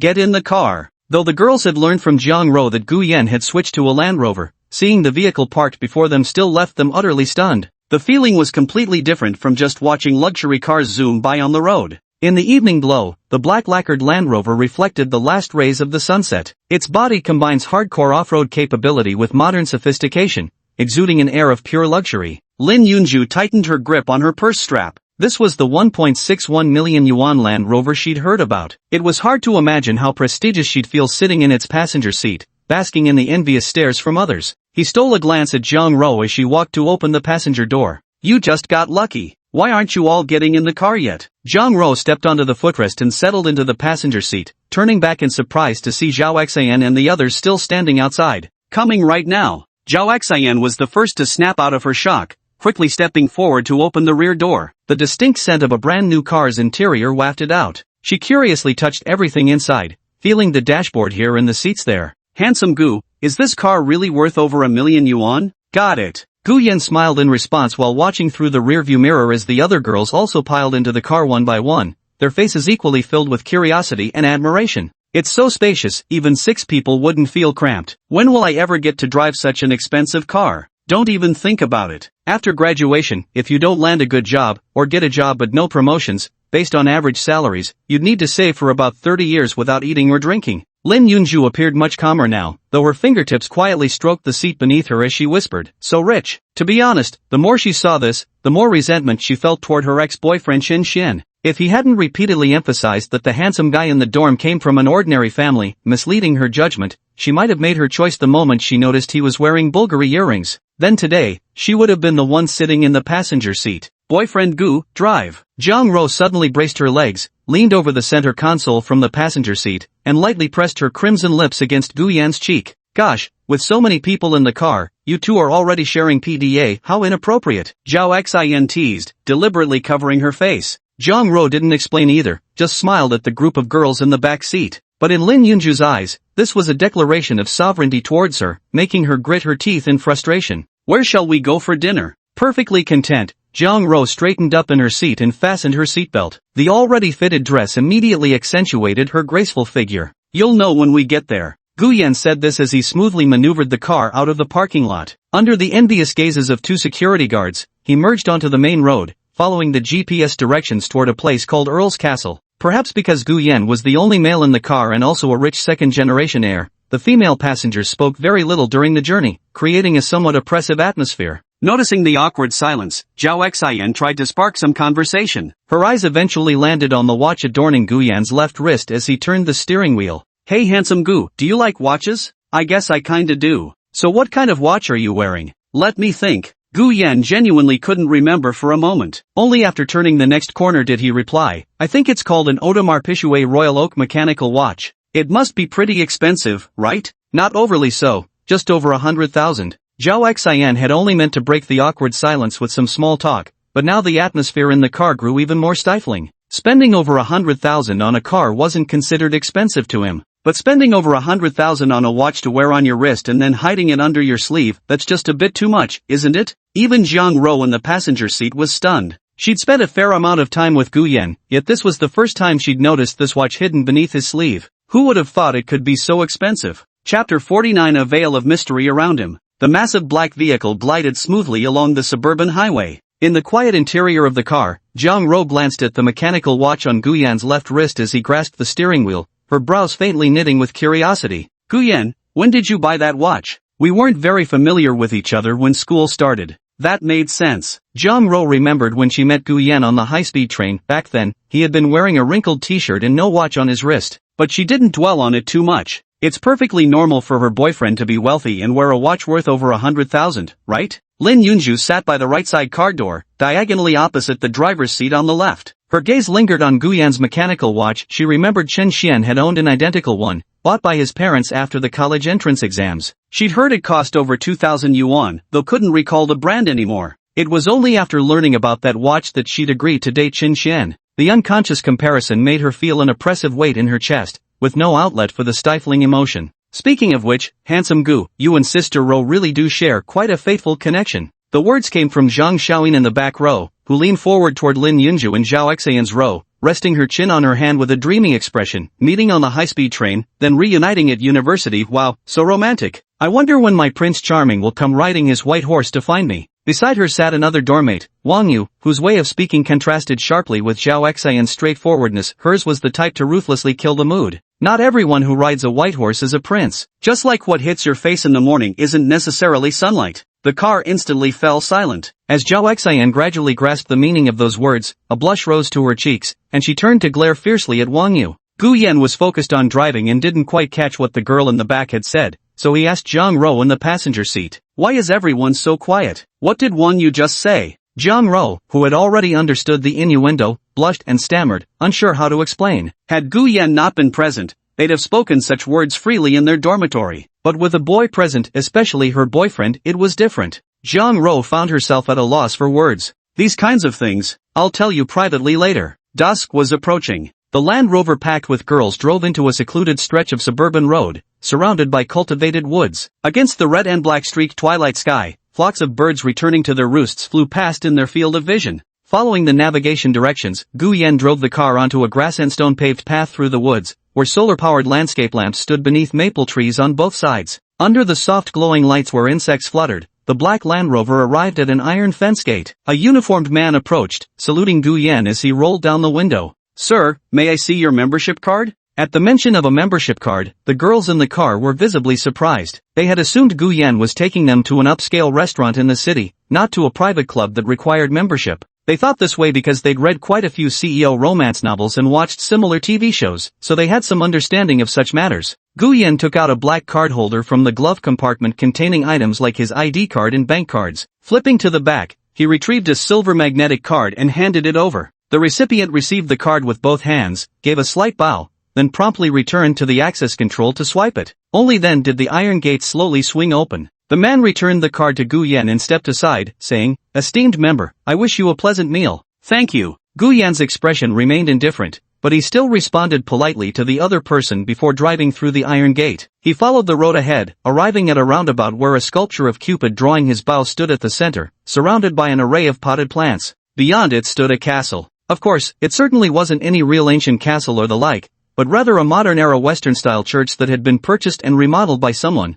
This place isn't open to the public, only those in wealthy circles who've purchased memberships can enter. Hosting banquets for subordinates or family members is an entirely different matter, though. However, more often than not, this isn't a dining venue but a social hub. Following the path to the right and circling around, Guyen parked at the entrance as directed by the valet. The girls in the car unbuckled their seatbelts and stepped out, collectively gazing at the grand and solemn castle gates, instantly feeling a wave of trepidation. Guyen, you have a membership card here, does that mean you come often? Jiang Ro, born into an ordinary family, was seen as a goddess in the eyes of regular people. Yet, this kind of setting was entirely unfamiliar to her, making her nervous and timid a perfectly natural reaction. I've never been here before, got the card through a friend. Naturally, Guyen was making excuses. He handed the keys to the valet, who cradled them with both hands before driving the Range Rover away to park it nearby. Another valet stepped forward unhurriedly and pressed a button on the side. The grand, ancient-style castle gates slowly swung open inward. The sight that greeted the girls was a long corridor illuminated by lights lining both walls, with a red carpet extending straight through to the grand hall. A massive crystal chandelier hung beneath the arched dome,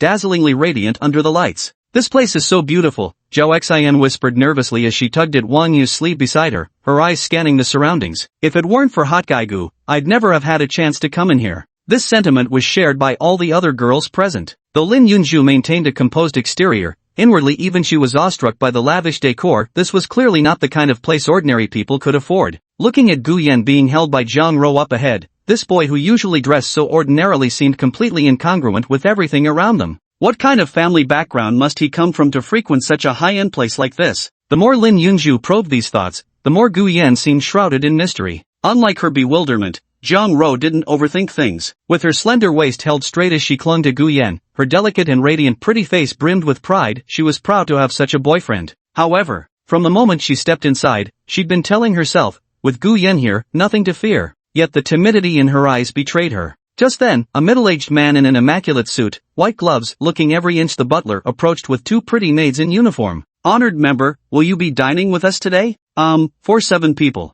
Please, right this way. The butler with a handlebar mustache and slicked back hair invited Guyen and his 6 companions upstairs, where private rooms were mostly located. A young man accompanied by 6 women naturally wanted privacy, so a private room was the best arrangement. Oh, and photography isn't allowed here. As the butler led the way, he seemed to notice one of the 6 women instinctively raising her phone and gently reminded her, we often have distinguished guests here, including celebrities who prefer their whereabouts not be exposed. So, miss, we apologize for the inconvenience. Zhang Xiaoyin's face flushed crimson at being called out, and she hurriedly stuffed her phone back into her bag. Then can I photograph the dishes? That won't be a problem. The butler opened the door to the nearest room and gestured inside with a professional smile. Honored guests, please rest here for a while. Your dinner will be served shortly. Okay, thank you for your trouble. Guyen nodded and asked Jiang Ro and the others to go inside first. He wasn't in a hurry to enter himself, instead standing at the doorway to glance down the corridor at the other rooms. Some of them also had a butler-like man standing outside.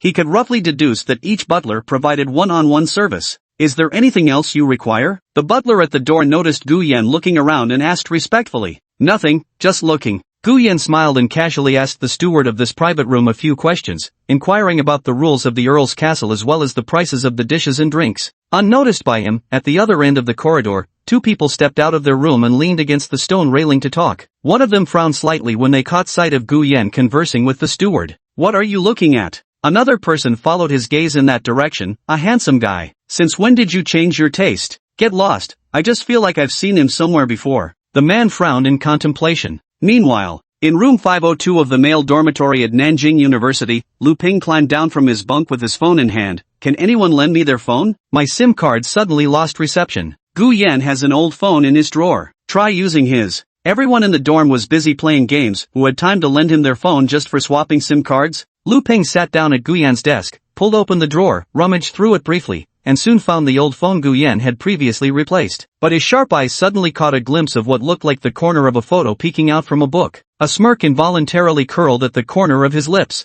Old Gu, could you still be keeping a photo of your first love? At the mention of first love, the other roommates immediately perked up. They all craned their necks to look in Lu Ping's direction.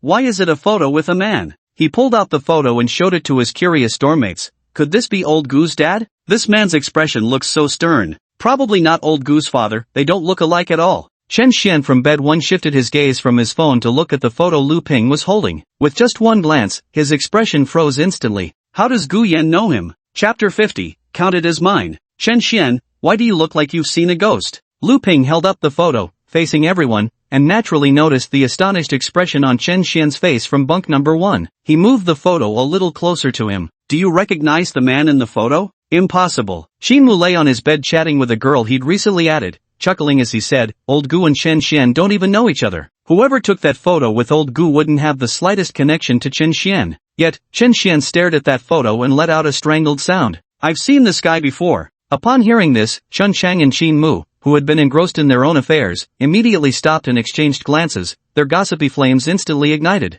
Do tell. Right, who's the one taking photos with Old Gu? Chen Xian pursed his lips, his eyes brimming with disbelief. He's a well-known entrepreneur in Nanjiang City, you can look him up online. The dormitory erupted as the boys gaped in astonishment, scrambling for their phones to search famous entrepreneurs in Nanjiang City. Instantly, the Nanjiang City Entrepreneur Directory appeared as the first result in the search. Do one who? Holy shit, he's loaded. Chen Sheng's eyes widened as if struck by a sudden realization, bolting upright in his seat. Then why does Old Gu have a photo with him? Could it be that Old Gu is his illegitimate son? Impossible, they don't even look alike. One has a gourd-shaped face, the other an oval face. Zhao Zhen immediately dismissed Chun Qing's speculation while holding his phone. Old Gu keeps his cards incredibly close to his chest. Who'd have thought he'd be sitting there casually taking photos with big shots from Nanjiang City, not even one of those forced group photos. Qin Mu got straight out of bed and took the photo from Lu Ping's hands to examine it closely. The reason for saying this is that many people online try to ride on the coattails of celebrities, especially those in multi-level marketing. They take photos with famous figures under the pretense of being fans,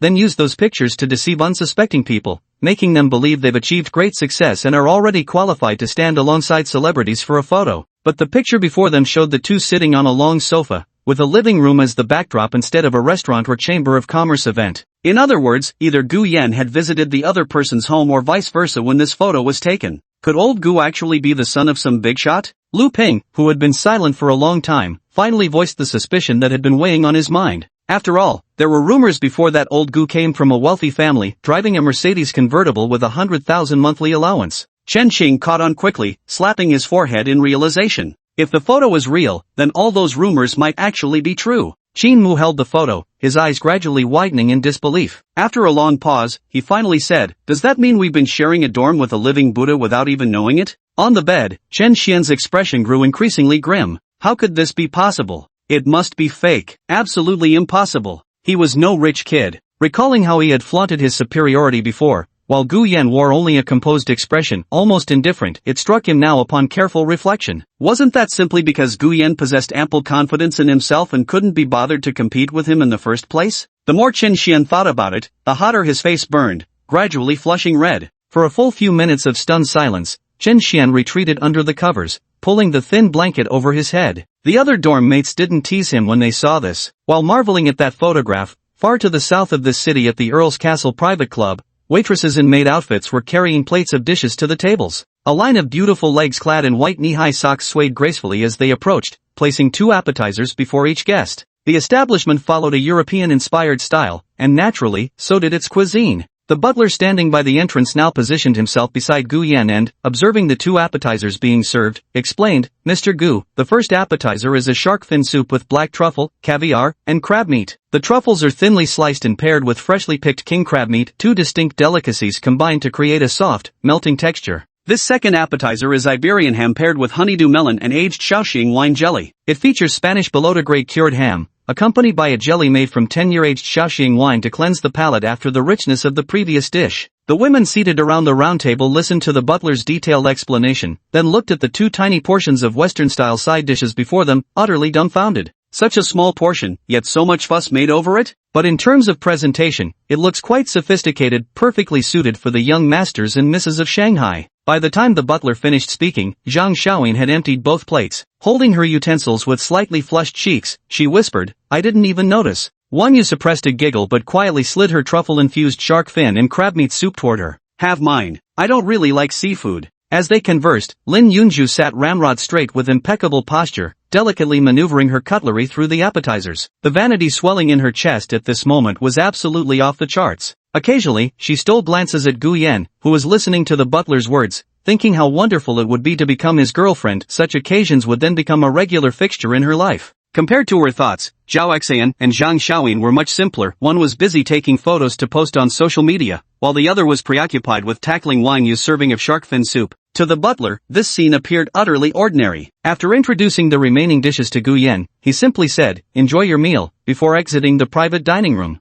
Zhang Ro, who was sitting nearby, naturally listened to the butler's introductions of the main dishes and desserts. After the person left, she leaned closer and whispered to Gu Yan, "Is this meal going to be too expensive?" Even though Zhang Ro knew Gu Yan had money, entering such a high-end place and treating so many people made her heart ache instantly. After all, it was her boyfriend's money. As long as everyone enjoys it and you gain some face, paying a bit extra is acceptable. Since he accepted Zhang Ro as his girlfriend, Gu Yan naturally didn't want to appear too stingy in this kind of situation. "Let's eat first, then try this one," Zhang Ro coaxed, spearing a slice of truffle-wrapped crab meat with her fork. She parted her rosy lips demonstratively as if coaxing a child. "Be good now, open wide. Are you trying to fool a child? Men are just little boys who never grow up. Be good now, let me feed you." Gu Yan couldn't help but laugh at her expression and obediently opened his mouth. "Was it tasty?" "Not bad." Seeing Gu Yan nod, Zhang Ro squinted with a smile as she leaned against the boy's shoulder, her sweet little expression melting hearts. "Ugh, it's all the same food, what's so special?" Wang Yu's disappointing remark popped up untimely from the other end.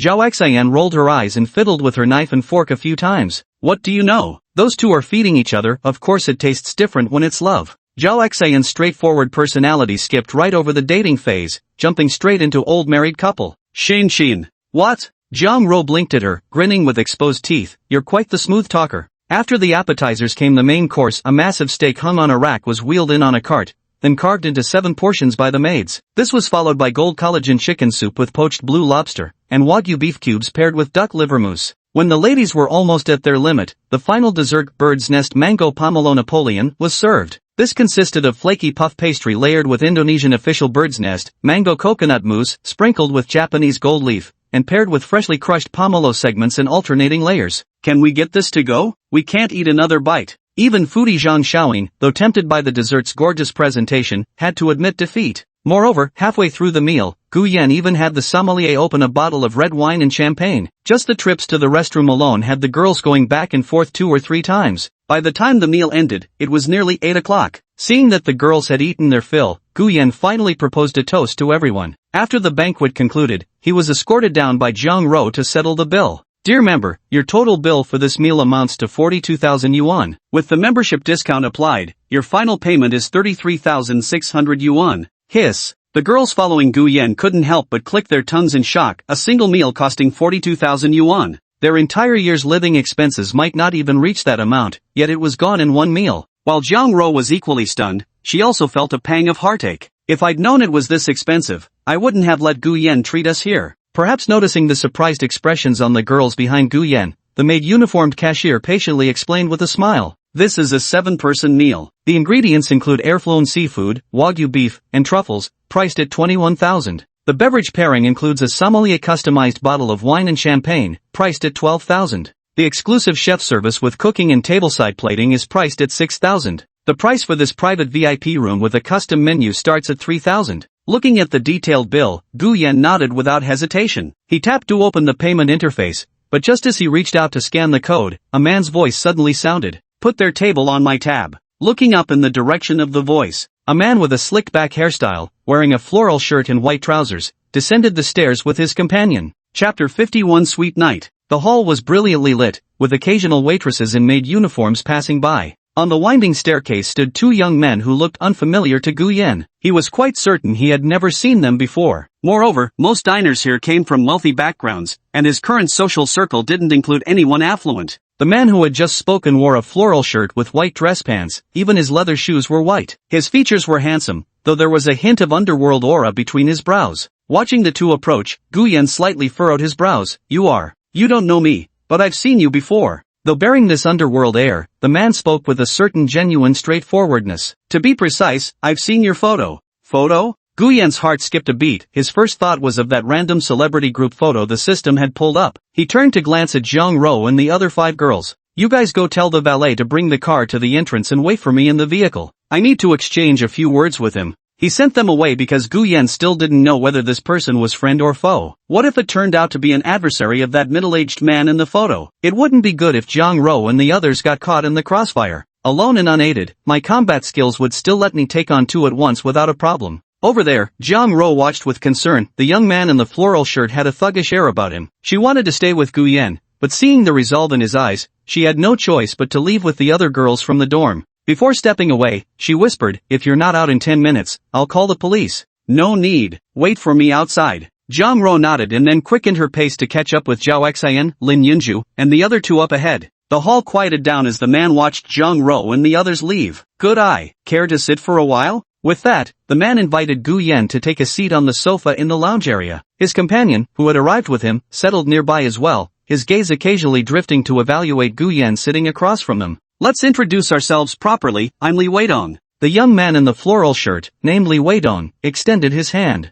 On his side, Gu Yan also reached out and shook hands with him. Gu Yan. Now that his nervousness had gradually subsided, Gu Yan recalled the words the other had just spoken and cautiously tried to probe for more information. You've seen my photo? Of course, it's from Tiger Yi. That middle-aged man in the photo with him? As Gu Yan was thinking this, the system's prompt immediately sounded in his mind. Celebrity photo activated. System, Duanhu, a well-known entrepreneur in Nanjiang City, made his fortune early on by smuggling cars and operates several gray market businesses. Jinxiang Company is one of his enterprises. In his memory, the host is at a preliminary stage, merely an accidental encounter with someone who shares his interests, followed by a commemorative photo. So it's brother Hu Ye's associate. With the system's credibility backing him, Gu Yan now had a rough understanding. Associate is too generous, I just work under Hu Yi, helping manage Jinxiang Company. Li Weidong studied the unflappable Gu Yan before him, his mind racing. The reason he had volunteered to foot the bill was twofold. First, Duanhu rarely took photos with just anyone.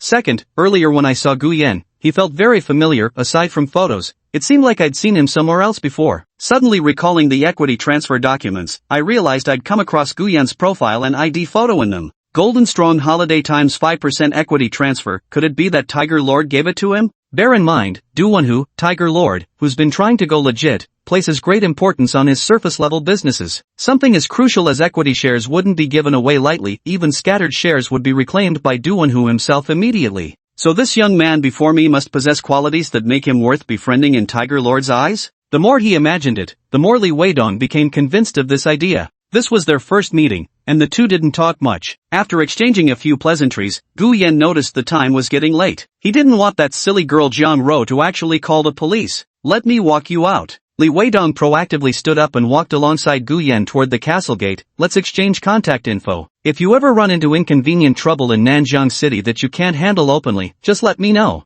I may not have much, but I can certainly muster a dozen or two reliable guys when needed. This was clearly him demonstrating his influence. Alright, if anything really happens, don't push me away, Dong. Gu Yan exchanged WeChat IDs with him and shook hands once more. Meanwhile, inside the Range Rover parked at the entrance, 6 girls were restless. Zhang Ro clenched her phone tightly, her eyes never leaving the tightly shut castle gate. Ro Jie, don't worry. Handsome Gu is someone nobody would dare mess with. Wang Yu comforted from the back row of the 7-seater, while Zhang Xiaoying beside her nodded in agreement. Exactly. If he had bad intentions, he wouldn't have paid for us. Zhao Xian, sitting in the middle row, couldn't help but blurt out her usual straightforward thoughts. Did you guys hear that earlier? That guy recognized Gu Yan from a photo. Has Gu Yan taken pictures with someone important or something? Growing more excited, she continued, Roro, has Gu Yan ever mentioned what his family does? The more I get to know him, the more mysterious he seems. I have no idea, Zhang Ro said absent-mindedly, her gaze fixed on the castle gates. Just then, the massive doors slowly swung open, revealing Gu Yan walking out side by side with the flowery-shirted man from before. The two shook hands before parting ways. Zhang Xiaoying pressed her face against the car window, peering outside. See? I told you it was fine, they look like they've known each other for ages. So Gu Yan actually knows that guy? Those who come here are either wealthy or influential. It's perfectly normal for Gu Yan to know them, Lin Yunju interjected unexpectedly, having remained silent until then. Meanwhile, Gu Yan waved goodbye to Li Weidong, circled around the car hood, and settled into the driver's seat. He'd only taken 1 sip of alcohol during dinner, though technically drunk driving, he was still perfectly capable of operating the vehicle. As the car left Earl Castle, Jiang Ro immediately scooted closer to Gu Yan, running her hands over him to check for injuries before finally relaxing with a sigh. Understanding her concern, Gu Yan freed one hand to give her head a light knock. "What are you thinking about? That person just got to know me, now we're friends. Don't knock my head." Jiang Ro hugged her head, her cheeks puffed up like a goldfish's. Knocking the head makes people stupid. Zhang Xiaoyin from the back row poked her head out. "Ro Jia, why are you saying my lines for me?" The tense atmosphere shattered as all the girls in the car burst into laughter, the lively mood returning instantly. "By the way, Gu Yan, I just heard that Li Weidong guy mentioned something about a photo. What was that about?" Jiang Ro asked curiously. "Oh, he saw a photo of me with his boss at the boss's place." Jiang Ro's curious expression froze, while the girls behind her exchanged bewildered looks. This sudden twist left them momentarily at a loss for words. "So, you know his boss?" "Yeah, we happened to meet once and had a delightful conversation." Only then did the women feel it made sense. That guy had seen the photos, so he believed Gu Yan had a great relationship with the boss, which explained why he took the initiative to pay the bill to build connections with Gu Yan. It was nearly 9 o'clock when they returned to the side gate of Nanjing University. The 6 girls had shared a bottle of red wine and a bottle of champagne, and the lingering effects were noticeable. After getting out of the car, they all began feeling dizzy, needing to support each other while walking. Gu Yan escorted them to the dormitory entrance before curfew. "Handsome Gu, thank you for hosting us today." Zhang Xiaoyin slightly bowed while holding her bag. Zhao Xian actually grabbed Jiang Ro's hand and placed it into Gu Yan's grasp. "From now on, we're entrusting our Jiang Ro to you." Having said this, she pushed the reluctant Lin Yunju inside while calling for Zhang Xiaoyin and Wang Yu to follow her through the door. "Aren't you coming in?" I want to go in." Jiang Ro's face flushed red as she glanced at her hand held by Gu Yan, whispering softly, "Let go for a moment. Wait here for 2 minutes, I'll be right back." With that, she turned and dashed into the dormitory building, her high heels clicking rapidly past the stunned Zhao Xian and the others, swept into her room like a gust of wind, pulled a shoebox from the wardrobe, then hurried back past the confused gazes of Zhao Xian and the others on the stairs, rushing outside again. Huff, puff. Breathing heavily, Jiang Ro held out the box. "This is my gift for you, please don't think it's too cheap." The box opened to reveal a pair of white Adidas sneakers inside. "Then, before that, I noticed you always wore white sneakers when playing basketball, so I specially bought these for you." The night breeze stirred, gently lifting the hem of her white dress as Jiang Ro gazed at Gu Yan, her eyes brimming with a praise me now expression. "Thank you, I really love this gift." Gu Yan knew Jiang Ro's monthly allowance was just over 2,000 yuan, like most ordinary girls. A pair of Adidas sneakers wasn't cheap, the mere thoughtfulness behind this gesture already placed her miles ahead of girls who only knew how to take. I'm waiting for you to praise me." Jiang Ro pouted, swinging Gu Yan's hand back and forth. "Quick, praise me, say something nice." "Alright, my Miss Jiang is both beautiful and considerate, truly the most thoughtful girlfriend." Jiang Ro pursed her red lips, her smiling eyes curved like crescent moons. "My dear Mr. Gu is also gentle and considerate, loved by everyone." "Loved by everyone? That's not what I meant." Jiang Ro pretended to spit to the side. "No, you can't be loved by everyone, you should only be loved by me, only by me." Satisfied with this statement, she happily clung to the boy's arm. "Yes, exactly like that. Lights out soon, let's go upstairs." Gu Yan gently tapped her little nose. Under the hallway light by the dormitory door, Jiang Ro stood on the steps with her hands clasped behind her back, leaning in and closing her eyes as she tenderly brushed her lips against Gu Yan's. Lips part. Under the night light, the girl appears particularly lively and radiant as she takes 2 steps back. "Mr. Gu, see you tomorrow." "See you tomorrow, Miss Jiang." Hearing Gu Yan's words, Jiang Ro was especially happy. She turned and skipped cheerfully into the dormitory building, waving her hand with every few steps she took. Only after being urged by the dorm supervisor did she finally go upstairs and disappear from Gu Yan's sight. Chapter 52, Virtual Feeding. The boys' dormitory door was already closed. When Gu Yan returned, a few boys were still outside shouting for old Lu to open the door and let them in. The elderly man came over to lecture them, and when he saw Gu Yan, he didn't forget to scold him a few words as well. "Don't think being handsome gives you the right to come back late. No, next time." Gu Yan pulled out an unopened pack of cigarettes from his pocket. The previous pack had been finished at Earl's castle, and this new one was taken from his car after returning. Waiting until no one was around, he stuffed the cigarettes into old Lu's hand. Without giving him a chance to refuse, Gu Yan turned and headed upstairs. "Fine, I'll give you 5 more chances," old Lu called after the retreating figure while looking at the cigarettes in his hand. Back in room 502, as soon as Gu Yan stepped inside, Xin Mu and the others swarmed around him, grabbing his sleeves and pulling him onto a chair to sit down. "Old Gu, come clean, are you secretly a rich second generation?" Gu Yan sat on his chair, slightly bewildered by his roommate's sudden enthusiasm. "Why would you ask me that?" "Because of this." Lu Ping took out that group photo of Gu Yan from the desk drawer, I wanted to borrow your old phone, but I didn't expect to find this photo. Chen Xian said the man in it is Du Wenhu, a well-known entrepreneur in Nanjiang City. For you to take a photo with him, unless you're some rich second-generation heir.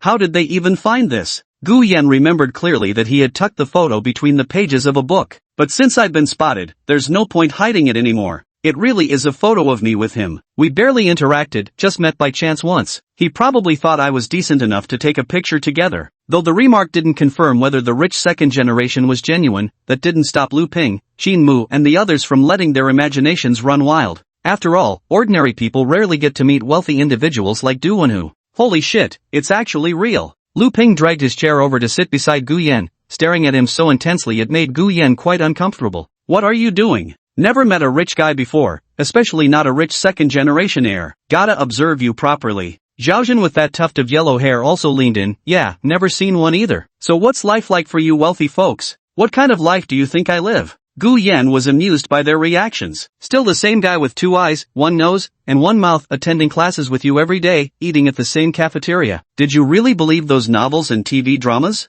Zhaojun crossed his arms and exclaimed twice, holy shit, holy shit. He rubbed his forehead, got up, and paced back and forth a couple of times. I'm actually roommates with a rich second-generation heir. You've been putting on quite the act. Lu Ping adjusted his glasses. To heal our wounded hearts, for the next month, you'll have to treat us to the cafeteria's special dishes. Calling him godfather now? Pathetic. Xin Mu spat at them in disdain, then abruptly knelt down on one knee before Gu Yan, clutching his hand with both hands. Bro, from today on, you're my brother from another another universe. About the dorm's light bulbs, internet fees, and my never-ending craving for instant noodles. How about it? Consider it covered. Bro, let me call you bro, you'll always be my bro. Due to the handshake, Xin Mu naturally noticed the high-end mechanical watch peeking from beneath the retracted sleeve cuff. Brother Yen, what's this? It's just a watch, nothing special. Gu Yan subtly pulled down his sleeve to cover it without drawing attention, figuring there was no need to explain further. The more he said, the more he feared it might create awkwardness, though he seemed to underestimate Xin Mu and Lu Ping's curiosity.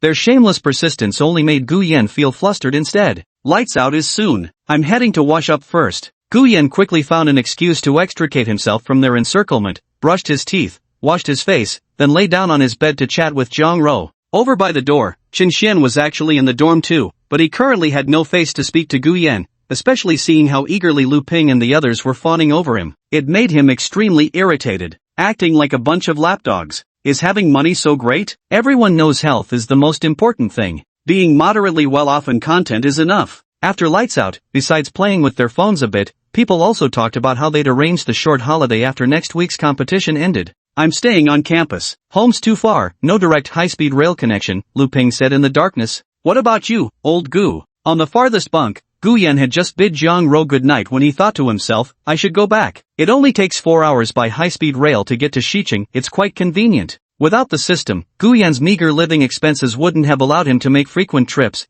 nor would he have wanted to burden his family. High-speed rail tickets were still relatively expensive. Now that money wasn't an issue, it would be good to go back and visit his parents. What about Qin Xian? Xin Mu had just asked the question when, without waiting for Qin Xian from bed number 1 to respond, he cut in, forget it, I won't ask you. You're a local, of course you'd go back. Qin Xian. Feeling played, Qin Xian rolled over to face the wall, pulled out his phone, and stared at Lin Yunzhu, who still hadn't accepted his friend request. Frustration gnawed at him as he stubbornly kept hitting send on the verification message. Over in room 322 of the girls' dorm, Lin Yunzhu listened to the incessant pings with growing irritation. She shut down the luxury shopping site she'd been browsing, powered off her phone, and shoved it under her pillow. She cast a sidelong glance at Zhang Ro, who had turned off her phone and gone to sleep, her mind in complete disarray. She had made some plans for today, but Zhang Ro kept such a close watch on Gu Yan that she couldn't find any chance to approach him. Even when they went to the restroom during meals, the two went together, as if they were guarding against her. Damn it! Unaware that a pair of eyes was watching her in the darkness,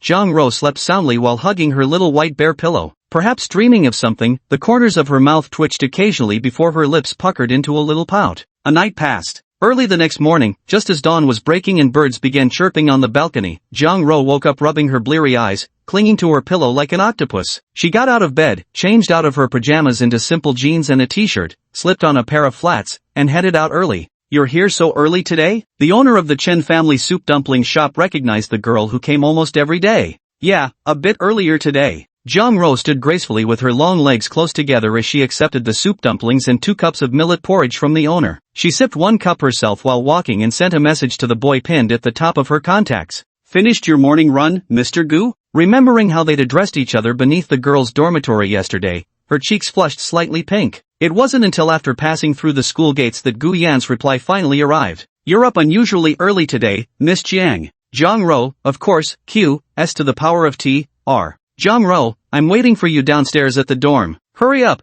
don't let the breakfast get cold. Gu Yan replied with an okay, went back to the dorm to shower, changed out of his workout clothes, and just as he was about to head out, the others were finally starting to wake up one by one. As soon as he stepped downstairs, he saw Jiang Ro dressed in a simple yet clean outfit today, skinny jeans, a sleeveless t-shirt, and white sneakers, flawlessly accentuating her mix of sexiness and youthful charm. What, can't get enough of me? Jiang Ro tucked the breakfast behind her back, rose slightly on her tiptoes, and playfully blinked at Gu Yan. Not bad. What do you mean by just okay? Jiang Ro shoved the millet porridge straw into Gu Yan's mouth, shook his arm, and cooed in a sugary voice, Big brother, can you say it again nicely? Gu Yan immediately shuddered with goosebumps. Ha ha, Jiang Ro, pressed against the boy's arm, burst into laughter. So you don't like sweet girls after all? It's not that I don't like sweet girls, I just don't like green tea girls. I'm not. The two found a less crowded trail and sat on a roadside bench, chatting and laughing as they finished breakfast. As class time approached and more students appeared around them, Gu Yan finally led her toward the teaching building. Along the way, Gu Yan used a tissue to wipe away a bit of leftover soup from the corner of her lips. Are you going back to Xiqing for the National Day holiday? Jiang Ro answered without hesitation, I'll go back when you do. Alright then, we'll leave right after the competition. I'll book high-speed rail tickets for us. Clutching the boy's arm, Jiang Ro started giggling foolishly upon hearing high-speed rail, likely remembering the circumstances of their first meeting. By the way, do you get enough sleep delivering breakfast to me every morning? Jiang Ro nodded her head, her hair swaying back and forth across her shoulders. It's enough. I sleep well and rarely dream. But Mr. Gu, using such a high-end meal delivery service is quite expensive, you know. Gu Yan watched her nestly against his arm, a slight curve forming at the corner of his lips. So, Boss Jiang, any discounts for a monthly subscription? Is a monthly subscription too short? Jiang Ro tilted her small face upward, raised a finger, her eyes sparkling. How about a lifetime? Then, she extended her pinky finger. Pinky promise. How childish. Gu Yan snorted coldly, but as he turned to leave, he still raised his hand and hooked his little finger out toward her. Among the group of students parting ways at the fork in the road early in the morning, Lu Ping, Qin Mu, Zhao Jin, and Shen Xian witnessed this scene, and their empty stomachs were instantly filled with nothingness. Chapter 53, Jumping to Conclusions. The morning breeze rustled through the leaves of the small tree outside the window. After finishing one class, Gu Yan rubbed his temples, trying to salvage his nearly exhausted brain cells. As the class monitor, Xiao Lingling gracefully distributed financial modeling materials for the next specialized course. The moment he saw the financial model data on the sheets, Gu Yan's head began to throb. I should never have chosen this major in the first place. What's wrong? Xiao Lingling stood nearby, watching him absent-mindedly rubbing his temples, and thought he might be feeling unwell. It's fine, thank you. Gu Yan's expression returned to its usual calmness as he felt his phone vibrate in his pocket. He took it out and saw it was a call from Li Weidong. Noticing this, Xiao Lingling silently walked toward the next classmate. Hello? Gu Yan, come out this afternoon. I'll introduce you to some friends, then we'll grab drinks in the evening, my treat. Gu Yan's original intention for attending university was naturally to experience college life to the fullest. Matters of society could wait until after graduation. Yet now he finally understood what it meant to be constrained by circumstances. Li Weidong was one of Du Wenhu's subordinates, and Du Wenhu himself had been forcibly linked to Gu Yan by the system. Since the three were already connected, and as a newcomer, expanding his social circle in Nanjiang City might not be a bad idea. After a brief moment of contemplation, Gu Yan agreed. Even though he wasn't good at socializing, he understood the importance of connections. He knew he would eventually start his own business someday. How could he possibly succeed without a solid network? Moreover, judging by the rewards given through the system's tasks, Gu Yan vaguely sensed that the system was already paving his way forward. If you can't even take advantage of opportunities delivered straight to you by the system, you might as well not have it at all. After finishing his third class, Gu Yan followed the crowd out of the teaching building. At a fork in the road, he spotted Jiang Ro carrying her books unusually without Zhao Xian by her side, as they were usually inseparable. Mr. Gu, let me treat you to a feast. Struck it rich? Jiang Ro, her arms full of books, turned her head with a playful sway of her ponytail. Tilting her delicate face upward, she wrinkled her petite nose in an adorable expression. Some people get pampered their whole lives. After lunch, Zhang Ro covered her slightly rounded belly, chastising herself for becoming as gluttonous as Zhang Xiaoyin. I won't be eating this afternoon. Li Weidong invited me for drinks tonight.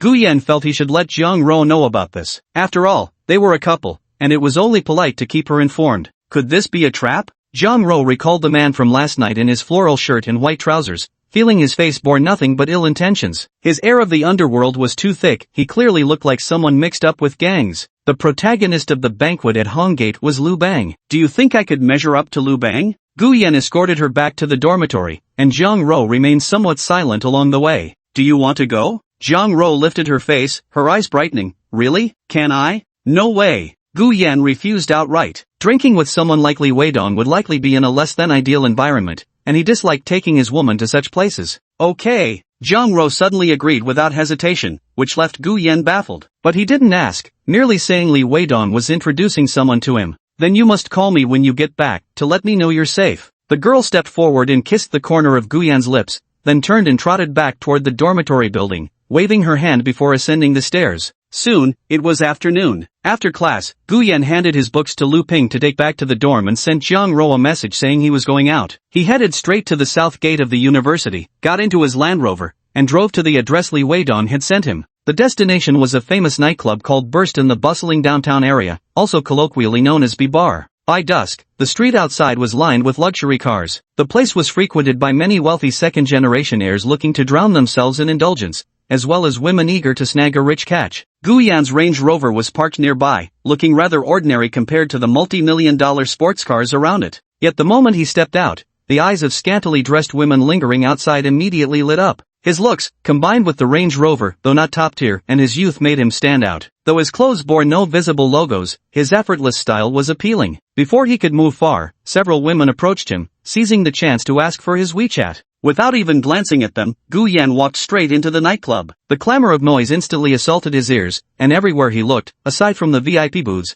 figures were twisting wildly like demons in a frenzied dance. The flashing neon lights, the heart-pounding rhythmic music, women clad only in bikinis passionately dancing on the illuminated glass runway, occasionally extending a leg to lightly touch the cheering, writhing men below. One woman, caught off guard, had her foot grabbed and was pulled down into the crowd, laughing coquettishly under the assault of countless hands. Gu Yan averted his gaze and scanned the surroundings, spotting a figure waving at him from a spot against the wall ahead. Gu Yan, over here. Brother Dong. Approaching the other party, Gu Yan's expression remained impassive as he extended his hand for a handshake. His gaze then shifted to the others in the booth, 2 men and 2 women seated there drinking. Noticing Gu Yan's glance, they cheerfully raised their glasses in greeting. The 2 women appeared to be the companions of the men and likewise nodded in acknowledgement along with their partners. Come on, let me introduce everyone. Li Weidong said enthusiastically as he returned to his original seat. Pointing at Gu Yan beside him, he introduced to the 2 men, "This is Gu Yan. He knows Tiger Yi and is a shareholder of Holiday Times."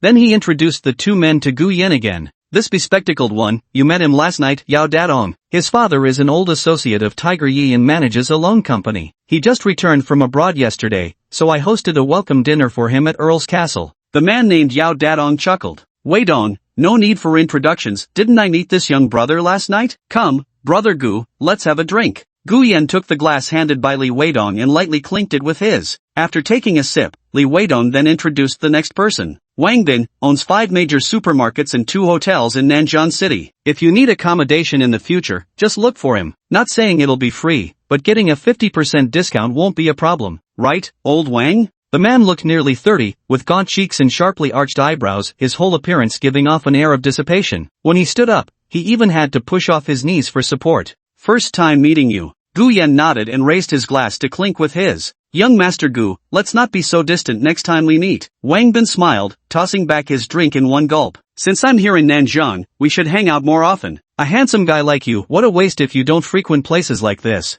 Meeting for the first time and not being familiar with the other party, Gu Yan politely acknowledged them before sitting down beside Li Weidong. Most of the time, he just listened to the 3 of them boasting, not bothering to chime in. Drinks and such weren't something Gu Yan had much knowledge of. Occasionally, he glanced at his phone and exchanged a few messages with Zhang Ro. When it reached 8:30, he leaned closer to Li Weidong's ear and said he was leaving. The latter, knowing Gu Yan was still studying at Manhwa University, didn't press him to stay. He just walked Gu Yan to the door. "These 2 are my close buddies, so I wanted to introduce them to you." "Did you save their numbers?" "I'll save it for later. There'll be plenty of chances to drink." then I won't see you off. Gu Yan nodded, waited for the designated driver, and boarded the Land Rover, giving the driver directions to the side gate of Nanjing University. On the way back, sitting in the rear seat, he pondered Li Weidong's behavior today. As the saying goes, there's no such thing as a free lunch, no one treats you well without a reason. However, Li Weidong didn't voice it out, making it difficult for Gu Yan to guess the specifics. Additionally, Gu Yan felt that Li Weidong genuinely had an authentic personality while also being socially adept, evidence of which could be seen in how he effortlessly navigated the nightclub scene,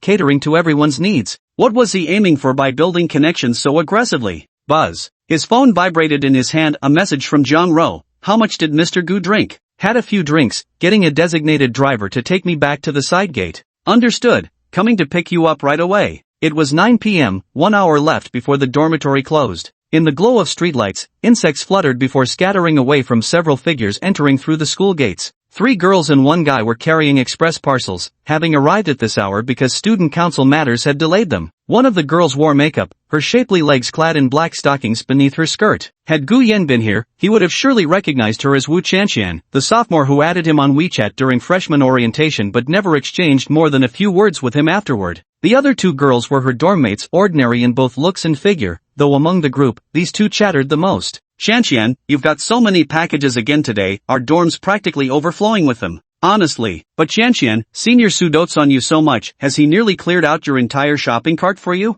The senior they mentioned was Su Liyang, the only male among the 4. His hands were tucked into his casual trousers, and as he stretched his arms, his sleeves rolled up slightly, revealing an expensive-looking wristwatch. I'm not as impressive as you all make me out to be, but my allowance is enough to fulfill Chanxian's shopping needs. After all, a man should spend his money on the woman he loves, he said. Those words immediately boosted the favorability of all 3 girls, including Wu Chanxian, towards this senior who exuded an air of sophistication in every gesture. Wu Chanxian also smiled smugly. She had deliberated for a long time before choosing Su Liyang. After all, his family background and looks were decent enough. This time I deliberately called 2 dorm mates to come help pick up the package and asked Su Liyang to accompany us, obviously wanting to show off in front of them and let the news spread through their mouths. Seeing the envy in her dorm mate's eyes, she didn't mind adding fuel to the fire, her gaze then falling on the watch on Su Liyang's wrist. Liyang, when did you get that watch? Oh, just bought it today. Since I performed exceptionally well in the student union, got promoted to head of publicity department,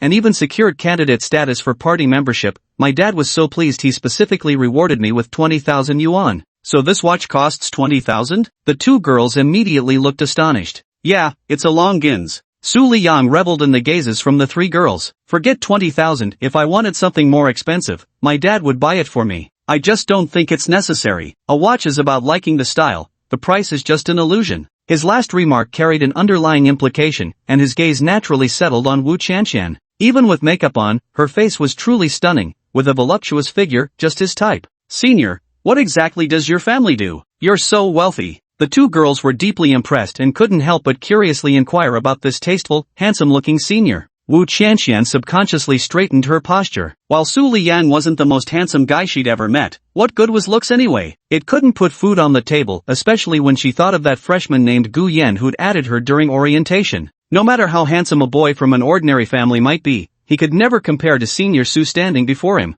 At that moment, the side gate's barricade lifted, casting a strong beam of light onto their backs that magnified their shadows on the ground. The roaring engine announced the arrival of a massive black vehicle entering through the school gates. Chapter 54, the misjudgment came so swiftly. When mentioning the new student Gu Yan, Wu Chanxian couldn't help but recall the trending post on Southern University's forum some time ago. Rumors claimed he was some rich second-generation heir with a lavish monthly allowance. She always scoffed at such gossip. Those people only dared snapping photos from afar. After all, she'd actually added his WeChat proactively. The reason she stopped initiating contact? That shabby phone of his. How could a rich second-generation heir possibly use such a shabby phone, no matter how low-key he tries to be? Aren't they afraid of being laughed at by other wealthy kids? With these thoughts in mind, Wu Chanxian couldn't help but compare Gu Yan with Su Liyang, and even consulted her 2 roommates beside her. What do you think about that famous freshman Gu Yan compared to Senior Su? The 2 roommates were momentarily stunned. How can they even be compared? Chanxian, there's really no comparison between those 2. We've seen Gu Yan play basketball, sure he's handsome, good at sports, and has great presence, but Senior Su is also attractive and comes from a wealthy family. How can an ordinary guy compete with a young master raised in privilege? The other girl nodded in agreement. Exactly. Just as I thought. Wu Chanxian was finally satisfied. This proved she hadn't misjudged the person. At that moment, the restless roar of a car engine approached. As headlights cast elongated shadows of their figures on the ground, all four instinctively turned to see a massive black vehicle pivot into view before parking in a spot. Their eyes were naturally drawn to the luxurious, imposing sedan. Is this a Land Rover? I remember it wasn't this big. This is the extended version. Su Liang, who was being surrounded by the three girls, spoke in a relaxed tone. My dad currently drives a Land Rover Range Rover, but he's considering changing cars now. This extended version is also within his consideration. Wu Qianqian's eyes immediately lit up. Liang, how expensive is an extended version Land Rover? I think it's over $1 million, not too expensive. There are luxury cars that cost tens of millions. Su Liang watched the black Land Rover parking in reverse, but after all, cars are just means of transportation, no need to be so flashy. Wu Qianqian naturally played along like a dutiful wife, chiming in, Liang, your family is clearly so wealthy, so why are you so low-key? Is it because your father wanted to train you? That's part of it. So I usually don't casually share details about my family with others. As soon as he finished speaking, a stunning figure appeared on the small path ahead of the four, leading to Nanjing University's main thoroughfare. Clad only in pink cartoon bear pajamas, the moment Su Liang saw her face, he was instantly struck by her beauty. His feet involuntarily froze in place. Who is this girl? Why haven't I seen her before? Her face is so stunningly beautiful. Damn, why do I feel like chasing Wu Qianqian was too hasty? What's going on? His gaze involuntarily followed the girl running past him nearby. The breeze she stirred carried a faint fragrance that brushed against his face. Wu Qianqian, standing nearby, naturally noticed this too. Her expression darkened as she glared resentfully at the running girl. Following the girl's movement with her eyes, she suddenly realized the girl was heading straight for that Land Rover. Is she being kept as a mistress? That would explain it. A Land Rover worth over $1 million driving into campus this late must be here to pick up that girl. The moral atmosphere at Nanjing University has deteriorated in recent years. Wu Qianqian couldn't help but speak up in front of Su Liang, her face etched with disdain. Just wait and see. When that car door opens, it'll definitely be some pot-bellied, balding old man. Su Liang shut his mouth, but in his heart, he was silently screaming, such a fine girl, she absolutely must not be wasted on some balding old man. Amid their intertwined gazes, the driver's side door opened, but out stepped a uniformed designated driver, who then walked to the rear door and helped out a young man dressed in a white shirt and black casual pants. Sir, your keys. The car has been parked for you. Sure. Gu Yan responded indifferently, then spotted Zhang Ro jogging over, her delicate, fair face tinged pink from the exertion. She immediately took the young man from the driver, draping one of his arms over her shoulder. My Mr. Gu, getting drunk after just a few glasses? Foreign liquor doesn't agree with me. No worries, your Miss Jiang can still hold her liquor, leave it to me from now on. Zhang Ro freed one hand to pat her chest, causing her impressive bust to bounce noticeably, making Gu Yan's vision swim. What's wrong? Getting a bit milk drunk. Realizing what was happening, Zhang Ro lightly punched Gu Yan's chest and rolled her eyes at him, saying, I'll wear thicker clothes from now on. That won't do. I've always enjoyed exploiting weaknesses, he teased. Perhaps emboldened by alcohol, Gu Yan spoke more freely and boldly than usual, leaving Zhang Ro flushed and tongue-tied, unable to respond. As the couple chatted, the group of 3 girls and 1 guy at the alley entrance stood frozen, staring blankly at the approaching lovebirds. By the light of the roadside lamps, Wu Qianqian finally saw the boy's face clearly, her stunned expression frozen in place. The 2 other girls looked equally shocked. How is this possible? The one driving the Range Rover was Gu Yan? Didn't he use a beat-up phone? And wear cheap clothes? How did he end up behind the wheel of a Range Rover? Handsome Gu. Wu Qianqian's 2 roommates immediately waved at the approaching boy. Leaning against Zhang Ro, Gu Yan cast them a sidelong glance. Know you? The words instantly left the 2 girls frozen in place, hands stiffly suspended midair as if suffocated. Nearby, Wu Qianqian clutched her package, her emotions in turmoil, instinctively putting slight distance between herself and Su Liang beside her. Hey, you there? Su Liang didn't notice Wu Qianqian's actions. He was more interested in the girl beside that male student. Of course, it would be even better if he could befriend this boy who drove a Range Rover to school. But connections made during school days could prove useful even after graduation.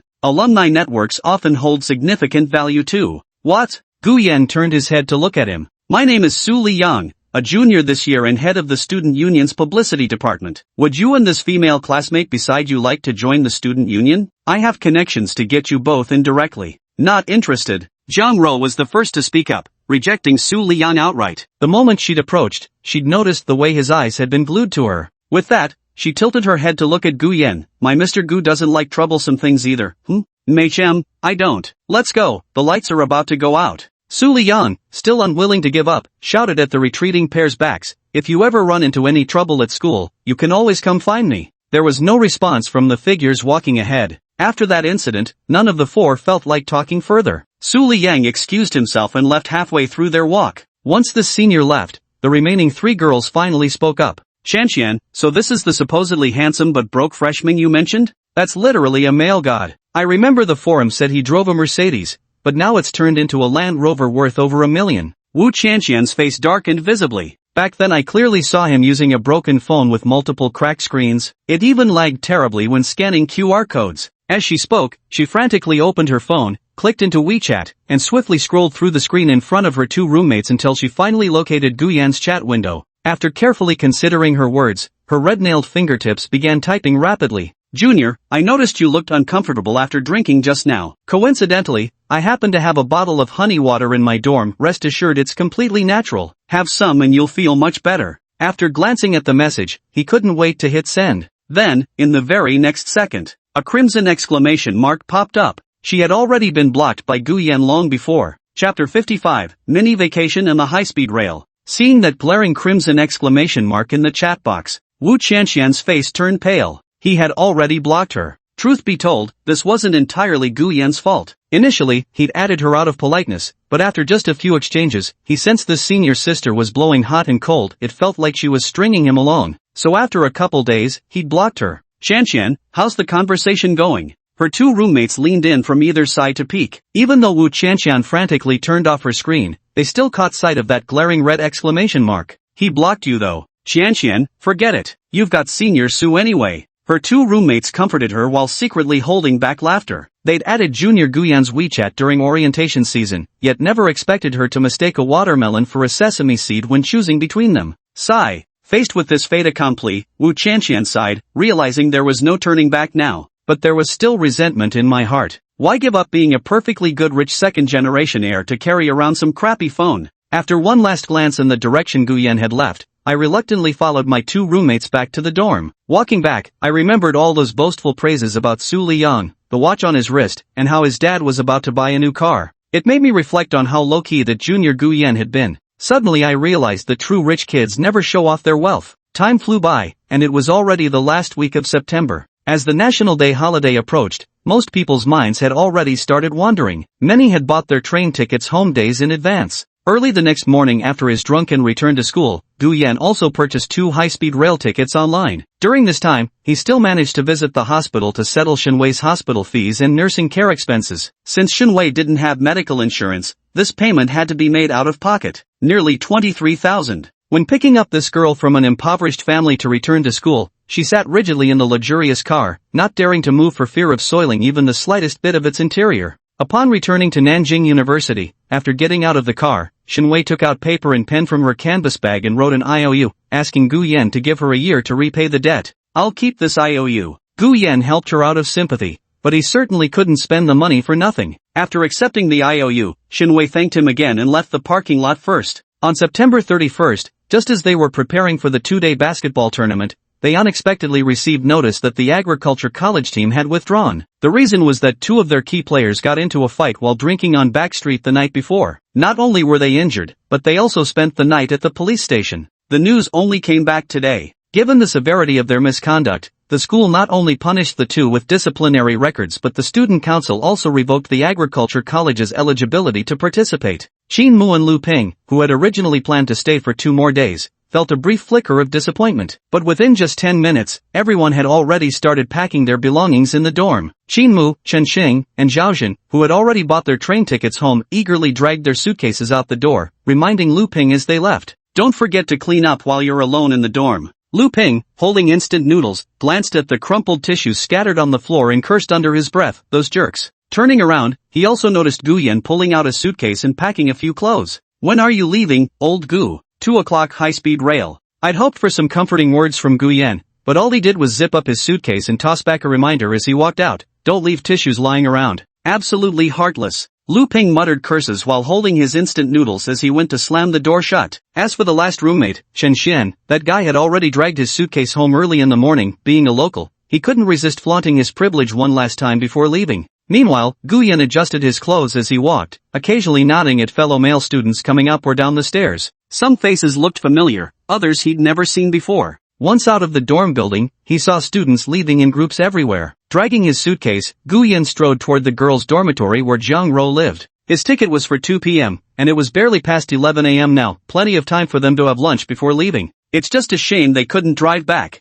For one, it would reveal his financial situation to his parents. Though he dearly wanted them to know he had money, Gu Yan couldn't possibly explain how he'd gotten it if they found out. Winning the lottery? When the time comes, just ask which issue it was and check the winning location to confirm if it's genuine. Don't think parents are easy to fool. Finding their child carrying a huge sum of money would definitely raise questions they couldn't ignore. Another reason for not driving was the sheer distance. He had no desire to spend the night on the highway. With the holiday break being only 7 days, driving would eat up nearly 1 or 2 days just on round-trip travel. Taking the high-speed train was far better, shorter travel time and much less exhausting. Soon they arrived at the girls' dormitory building. Many boys stood waiting at the entrance to walk with their girlfriends. Seeing the crowd, Gu Yan didn't approach but instead stood by a cedar tree in the greenbelt across the street, resting against his suitcase handle. Girls emerged one after another, beautifully made up and dressed smartly. After handing their luggage and bags to their boyfriends, they left together in high spirits. Before long, Jiang Ro stepped out too,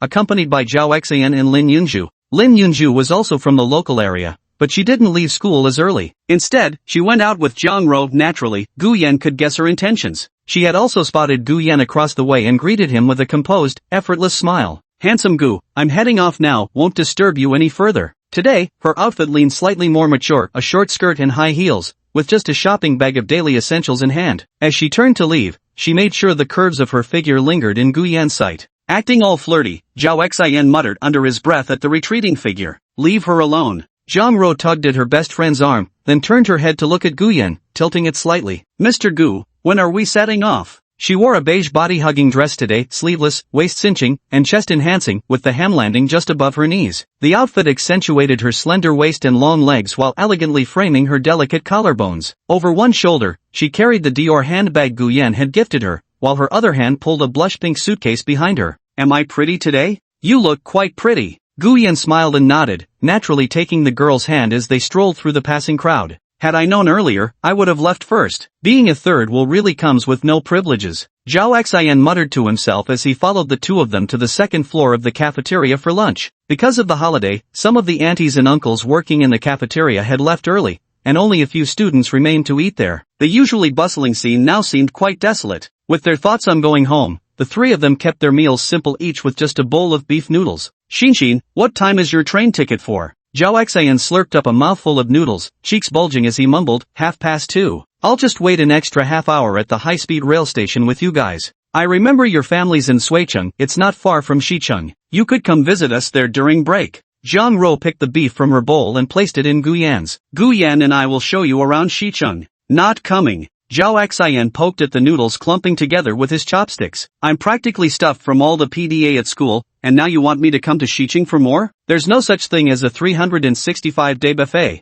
"It's okay, there's still summer and winter vacations," Gu Yan chimed in from the side. "Put." Jiang Ro couldn't hold back a laugh, lightly punching the boy's shoulder with her small fist. As her smile faded, a hint of melancholy surfaced on her face. "Truth be told, I haven't explored much of Xicheng either. In elementary school, my parents took me around, but none of those memories are particularly vivid. During middle and high school, I was too busy studying to go anywhere, just walked around the few streets near home." "What about you, Mr. Gu?" "Pretty much the same as you." The difference was actually quite significant, but Gu Yan didn't want to talk about it. Back in elementary school, he had attended a rural school in his hometown, his memories filled with plucking foxtail grass along the fields and chasing chickens and ducks. Later, after moving to the city, he gradually became withdrawn without any friends in the new environment. His days consisted of nothing more than going to and from school. Xicheng wasn't a big city, yet he had never explored many of its streets and alleys. "I've never heard of many of these place names." Seeing Gu Yan silently eating his noodles, Jiang Ro thought her earlier remarks had reminded him of unpleasant high school memories he'd rather forget. She edged closer to him.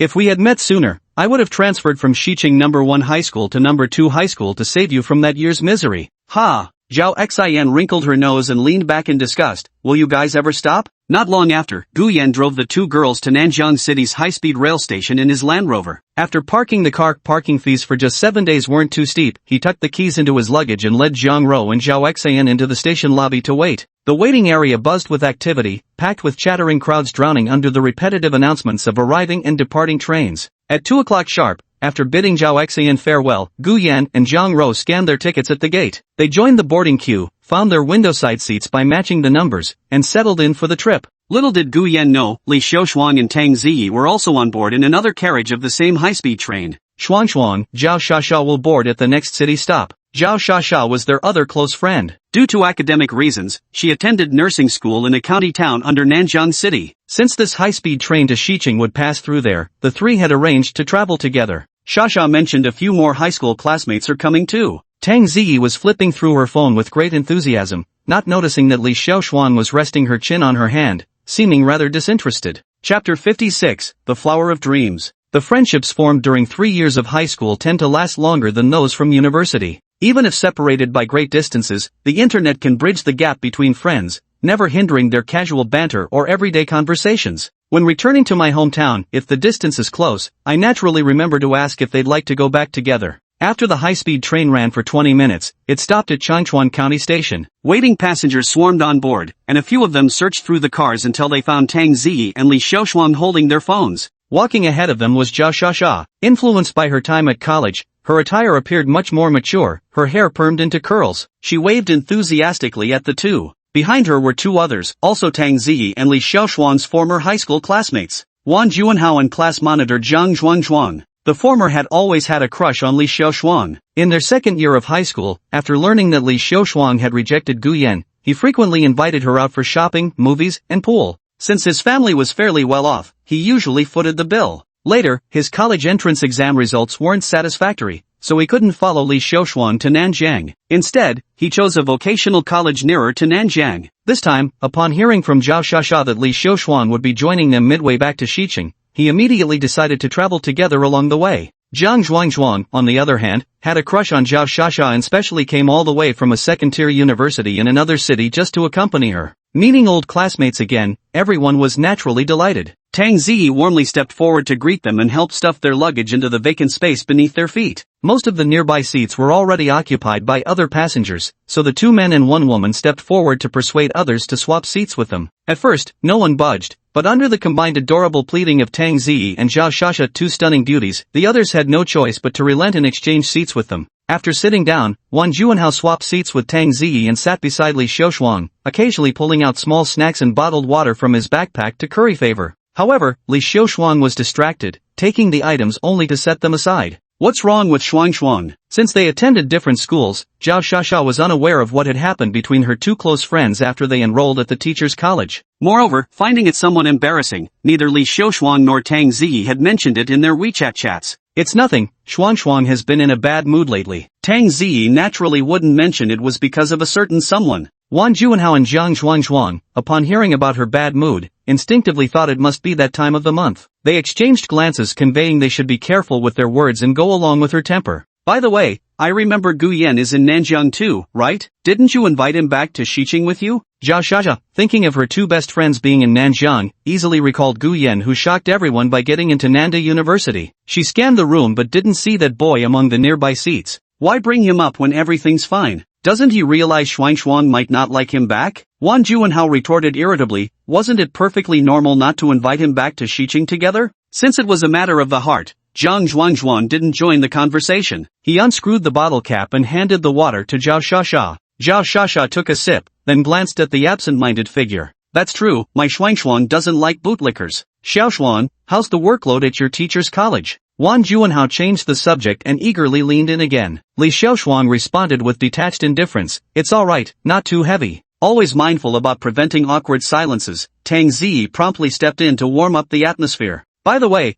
I heard from Shasha that you rushed straight to the bullet train station without even eating? Exactly. We had to wait for Zhang Zhuangzhuang, and since the nursing school is far from the high-speed rail station, we didn't even eat lunch and headed straight there early. As he said this, Wan Juanhao deliberately glanced at Li Xiaoshuang, clearly intending those words for her. Why don't you order something to eat then? Li Xiaoshuang finally turned her gaze away from the speeding scenery outside, speaking weakly. Zhao Shasha hesitated before finally pulling out some snacks she'd bought before boarding from her bag. Forget it, the food on high-speed trains is too expensive and I've heard it tastes awful. Here, I've got some snacks, we can make do with these. It's only 3 or 4 hours anyway, and we can save our appetite for mom and dad's home-cooked meals when we get back. Having just left home to study elsewhere, it's only natural to feel a bit homesick. But once you get used to it, everything will be fine. They chatted for a while longer, peppering the conversation with amusing high school memories. Even Li Xiaoshuang, who had initially seemed disinterested, gradually brightened up and joined in the cheerful atmosphere. After drinking some water, Li Xiaoshuang needed to use the restroom. The toilets usually located at one end of the carriage sometimes had queues, naturally making the area relatively crowded. The self-proclaimed flower guardian Wang Juanhao certainly didn't want her to go alone. To avoid awkwardness, he claimed he also needed to use the restroom. Wang Juanhao's motive is far from innocent, but he's being quite the gentleman. Perfect timing, I need to use the restroom too. Ziyi, are you coming along? Okay, let's go together. In the end, not only did Zhang Zhuangzhuang stay behind, but Tang Ziyi and Zhao Shasha also followed along. The three girls held tissues in their hands, while Wang Juanhao, as the only boy, naturally took the lead to clear the way. After successfully reaching the restroom in this carriage, the door of the front stall suddenly opened, and a girl with an incredibly good figure and long legs stepped out. Her delicate, lightly made-up face left the three girls and one boy momentarily stunned. Li Xiaoshuang and Tang Ziyi stopped in their tracks upon seeing each other. Opposite them, the unbelievably beautiful girl naturally noticed them as well. Her gaze, seemingly brimming with amusement, settled on Li Xiaoshuang. Li Xiaoshuang? I didn't expect to run into you here. The girl's gaze then fell upon Tang Ziyi, greeting her politely with a smile. Hello. When others greeted her openly, Tang Ziyi's personality wouldn't allow her not to respond, though her eyes held complex emotions. Hello. Are you also returning to Xicheng? Yes, coming back with Gu Yan. Zhang Ro tucked back a few strands of hair that had fallen by her temples. Today's outfit accentuated her long, slender legs, making her fair and radiant skin even more striking. Standing there with an aura that was both pure and alluring, she instantly captured Wang Juanhao's gaze. You guys chat, I'll take my leave first. Pursing her lips into a small smile at Tang Ziyi, Zhang Ro turned to return to her original train compartment without further words. She wasn't familiar with the group anyway. No sooner had she left than Wang Juanhao suddenly snapped back to reality, revealing a slightly astonished expression. The person just now was incredibly good-looking. Wait, why does she seem so familiar? She looks a bit like Zhang Ro from Xicheng High School. Having been born and raised in Xicheng, he had some elementary school classmates who attended Xicheng High School. They still hung out during holidays, so he had naturally heard of the school belle's reputation and had even seen photos of her taken sneakily by his elementary school friends. Yes, it's definitely her. Hearing Tang Ziyi's confirmation, Wang Juanhao immediately gasped sharply. She's on this high-speed train. Could she also be in Nanjing? She studies at Nanjing University. As Tang Ziyi reached this point, she noticed Li Xiaoshuang's expression darkening beside her and hastily stopped speaking. When someone came out of the toilet, she quickly urged Zhao Shasha and Li Xiaoshuang to go in. After finishing their business and returning to their seats, Zhao Shasha, who was munching on potato chips, suddenly remembered something. I just heard that girl mention Gu Yan. At the sound of Gu Yan's name, Li Xiaoshuang's eyelashes fluttered slightly, but she remained silent, turning her pretty face toward the window instead. Zhang Zhuangzhuang, oblivious to the awkward atmosphere, finally looked up from his phone. What girl? What happened to Gu Yan? Zhao Shasha, sitting beside him, suddenly perked up with gossipy enthusiasm. She recounted how she'd encountered a beautiful girl in the restroom who had mentioned Gu Yan, saying they'd return to Xicheng together. So what if they came back together? Doesn't mean there's anything between them. At most, they probably just know each other as fellow townsfolk. Wang Juanhao looked utterly disdainful. After all, how long had it been since the semester started? He refused to believe Gu Yan could have easily found such a beautiful girlfriend at Nanda University. The likeliest explanation was that she was just a fellow hometown friend from Xicheng, traveling back together on the same route. I don't think Gu Yan is that bad, Zhang Zhuangzhuang retorted. It was precisely this remark that made Li Xiaoshuang suddenly snap. Can you all just shut up already? What's going on here? Zhang Zhuangzhuang and Zhao Shasha stared at each other wide-eyed, though both could tell something must have happened between Li Xiaoshuang and Gu Yan in Nanjing. Across the aisle, Tang Ziyi rubbed her temples and decided to be straightforward. That girl is Gu Yan's girlfriend. Wang Juanhao immediately felt a chill down his spine, his heart sour enough to spit acid. She was, after all, the campus belle of Xicheng No. 1 High, the dream crush of countless male students there. He let out a disbelieving grunt. You're sure it wasn't Gu Yan finding Zhang Ro to pretend? Chapter 57, Going Home. It's no pretense. Tang Ziyi glanced at Li Xiaoshuang and, seeing her friend wasn't looking over, fell silent for a moment before recounting to everyone what they had witnessed in the parking lot that day. That girl named Zhang Ro said it herself, and Gu Yan didn't know we were suddenly going to Nan University, so faking it would be impossible, and there's no point either. Wait, forget about Zhang Ro, but Gu Yan driving a Land Rover? How does that work? Zhao Shasha suddenly seized the key point, her eyes nearly popping out of her head. A Land Rover, rented, maybe? The school goddess of Xiqing number 1 high school is Gu Yan's girlfriend. Just this revelation alone was unbearable for Wang Juanhao. Now, upon hearing that the guy even drives a premium Land Rover, he felt miserably uncomfortable, squirming in his seat as if sitting on pins and needles. So, Chuan actually wanted to find Gu Yan, but Gu Yan already has a girlfriend, and on top of that, he drives a luxury car now? After finally piecing everything together, Zhao Shasha finally understood why Li Xiushuan looked so lifeless and depressed.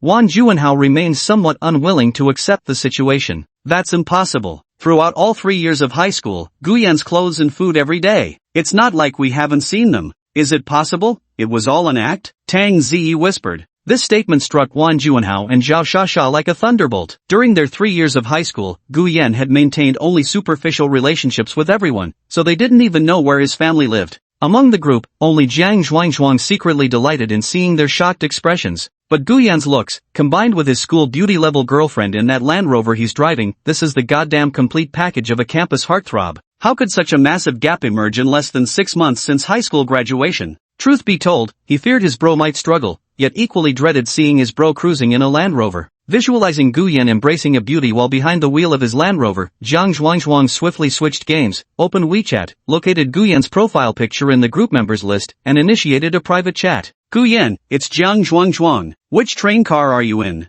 However, there was no reply from that side. At this moment, Gu Yan was lightly dozing against the window. Zhang Ro, who had just returned from the bathroom, had peeled some sunflower seeds and placed the kernels on a tissue, likely waiting to feed them to Gu Yan when he woke up. Seeing Gu Yan's phone vibrating on the armrest, she noticed the message that popped up on the lit screen. Zhang Ro pursed her lips and smiled. When she came out of the bathroom earlier, she had purposely lingered to chat with Li Xiushuang and Tang Ziyi. Her intention was to tear open the events that happened at Nanjing University in front of others, all to repay Gu Yan for the embarrassment he suffered in their second year of high school. Zhang Ro could already imagine the astonished expressions on their faces and couldn't help but press her lips together, a faint smile curling at their corners. Brushing aside a stray lock of hair that had fallen over the boy's forehead, she murmured softly, "I won't allow anyone else to bully my Mr. Gu." Leaning on the boy's shoulder, she dozed off as well. The high-speed train wasn't swaying, but the deceleration and acceleration during stops and departures woke Gu Yan. Feeling a slight ache and even some numbness in his shoulder, he turned his head and couldn't help but smile. Zhang Ro's delicate face was nestled against his shoulder, strands of hair covering it, with a trace of drool at the corner of her mouth from sleep. Both her hands clung tightly to Gu Yan's waist, as if fearing he might run away. Checking his phone, he realized they'd slept for almost 3 hours. "We'll arrive at the station in an hour." Gu Yan glanced again at a message received 2 hours earlier. Recognizing it was from Jiang Zhuangzhuang, he casually chatted with the other person for a while. "Zhang Ro, Miss Jiang, wake up soon, we're almost at the station." Estimating the time, Gu Yan gently shook awake the still drowsy Zhang Ro. The girl hugged his waist and mumbled something indistinctly with her eyes closed. "I'm Sleeping Beauty, and I need a kiss from Mr. Gu to wake me up." Whimsical. Gu Yan glanced around to ensure no one was watching, then leaned in to press his lips against the girl's rosy mouth. Zhang Ro fluttered her eyelashes as if unaware of anything, then straightened up and stretched comfortably with clenched fists. The clinging dress accentuated her waist like a glamorous water snake. "You secretly kissed me just now," Zhang Ro said mischievously, looking at Gu Yan with a red mark on one side of her face. This left Gu Yan somewhat speechless. She was the one who had asked for it, after all. "So I'm going to kiss you back." Before Gu Yan could respond, Zhang Ro quickly pecked his right cheek, then playfully flashed an OK sign. Debt cleared. Truth be told, Zhang Ro wasn't materialistic, but coming from an ordinary family, she'd naturally absorbed some awareness of money's importance through her parents' daily influence. Still, when they first met on the high-speed train, it was clear she believed that while money mattered, what ultimately brought two people together was fate. During this entire period, Zhang Ro had never proactively asked Gu Yan to buy her anything, instead doing everything in her power to make Gu Yan like her even more. After all, as a blossoming young woman on the cusp of 19, naturally she would want to present the best version of herself after finally meeting her ideal boyfriend standard. "After we get off, should we head home first or go have a look around together?" Gu Yan used a tissue to wipe away the traces of drool at the corner of her mouth. "Let's go home. Mr. Gu must be missing home too. Your place or mine?" "Ha!" Coming to her senses, Zhang Ro buried her blushing face into the boy's chest and cooed sweetly, "You're awful, I can't take teasing." The surrounding passengers instantly got goosebumps. Fortunately, after an hour the train arrived at Xiqing Station. Seeing the couple finally drag their luggage off the train gave the other passengers some relief. "If we let this couple stay any longer, they'll probably both get diabetes." Outside Xiqing high-speed rail station, having not returned to the city for a month, Gu Yan felt a tinge of familiarity. He had already booked a DD ride while on the train. Checking the time, it should be arriving soon. Gu Yan. While he and Jiang Ro were waiting for the car, Tang Zi's voice suddenly came from the station exit behind them. Turning around, they saw Tang Zi pulling her luggage, accompanied by Li Xiaoshuan, Wan Juanhao, Zhao Shasha, and their class monitor, Zhang Zhuangzhuang. Seeing them didn't surprise Gu Yan. He'd learned during his chat with Zhang Zhuangzhuang in the car that they were also on the high-speed train. Old classmate, long time no see. Wan Juanhao hadn't been particularly close to Gu Yan in their high school class, but now he approached to greet him, mainly out of curiosity about how Gu Yan could afford a Land Rover while studying at Nanjing University. More importantly, he wanted to verify whether Jiang Ro, the former campus belle of Xiqing No. 1 High School, had really been claimed by Gu Yan. Why use the word claimed? He didn't believe anyone could remain composed with such a girlfriend in their arms. Hello. Gu Yan responded curtly. Despite his cold expression, his mind was racing furiously, yet he simply couldn't recall this old classmate's name. Gu Yan, I heard from Tang Ziyi that you're quite impressive at Nanjing University, Zhang Zhuangzhuang said, winking at him and subtly gesturing toward Jiang Ro beside them. Don't believe her exaggerations. After exchanging a few more pleasantries, Gu Yan caught Li Xiaoshuang standing behind the others looking as though he wanted to say something. Taking Jiang Ro's hand, he said, our ride is here, we better get going. Just as Li Xiaoshuan was about to speak, he froze, watching blankly as Gu Yan took Jiang Ro's hand and left, boarding a Didi that soon vanished at the road's end. Before Wan Juanhao could come over to help carry her luggage, Li Xiaoshuan shot him a resentful glare and turned away, dragging her suitcase behind her. Following Gu Yan's directions, the taxi first dropped Jiang Ro off at her home. After arriving at the destination, the girl pulled her suitcase and looked somewhat reluctantly at Gu Yan, who had come down to see her off, her eyes slightly red. Can I call you when I want to? Sure, anytime.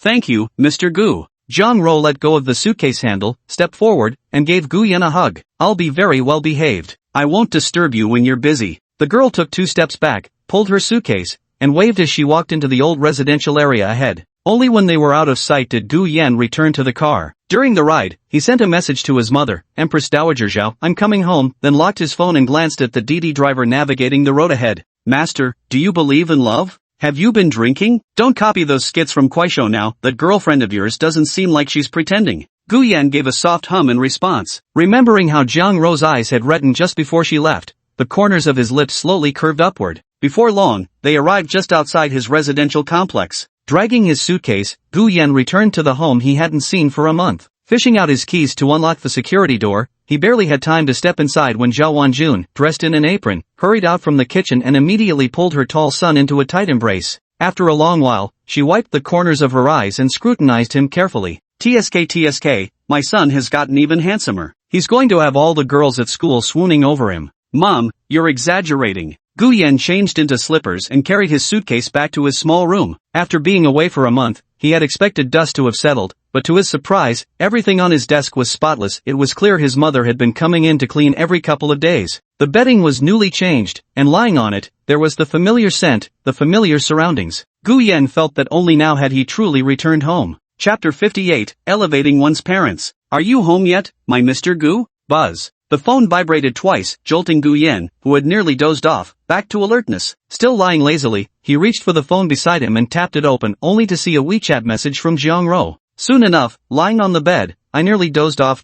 After exchanging a few words, Gu Yan heard his mother Zhao Wanjun calling him from the living room. Come wash your hands for dinner, you little rascal. Your dad will be home soon too. After the 11-day holiday, not having seen her son for a month, Zhao Wanjun was overjoyed. When she received the text message, she had already begun bustling in the kitchen, specially preparing a whole table of dishes. Since the house was small with no dining room, all the dishes were arranged on the coffee table. After washing his hands, Gu Yan helped set the table. Skilled at it, he grabbed a small plastic stool, sat with his back to the TV, and couldn't resist smacking his lips at the aroma wafting from the dishes covering the coffee table. His usual aloof demeanor from outside instantly vanished. He just sat there without touching his chopsticks, gazing at Zhao Wanjun as she untied her apron. Dad, when are you coming back? He just called saying he'd be home soon, and now. Halfway through her words, a knock sounded at the door. Zhao Wanjun, who was standing nearby, casually opened it and saw Gu Jianjun still clad in his blue work uniform outside. You have a key, why bother knocking? Still grumbling, she stepped forward to help her husband take off his work clothes, shaking them a few times at the door before hanging them on the coat rack by the entrance. Dad! Gu Yan stood up to greet him. At 185 centimeters tall, he towered over Gu Jianjun, who now stood at only 176 centimeters.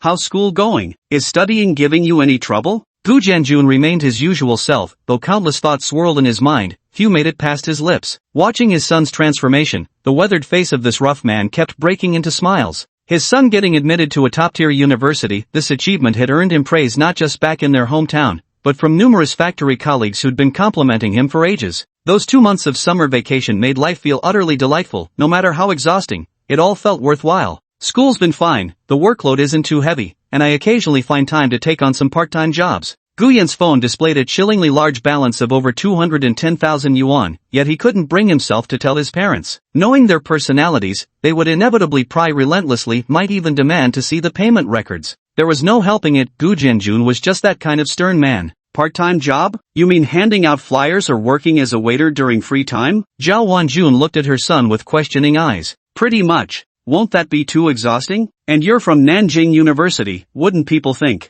Gu Jianjun put down his chopsticks, cutting off his wife mid-sentence. There's nothing shameful about earning honest money through hard work. I support my son's decision, as long as it doesn't break any laws or rules. Zhao Wanjun nudged her husband with her elbow, her face clearly displeased. That's not what I meant at all. I'm just worried our son might become the subject of gossip. I was merely correcting your misunderstanding. Sensing his wife's rising anger, Gu Jianjun quickly piled some spicy and sour shredded potatoes into her bowl. Humph. Empress Dowager Zhao hummed while holding her bowl, then turned to Gu Yan who was buried in his meal and suddenly beamed with joy. Son, are you dating anyone at school? I am seeing someone. It's fine if you're not, focus on your studies for now. Zhao Wanjun was busy serving her son more food when she suddenly paused her chopsticks and sharply lifted her face. Rewind that last part, what did you just say? I'm dating someone, Gu Yan repeated. Gu Jianjun and Zhao Wanjun exchanged glances, realizing their son wasn't joking. They whispered, have you two slept together yet? Not yet. Oh good, good. Zhao Wanjun patted her chest in relief, put down her chopsticks, and spoke earnestly. Actually it wouldn't be terrible if you had, but remember what I always say, we don't owe people anything. Don't start something you can't finish, and treat her well. As she said this, Empress Zhao's mouth curled up proudly, her eyes flickering toward old Gu beside her in triumphant demonstration. How about it? Isn't my son amazing? Gu Jianjun also looked over. Isn't your son also my son? He takes after me. Zhao Wanjun's gaze turned frosty. Are you gonna keep your mouth shut all day? Gu Yan held his bowl, chopsticks suspended midair as he watched the sharp exchange of glances between the old couple, feeling like the temperature in the living room had dropped noticeably. Ding! System, important task, long-lost parental affection for a whole month. As a child, it's your duty to show filial piety. Task requirement, give your parents a gift they would love. Reward, a wish crystal pendant. Wish crystal pendant, consumable item. Must conform to current societal technology. Cannot grant wishes exceeding the host's net worth. %%. On the way back earlier, Gu Yan had been wondering what gifts to buy for his parents. Now the system suddenly issued a task, killing 2 birds with 1 stone. However, after thinking for a while about what gifts they had long desired, Gu Yan remembered that last winter, Zhao Wanjun had taken him shopping for New Year goods and had taken a liking to a woolen overcoat, but the price of 800 or 900 yuan made her hesitate. As for his father, Gu Jianjun, since they rarely communicated and had hardly gone shopping together after moving to the city, spending his days either at the factory or on his way home, Gu Yan wasn't quite sure about his father's preferences. Dad, what do you like? Gu Yan interrupted the intense staring contest between his parents and casually asked. Nearly defeated by the silent battle, Gu Jianjun answered without thinking. I like your mom. I feel like you're taking the opportunity to insult me. How is this an insult? I genuinely like. Honey, why that expression? Put down the bowl now. I'm serious. It's also because I like your mom. Who would have thought that the usually earnest and serious Gu Jianjun could show such a fiercely strong survival instinct? Gu Yan was utterly dumbfounded. After dinner, Gu Yan took the initiative to shoulder the arduous chore of washing dishes. Seizing this rare moment of leisure, Zhao Wanjun walked into the bedroom and sat down beside her husband. Do you think our son is really dating someone? She asked. When has Gu Yan ever joked? Gu Jianjun was well aware of his son's personality on this point. Going out with someone must cost quite a bit, right? Maybe we should increase his allowance a little? Gu Jianjun silently pulled out a cigarette. The factory business is doing quite well, and overtime pay has increased a bit. Let's give him an extra 200. But boys with too much money tend to spend recklessly, and he's already so handsome I don't want to be holding a grandchild anytime soon. After pondering for a while, Zhao Wanjun made up her mind. Just before leaving the bedroom, she didn't forget to snatch the cigarette from Gu Jianjun's hand. Stop smoking. I haven't even lit it yet. Early the next morning, Gu Yan changed into a fresh set of clothes, hopped onto his beat-up mountain bike, and headed out, first stopping by Golden Scissors for a haircut, then browsing autumn coat styles at the pedestrian street. The entire way there, his thoughts lingered on family finances. Ultimately, this issue would inevitably come to light. The only solution was to build an elite family empire himself and elevate his parents' status. At just 18, carrying the weight of the household like this. Gu Yan planted one foot on the ground, sitting on the bike seat while gripping the handlebars. He sighed wistfully as he watched the traffic light ahead on the pedestrian crossing. Chapter 59, Wish Crystal. Furong Residential Area, 2nd Ring Road of Shicheng. Zhang Ro sat obediently on the living room sofa in her pajamas, knees pressed together. The 80-square-meter walk-up apartment was furnished exquisitely, making the space feel surprisingly spacious. What's up with this bag? Zhang Ro's mother, Shen Huiwan, was the elementary Chinese teacher at Shicheng No. 1 High School. Peering sternly through her black-rimmed glasses, she pointed at the Dior handbag on the coffee table. Though she knew nothing about handbags, she recognized the logo on this one. Last night when my daughter came back, I didn't pay much attention. It wasn't until this morning when I went into her room to tidy up the discarded dress that I noticed the logo on this bag. This kind of bag is beyond their family's financial means. There's no way her daughter's allowance could afford it either. In that instant, Shen Huiwan felt as if her world was collapsing, fearing her daughter might have gone astray by relying on her beauty. Speak up, who bought this for you? At the far end of the room, Zhang Ro sat on the sofa with her fingers twisted together, head bowed. She had always been afraid of Shen Huiwan's temper since childhood. Yes, it was a gift from my boyfriend. It was as if a bolt of lightning had struck Shen Huiwan's mind. Her face momentarily blank, then turning stern, she moved to sit beside her daughter. Your father is a teacher, and so am I. You mustn't follow your cousin's example and ruin yourself by going down the wrong path. Because of the holiday,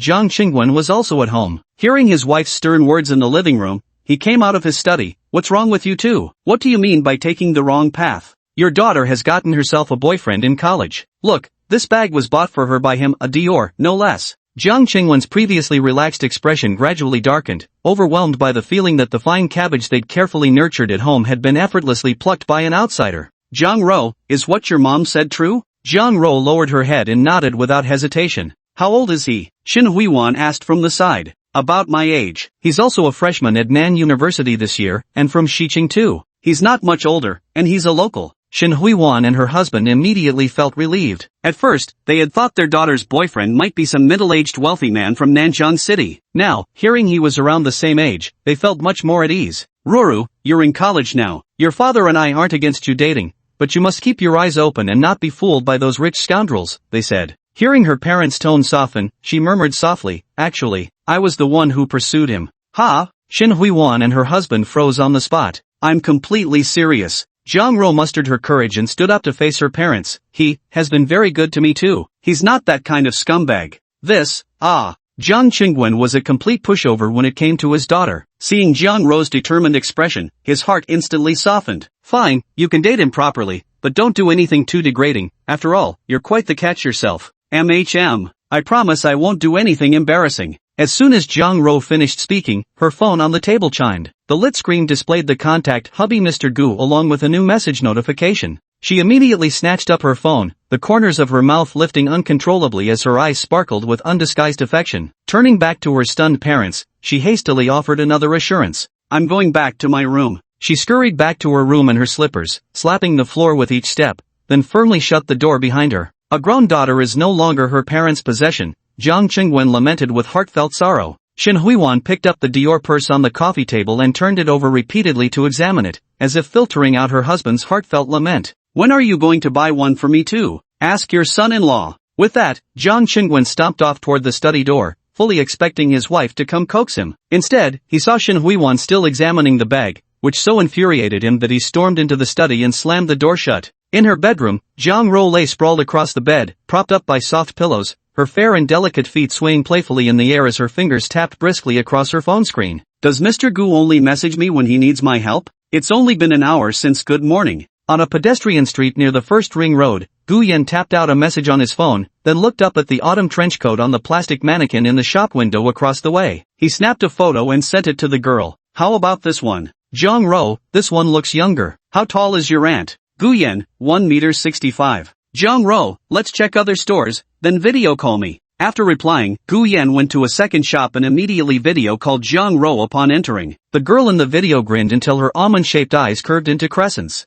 Mr. Gu, let me tell you something. Just now, my parents subjected me to a full-scale interrogation. What's wrong? I forgot to hide the bag in my suitcase when I got home. How did you explain it then? I said my boyfriend gave it to me. Seeing Gu Yan frozen on the screen, Zhang Ro burst into heartless laughter, only to immediately hear Shin Huizhuan scolding from next door, "Act more ladylike." Zhang Ro quickly stuck out her tongue at the camera. "My mom's really fierce. Don't worry, I'll protect you from now on." Zhang Ro's ears grew slightly warm. "Oh, stop teasing me, quick, show Auntie the clothes." With that, Gu Yan switched between front and back cameras as he browsed around the shop. Finding nothing suitable, they checked 2 more stores before Zhang Ro finally settled on a coat. It was priced around 1200 yuan. With autumn collections just hitting the shelves, prices were bound to be steep. Across the phone, Zhang Ro haggled with the clerk for a few minutes and ultimately managed to reduce the price by 150 yuan. The Zhang Ro on the screen seemed to recall Gu Yan's financial capability. His family background certainly wasn't weak. "Mr. Gu, you bought such an inexpensive coat for your mother." My mom is quite frugal.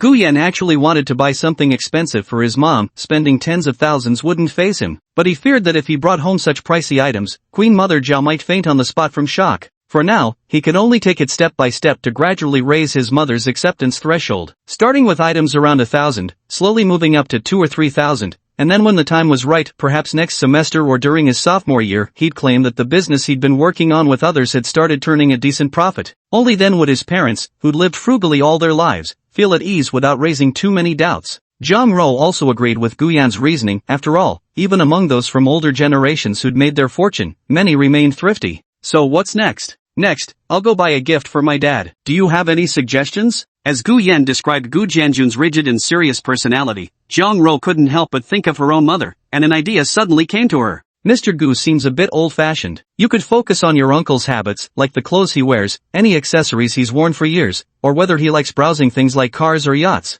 "A car? A yacht?" Gu Yan's lips twitched imperceptibly beneath his cold expression. Even if his father liked such things, he couldn't afford one now. Heck, he couldn't even buy an inexpensive car since his dad didn't have a driver's license. Wait. Suddenly, Gu Yan remembered, although Gu Jianjun never wore accessories and generally shuffled around the factory in work clothes too lazy to change, there was one thing his father never went without. Tea. I've got an idea. I'll hang up now. I'm going to find a tea shop. Zhang Ro obediently said okay then to the camera and reluctantly ended the video call. Meanwhile, Gu Yan carried a bag and rode his bicycle along the pedestrian street, reaching nearly the end before finding a tea shop. His father Gu Jianju loved drinking tea but could never bring himself to buy the expensive varieties sold in such stores. At the shop, Gu Yan inquired about several types of tea. After learning about their health benefits, he chose a variety of black tea from Wui Mountain. Authentic small leaf variety, harvested from wild ancient tea trees. The price is relatively high, ranging from 600 to 2,000 yuan per half kilogram. Naturally, Gu Yan selected the premium grade black tea priced at 2,000, but bringing back a full half kilogram would seem excessive, so he opted for just 400 grams. After leaving the store, he casually tossed the receipt into the roadside bin, no need to give his father a scare. It was almost noon when Gu Yan returned home carrying a bag of clothes and a box of tea leaves. Zhao Wanjun was already busy in the kitchen, while Gu Jianjun sat on the sofa foolishly grinning as he scrolled through news on Quaidu. Hearing the commotion at the door, they saw Gu Yan holding 2 bags in his hands. "What did you buy?" Hearing this, the Empress Dowager Zhao rushed straight over to take the bags from Gu Yan's hands. When she shook out the dignified, elegant overcoat, Zhao Wanjun's eyes suddenly welled up with tears. "Take it back for a refund. The receipt's torn, can't return it." Gu Yan smiled and placed the tea box in front of his father. "This is your gift." Gu Jianjun opened the box to find 2 airtight cans of tea. As the rich aroma of black tea wafted into his nostrils, a hint of confusion crossed his face. "Where did you get the money?" "Like I mentioned before, I had a part-time job and made 2,000 last month." "Isn't it reasonable to bring back some gifts for you too when I come home? You always spend money carelessly." Though Zhao Wanjun said this with reddened eyes, she still accepted the coat. On the sofa, Gu Jianjun fiddled with the tea caddy and asked, "Was it expensive? Do you need me to chip in some?" "Not expensive, it was on sale." Hearing this, Gu Jianjun finally accepted the box of tea leaves without hesitation. Ding! System, congratulations, host, for completing a major task. Reward, 1 wishing crystal pendant. His pocket gave a slight tug, and Gu Yan found an excuse to slip back into his room. He pulled the crystal pendant out of his pocket, a silver chain with a diamond-shaped crystal hanging from it, inside which faintly visible grains of sand seemed to flow. "This is the reward from the system, a prop that grants wishes." Gu Yan pondered for a moment, clutching the crystal pendant, tentatively making a wish in his heart. "I wish for world peace. Exceeds host's net worth threshold. Wish invalid. My father is a hidden high-ranking official. Exceeds host's net worth range. Wish invalid. Gu Yan couldn't help but laugh at his own absurd wishes, narrowing the scope once more. May my parents enjoy good health and longevity. Exceeds host's net worth range, wish invalid. Hearing this, Gu Yan frowned. Was this wish invalid? If he carelessly made too modest a wish, this attempt would be wasted. Hope dad gets his wish, a promotion and raise. Ding. System, wish falls within reasonable parameters. Wish granted. Chapter 60, Strolling the Streets. So the wish was fulfilled just like that? Gu Yan looked down at the crystal pendant clutched in his hand. The grains of sand within the rhomboid crystal had completely vanished. That's fine. Having father get his long-awaited promotion would undoubtedly be good for the entire family. Actually, Gu Jianjun could have been promoted to workshop manager years ago. If he hadn't been so upright and soft-hearted, yielding the opportunity to an old buddy, he wouldn't have remained as team leader for so long. Sometimes when this topic came up, Empress Dowager Zhao would secretly harbor some resentment about it. After sighing internally for a while, Gu Yan first put away the pendant in his drawer. He decided to wait until he earned more rewards like this, properly established his career, and elevated his status before making any wishes. Just as he closed the drawer, Zhao Wanjun called from the living room, telling him it was time for dinner. On the coffee table were 2 dishes and a soup, garlic shoots stir-fried with pork, shredded pork with garlic sauce, and a savory soup made with seaweed, mushrooms, and tomatoes.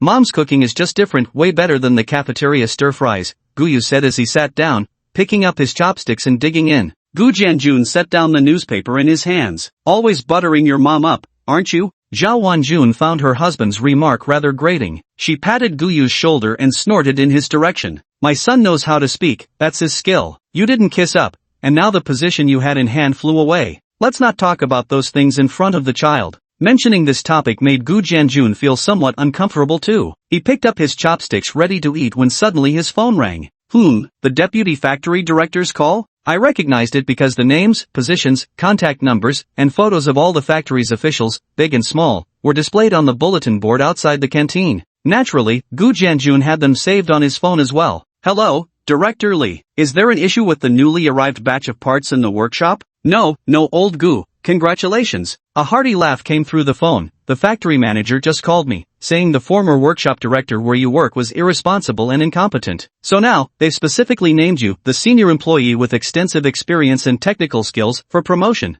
Gu Jianjun's weathered face gradually flushed with excitement. He barely registered anything else said afterward, simply repeating good in a daze. After hanging up, he grinned and proudly waved his phone at Gu Yan and Zhao Wanjun, barely able to contain his joy. See, as long as you're truly capable, your time to shine will come. How pathetic. Empress Dowager Zhao rolled her eyes at him, then cheerfully fetched the hidden liquor and poured Gu Jianjun 2 ounces. You're allowed a little drink today. That's all you're getting. Gu Yan watched from the side as his father beamed with satisfaction. Although he knew it was the system's doing, he couldn't help but feel happy seeing his father's wish fulfilled. However, Gu Yan soon found he couldn't stay home any longer. On the first day of National Day, Dad got a promotion and gleefully shared the news. By the second day, Empress Dowager Zhao also started showing off. The two of them stood in front of Gu Yan, urging him to join in their cheerful mood. On the third day, the couple seemed to feel Gu Yan was somewhat in the way. They started asking him to clean up the doghouse when he had nothing to do and not stay home all day, instead, to go out for a walk. And so, Gu Yan pushed his mountain bike to the bustling streets, momentarily unsure where to go.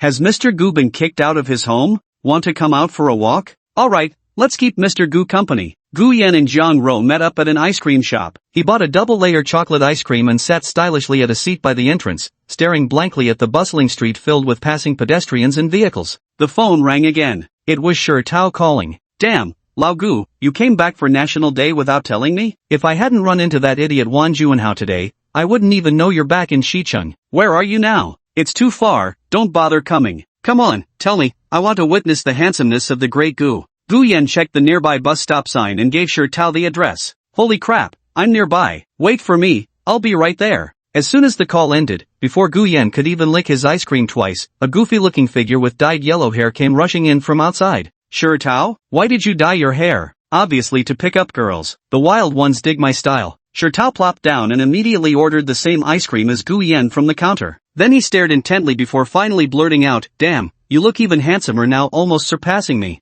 Go play somewhere else. By the way, Lao Gu, what are you doing here? Shi Tao took a satisfied lick of the ice cream handed to him by the server. Waiting for someone, male or female? My girlfriend. Shi Tao abruptly stopped what he was doing, his tongue snapping back into his mouth as his face registered shock. Holy shit, are you seeing someone? Do I know them? Or did you finally manage to win Li Xiaoshuang over? From what he remembered, Gu Yan had always liked Li Xiaoshuan. Why else would he have confessed his feelings back in their sophomore year? Besides, the two were still in the same city together. Gu Yan looked out at the street. Not her. Someone prettier than our class belle? Doesn't your school have any beautiful girls? Sure does. I'm chasing one now. Tao ran his fingers through the Brill cream stiffened yellow streaks of his hair. Cool, right? Soon I'll get my dad to buy me a used sports bike to park under the school building. Then you got expelled. Sure Tao. He shook his head and brought the topic back. So you really weren't chasing Li Xiaoshuan? What a pity. I heard from Wan Juanhao today that they're getting together this afternoon. Did he tell you?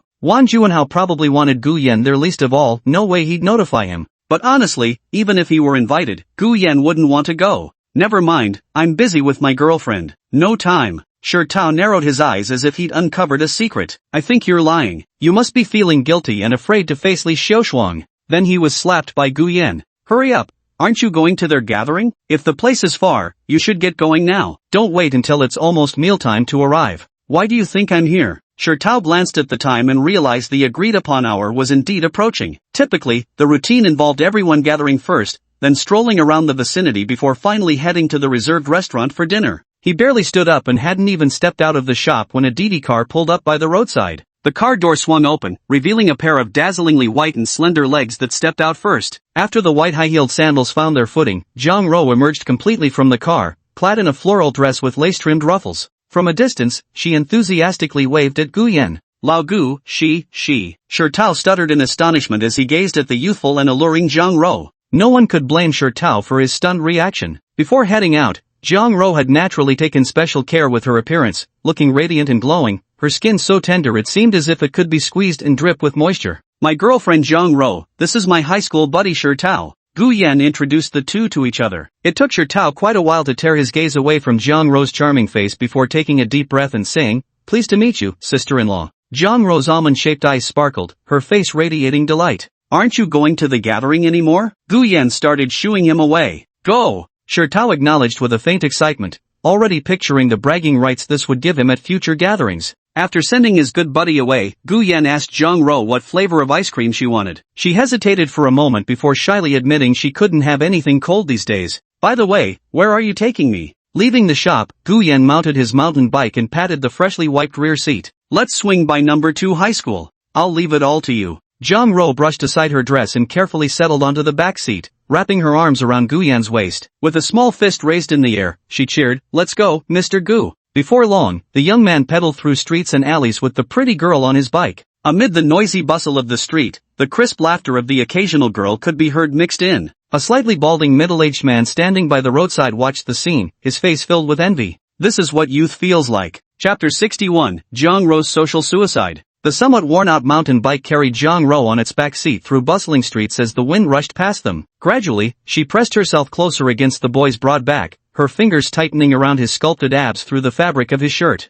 Throughout the journey, it was mostly Zhang Rou who kept up a lively chatter, enthusiastically sharing amusing anecdotes from her time at first high school with Gu Yan. Before long, Gu Yan squeezed the brakes amidst the laughter of female students, stopping before the somewhat aged gates of his former middle and high school. Shiqing number 2 high school. The last time it had been renovated was when Gu Yan was in his first year of middle school. Returning just a month later now, he suddenly felt as if his alma mater resembled an aging woman who had nurtured batches of children, only to watch them leave her embrace at last. So this is your alma mater? Zhang Rou stepped away from the car and stood by the hood, her clear eyes scanning their surroundings. Yeah. Gu Yan pushed his bicycle to the school gate. Even on holidays, security guards remained on duty. When the old guard spotted Gu Yan with his new look, he didn't recognize him at first. Just as he began to ask a few questions, he suddenly broke into a smile. Gu Yan, it's only been a while since graduation. I almost didn't recognize you. Gu Yan smiled politely at him. Good morning, Uncle Qin. Returning for the National Day holiday, I'd like to take a walk around the school. Would that be alright?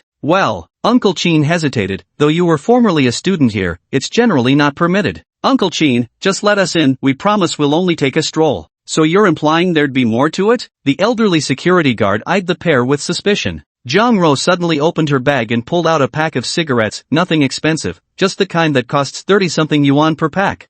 Rules are rules, but Gu Yan is a good student, so go on in. Old man Qin took the cigarette, opened the retractable gate, and then settled comfortably onto the chair by the security booth, lighting up for a smoke. Got smarter. Jiang Ro lifted her little face. It's all thanks to Mr. Gu's excellent teaching. That day when I took Gu Yan's Mercedes back to school with Zhao Xian, I saw Gu Yan offering cigarettes to the security guard. Where did you get these? Gu Yan asked curiously as he pushed his bicycle forward. My dad's. I've got more. Jiang Ro walked while pulling another pack from her bag, waving it at Gu Yan before quickly stuffing it into his pants pocket. I know you smoke, so I secretly took 2 packs. Approaching the main teaching buildings of Xiaochang No. 2 High School, truth be told, the structures looked considerably aged. Large patches of white paint had peeled off the exterior walls, revealing black stains left by mottled moss and water seepage below. Jiang Ro found it hard to imagine that someone as wealthy as Gu Yan would choose to study in such a place. Yet she understood some questions were better left unasked. Raising them might create unnecessary awkwardness.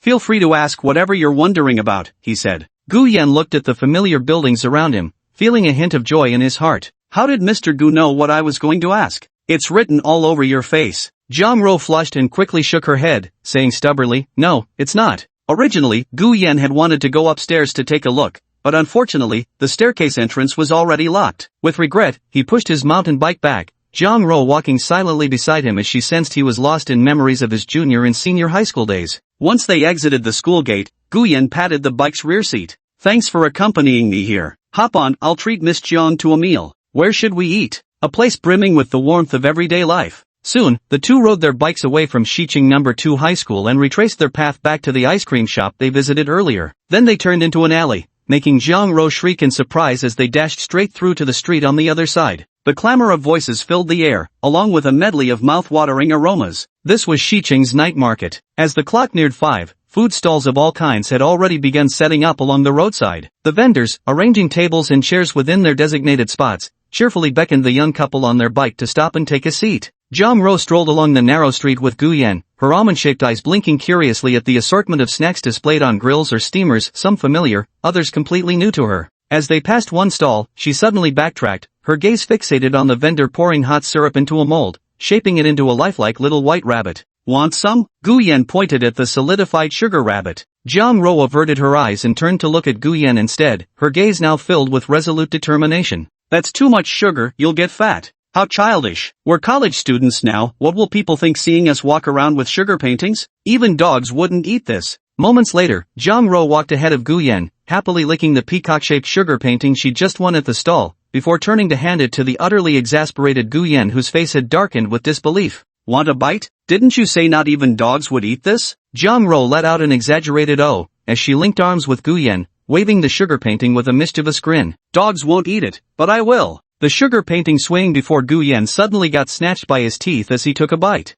Jiang Ro stared at the headless peacock sugar painting, her eyes widening in shock. Didn't you say you weren't going to eat it? Did I say that? Gu Yan paused, glancing sideways at his girlfriend. Dogs don't eat sugar paintings. I do. Compensate me. I still want to eat it. Jiang Ro pointed to a supermarket by the street, and the two parked their bicycles near the entrance within the camera's surveillance range. Once inside, the girl seemed naturally skilled at picking tasty snacks, her clear and bright eyes automatically locking onto those with good flavors, tossing bags into the shopping cart one after another. However, Gu Yan noticed that Jiang Ro only picked cheap snacks. The quantity looked substantial, but in reality, the total hadn't even reached 30 yuan. Before leaving the checkout counter, Jiang Ro casually grabbed a square box from the display. Gu Yan was momentarily stunned. What are you taking that for? To eat it? Jiang Ro asked bewildered. Eat it? Not only was Gu Yan shocked, even the cashier was stunned. Young lady, you really shouldn't eat this. Why can't I eat this gum? Jiang Ro picked up the small rectangular box. Okamoto? Since when did gum come in this brand? She turned it over and saw a line of tiny characters beneath the words Okamoto. Her face instantly turned as red as a boiled shrimp. Feeling the stares from all around, she was so embarrassed she could have died from social shame right there on the spot. Look, I saw it wrong. Jiang Ro stammered an explanation while quickly stuffing the small box back onto the nearby shelf, then rushed outside in total disarray. Gu Yan finished checking out and hung the snack bag on his bike handlebars, looking at her with an amused smirk. Don't look at me like that. Jiang Ro covered her face, her ears turning crimson as her moist lips pouted slightly, blamed the packaging for looking so much like chewing gum, and being placed right under the actual gum. Let's go. No one knows you here anyway. Let's see what other snacks they have. With that, Gu Yan nudged the shopping cart forward and took the girl's hand in his, leading them both back into the increasingly crowded night market streets. At the same time, 2 streets away at a restaurant called Juklu, a group of 8 or 9 people, all around 18 or 19 years old, entered their reserved private room and took their seats. Shirtao, did you come alone? After sitting down, Tang Ziyi, who was wearing a knee-length dress, quietly asked the blonde-haired boy beside her whose looks were somewhat less than refined. Ahem. Wang Juanhao suddenly cleared his throat twice. As the organizer of this gathering, everyone still showed him respect. The table, which had been buzzing with whispers, quickly quieted down. Seeing the gazes of his old classmates, including that important girl's gaze, he smugly poured himself a glass of beer. First, a toast to our class reunion. Chapter 62, Who Still Wants to Eat Now? Only after leaving high school for university and making new friends did I realize how important my old classmates and close friends from high school truly were. So no matter how much time passes or how far apart we are, let's promise never to forget each other and the friendship we share. Wang Juanhao raised his glass, stealing a glance at Li Xiaoshuang, who was gloomily clutching his cup while casting intermittent looks toward the private room's door. At that moment, everyone else at the table stood up as well. Juanhao, you're really getting more and more stylish. Of course he's stylish, his dad owns a factory. After graduation, he won't have to grovel for jobs like the rest of us. Juanhao, don't forget to give your old classmates a leg up in the future. Many people pick up the art of flattery once they leave high school and enter college, seeing nothing particularly shameful in it. Tang Ziyi noticed everyone was joining in the toast, so she tugged at Li Xiaoshuang's sleeve. Thinking about Gu Yan? Who's thinking about him? Li Xiaoshuang replied with an indifferent expression. She'd heard from Wang Juanhao that he'd specially organized this small gathering today, assuming Gu Yan would definitely come. That's why she'd put on makeup and deliberately chosen a white dress only to still be waiting for him to show up. Since our last meeting at Nanjing University, she hadn't contacted Gu Yan again. It wasn't that she didn't want to, but Tang Ziyi kept interfering, or rather, advising her, saying that pressing a guy too hard might just make him resent her. Then, when they unexpectedly ran into each other again at the high-speed rail station's exit, he turned and walked away without a word. He had truly changed. He'd become so cruel. Back in high school, you liked me so much, why won't you even give me a chance to talk to you now? When I turned you down back then, it was only because I didn't want to distract you. Otherwise, how could you have had the chance to shine and get into Nanjing University? Why can't you understand my good intentions? At that moment, the private room door creaked open. Li Xiaoshuang, alerted by the noise, lifted her gaze instantly, her eyes brightening for a brief moment before dimming again. A tall, lean boy I didn't recognize walked through the door. Juanhao, long time no see. Come sit over here, we saved this spot just for you. Wang Juanhao pulled out an empty chair beside him and introduced to the other classmates, this is my childhood friend Zhu Peng. Later he got assigned to Xiqing No. 1 High School. He happened to be nearby today so I invited him to join us for dinner. Hope nobody minds? Since Wang Juanhao had organized today's gathering, naturally he was hosting. Though the others inwardly felt awkward about having an outsider join, they outwardly voiced no objections. With an extra outsider at the table, the conversation dwindled. Tang Ziyi suddenly remembered the question she hadn't asked Shirtao earlier. Didn't you tell Gu Yan about today's gathering? I told him. When Shirtao realized Wang Juanhao hadn't informed Gu Yan, he'd originally planned to just freeload a meal and leave. But upon discovering Gu Yan was on a date with a girl, he simply had to show off here and help his buddy save face. But old Gu's busy, he's taking some girl out on a date. As soon as these words were spoken, reactions around the table varied. The other classmates who were unaware of the situation instinctively glanced at Li Xiaoshuang. Gu Yan is so handsome, it's normal for him to have a girlfriend, right? I'm so envious of Gu Yan. At the last alumni gathering, I realized he could become that hot after just some effort. These 4 years of college will probably turn him into a Greek god. Hearing these words, Li Xiaoshuang lowered her eyelids and tightened her grip on the cup. She naturally knew who Shirtao was referring to when he mentioned girlfriend. Seeing her best friend remain silent, Tang Ziyi also chose to keep her mouth shut, planning to let the matter slide once Shirtao finished speaking. As for Wang Juanhao, who organized today's gathering, he too knew exactly which girl was being referred to but chose not to speak up. After all, he had never intended to invite Gu Yan to the get-together, lest he steal the limelight. The most perplexed was Shirtao himself. The key individual's expressions fell utterly short of the reaction he had hoped to provoke. Might as well continue speaking. Let me tell you guys, Gu Yan's girlfriend is absolutely stunning. Just how stunning is she? Wang Juanhao's childhood friend Zhu Peng chuckled while playing with the lighter in his hand. You wouldn't say that if you'd seen real beauty. Wang Juanhao beside them felt his heart suddenly skip a beat. He knew exactly who his childhood friend had a crush on. The guy was always blabbering about some goddess from No. 1 High School. Wasn't this just handing him the perfect opportunity to show off? Enough talk. Tonight's gathering is just for drinking and shooting the breeze. I'm just educating this old classmate of ours, helping broaden his horizons. Zhu Peng, thinking Wang Juanhao was setting him up for a perfect punchline, promptly pulled out his phone and dug up a photo from his album, a snapshot he'd secretly taken of a girl during PE class back in their senior year. See what a real beauty looks like. He maximized the photo and swiveled the screen around for everyone to see, wearing a rather smug expression. The campus belle of Xiqing number 1 high school, what do you think? Doesn't it make everything else pale in comparison? Wang Juanhao closed his eyes, his face twisting slightly in discomfort. The other classmates nearby were instantly dazzled when they saw the girl in the photo standing by the track, glancing back over her shoulder. When the photo moved across to Shi Tao, he froze in shock too. This is Gu Yan's girlfriend. She's the one I saw before. Now it was Zhu Peng's turn to be dumbfounded. He burst into laughter immediately, tears nearly welling up in his eyes. That buddy of yours named Gu Yan, he actually landed the goddess of Xiqing number 1 high school? Stop kidding around. The other classmates at the table all thought the photo was stunningly beautiful. Though Gu Yan was handsome too, he couldn't even attract Li Xiushuang, who was a tier below him. How could such a beauty possibly be interested in him? Suit yourself if you don't believe me. Seeing no one trusted him, Shi Tao simply lowered his head and continued eating. As for Li Xiushuang and Wang Juanhao, those who knew the truth chose to remain silent. Wouldn't speaking up just be slapping their own faces? Right at that moment, Zhu Peng was clinking glasses with Wang Juanhao when his phone on the table suddenly rang. He answered the call, heard just 2 sentences from the other end, and his expression abruptly changed. What's wrong? Wang Juanhao asked. My goddess. Xu Peng opened WeChat and saw the top post in his friend's newsfeed. In an instant, he seemed to have all the air sucked out of him, collapsing into his chair. She's made it official. Wang Juanhao leaned over to take a look, and the post featured none other than that girl they'd seen on the high-speed train, Zhang Ro. It was accompanied by several photos. In the photos, she was embracing a handsome guy at a food stall or taking selfies on the back of a bicycle. Above the photos was a caption, amidst the bustle of life, there's always Mr. Gu to walk through it with me. That face the guy showed, wasn't it Gu Yan? Another guy from the group also leaned in, his eyes fixing on the screen before his face instantly filled with astonishment. This is definitely Gu Yan. With these words, all their high school classmates who'd been joking around moments ago rushed over to crowd around the screen. Who would have thought their school's campus goddess had actually become Gu Yan's girlfriend? Shi Tao wasn't lying.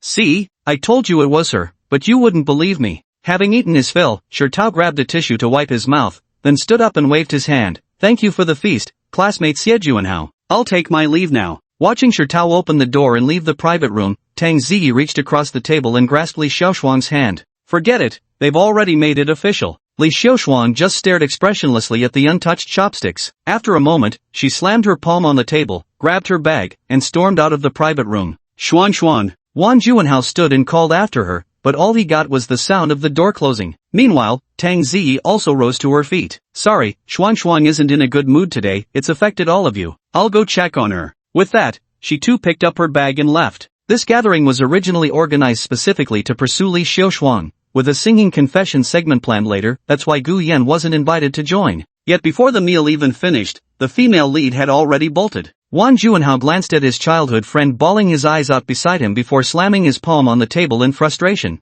God damn it. The one who should leave stays, while the one who shouldn't has already left. His angry words instantly darkened the expressions of all the other high school classmates present. Is that even human language? Even if we're just here to set the mood today, this humiliation crosses the line. One by one, the old high school classmates rose with flushed faces of anger, walking out of the private room without looking back. The once lively private room was now left with only 2 people. Wang Juanhao frantically rubbed his head. He simply couldn't understand how could such a perfectly good gathering turn out like this. Chapter 63, Versailles. System, walk through the fireworks of the world, and beauty shall accompany you naturally. Since your lady companion has taken the initiative to announce it openly, you must not betray her heart. Special random reward, Youth Goddess Outfit Series, the reward will be delivered to your doorstep soon. At a small food stall, Gu Yan heard the system notification and turned his head to look at the girl holding a skewer of lamb in one hand and taking a selfie with her phone in the other. Mr. Gu, why are you staring at me? Zhang Ro grinned and opened her social media feed, showing it to Gu Yan. You don't mind, do you? I wouldn't mind at all. Seeing they'd finished eating, Gu Yan went to settle the bill. It's past 8. I'll walk you home. I can just take a cab. No, it's not safe for a girl to take taxis alone at night. Gu Yan knew the girl didn't want to trouble him, but recalling a news report from years ago, he felt even more uneasy. The two walked back toward the night market, heading for the end of the street. Along the way, Zhang Ro held her half-eaten lamb skewer, gazing unblinkingly at the boy's profile as he slowly pushed the cart, her eyes filled with complete contentment. We've eaten quite a lot today, you might get an upset stomach later, Gu Yan couldn't help warning as he looked ahead. No way I will. Zhang Ro patted her belly. Zhang Xiaoyin taught me a secret recipe. Just then her phone rang. Without even guessing, she knew it was her mother Shen Huiwan calling. The moment she answered, a torrent of scolding poured forth, forcing Jiang Ro to quickly hold the phone away from her ear. She stuck out her tongue sheepishly at Gu Yan. Like I said before, my mom is terrifying. Jiang Ro, how dare you say I'm being fierce? Look what time it is now. A girl like you shouldn't.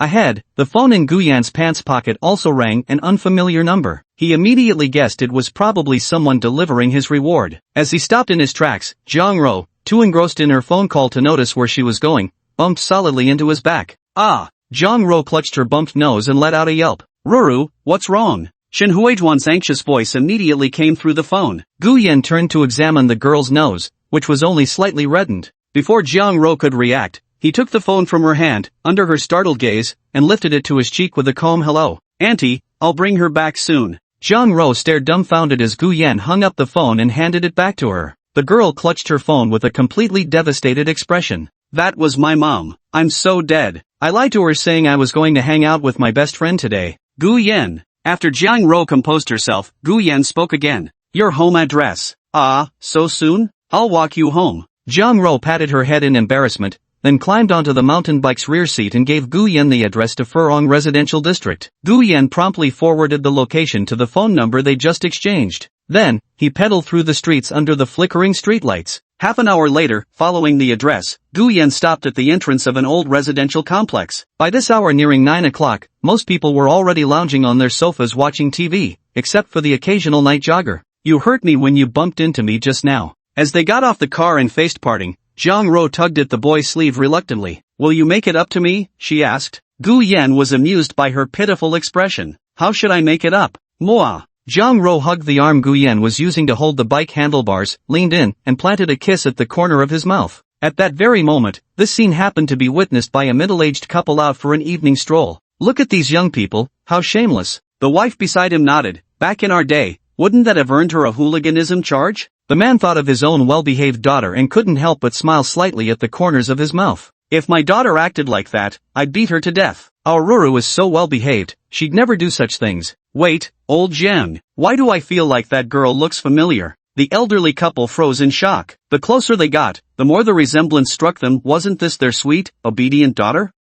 Didn't she say she was going out with her girlfriends? How outrageous. Jiang Qingwen rolled up his sleeves, ready to charge forward, but his wife grabbed his arm. If you barge in like that, where will Ro's pride be afterward? At the same time, Gu Yan parted ways with Jiang Ro, stroking the girl's dewy, pinchable cheeks. I'll head out first. I bought some things that might be delivered to your place later. Jiang Ro blinked her eyes, her curiosity inevitably piqued. What is it? Can you tell me now? You'll find out soon. It's getting late. I should go. Gu Yan waved his hand, mounted his bike, and swiftly rode away from the streetlight at the neighborhood entrance, gradually disappearing into the distance. Jiang Ro, who had been gazing wistfully in the direction Gu Yan left, was suddenly startled by a thunderous voice behind her, nearly jumping on the spot. Turning around to see Jiang Qingwen and Shen Huiwan, she quickly lowered her head in remorse, pinching her earlobes as she softly called out. Dad, Mom, what am I supposed to say to you? Was that dude just now your boyfriend? The one who gave you the bag? Jiang Ro lowered her head and softly responded, Forget it, old Jiang. Though Shen Huiwan also blamed her daughter in her heart for being so inconsiderate, she couldn't scold her right there and let the security guards have a laugh at their expense. We'll talk about this at home. Jiang Qingwen turned and walked away, while Shen Huiwan also took a step forward but noticed her daughter wasn't following. Ruru, what are you doing? Let's go home. Just wait a bit longer. Gu Yan said someone would be delivering something soon. Jiang Qingwen turned back around with obvious irritation. Just leave the package at the security booth and pick it up tomorrow. It's probably not even a package. Jiang Ro muttered softly, showing no intention to move. Just as she was about to argue with her parents, a black business car pulled up, and a man got out to make a phone call. At the same moment, Jiang Ro's phone also started ringing. The man standing by the car immediately approached and tentatively asked, Miss Jiang? Jiang Ro glanced at her parents a few steps away and nodded. That's me. There's a gift from Mr. Gu in the car. Please sign for it. With that, the man opened the rear door and pulled out a long wooden crate, then carried it over and stood it upright in front of Jiang Ro, nearly 6 feet tall.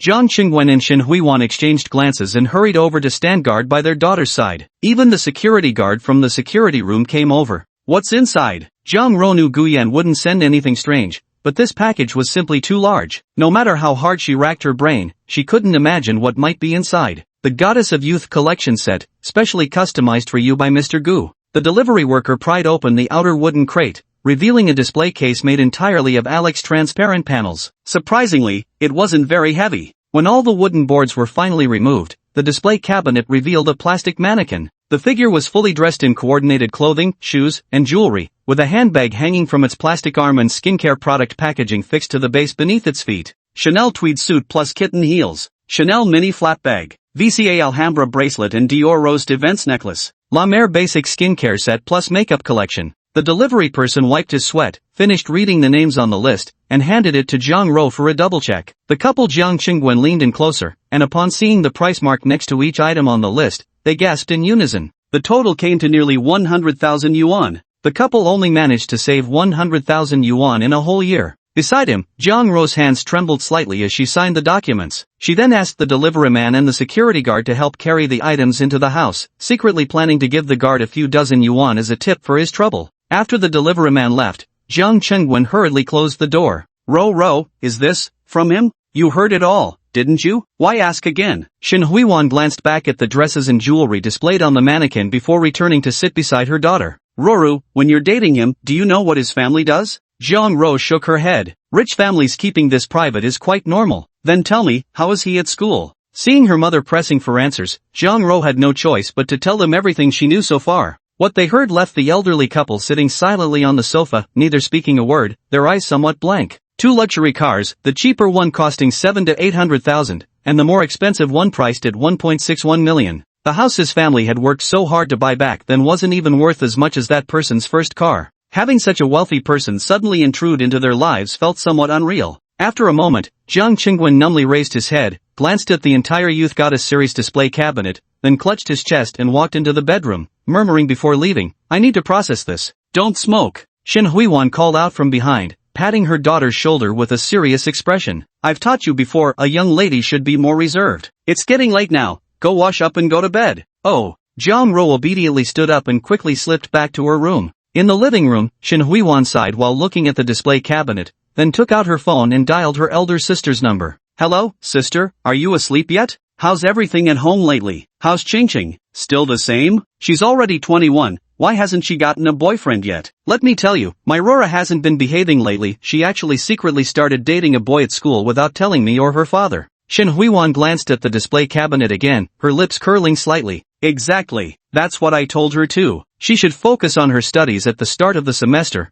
but she just won't listen. So, what does the boy's family do?" "I'm not sure either, but it seems decent. He gave Jiang Ro a Dior bag at school, and today for some reason, he sent clothes, shoes, jewelry, and even a skincare set, the whole package worth nearly 100,000. You see how kids these days just throw money around? Just today, Ro mentioned he already has 2 luxury cars in college." Hey sis? Beep beep. The phone line was filled with a busy signal. Shen Huiwan curled her lips in disdain, tossed her phone aside, and strode cheerfully toward the bedroom. Tonight, someone was destined for a sleepless night, but she couldn't care less. Chapter 64, a carefully staged coincidence. Around 10 o'clock in the evening, Jiang Ro was curled up under her blanket. The glow of her phone screen illuminated her face as her sparkling eyes scanned the incoming messages. "My Mr. Gu, you suddenly gave such a big gift, you scared my parents half to death. I saw my dad's legs trembling." The reply came almost instantly after she sent the message. "Do you like it?" "Of course. I love it, but it's just too expensive. With your monthly allowance of 100,000 yuan, haven't you spent almost all of it, leaving just 2,000 for the rest of the month?"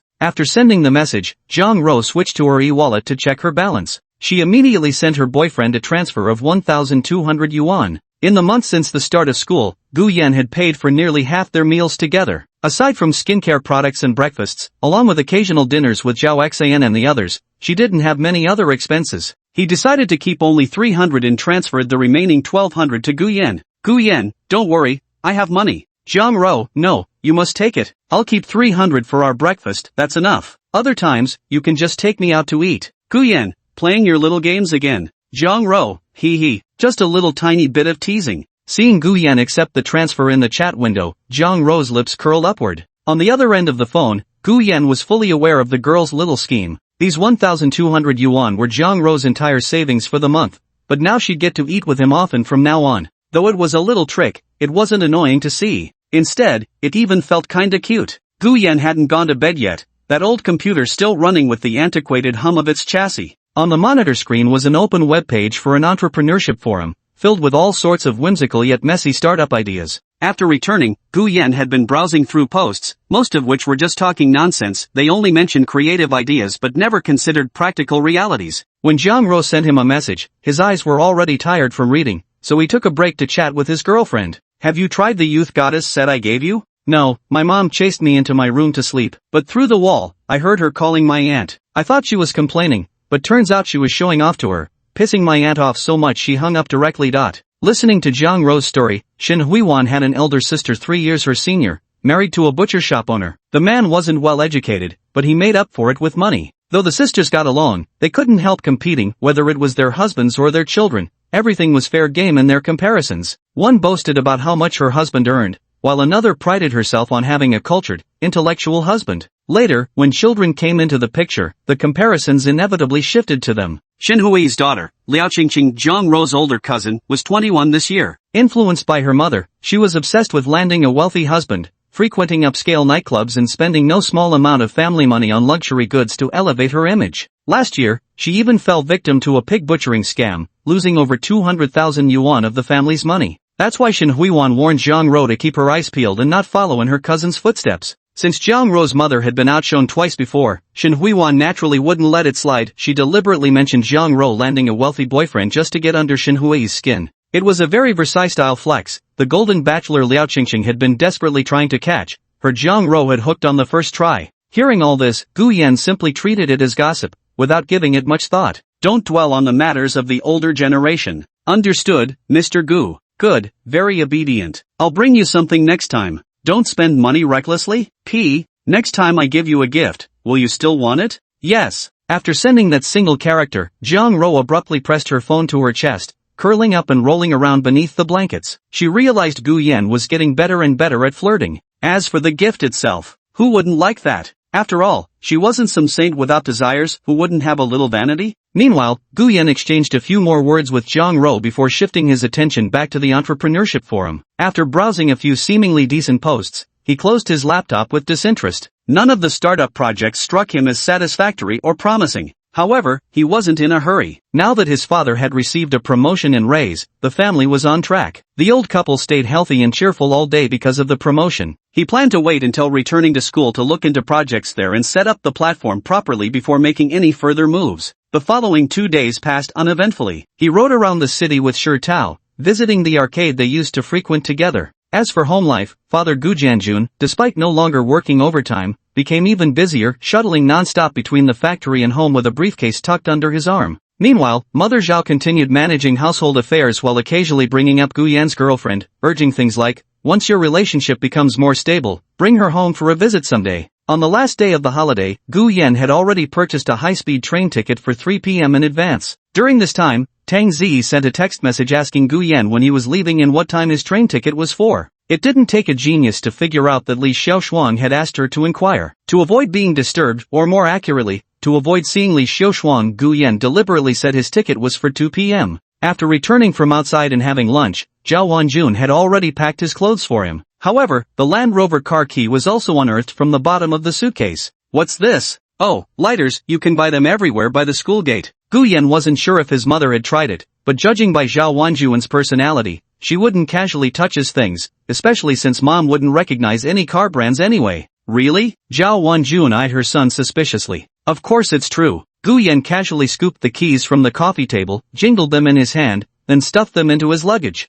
I'm heading off now, no need to see me out. I'll just take a taxi straight to the high-speed rail station. Do you have enough money? Zhao Wanjun walked her son to the residential compound's entrance. Why not wait for your dad to come back so we can both see you off at the station? No need. You know how busy dad's been lately. The pre-booked DD ride had arrived. After bidding farewell to Zhao Wanjun, he took the back seat, setting the destination to Jiang Ro's home address. Let's go. Rolling down the window, Gu Yan waved to his mother by the roadside. The melancholic feeling he experienced when leaving home for the first time was no longer there. Later, arriving at the Lotus Garden residential area where Jiang Ro lived, he saw the girl waiting there with her cartoon-patterned suitcase, accompanied by Jiang Qingwen and Shin Huiwan. The former watched the young man getting out of the car to help his daughter with her luggage, and couldn't shake the feeling that he was looking at some brash young punk. Uncle, Auntie, I'll take Jiang Ro to the high-speed rail station now. Gu Yan closed the trunk of the DD car and came over to greet the elderly couple. Shin Huiwan didn't wear the gloomy expression of her husband. Instead, she looked the young man up and down with a cheerful smile, growing more satisfied the longer she looked. She even took out her phone and snapped a photo of him.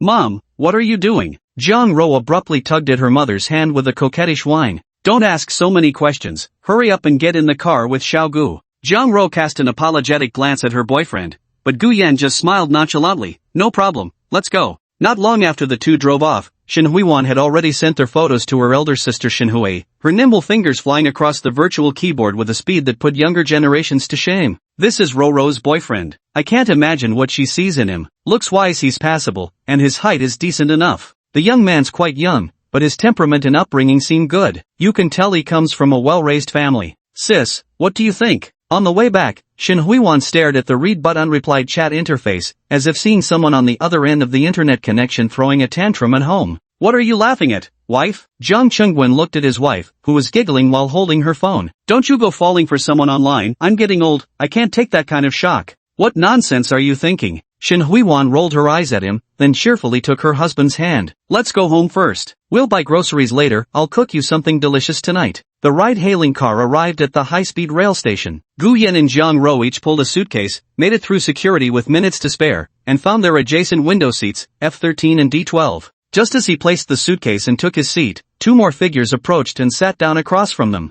Gu Yan raised his head to look, his expression freezing, while Jiang Ro beside him frowned slightly and instinctively leaned closer to her boyfriend. Across from him, Tang Ziyi smiled at him in greeting. "Hey, we meet again." And next to her by the window was Li Xiaoshuang. The girl kept her unblinking eyes fixed intently on Gu Yan. "How did you? I figured it out myself." Tang Ziyi leaned back slightly, adjusting for comfort. "You said 2 o'clock, but I assumed you were lying, so I deliberately chose a bus 1 hour later." Gu Yan maintained a cold expression, though the corner of his mouth twitched involuntarily. Oh no. It seemed these two had actually grown brains and become smarter. Chapter 65. Suddenly he became the most dazzling star. The high-speed train to Nanjing slowly started moving. Seated by the window, Gu Yan turned his gaze to the passing platform outside. He couldn't understand how these two people could not only predict he'd buy the 3 o'clock ticket, but also coincidentally end up sitting right across from him. "Don't mind it." Jiang Ro leaned in and whispered softly in his ear, words meant only for the two of them. "Just 4 hours, it'll pass like a nap." Across from him, watching Gu Yan stand so close to that pretty girl named Jiang Ro, Li Xiaoshuang's expression darkened. Though to be fair, her face had soured the moment she boarded the car and saw Jiang Ro. She couldn't add Gu Yan on WeChat, nor could she frequently ask her best friend to speak on her behalf, do it too often and even Tang Ziyi's WeChat might get blocked. As for phone calls, that bridge had been burned long ago, those numbers were already blacklisted. Sometimes she wondered why Gu Yan was so heartless to her. Even if he rejected her, couldn't they at least remain ordinary friends? Truth be told, she felt quite happy seeing Gu Yan face to face today, but spotting that girl Jiang Ro standing beside him instantly dampened her spirits. "Gu." Li Xiaoshuang's lips parted, barely uttering the first syllable when Jiang Ro suddenly let out a mocking chuckle from the other side. "Mr. Gu, I just heard an interesting rap song, have a listen." She took out the Bluetooth earbud from her left ear and gently placed it in Gu Yan's right ear, her almond-shaped eyes smiling sweetly into crescent moons. "What do you think? Isn't it fun?" Truth be told, it was just an ordinary rap song, nothing particularly novel.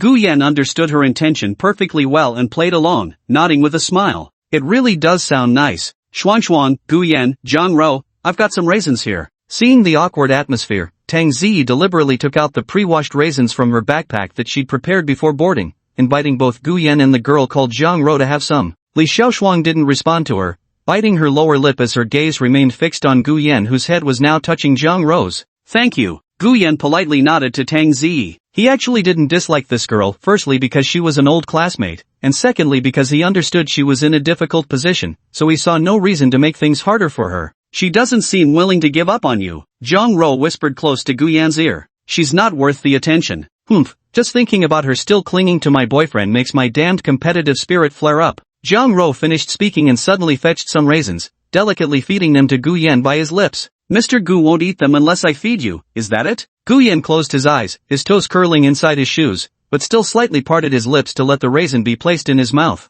Opposite them, Li Xiaoshuang's fists instantly clenched tight. "Mr. Gu, that goddess of youth set you bought me yesterday nearly didn't fit in the suitcase. Those things were so expensive, folding them into the luggage made my heart ache. My mother even scolded me, saying I was wasting such fine things." Wow, Jiang Ro had perfectly adopted Shin Huizhuan's art of humble bragging, bringing a smile even to Gu Yan's usually stern face. Expensive? Gu Yan bought Jiang Ro gifts again? And a whole suitcase full at that. Li Xiaoshuang could barely resist standing up right then and there. Today, she had resolved that if she ran into Gu Yan on the high-speed train and managed to get a moment alone with him, she could definitely clear up the misunderstanding from their second year of high school. If we just put that unpleasant period behind us, the two of us could still be happy together. Then I could be your girlfriend, and even if we're at different schools, I'd visit you every weekend. We'd go shopping together, watch movies together, visit amusement parks together. Besides, girls are naturally a bit willful at times. Back then, I was only acting spoiled with you, I never behaved that way with other boys. Doesn't that prove you were special to me?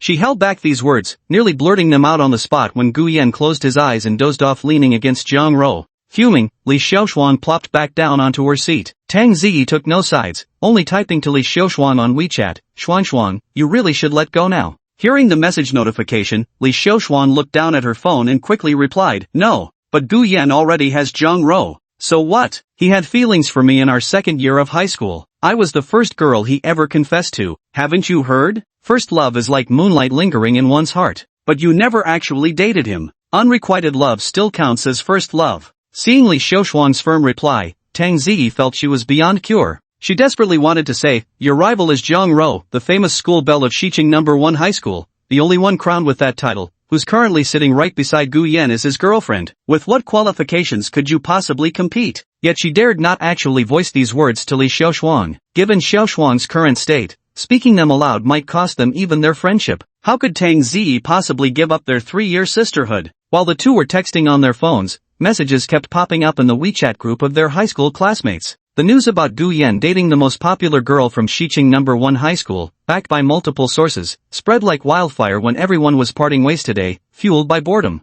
And it stirred up some excitement among their bored high school friends on their journeys. The most popular girl from Xiqing No. 1 High School? Is she prettier than Li Xiaoshuang from our class? Damn, you guys really don't know? I was there that day. I had a buddy from Xiqing First High send me the school belle's photo. Open your dog eyes wide and get a good look. The group chat suddenly popped up with a photo of Jiang Ro wearing her school uniform, talking to a teacher at the classroom doorway. The male group members instantly exploded in chatter, even the lurkers all surfacing at once. Gu Yan's eating this good now? These legs are so long. Damn, I'm so jealous of Gu Yan. At our high school graduation party when he showed up completely transformed, I knew this guy was gonna be amazing. More and more people started talking, and the group chat quickly reached 99 plus unread messages. Even old monitor Jiang Zhuangzhuang popped up. Jiang Zhuangzhuang, he's really made it big now, even driving a Range Rover. The message instantly extinguished the lively chatter in the group. What do you mean? Gu Yan driving a Range Rover? The group fell silent for a moment before classmates started frantically typing questions to Jiang Zhuangzhuang about what had happened. Perhaps they all went to private chats. The group gradually fell silent, probably because many found it too unbelievable. Li Xiaoshuang and Tang Ziyi, who had left the chat group, had personally witnessed Gu Yan's financial status. Who would have thought this young man under 19 already owned 2 cars and an apartment? At this age, most boys would either be attending class, skipping class to play video games at internet cafes, or driven by excessive hormones chasing after some campus goddess. Only that person underwent a transformation immediately after graduating high school, going from wearing patched uniforms every day with unruly hair to becoming a dazzling star on Nanjing University's campus. Whether it was Li Xiaoshuang or Tang Ziyi, they both knew clearly this boy was one of a kind, and if they missed him, they'd never encounter another like him. Even if they dated other boys later, they'd subconsciously compare them to him in various situations. Unconsciously, both girls had pondered a great deal, and Tang Ziyi understood the persistence in Li Xiaoshuang's heart. But so what? You were the one who rejected it first. 4 hours passed quickly. When the high-speed train stopped at the station, Gu Yan was gently nudged awake by Jiang Ro. Without even glancing at Li Xiaoshuang across from them, he retrieved his luggage, murmured a goodbye to Tang Ziyi, and left the carriage with Jiang Ro in tow. Outside the station, Li Xiaoshuang chased after them, following closely behind. Gu Yan, can we still be friends? Gu Yan, who was walking ahead with his luggage, stopped and looked at Jiang Ro beside him. He patted the girl's head lightly, then turned his face slightly and said softly, never mind. I'm afraid my girlfriend might misunderstand. With that, he made a parting gesture with his hand and walked straight toward the parking lot. Not long after, Li Xiaoshuang and Tang Ziyi remained standing in place, watching the black Land Rover pay the parking fee before merging into the bustling traffic of the streets as it left the high-speed rail station. Shuang, it's fine. It's just a guy, there are plenty more fish in the sea. Tang Ziyi pulled out a tissue and handed it to her best friend. Got it. Li Xiaoshuang took the tissue with a nod, quietly leaving the station together with Tang Ziyi. She knew the star shone too brightly among their peers, so radiant that it made everyone else seem dim. The only pity was that this particular star didn't belong to her. Chapter 66, Returning to Campus and Zhang Nuanyuan. After a quick dinner at a street near the high-speed rail station, Gu Yan drove Zhang Ro back to the south gate of Nan University. The girl sat in the passenger seat, stretching her legs while tapping away on her phone, occasionally swiping the screen back and forth. Although Gu Yan was driving, he found it odd that the usually chatty girl had been silent since getting in the car, completely absorbed in her phone. "YVE, you been so quiet since getting in?" Startled by the sudden question, the girl quickly pressed her phone against her chest, her evasive gaze darting toward the car window. Gu Yan gave her a glance, furrowed his brows slightly, and pulled the car over to the side of the road to stop. "You've seemed distracted since dinner. Is it because of Li Xiaoshuan?" Hearing the name Li Xiaoshuan, Zhang Ro instantly revived, her eyes blazing with determination. I'm Mr. Gu's girlfriend now, why should I be afraid of her?" "Then you were in the car." Zhang Ro awkwardly handed over her phone, hugging her knees as she curled up in the seat and whispered, "I was thinking of selling the Dior bag you gave me on Xianyu." "Why? Are you short on money?" Gu Yan's expression turned icy as he stared at the bag already listed on Xianyu through the phone screen, his frown deepening. "I don't need it." Zhang Ro quickly shook her head, counting on her slender fingers. "I just think your expenses must be high, and even with the 1,200 yuan I transferred to you, it's probably not enough. That 18,000 yuan bag, I calculated, could sell for about 15,000. Gu Yan handed the phone back to her, quietly watching as Zhang Ro leaned against the chair back, counting on her fingers the necessary expenses for October. Gradually, warmth spread through his heart. "You come from a wealthy family, so social engagements are unavoidable. You can't take your friends to street stalls when treating them." Just as the girl was speaking, Gu Yan, sitting beside her, handed his phone to her. "See for yourself." Zhang Ro lowered her gaze to her phone screen, where the payment balance page displayed a long string of numbers, a full 310,000 yuan. Below it was another deposit notification for 100,000 yuan. It was precisely the monthly allowance the system had issued on October 1st. So much money? Zhang Ro covered her mouth in astonishment as she looked up at Gu Yan. Suddenly recalling something, she fumbled with her phone to take down the freshly listed bag, then patted her chest and let out a relieved sigh. "Good thing I know my Mr. Gu isn't short on money, or I'd have to sell the pots and pans to scrape together funds." Unable to suppress a laugh, Gu Yan flicked her forehead with his finger. "Ouch, that hurts." The girl whimpered, clutching her forehead with her lips pouted exaggeratedly. "Don't you dare sell the things I give you again." "Oh, got it." Zhang Ro rubbed her forehead and obediently agreed, though the curve of her lips betrayed how happy she truly felt inside. As the car started moving again, Zhang Ro quickly reverted to her usual self, chattering endlessly in Gu Yan's ear. In just the 2 blocks remaining, she nearly spilled every last detail about her family's affairs. "It's already 8 o'clock. After giving a pack of cigarettes to the side gate security guard and receiving a respectful glance in return, Gu Yan parked the Land Rover and pulled his suitcase to accompany Zhang Ro back to her dorm. The dormitory bed hadn't been slept in for 7 days, who knew how much dust had settled on it. Downstairs at the girls' dormitory, they happened to run into Zhao Xian, who had just returned with some snacks. The moment she spotted Gu Yan and Zhang Ro, this loudmouth excitedly rushed over and grabbed Zhang Ro to chat. "Ruru, it feels like ages since I last saw you, even though it's only been a few days. Why did you come back to school so late?" "Xiqing is quite far from here, and besides, my Mr. Gu didn't want to come back too early." Zhang Ro blinked her eyes, radiating an air of dutifully following her husband's lead. "Alright, you and Zhao Xian can head back to the dorm now." Zhang Ro tiptoed over and planted a loud kiss on Gu Yan's lips before following Zhao Xian into the dormitory building. After seeing off his girlfriend, Gu Yan walked back to the male dorm under the streetlights, where quite a few returning students still greeted him warmly along the way. Back at room 502, the foul stench of spoiled food mixed with dirty socks hit him the moment he pushed open the door. Covering his nose, Gu Yan took a step back toward the doorway. "Lu Ping, what have you been doing in the dorm?" The other dorm mates, Qin Mu, Zhao Jin, Chen Xing, and Chen Xian, had arrived in the afternoon, each looking like some kind of biochemical monstrosity, stubbornly holed up in their beds.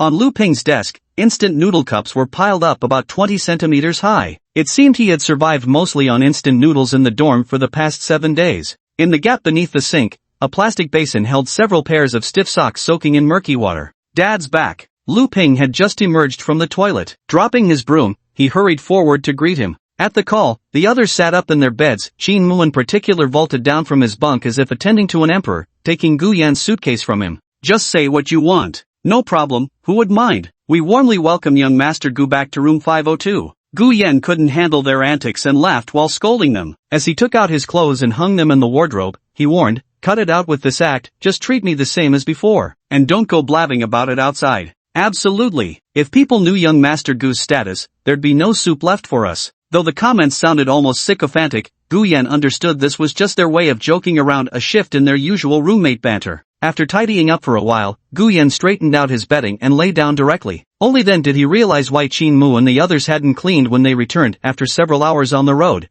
Anyone would want to collapse onto the bed without moving a muscle. Opening his phone, he saw a message from Jiang Ro asking if he had returned to the dorm. After typing a reply, Gu Yan subconsciously clicked on the girl's avatar. He could directly access her social media feed. The latest post was a photo of him asleep on the high-speed train that she had taken. Scrolling down, he saw their official couple announcement from the night market that day, with plenty of likes and comments, mostly from male classmates, likely former peers from Xiqing No. 1 high school. Some sent blessings, some were sour, and there were even those who made unpleasant remarks. Gu Yan usually didn't scrutinize others' social media posts, but for some reason, his fingers kept scrolling uncontrollably. Friends circle. Jiang Ro, Mr. Gu looks so handsome even when he's asleep. His shoulders are so broad, and my face looks so small next to them. The accompanying picture was exactly today's group photo taken on the high-speed train. Jiang Ro, today Mr. Gu took me street cruising. He rode the bicycle while I sat on the back. Passers-by kept looking at us, and he has abs. Jiang Ro, today we kissed and held hands for the first time in my life. I was actually really nervous, but his hands were so warm. I felt completely enveloped by him and didn't want to let go.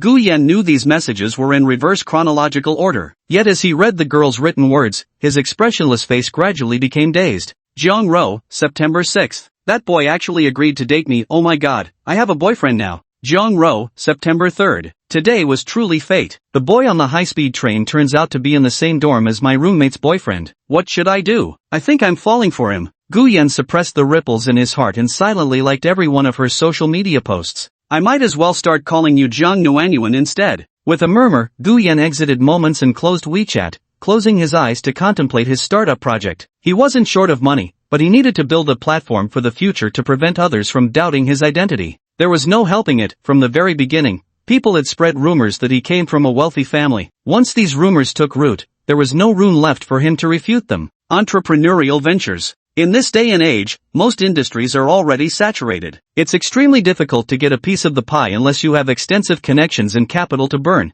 competing for market share against established players. With Gu Yan's current financial situation, this is clearly impossible for him. Ask Li Weidong for help? Clearly, the other party wasn't going to get involved. Aside from Gu Yan, no one's money grew on trees. Treating someone to a meal to make friends was one thing, investing together in a business venture was entirely another matter. At this moment, Gu Yan suddenly remembered Jiang Ro listing the second-hand bag for auction in the car tonight. Second-hand. Recycling. Others are already doing this line of business, but what if we're not collecting second-hand goods? Gu Yan clung to this glimmer of inspiration, racking his brains to expand upon the thought. Out of the corner of his eye, he suddenly caught sight of the instant noodle cup on Lu Ping's desk. Recycling usable waste? What if he leveraged the internet to create a mini-program, utilizing WeChat, a daily communication platform, without requiring users to download an app? Would that have potential? As Gu Yan pondered deeply, over in the girls' dormitory, Jiang Ro was unpacking her suitcase. One by one, the accessories, dresses,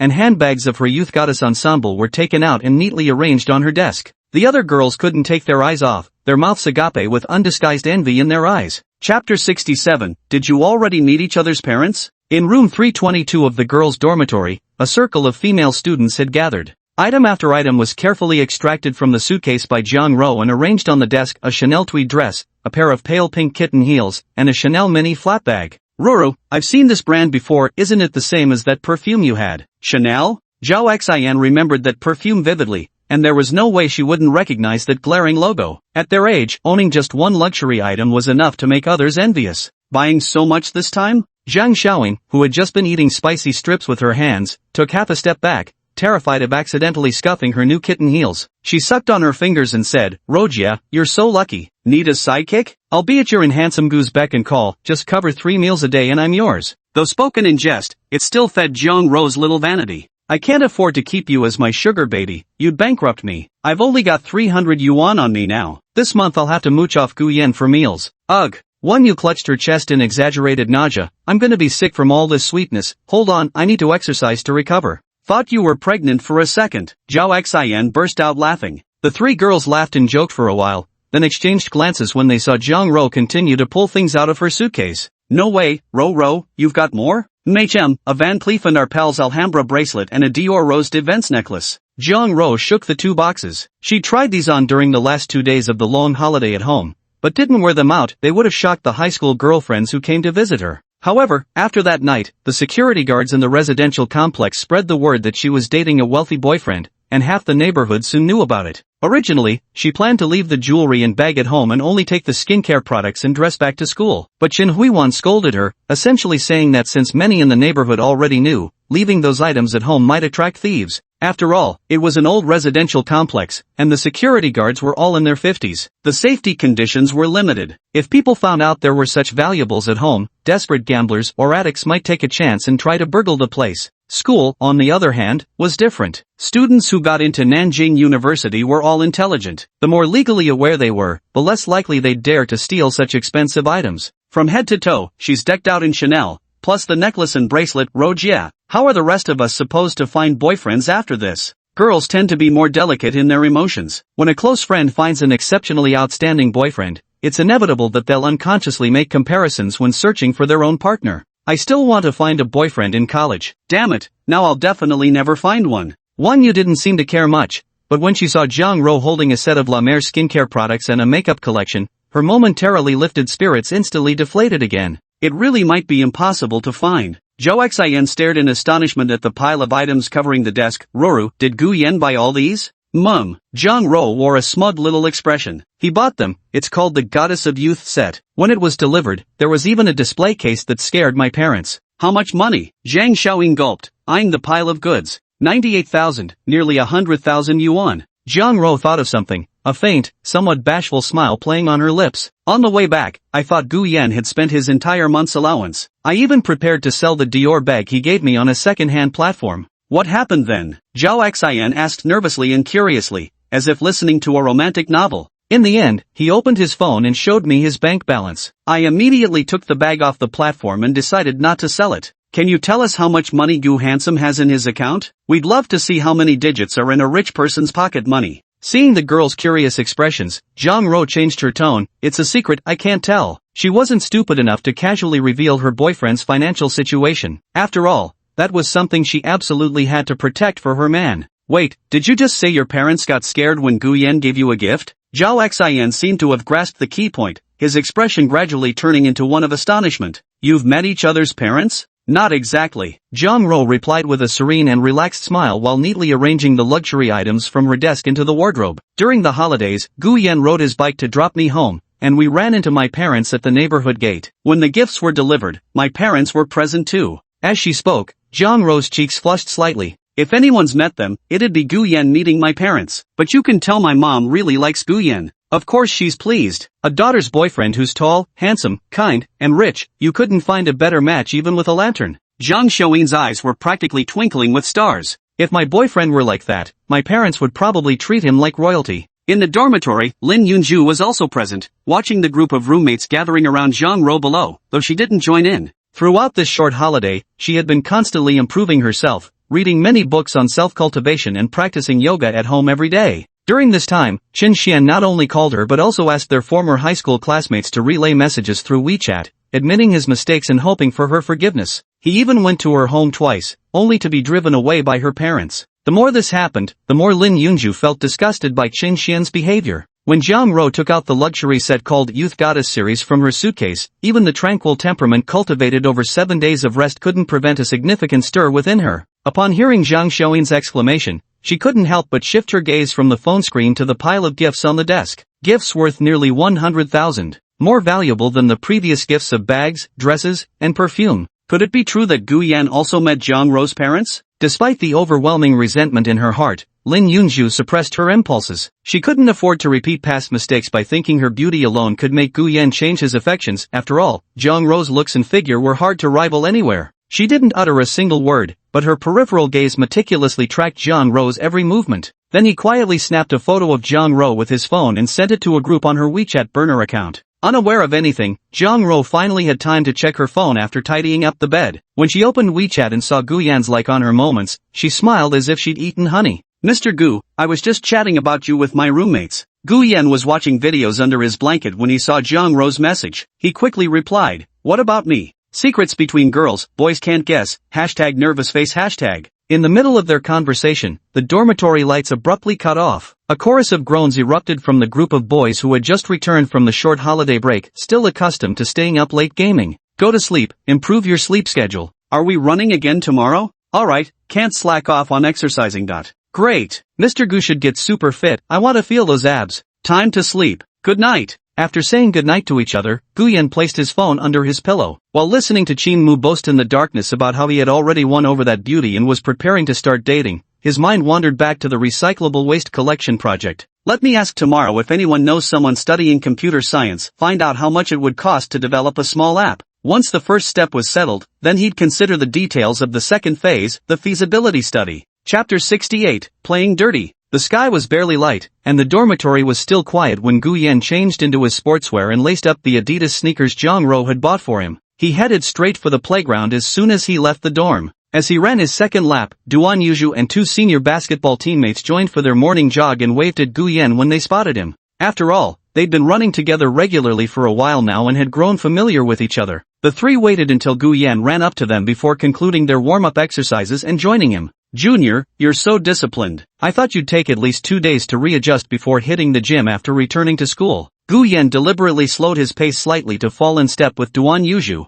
Morning workouts have become a habit. After skipping them for several days back home, my whole body felt restless. Didn't you go home during the break, senior? After graduation, I'll stay in our hometown. Whether I come back once or twice doesn't really matter. After chatting for a while, the two basketball club seniors gradually fell behind, leaving only Gu Yan and Duan Yuzhu still running. By the way, senior, there's something I'd like to ask of you. Gu Yan thought of the matter he'd decided upon last night. The Duan Yuzhu before him had already spent 3 years at Nan University and should know quite a few people. Do you know anyone in computer science? I want to develop a WeChat mini program. Are you starting a business? Duan Yuzhu was somewhat surprised. After all, Gu Yan had just started his freshman year. Where did this idea come from? I want to test my abilities. Do you know any classmates in this field, senior? Both of them stopped and returned to their starting positions to pick up their water bottles from the ground. After taking a sip, they walked to the podium on the side of the playground, leaning against the edge as they continued their earlier conversation. I'm actually a computer science major. Duan Yuzhu put down his water bottle and suddenly looked at Gu Yan, who seemed momentarily stunned. He extended his hand, Department of Computer Science and Technology, specializing in artificial intelligence. Though I can't help you much in this area,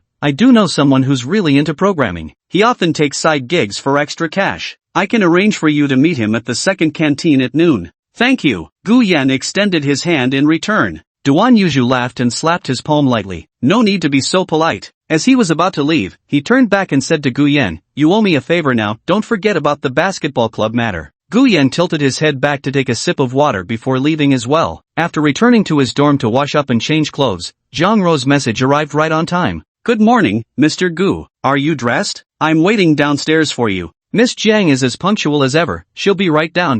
The 5 rascals in the dormitory yawned as they climbed out of bed. Seeing Gu Yan standing by the sink checking his phone, Chin Mu said with a stern face, Bro, your girlfriend spoils you too much. As a rich second generation, you can't afford to put all your eggs in one basket. Take that back. Gu Yan locked his phone screen and shot him a glare. Coming right up. Chin Mu hastily stepped aside. Alright, bro, take care. Get out. Gu Yan chuckled and scolded him softly while putting on his wristwatch and pocketing his phone. He briskly left the dormitory and hurried downstairs, where a graceful figure stood waiting outside the boys' dormitory. Holding steaming soup dumplings and millet porridge, she gave Gu Yan a brief, tender hug the moment she saw him. Thanks for the breakfast delivery, Miss Jiang. Taking the handed soup dumplings, Gu Yan led her to their usual bench to enjoy their morning meal together. The awkwardness of their early dating days had long faded between them. Zhang Ro sipped delicately from her straw, her fair, long legs resting on Gu Yan's lap. Her feet, clad in petite black boots, swung playfully up and down. Occasionally, she would offer him a bite of soup dumpling, then follow it with a sip of millet porridge to ensure he didn't choke. Mr. Gu, I've noticed you've been looking at my legs more often lately. Gu Yan expressionlessly lowered his gaze, sweeping over those fair legs before firmly directing his eyes elsewhere with scholarly resolve. I was merely appreciating beauty in its purest form. Zhang Ro burst into laughter and deliberately lifted one leg. If you want to look, just look. I'm your girlfriend, after all, touching isn't off the table either. You sure you want to tease me? Meeting her boyfriend's amused gaze, Zhang Ro suddenly remembered she was even worse at handling teasing. She quickly put her leg down and sat up straight, blushing as she muttered. What kind of rotten idea did Zhao Xin come up with? Class was about to begin, and more students filled the pathways. The two tossed their empty plastic bags and cups into the trash bin before merging into the crowd heading to their lessons. After the 7-day holiday, many in the class still hadn't adjusted. At first, it was fine, but by the last period, everyone was visibly drained, no surprise, since they'd probably stayed up late sharing holiday gossip with their roommates. After class, Gu Yan didn't leave with Qin Mu. Instead, he went to wait for Zhang Ro. After all, her living expenses were in his hands, so naturally, he had to take her to eat. Before he even reached the fork in the road where they usually met, Gu Yan spotted Zhang Ro from a distance, books hugged to her chest. Zhou Xan, Zhang Xiaoyin, and Wang Yu stood beside her, their expressions heated as they argued with a group of boys. Get out of the way. A good dog doesn't block the road. Zhang Ro has a boyfriend, and they're very happy together. Please, just leave her alone. Zhou Xian was the biggest shipper of Zhang Ro and Gu Yan in the dorm, so she naturally didn't have a pleasant expression for these sudden intruders from other departments. After class, they knew Zhang Ro would have lunch with Gu Yan, so they didn't leave with her. But when they stepped out of the teaching building, they saw over a dozen boys, dressed up like gentlemen but acting like pests, crowding around Zhang Ro and refusing to leave. He looked like he wasn't from their department and was slightly older, probably a sophomore or junior. These upperclassmen often couldn't pursue girls from their own year, so the moment freshmen arrived on campus, they'd all charge forward like they'd been injected with adrenaline to get their contact info, probably thinking high school graduates were the easiest to fool, or rather, the easiest to pursue. Somehow they got the news, and this group of senior students, having seen Zhang Ro's true appearance, came directly to her, lying in wait on the path she had to take for her business courses. Having a boyfriend doesn't mean anything. What if Zhang Ro prefers someone like me? Zhang Ro, can I get your contact info? Junior, I'm a sophomore in the business school. If you ever have any questions, feel free to reach out to me. Junior, do you like literature? I can compose poetry. I wrote a poem for you last night, and I'd like to recite it to you now. Ah, the beauty's features are so fair, a pair of eyes and a mouth so rare. Get lost. Zhang Ro stood warily behind Zhou Xan, Wang Yu, and the others, her textbook rolled into a cylinder in her hand, the urge to hit someone bubbling up inside her. Back in high school, she had been pursued by many boys, but those boys had been more bashful. Most of them just quietly asked someone to pass her a love letter or shouted from the classroom door, "So-and-so, I like you," before bolting like the wind. Faced with such a bold approach, Zhang Ro couldn't help but feel a little scared. At that moment, the girl spotted a tall figure approaching behind the group of seniors, and her face instantly lit up with a delighted smile. That smile made her delicate, soft features radiate like a vibrant morning sun, leaving the dozen or so seniors momentarily stunned, their gazes transfixed with infatuation. Gu Yan, over here. Zhang Ro, she called out, waving at the approaching young man. The group of seniors blocking the way immediately paled, quickly turning their heads to see a young man standing before them with his hair styled in a dragon whisker half undercut and a left ear stud. At 185 centimeters tall, with a prominent nose bridge and sharp eyes beneath a pair of thick eyebrows, he looked like a god-tier male lead straight out of a manga. Excuse me, make way, I'm here to pick up my girlfriend. Gu Yan gave no pleasant expression to this group of people. Leveraging his tall stature, he directly shoved aside the two nearest seniors, reached out to grab Zhang Ro's hand, and pulled her away from the crowd of male students. Naturally, Zhou Xian and the other two girls also came out together with them. Following behind Gu Yan and Zhang Ro, they stuck out their tongues and made faces at the seniors. We told you she has a boyfriend, yet you still shamelessly kept at it. Gross. You can't find girls in your own grade, so you think us freshmen are easy to fool? The teasing upperclassmen looked displeased, but there was nothing they could do. Her boyfriend had personally shown up. It wasn't like they could just snatch her away outright, could they? In the end, they had no choice but to scatter in embarrassment. I'll treat you all to a meal. I've invited some others too, we can eat together later. Gu Yan held Zhang Ro's hand and didn't forget to thank the three girls, Zhou Xian, Wang Yu, and Zhang Xiaoyin. No need, no need. Sister Ro is such good friends with us. How could we not help when we saw what was happening? Zhang Xiaoyin waved her hands in embarrassment, only for Wang Yu to ruin the moment by teasing, then quit swallowing your saliva. This made all three girls, along with Zhang Ro, burst into laughter. Mr. Gu, did you invite anyone else today? Zhang Ro, her delicate face tilted upwards with curiosity, asked as her hand was enveloped in his warm grasp. Do I know them? A junior year senior. I asked him for a favor. At this point, Gu Yan also voiced his own doubts. That group of guys earlier didn't look like freshmen. Why were they all waiting for you together? I don't know either. After class, I was waiting for you there as usual, but as soon as I stepped out of the building, they just swarmed around me. Speaking of what just happened, Zhang Ro was also full of complaints, and what she feared most was letting Gu Yan misunderstand her. This hasn't happened once in the whole month since school started. Zhang Ro lowered her eyes, her mood somewhat gloomy. Could someone be intentionally causing trouble?